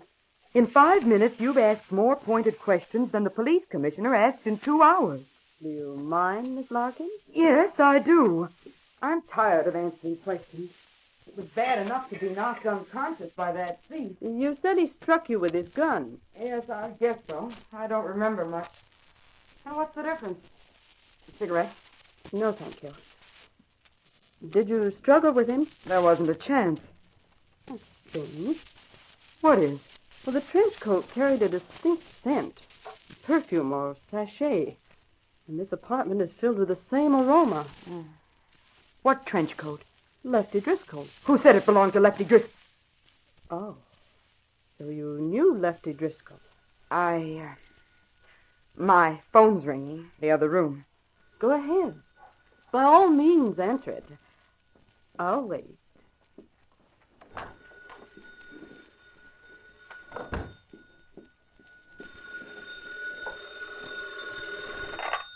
Hello? American Airlines calling about a reservation. I'll call you back. Dame caught me off guard. She knows it, too. Might make trouble. The girl moved softly, taking a small gun from a table drawer. Then she stepped to the door, turned the knob silently, and opened it just far enough to look into the other room. Her face went dark with anger. What's the big idea? Short phone call, See here, Case. I don't like it when people snoop in clothes closets. I don't like it, see? I shouldn't think you would. I've learned things. Oh, you have, huh? That Driscoll trench coat hung in this closet. So did a lot of other clothes. But they seem to be packed in suitcases. You planning a fast getaway, Miss Larkin? Smart, aren't you? You can't make it, Alma. The commissioner's already suspicious of you. Now, why don't you talk and tell me everything? Did you handle the job alone, or did you have an accomplice? Case, I'm sorry for you. You've got to go bye-bye. What?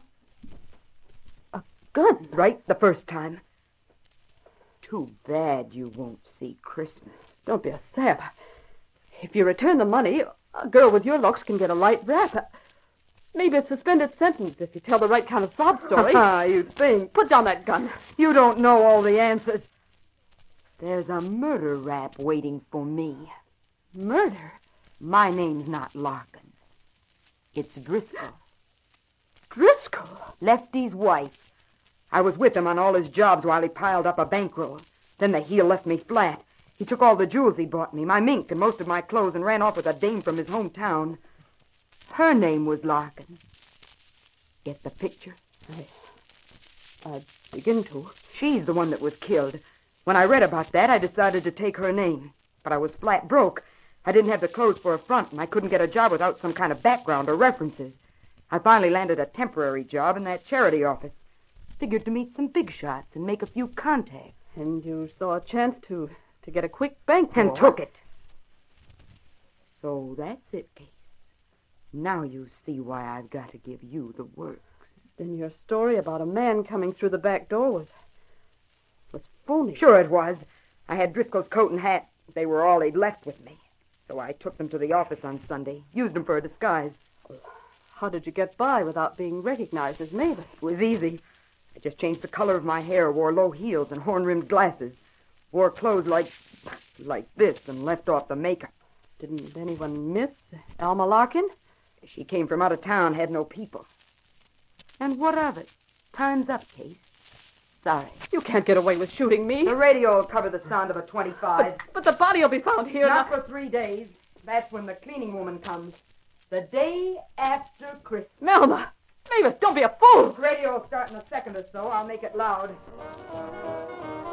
There's your swan song. Wait, listen. Maybe I can help you. Sorry. Drop the gun, sister. Come on in, Commissioner. I got it covered. I'll open the door for you. Come on in, Brett. You. I have her. Let go. Let me go. I'll get the gun. Oh, Mr. Reed. Good work. I'll take it easy, girlie. We got you. How'd you get into that other room? Fire escape. Good thing he did. Mr. Reed. Commissioner. She's Mavis Driscoll. She's wanted for murder. We know all about it in this case. Are you all right? Yes, but another minute. Why did you come here? Well, I wanted a story for the Sentinel. You certainly got it. Ladies and gentlemen, your Sentinel newscast. Turn that thing off. Mr. Reed, the Sentinel newscast. Well, that reminds me, we have a story. And there's just time to make the next edition.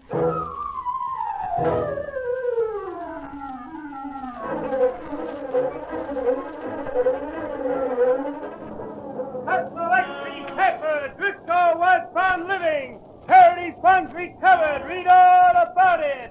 Sentinel reporter Nab Killer. Sentinel Extra Paper.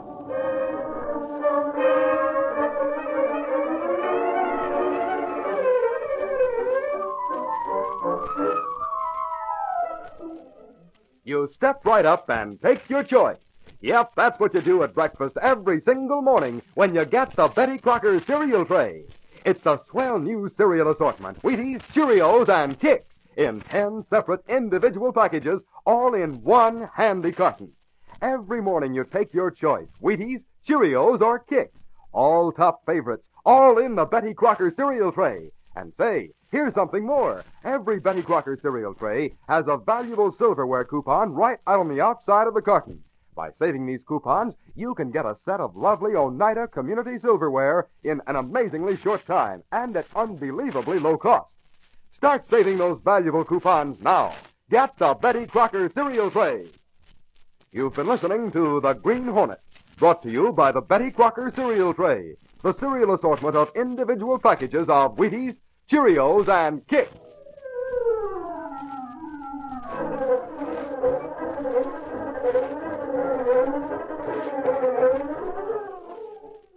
Wow, look at him go. He's the fastest ice skater in town. He's feeling his Cheerios. Yes, Cheerios, that energizing breakfast cereal made from oats, good old-fashioned nourishing oats all ready to eat. Remember, for a breakfast cereal that really helps to build up strength, endurance, and energy, get Cheerios, that highly nutritious cereal with the wonderful fresh toasted oat flavor. The only cereal shaped like tiny, crisp, golden brown little donuts. Try it. For your better breakfast, always start with Cheerios.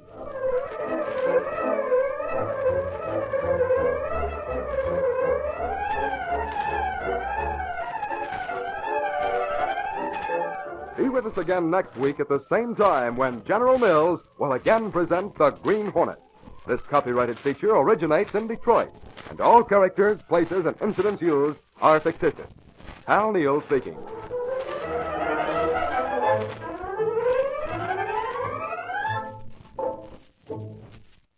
Tomorrow night, over most of these same stations, be sure to listen to The Lone Ranger in an unusual adventure with a surprise ending.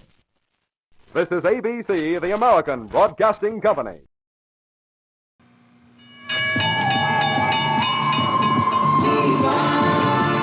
Yeah, right on time, and has been since 1850. Levi's Old Blue. Of course, there's a lot of new jeans now. Jeans with a different look to the stitching. New kinds of pockets. Styles that'll take you to a whole other place. You can be sure of getting Levi's quality all the way. Because at Levi's, we put a little blue jean in everything we make.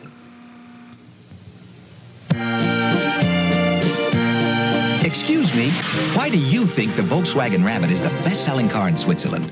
Well, you can see how well it drives. The Rabbit climbs the Alps something wonderful, better even than a goat. Anything else? Yeah.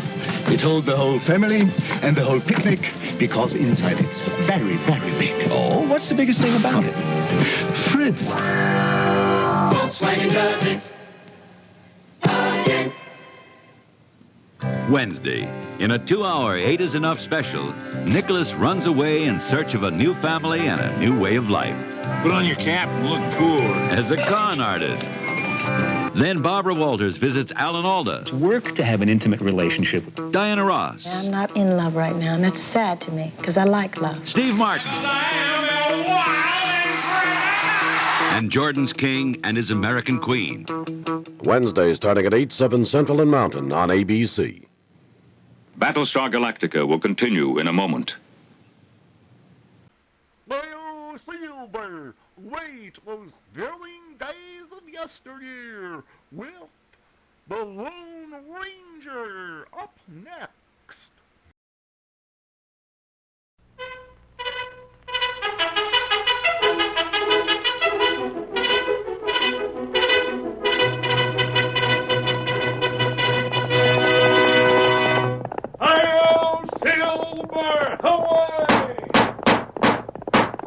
A fiery horse with a speed of light, a cloud of dust, and a hearty hi-yo Silver, the Lone Ranger.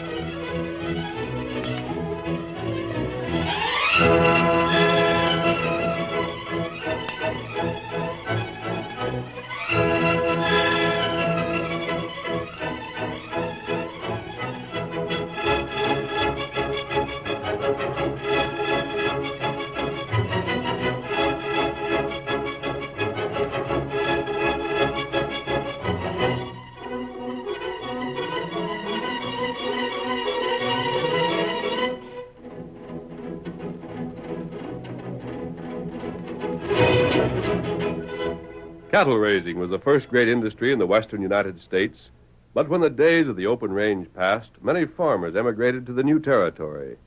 There were endless disputes between the ranchers and these newcomers, and the disputes might have led to open warfare if it had not been for the masked rider of the plains.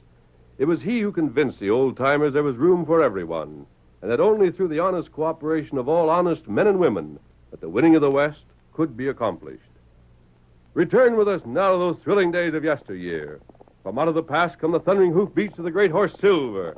The Lone Ranger rides again. Come on, Silver! We're heading for Jones Creek! Hi-yo, Silver! Away!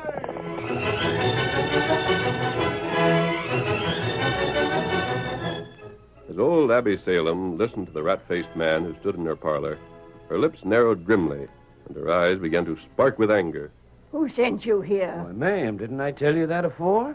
I work for Caleb Chandler. Maybe you've heard of him. His place is just beyond the Pecos. What's he want with that land at the head of the valley? Well, you see, he's got to move. Where he is, he's been leasing, and now he can't get the lease renewed. He's already bought the Davis place just east of here and aims to get settled on it afore fall. But he's got to have more summer range. Now, there's good grass at the head of the valley there, and if he can buy, it'll suit him fine. Well, you've come to the wrong place. I can't do nothing about it. Reckon you ain't understood me, ma'am. No? When I first come here, I heard you'd sold that property to a bunch of settlers. I've already talked to them. Well? No, they won't sell.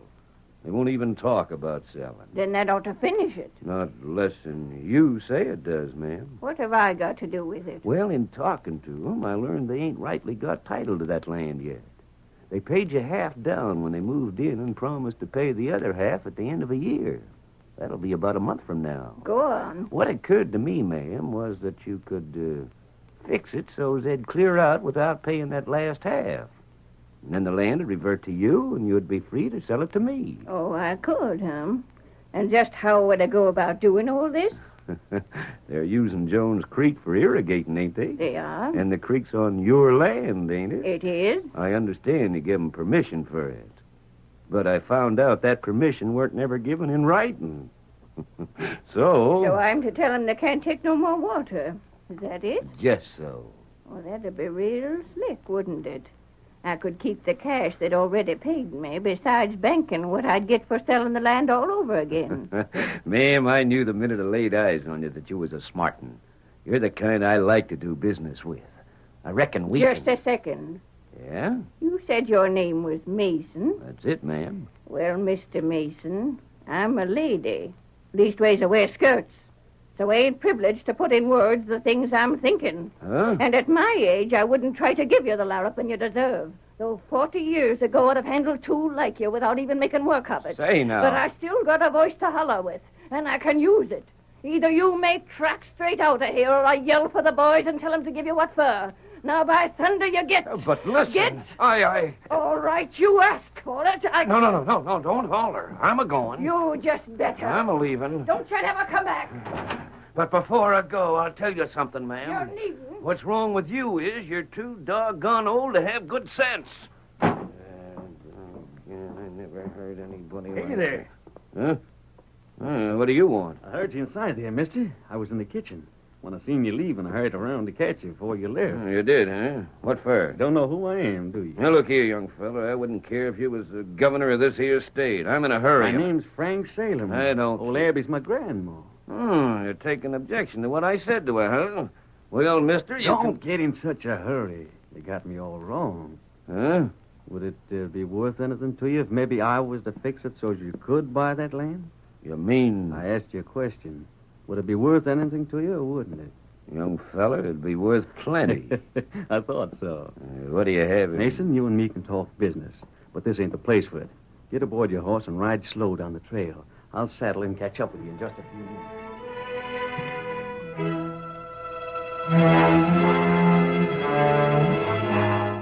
2 days later, a masked man and an Indian, mounted upon powerful stallions, held their horses motionless at the rear of a small cabin. A broad-shouldered man of late middle age looked at them with curiosity.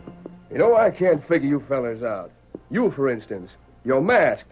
Well, instead of taking what grub you need at the point of a gun, you offer to pay for it like anybody else. Ain't that a kind of funny way for a crook to act? But we're not crooks, Dan. Yeah, and that's the second time you've called me by name. We ain't never met before, have we? No. And how come you know it? We'd heard about you. I understand it was your idea that this spot here at the head of the valley would make good farming land. Well, I guess you could say it was my idea as much as anyone's. Anyhow, it was me that talked old Abby into selling us this land on time. I'm not sure you made a good choice. No? Dry farming wouldn't pay here. You're getting water from Jones Creek, but there are plenty of seasons when there's no water in it. What'll you do then? You mean to say sometimes the creek dries up? I know it does. Tonto and I have been through this part of the country often. The past 2 years... It's run full, I know. But next year, as likely as not, it won't. Maybe for several years in a row. Oh, say now, I don't know as I believe that. It's true, nevertheless. You wouldn't be working for a fellow named Mason, would you? Mason? Who's he? Oh, never mind. You wouldn't admit it if you was. Oh, here comes Cynthia with your grub. Well, I said you could have it, and you've paid, so I won't go back in my word. But so be it if you are working for Mason, I'd advise you to steer clear of here in the future. But, Dan, listen. Here it is, Pa. Thanks, honey. Well, it's all done up for you, stranger. Fine. Tonto, put it in your saddlebag. And Dan, huh? Whoever this Mason is, you can take my word for it. We are not in his hire. Who's that? Pa, it's Frank Salem. Well, so 'tis. Looks like him and that other fellow rounded up a couple of strays. Stranger, if you want to stay out of sight, you and the Indian can round the cabin. We're not running from anyone. I think they've seen my mask already. Well, suit yourself. Hi there, Frank. Where'd you find that critter? Don't let him get away from you, Slim. They won't. Well, which one of you was it, Reynolds? You, or did you get this masked fella here to do it for you? Huh? What are you talking about, Frank? You know as well as I do, so I'll give you a warning. The next time you hanker after beef, pay for it. We ain't raising cows for farmers to steal off us. Why, doggone, Frank. You surely ain't saying I tried to steal them cows, are you? Look at them ropes around their necks. You figure we put them there? Why, what? Reynolds, we found the place where you cut our fence and let those critters out. We picked up your trail and followed it. You know where it took us? To that grove of yours back there. We found these steers tied up, out of sight. Tied by the ropes you're looking at. Hey, now just... But you forgot one thing. You forgot that cowmen can read signs. I guess being a farmer, you didn't think of that, huh? It's not true. How dare you say we'd steal? I ain't gonna argue about this. I'm just serving warning, like I said. I'd advise you not to forget it. Look here, Frank. I'll swear I never had a... Don't waste your breath. Ranger? Well? I suppose if you was willing to give your name, you wouldn't be wearing that mask. But I reckon you ought to be warned, too. Yes? Crooks don't last long around this neck of the woods. Just keep that in mind. Perhaps you'd like to do something about it now. Nope. A warning ought to do if you got sense. Come on, Slim. We got to get these critters back. Get up, boy. Get up, boy. Get up. Well, if that don't beat all. Oh, how could those cows gotten in our grove? Doggone if I know. But I sure hate to have old Abby think we're stealing from her after her being so good to us. Dan. Yeah? Maybe Tonto and I can find out for you. Huh? Those fellows aren't the only ones able to read sign. I think we'll have a look at it for ourselves. Say, would you, stranger? And let us know if you found out anything? Of course. Ready, Kimasabi? Come on, get him up, Scout.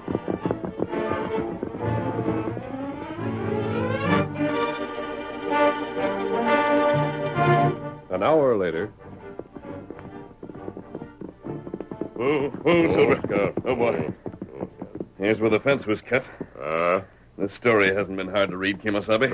It's easy. Those fellows cut the fence themselves. They herded those steers into the grove, dismounted long enough to put ropes around their necks, making it appear they'd been tied, then headed for Reynolds' cabin.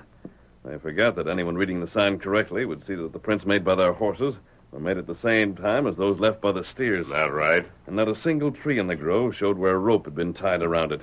Can you imagine those steers attempting to pull loose and still not cutting into the bark? Them heap foolish. And up to some game we're looking into. What do now? We promised Dan a report, and he's getting it. Come on, Get him up, Scout. Come on.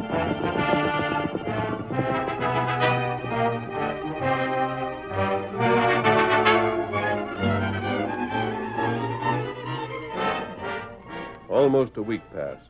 One evening, Frank Salem finished his supper, pushed his plate aside, and... You all through? Well, I'll clear off the table. then. Wait a minute, Granny. Yes? I want to talk to you. There's things that got to be decided on. By you? By both of us. Well, now, Frank, that's right kind of you. I've been thinking lately I weren't really needed around here, seeing as how you've been taking so much on yourself. So we're to decide something, huh? Well, just what? You needn't talk that way to me. If I was younger, I wouldn't. I'd spank you instead.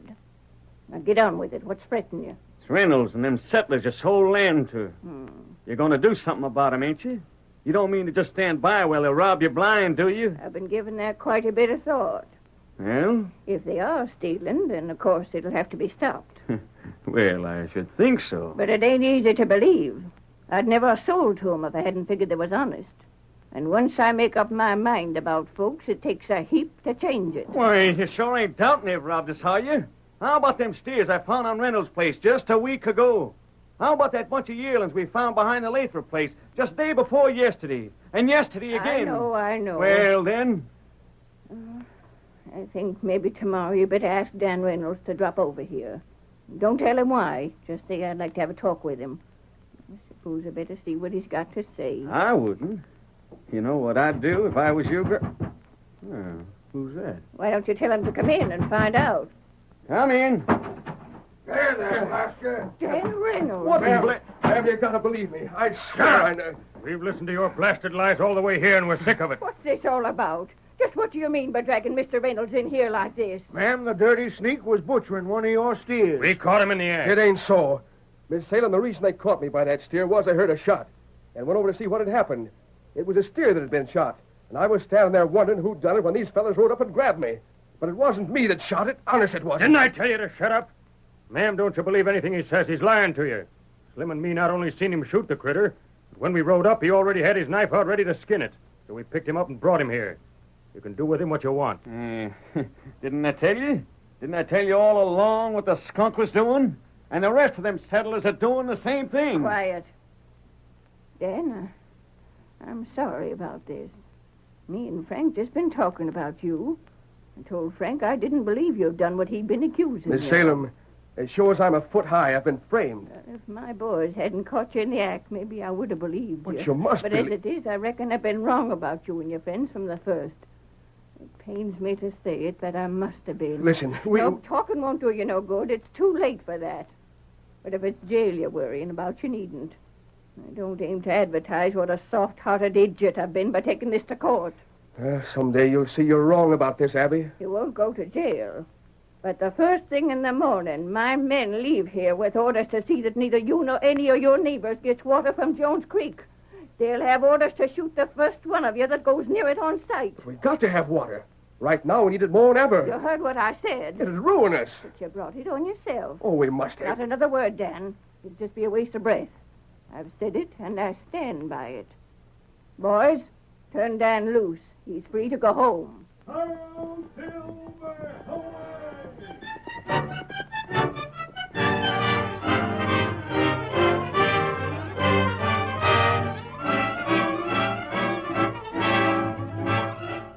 The curtain falls on the first act of our Lone Ranger story. Before the next exciting scenes, please permit us to pause for just a few moments.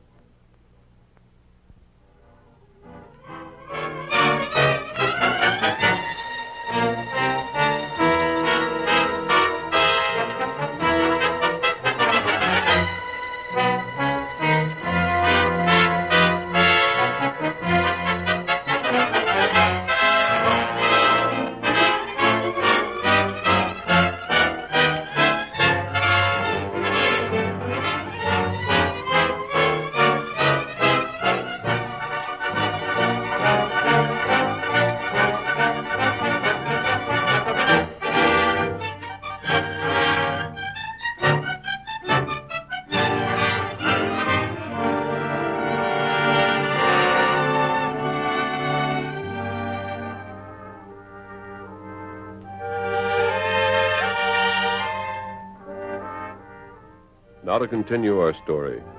The Lone Ranger, who had overheard old Abby's decision, returned to his secret camp. Tonto was waiting for him, and... Aye, Kemosabe. Oh, Silver. Oh, fella. Oh. Where you go? I've been at the Salem place. Oh. Dan Reynolds was just brought there, accused of butchering one of their steers. Abby refused to prosecute, but she's also refused to let the settlers continue to get water from Jones Creek for their farms. That's bad. Nevertheless, Tonto, I believe Abby's sincere. I doubt that she'd do a thing like this just to get that property back before the settlers can make the final payment on it.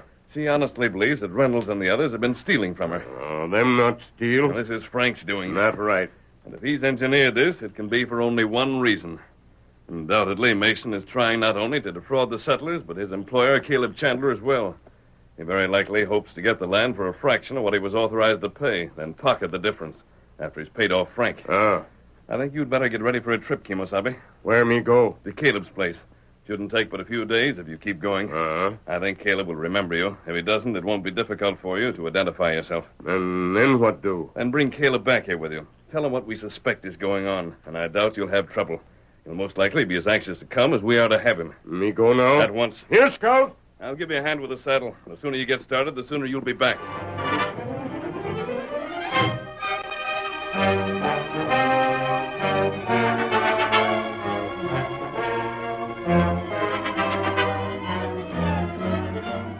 The following day, the yard in front of Dan Reynolds' cabin was a gathering place for his angry neighbors. Each of the men present carried a weapon in some shape or form. The women, although unarmed, were as indignant as their husbands and fathers. They filled in the ditches. Ain't a drop of water coming through from the creek. They think we're just going to stand by while our crops go to blazes? They're loco if they do. But, Paul, look along the bank. You can see Abby's men guarding the creek. They want you to do something. I think they want to fight. And we'll give it to them. Well, you're going to stand here talking about it all day, or are we going to do something? This ain't getting us no place. Let's get to our horses and ride over there. I'm ready to rest. If the rest of you are. Hey, come on. Well, I'll be blasted. Look at there. One of them's got the nerve to ride right over here. Well, I'll get him. Watch out. Doggone it, Dan. Why'd you have to go and shove my arm and spoil my aim? But that's a masked feller. He ain't on their side. He's done me one good turn already. Fellers, put up your gun. Who in thunder is he? That's sure some horse he's riding. Look at it come. You say you met him before, Dan? I sure did. Hi there. Hello, Dan. Oh, boy. Oh, somebody. Oh, there. Oh. Stranger, what are you doing? I see you and your friends are getting ready to fight this out. You bet we are, mister. Dan. Yeah? I believe you know Grandma Salem better than any of your neighbors do.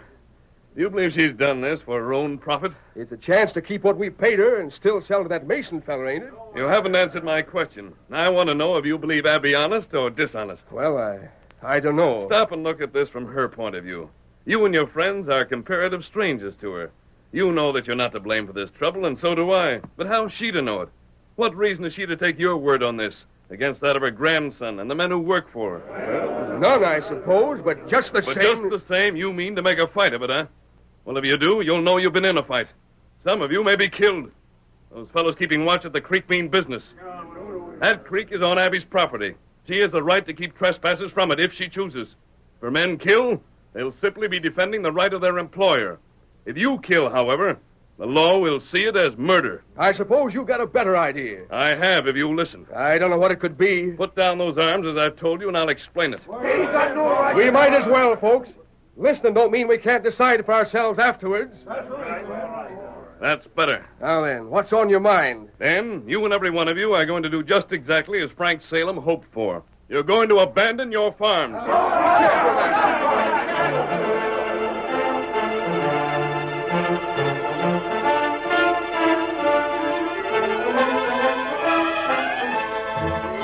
The first surprise and anger of the settlers at the Lone Ranger's proposal disappeared as the masked man went on to explain his plan in detail. 3 days passed.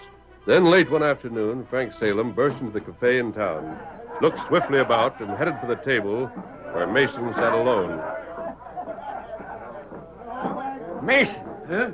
Oh, you, huh, Frank? Sit down. Name your poison. Ain't got time for a drink. Huh? What's up? Mason, we done it. You mean? They cleared out. The settlers. Lock, stock, and barrel. Every last one of them. Oh, you're fooling. You think so? Then just get on your horse and ride over toward the valley. There ain't no one of them left. They loaded up their wagons and pulled out. Well, I'll be doggone. They had to do it. They was licked and they knew it. Without water from the creek, they couldn't raise so much as a measly crop of weeds. They just had one choice, and that was to get while the getting was good. Then you think that Grandma'll sell to you? Yeah. Sure she will. Why shouldn't she? Right now, she's mad enough to sell to anybody at their own price. Well, then let's get going. Hey, not so fast. Huh? How about the cash you promised me? I've done my part. Now, when do I get paid off? I told you you'd get half of the difference between what I'll have to pay your grandma and what Caleb figured I'd have to pay, didn't I? Yeah, but And how will I know what you got coming till I find out what your grandma's going to ask? Come on. You don't need to worry. You'll get cash on the barrelhead right after this deal goes through.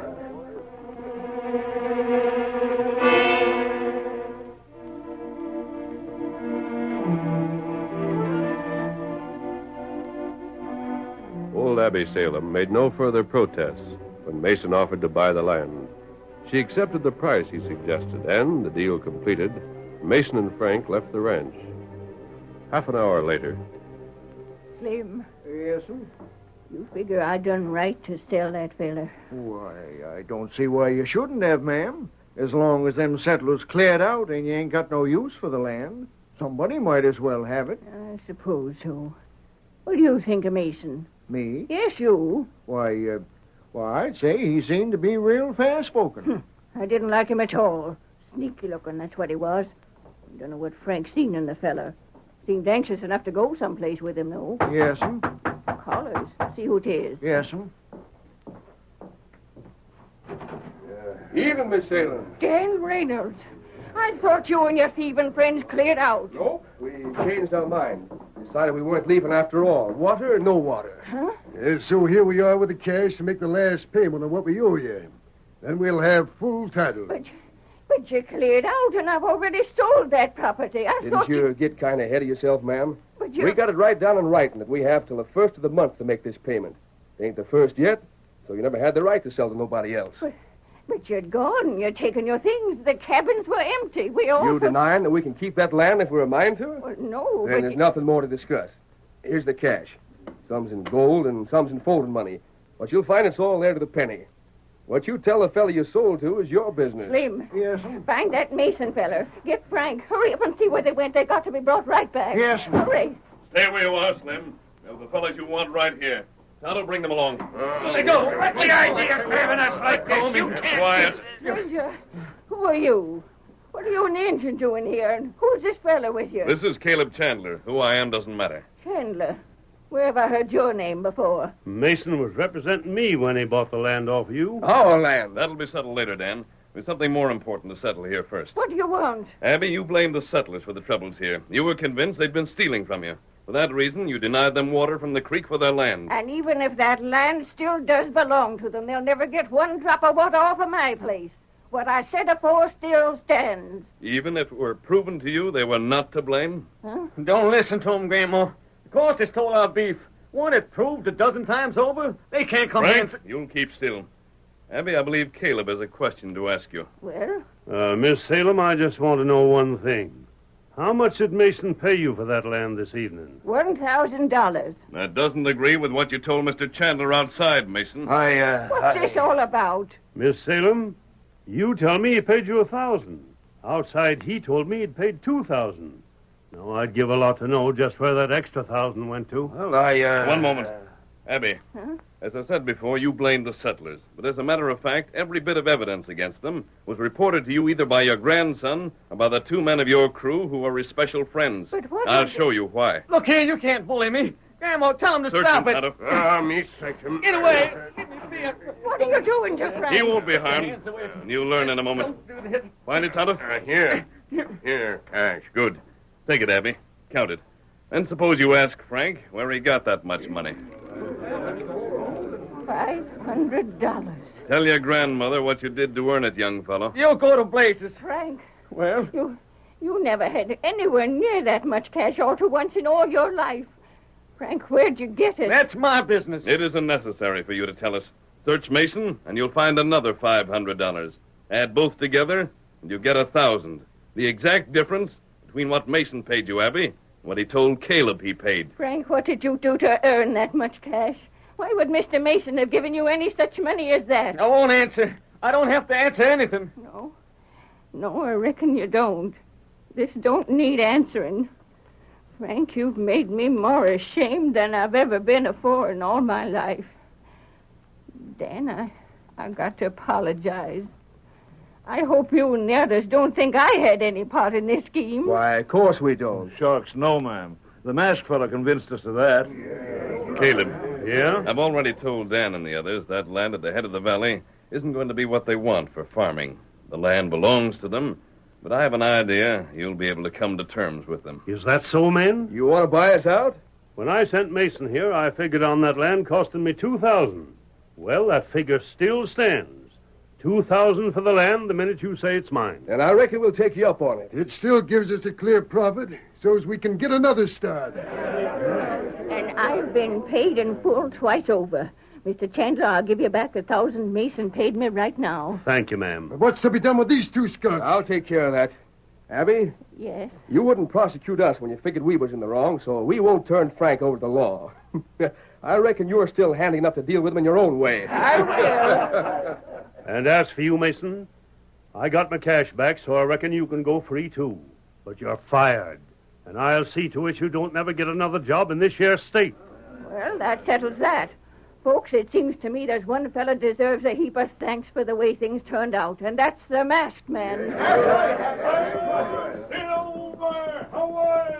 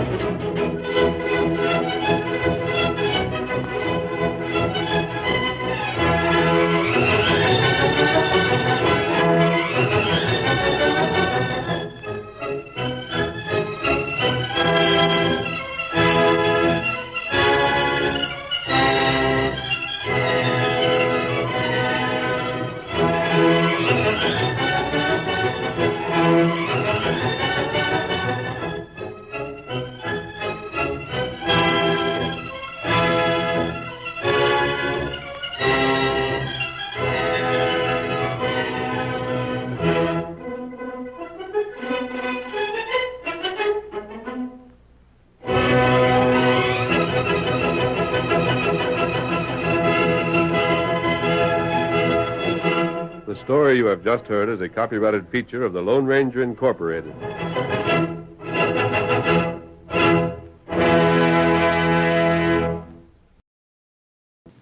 Monday, a locked room holds a family secret, waiting for Lucan. Kansas City turns on the first team, and vice versa. You didn't let me finish. I said I was going to say nice weather for the game tonight, and you said hurricane. We're going to keep on until we get it right. They talk plain so you can understand them on TV. The reporting's concise and it's short. Puts everybody up to date on everything that's happening in Kansas City, you know. I just keep coming back to it. I turn them on. Fellas, we're in this together. Turn on the team that turns on Kansas City. Total News 9. KMBC Channel 9, Kansas City, Missouri.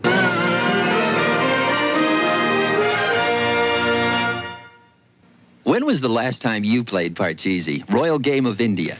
When Fog grounded us in Denver last week. And I won. Last night with the guys in the dorm. Parcheesi, December 26th, my last free day.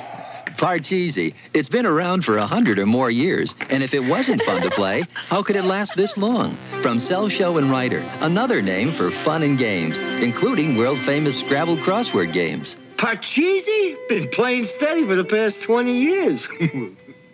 Right now, save $40 on Sears' best-selling Bonnet French Provincial Canopy Bed. Canopy frame and rails included. Now just $99.88 in twin size, $109.88 full size. Save $20 on all these beautiful matching pieces. Each one has a mar-resistant top, and all have simulated wood grain fronts and sides, each at a $20 savings. Save $40 on Sears' Bonnet Canopy Beds, $20 on these matching pieces, now at Sears. Tuesday. Give me love, that's it. Starsky and Hutch break into the fashion game. Am I going to have to spread the word all over the mart that you're a cop? Out to smash a high-class theft ring. They got a lot of style, Starsky and Hutch. Tuesday. Battlestar Galactica will continue in a moment. check what's coming the mail at Box 13 next.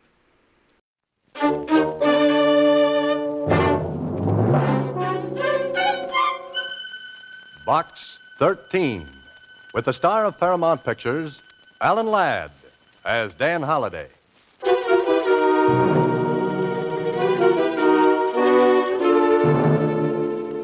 Box 13. Box 13. Box 13. Box 13. He looked deeply into her eyes, which reflected his mood like twin lakes of azure blue. Azure blue. Why does a woman always have to have azure eyes?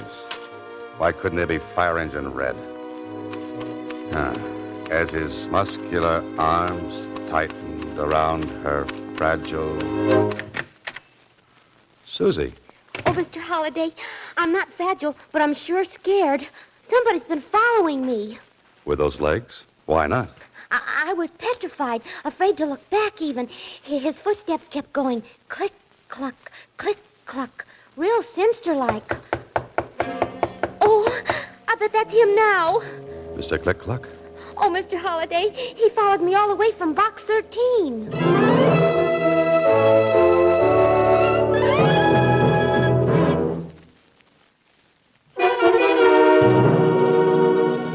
And now, Box 13, starring Alan Ladd as Dan Holliday.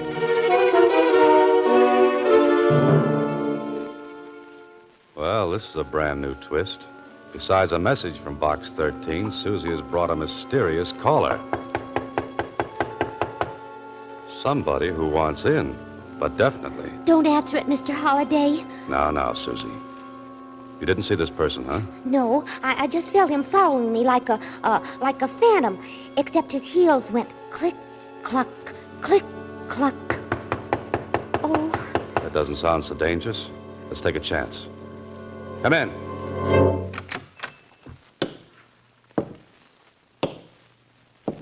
Oh. Silly me. I ought to be ashamed for being such a fraidy cat. Look who it is. Well, Susie, who is it? I don't know. Who are you, mister? My name is George Flitt. I'm a detective. And you're Dan Holliday, the writer. It's on the door. A detective, huh? Why, he isn't any bigger than me. But I have nerves of steel and the heart of a lion. Oh, I see. And what brings you here, Mr. Flitt? Well... Boo! Nerves of steel, heart of a lion. That was no fair, girlie. You took me by surprise. Susie. Now, Mr. Flitt. Why don't you open the envelope I put in Box 13? Here it is, Mr. Holliday. Oh, thanks. Open it. I'm all gooselumps. Okay. Well, what do you know? Why, there's nothing written on the paper. How about that, Flitt? See how clever I am? I put that envelope in Box 13 as bait. As bait? Yes, I knew it would lead me to the person who put the ad in the Star Times. Adventure wanted. Will go any place and do anything. Very clever, Mr. Flitt. Oh, what made your footsteps go click, cluck, click, cluck? Oh, that. I lost the metal cleat off of one of my heels. Oh. Well, now that you've discovered me, Mr. Flitt, what? Mr. Holliday, I'd say you're just the man for the job. Job? Something exciting, you hope, huh, Mr. Holliday? I'd handle it myself, only I'm so tiny. Besides, I've done mostly divorce work. Just the right height for keyholes. But about the job? Well, I'm coming to that. Mr. Gilbert Bolton sent me $50 just to attend the party tonight. $50? I should have been a detective. Oh, you can be. I'll split with you if you'll go to the affair in my place as me. We got the money. What's the catch? Oh, there's really no catch. Only thing Mr. Bolton said, what there might be a little, bloodshed.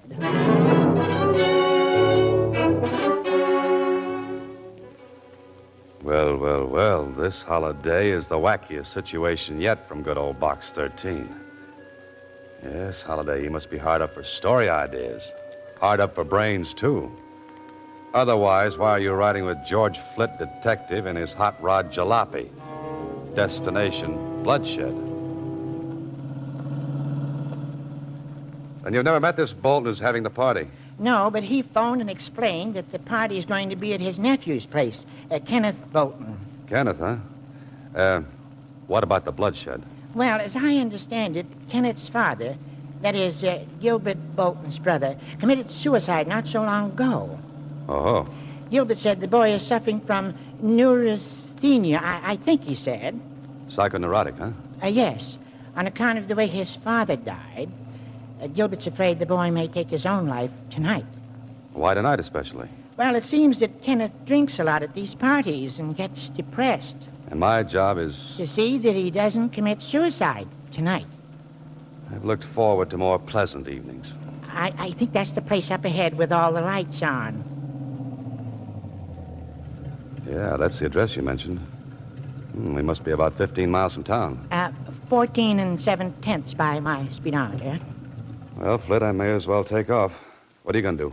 Oh, I'll sit here in my car and listen to the radio, sort of keep my eye on things from the outside. Good idea. See you later, then.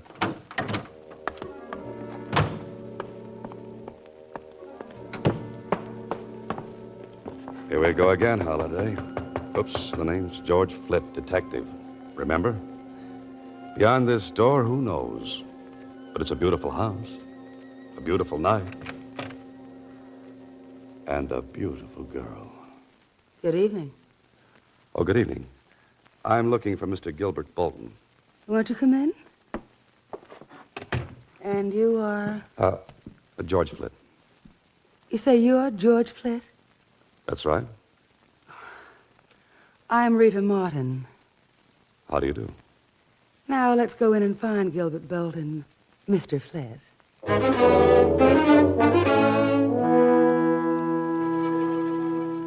Oh, Holliday, here's a jungle cat. A vampire right out of Terry and the Pirates. That jet black hair, those heavy-lidded eyes, that glistening crimson mouth. And something else. Yes, heavy, cloying, sensuous. A perfume such as you've never known before. That's something to remember this Rita Martin by. Mm-hmm. Oh, there you are. Oh, Gilbert. Yes, Rita. Gilbert Bolton. This is George Flitt. George, how do you do, Mr. Flitt? Mr. Bolton? If you'll excuse me, gentlemen, I'll see you all a bit later. So, you're George Flitt, the detective? Yes, that's right. Your voice seemed, well, different over the phone. Well, you know detectives. Many disguises, many voices. Got to keep them confused, you know. Somehow I pictured you differently. Oh? Well, no matter. You know why you're here. Yes, to keep my eye on your nephew, Kenneth Bolton. More than that, to keep him from killing himself.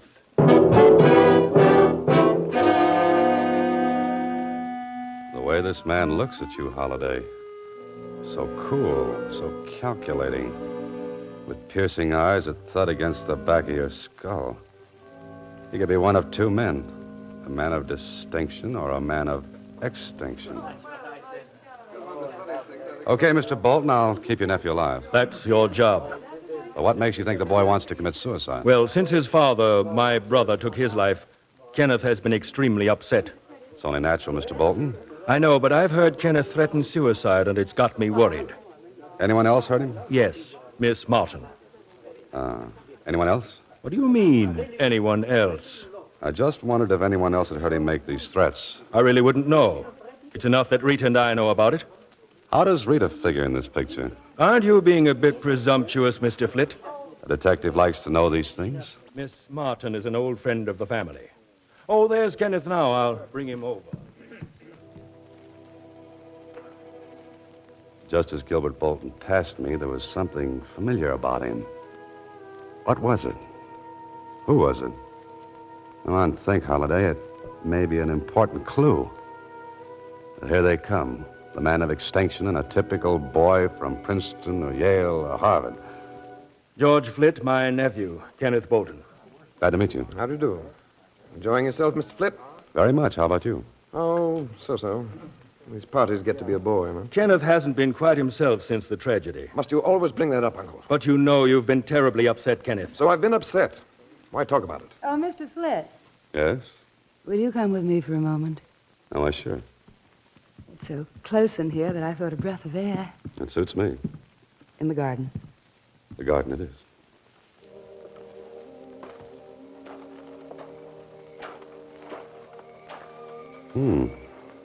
Nice. A moon, too. Mm-hmm. Lovely, lovely night. Ah, the scent of those flowers. Exquisite, isn't it? Uh-huh. But not to compare with your perfume. You noticed it. Yes, it was so unusual. It's called Whispering Gown. Whispering Gown. I like the name. Say, Yes? I know where they got that name. Oh? From Cyrano de Bergerac. The passage where he describes Roxanne.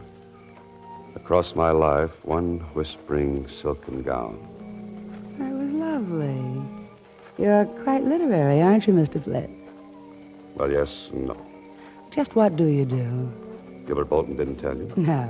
No, but let's sit on this bench and you tell me all about yourself. As you come close to her, you get another whiff of... And suddenly you've got it. That's what bothered you about Gilbert Bolton. Her perfume rubbed off on him. Rita's an old friend of the family. She's young and a close friend of Gilbert Bolton's. She's brought you out here for a reason. Well, aren't you going to sit down? Oh, I sure, but just a minute. I want to borrow some cigarettes. I've got plenty of cigarettes. I'll be right back. Something about this whole setup is as phony as a China egg. And as the crooks in your story say, better case a joint before you go inside. There. There's a window. Just pull the bushes back. Let's take a gander. Well, everything looks on the up and up. Kenneth with a drink on the table beside him, and there's his uncle coming up. He set another full drink right beside Kenneth. Hey, what else is he doing? You'd better get in there, Holiday, and fast.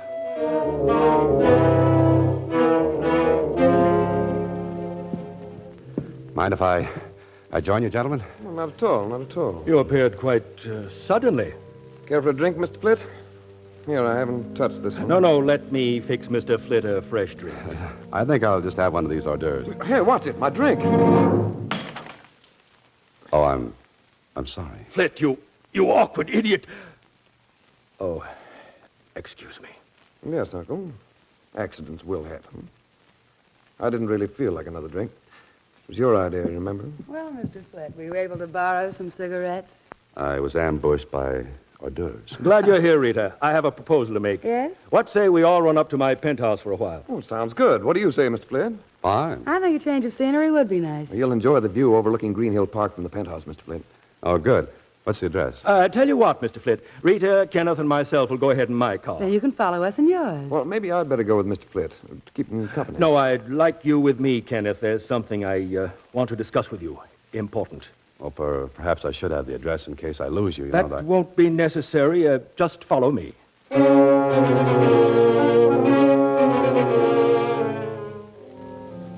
Of course, Holiday, you could be wrong, but it looks like Gilbert Bolton isn't too anxious to have you find his penthouse. But you're a suspicious lad, Holiday. You've created so many diabolical characters for so many fiendish plots. Maybe you've become a little touched. The time's a wasting, Holiday. Get to a phone. There it is, end of the hallway. Now, if Mac's on duty in the morgue of the Star-Times, we'll ask a few questions. Star-Times reference room. Hello, Mac. This is Dan Holiday. Ah, Danny, what can I do you for? Say, you got anything on the Bolton suicide? Just filed those clips away yesterday. And even if this is a clips joint, I won't charge you a penny. Clips joint. You get it, Dan? Yeah, I get it. What about Bolton? Poisoned himself. Left all his dough to his son, name of Kenneth. Anything else? Well, there was something about Bolton's brother, Gilbert. He sort of taking over and helping the boy. Kid was pretty broke up. Hey, Dan. Hey, did you hang up? No, but someone did. Someone was listening on another extension.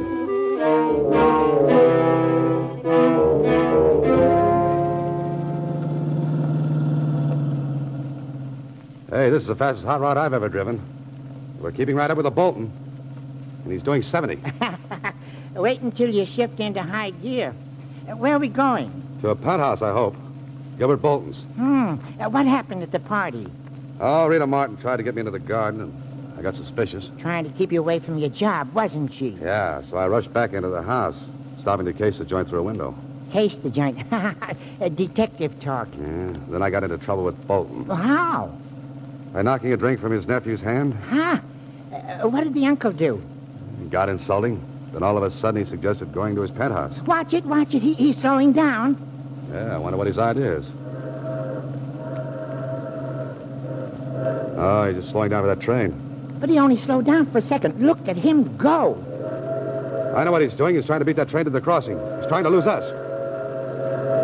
Step on the gas. Step on the gas, Mr. Holliday. Okay.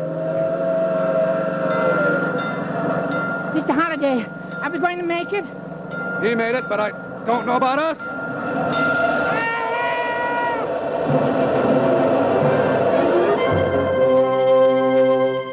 You are listening to Box 13, starring Alan Ladd as Dan Holliday.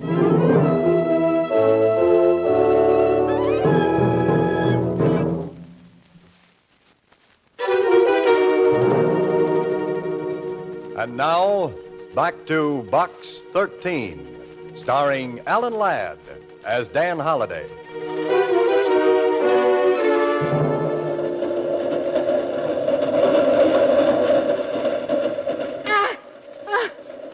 Next time I want such a close shave, I'll see my barber. Yeah, me too.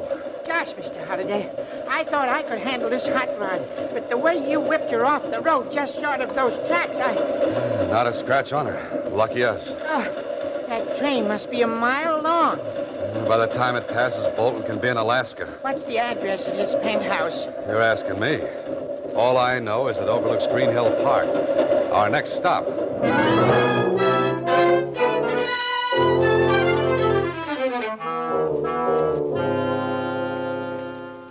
Well, George, Green Hill Park. I bet all these buildings have penthouses. And we'll try them all until we hit the right one.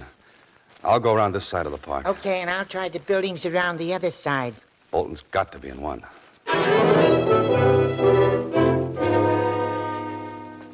Do you have a Mr. Bolton in your penthouse? No one here by that name. A Bolton in the penthouse? No, but we have a Botsford in the basement. Why, yes, Mr. Gilbert Bolton came in a short time ago. Hello? No, with a lady and gentleman. Want to go up? Please.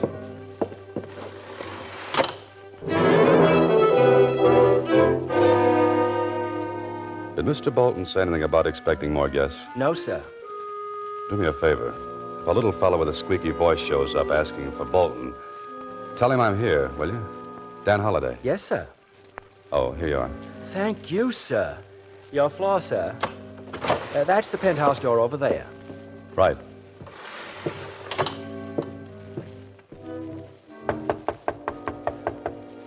I've got a sneaking hunch I won't be welcome. Flip, how did you get up here? You didn't expect me? Yes, of course, but you've earned your money. You can go home now. I'm sorry, Miss Martin, but Mr. Bolton hired me. It's up to him to fire me. But he's not here. He and Kenneth both went out. May I come in and wait? No. Goodbye. Now what? Now what does the intrepid hero of my stories do? He looks for another door. Like that one. He tries it. It's open. Leads into a hallway. And there's yet another door. The service entrance to Bolton's penthouse. And 10 to 1, it's locked, bolted, and barred. Maybe even nailed shut. You're some gambler, Holliday. Offer 10 to 1 and lose. The door's open. Well, here we go again. Shh. Quiet, Holliday. Ah, there's a door leading to the terrace and voices. Really an excellent view here. Now get your ear up, Holliday. But don't let them see you. Don't you think it's a little chilly out here, Uncle? Let's go inside. Chilly, Kenneth? I'm really very comfortable. Here's the view I was telling you about, Kenneth. Better lean over the rail a bit to see around that turret. Oh, don't push against me, Uncle. That's a 10-story drop. Now, look over there, Kenneth. Uncle Gil! Kenneth, let's get away from that rail. Oh, Flit, you don't have to throw me back. Better than having your uncle throw you forward. What's the meaning of this outrage, How Fitz? did you get in here anyway? I'm going to call the police. Fine, and save me the trouble. Look, Kenneth, I was hired to keep you from committing suicide. Suicide? Who, me? Yeah, but instead I'm keeping you from being murdered. Feel in your coat pocket. Ignore him, Kenneth. He doesn't know what he's talking about. A bottle. It's marked poison. Yeah, I saw your uncle plant it in your pocket through the garden window. He wanted to make it look like you poisoned that drink I knocked from your hand. Stop right there, Holliday. This isn't a cap pistol. You too, Kenneth. Don't move. Oh, you must be crazy, Uncle Gil. And you knew I was Dan Holliday all along, huh? Of course. I've seen your picture in the book review pages. Then I caught you a telephone conversation with the Star-Times on the extension. You get around. I can't believe this. You, my uncle. What's the play now, Bolton? Well, first I walk over to Kenneth and knock him out with his gun. No, don't move, Holliday. I've still got you covered. Oh? And now that you've knocked out your nephew, what's your next move? Mr. Holliday, before I heave him over the rail to make it look like suicide, I'm going to shoot you. Oh, fine. Then I'll wipe my fingerprints off this gun and press my nephew's hand around the butt. His fingerprints on the gun will prove he shot me, huh? But what about a motive? Very simple. You tried to stop him from jumping off the terrace. And you're supposed to invent plots, Mr. Holliday. But they'll trace the gun to you, Bolton. Oh, no. It's Kenneth's gun. I took it from his room. And you wanted a detective on hand to throw off suspicion. Yes, Mr. Holliday. Who'd suspect Gilbert of murder when he'd hired a detective to protect Kenneth? But why? Why do you want to kill your nephew? Let's say I borrowed quite a large sum I can't make good. Oh, embezzlement, huh? And you need Kenneth's inheritance to keep out of jail. Wouldn't he lend you the money? Not the amount we need. We? Obviously. So we're taking it all. Clever, eh, Holliday? You're killing me. You're so right. Get rid of whoever it is, Rita.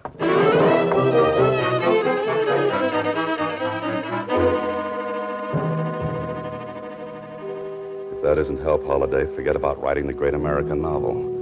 No room in a coffin for typing. I tell you, Now listen here, I've got to go in and see. I know. I say you can't come I into this tell you, room. I've got to get here. I know Dan Holliday's in here and nobody's Never mind, keeping Rita. me. I couldn't stop him. I've got plenty of bullets. Welcome to the party, George. Hello, Mr. Holliday. A gun. Let me out of here. Stop! Stop or I'll shoot! Gilbert, watch out! Thanks for the distraction, Flip. Now, Mr. Gilbert Bolton, you know how your nephew feels. Well, I know how it feels to be on the right end of this Smith & Wesson. You knocked him out. What are you going to do? Do? Well, since the party's getting dull, let's invite a few more boys. Say from headquarters. This is Box 13, starring Alan Ladd as Dan Holliday.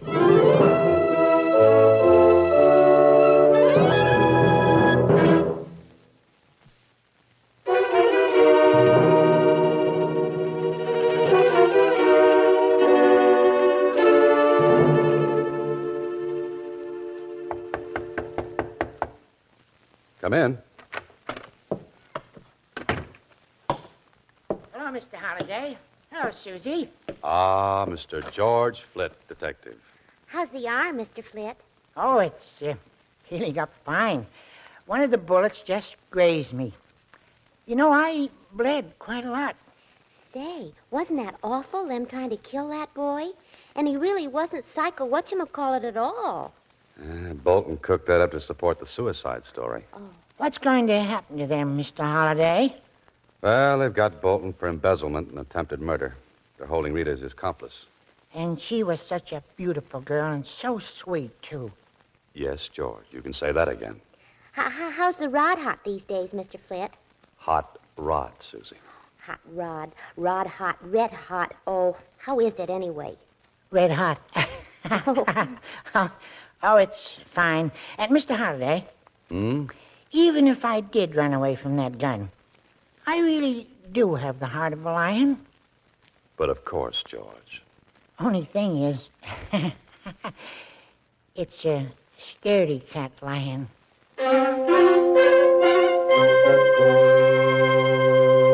Next week, same time, Alan Ladd stars as Dan Holliday in Box 13.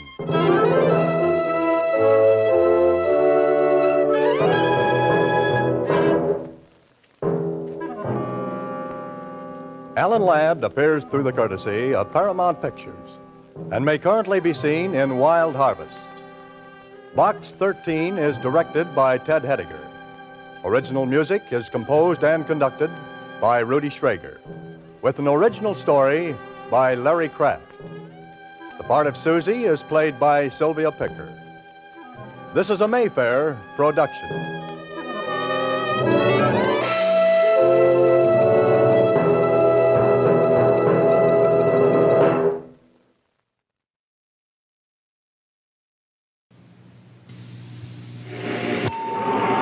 This is the world's most revolutionary telephone switching invention. We call it Super Switcher. It handles 4 times more calls and may save us $1 billion a year. Just imagine that each of these cars is a long-distance call. Super Switcher could handle 5 days' traffic on a busy LA freeway. That ought to prevent traffic jams on your long-distance calls. Bell System Technology, keeping your phone system the best in the world. Merrill and Macula switched from Duncan Hines Deluxe 2 Yellow Cake to Pillsbury Plus Yellow Cake. Jane Trahan switched. Bite after bite, millions found out that Pillsbury Plus Yellow Cake with pudding in the mix tastes deliciously moister than Duncan Hines Deluxe 2 Yellow Cake. It's more like scratch. With Pillsbury Plus Yellow Cake, you're just a bite away from a better tasting, moister cake. I'm getting ready to jump into an inferno, and you want to talk to me about Kane? He isn't planning on coming back. What are you talking about? Nothing. We're all in the same fix. The odds are against us, but we'll get through. Now, let's go. Next on Battlestar Galactica, Part 2 of Living Legend. Our supremacy is all but assured. There go the bunkers. But what about your warriors? Are you thinking of them when you take on 3 base ships all by yourself, or are you thinking of history? The legend of Commander Kane. Polaroids asked me to show you how to use their little one-step. World's simplest camera. You just press the button and the motor hands you the picture. Not too fast, I'm taking notes.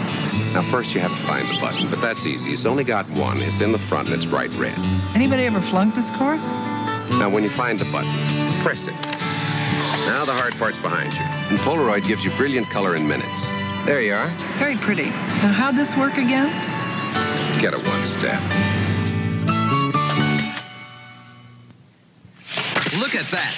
We strapped a Timex to that hockey goalie. A totally different Timex. The Timex Marathon Quartz Digital. The digital Timex makes is always on and built solid to keep running. Just look at the kind of punishment it can take. How'd our digital perform, Bobby? Like a Timex. Like a Timex, of course. The Timex Marathon Digital. It can take it like a Timex.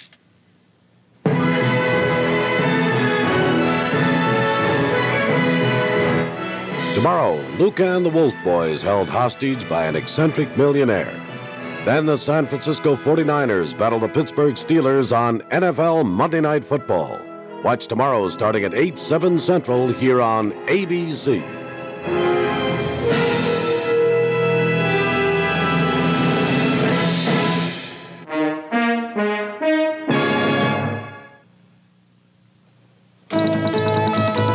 An ABC News Brief brought to you by Ford. Now from New York, Tom Gerald. Good evening. The FBI says it has a note found on the body of cult leader Jim Jones. They don't know if it was in Jones' handwriting or if it was a suicide note. When the Jonestown survivors are flown home later this week, they'll be met by the FBI, waiting to arrest those involved in the killing of Congressman Leo Ryan. Egypt's President Sadat says he is still convinced there will be a peace treaty with Israel sooner or later.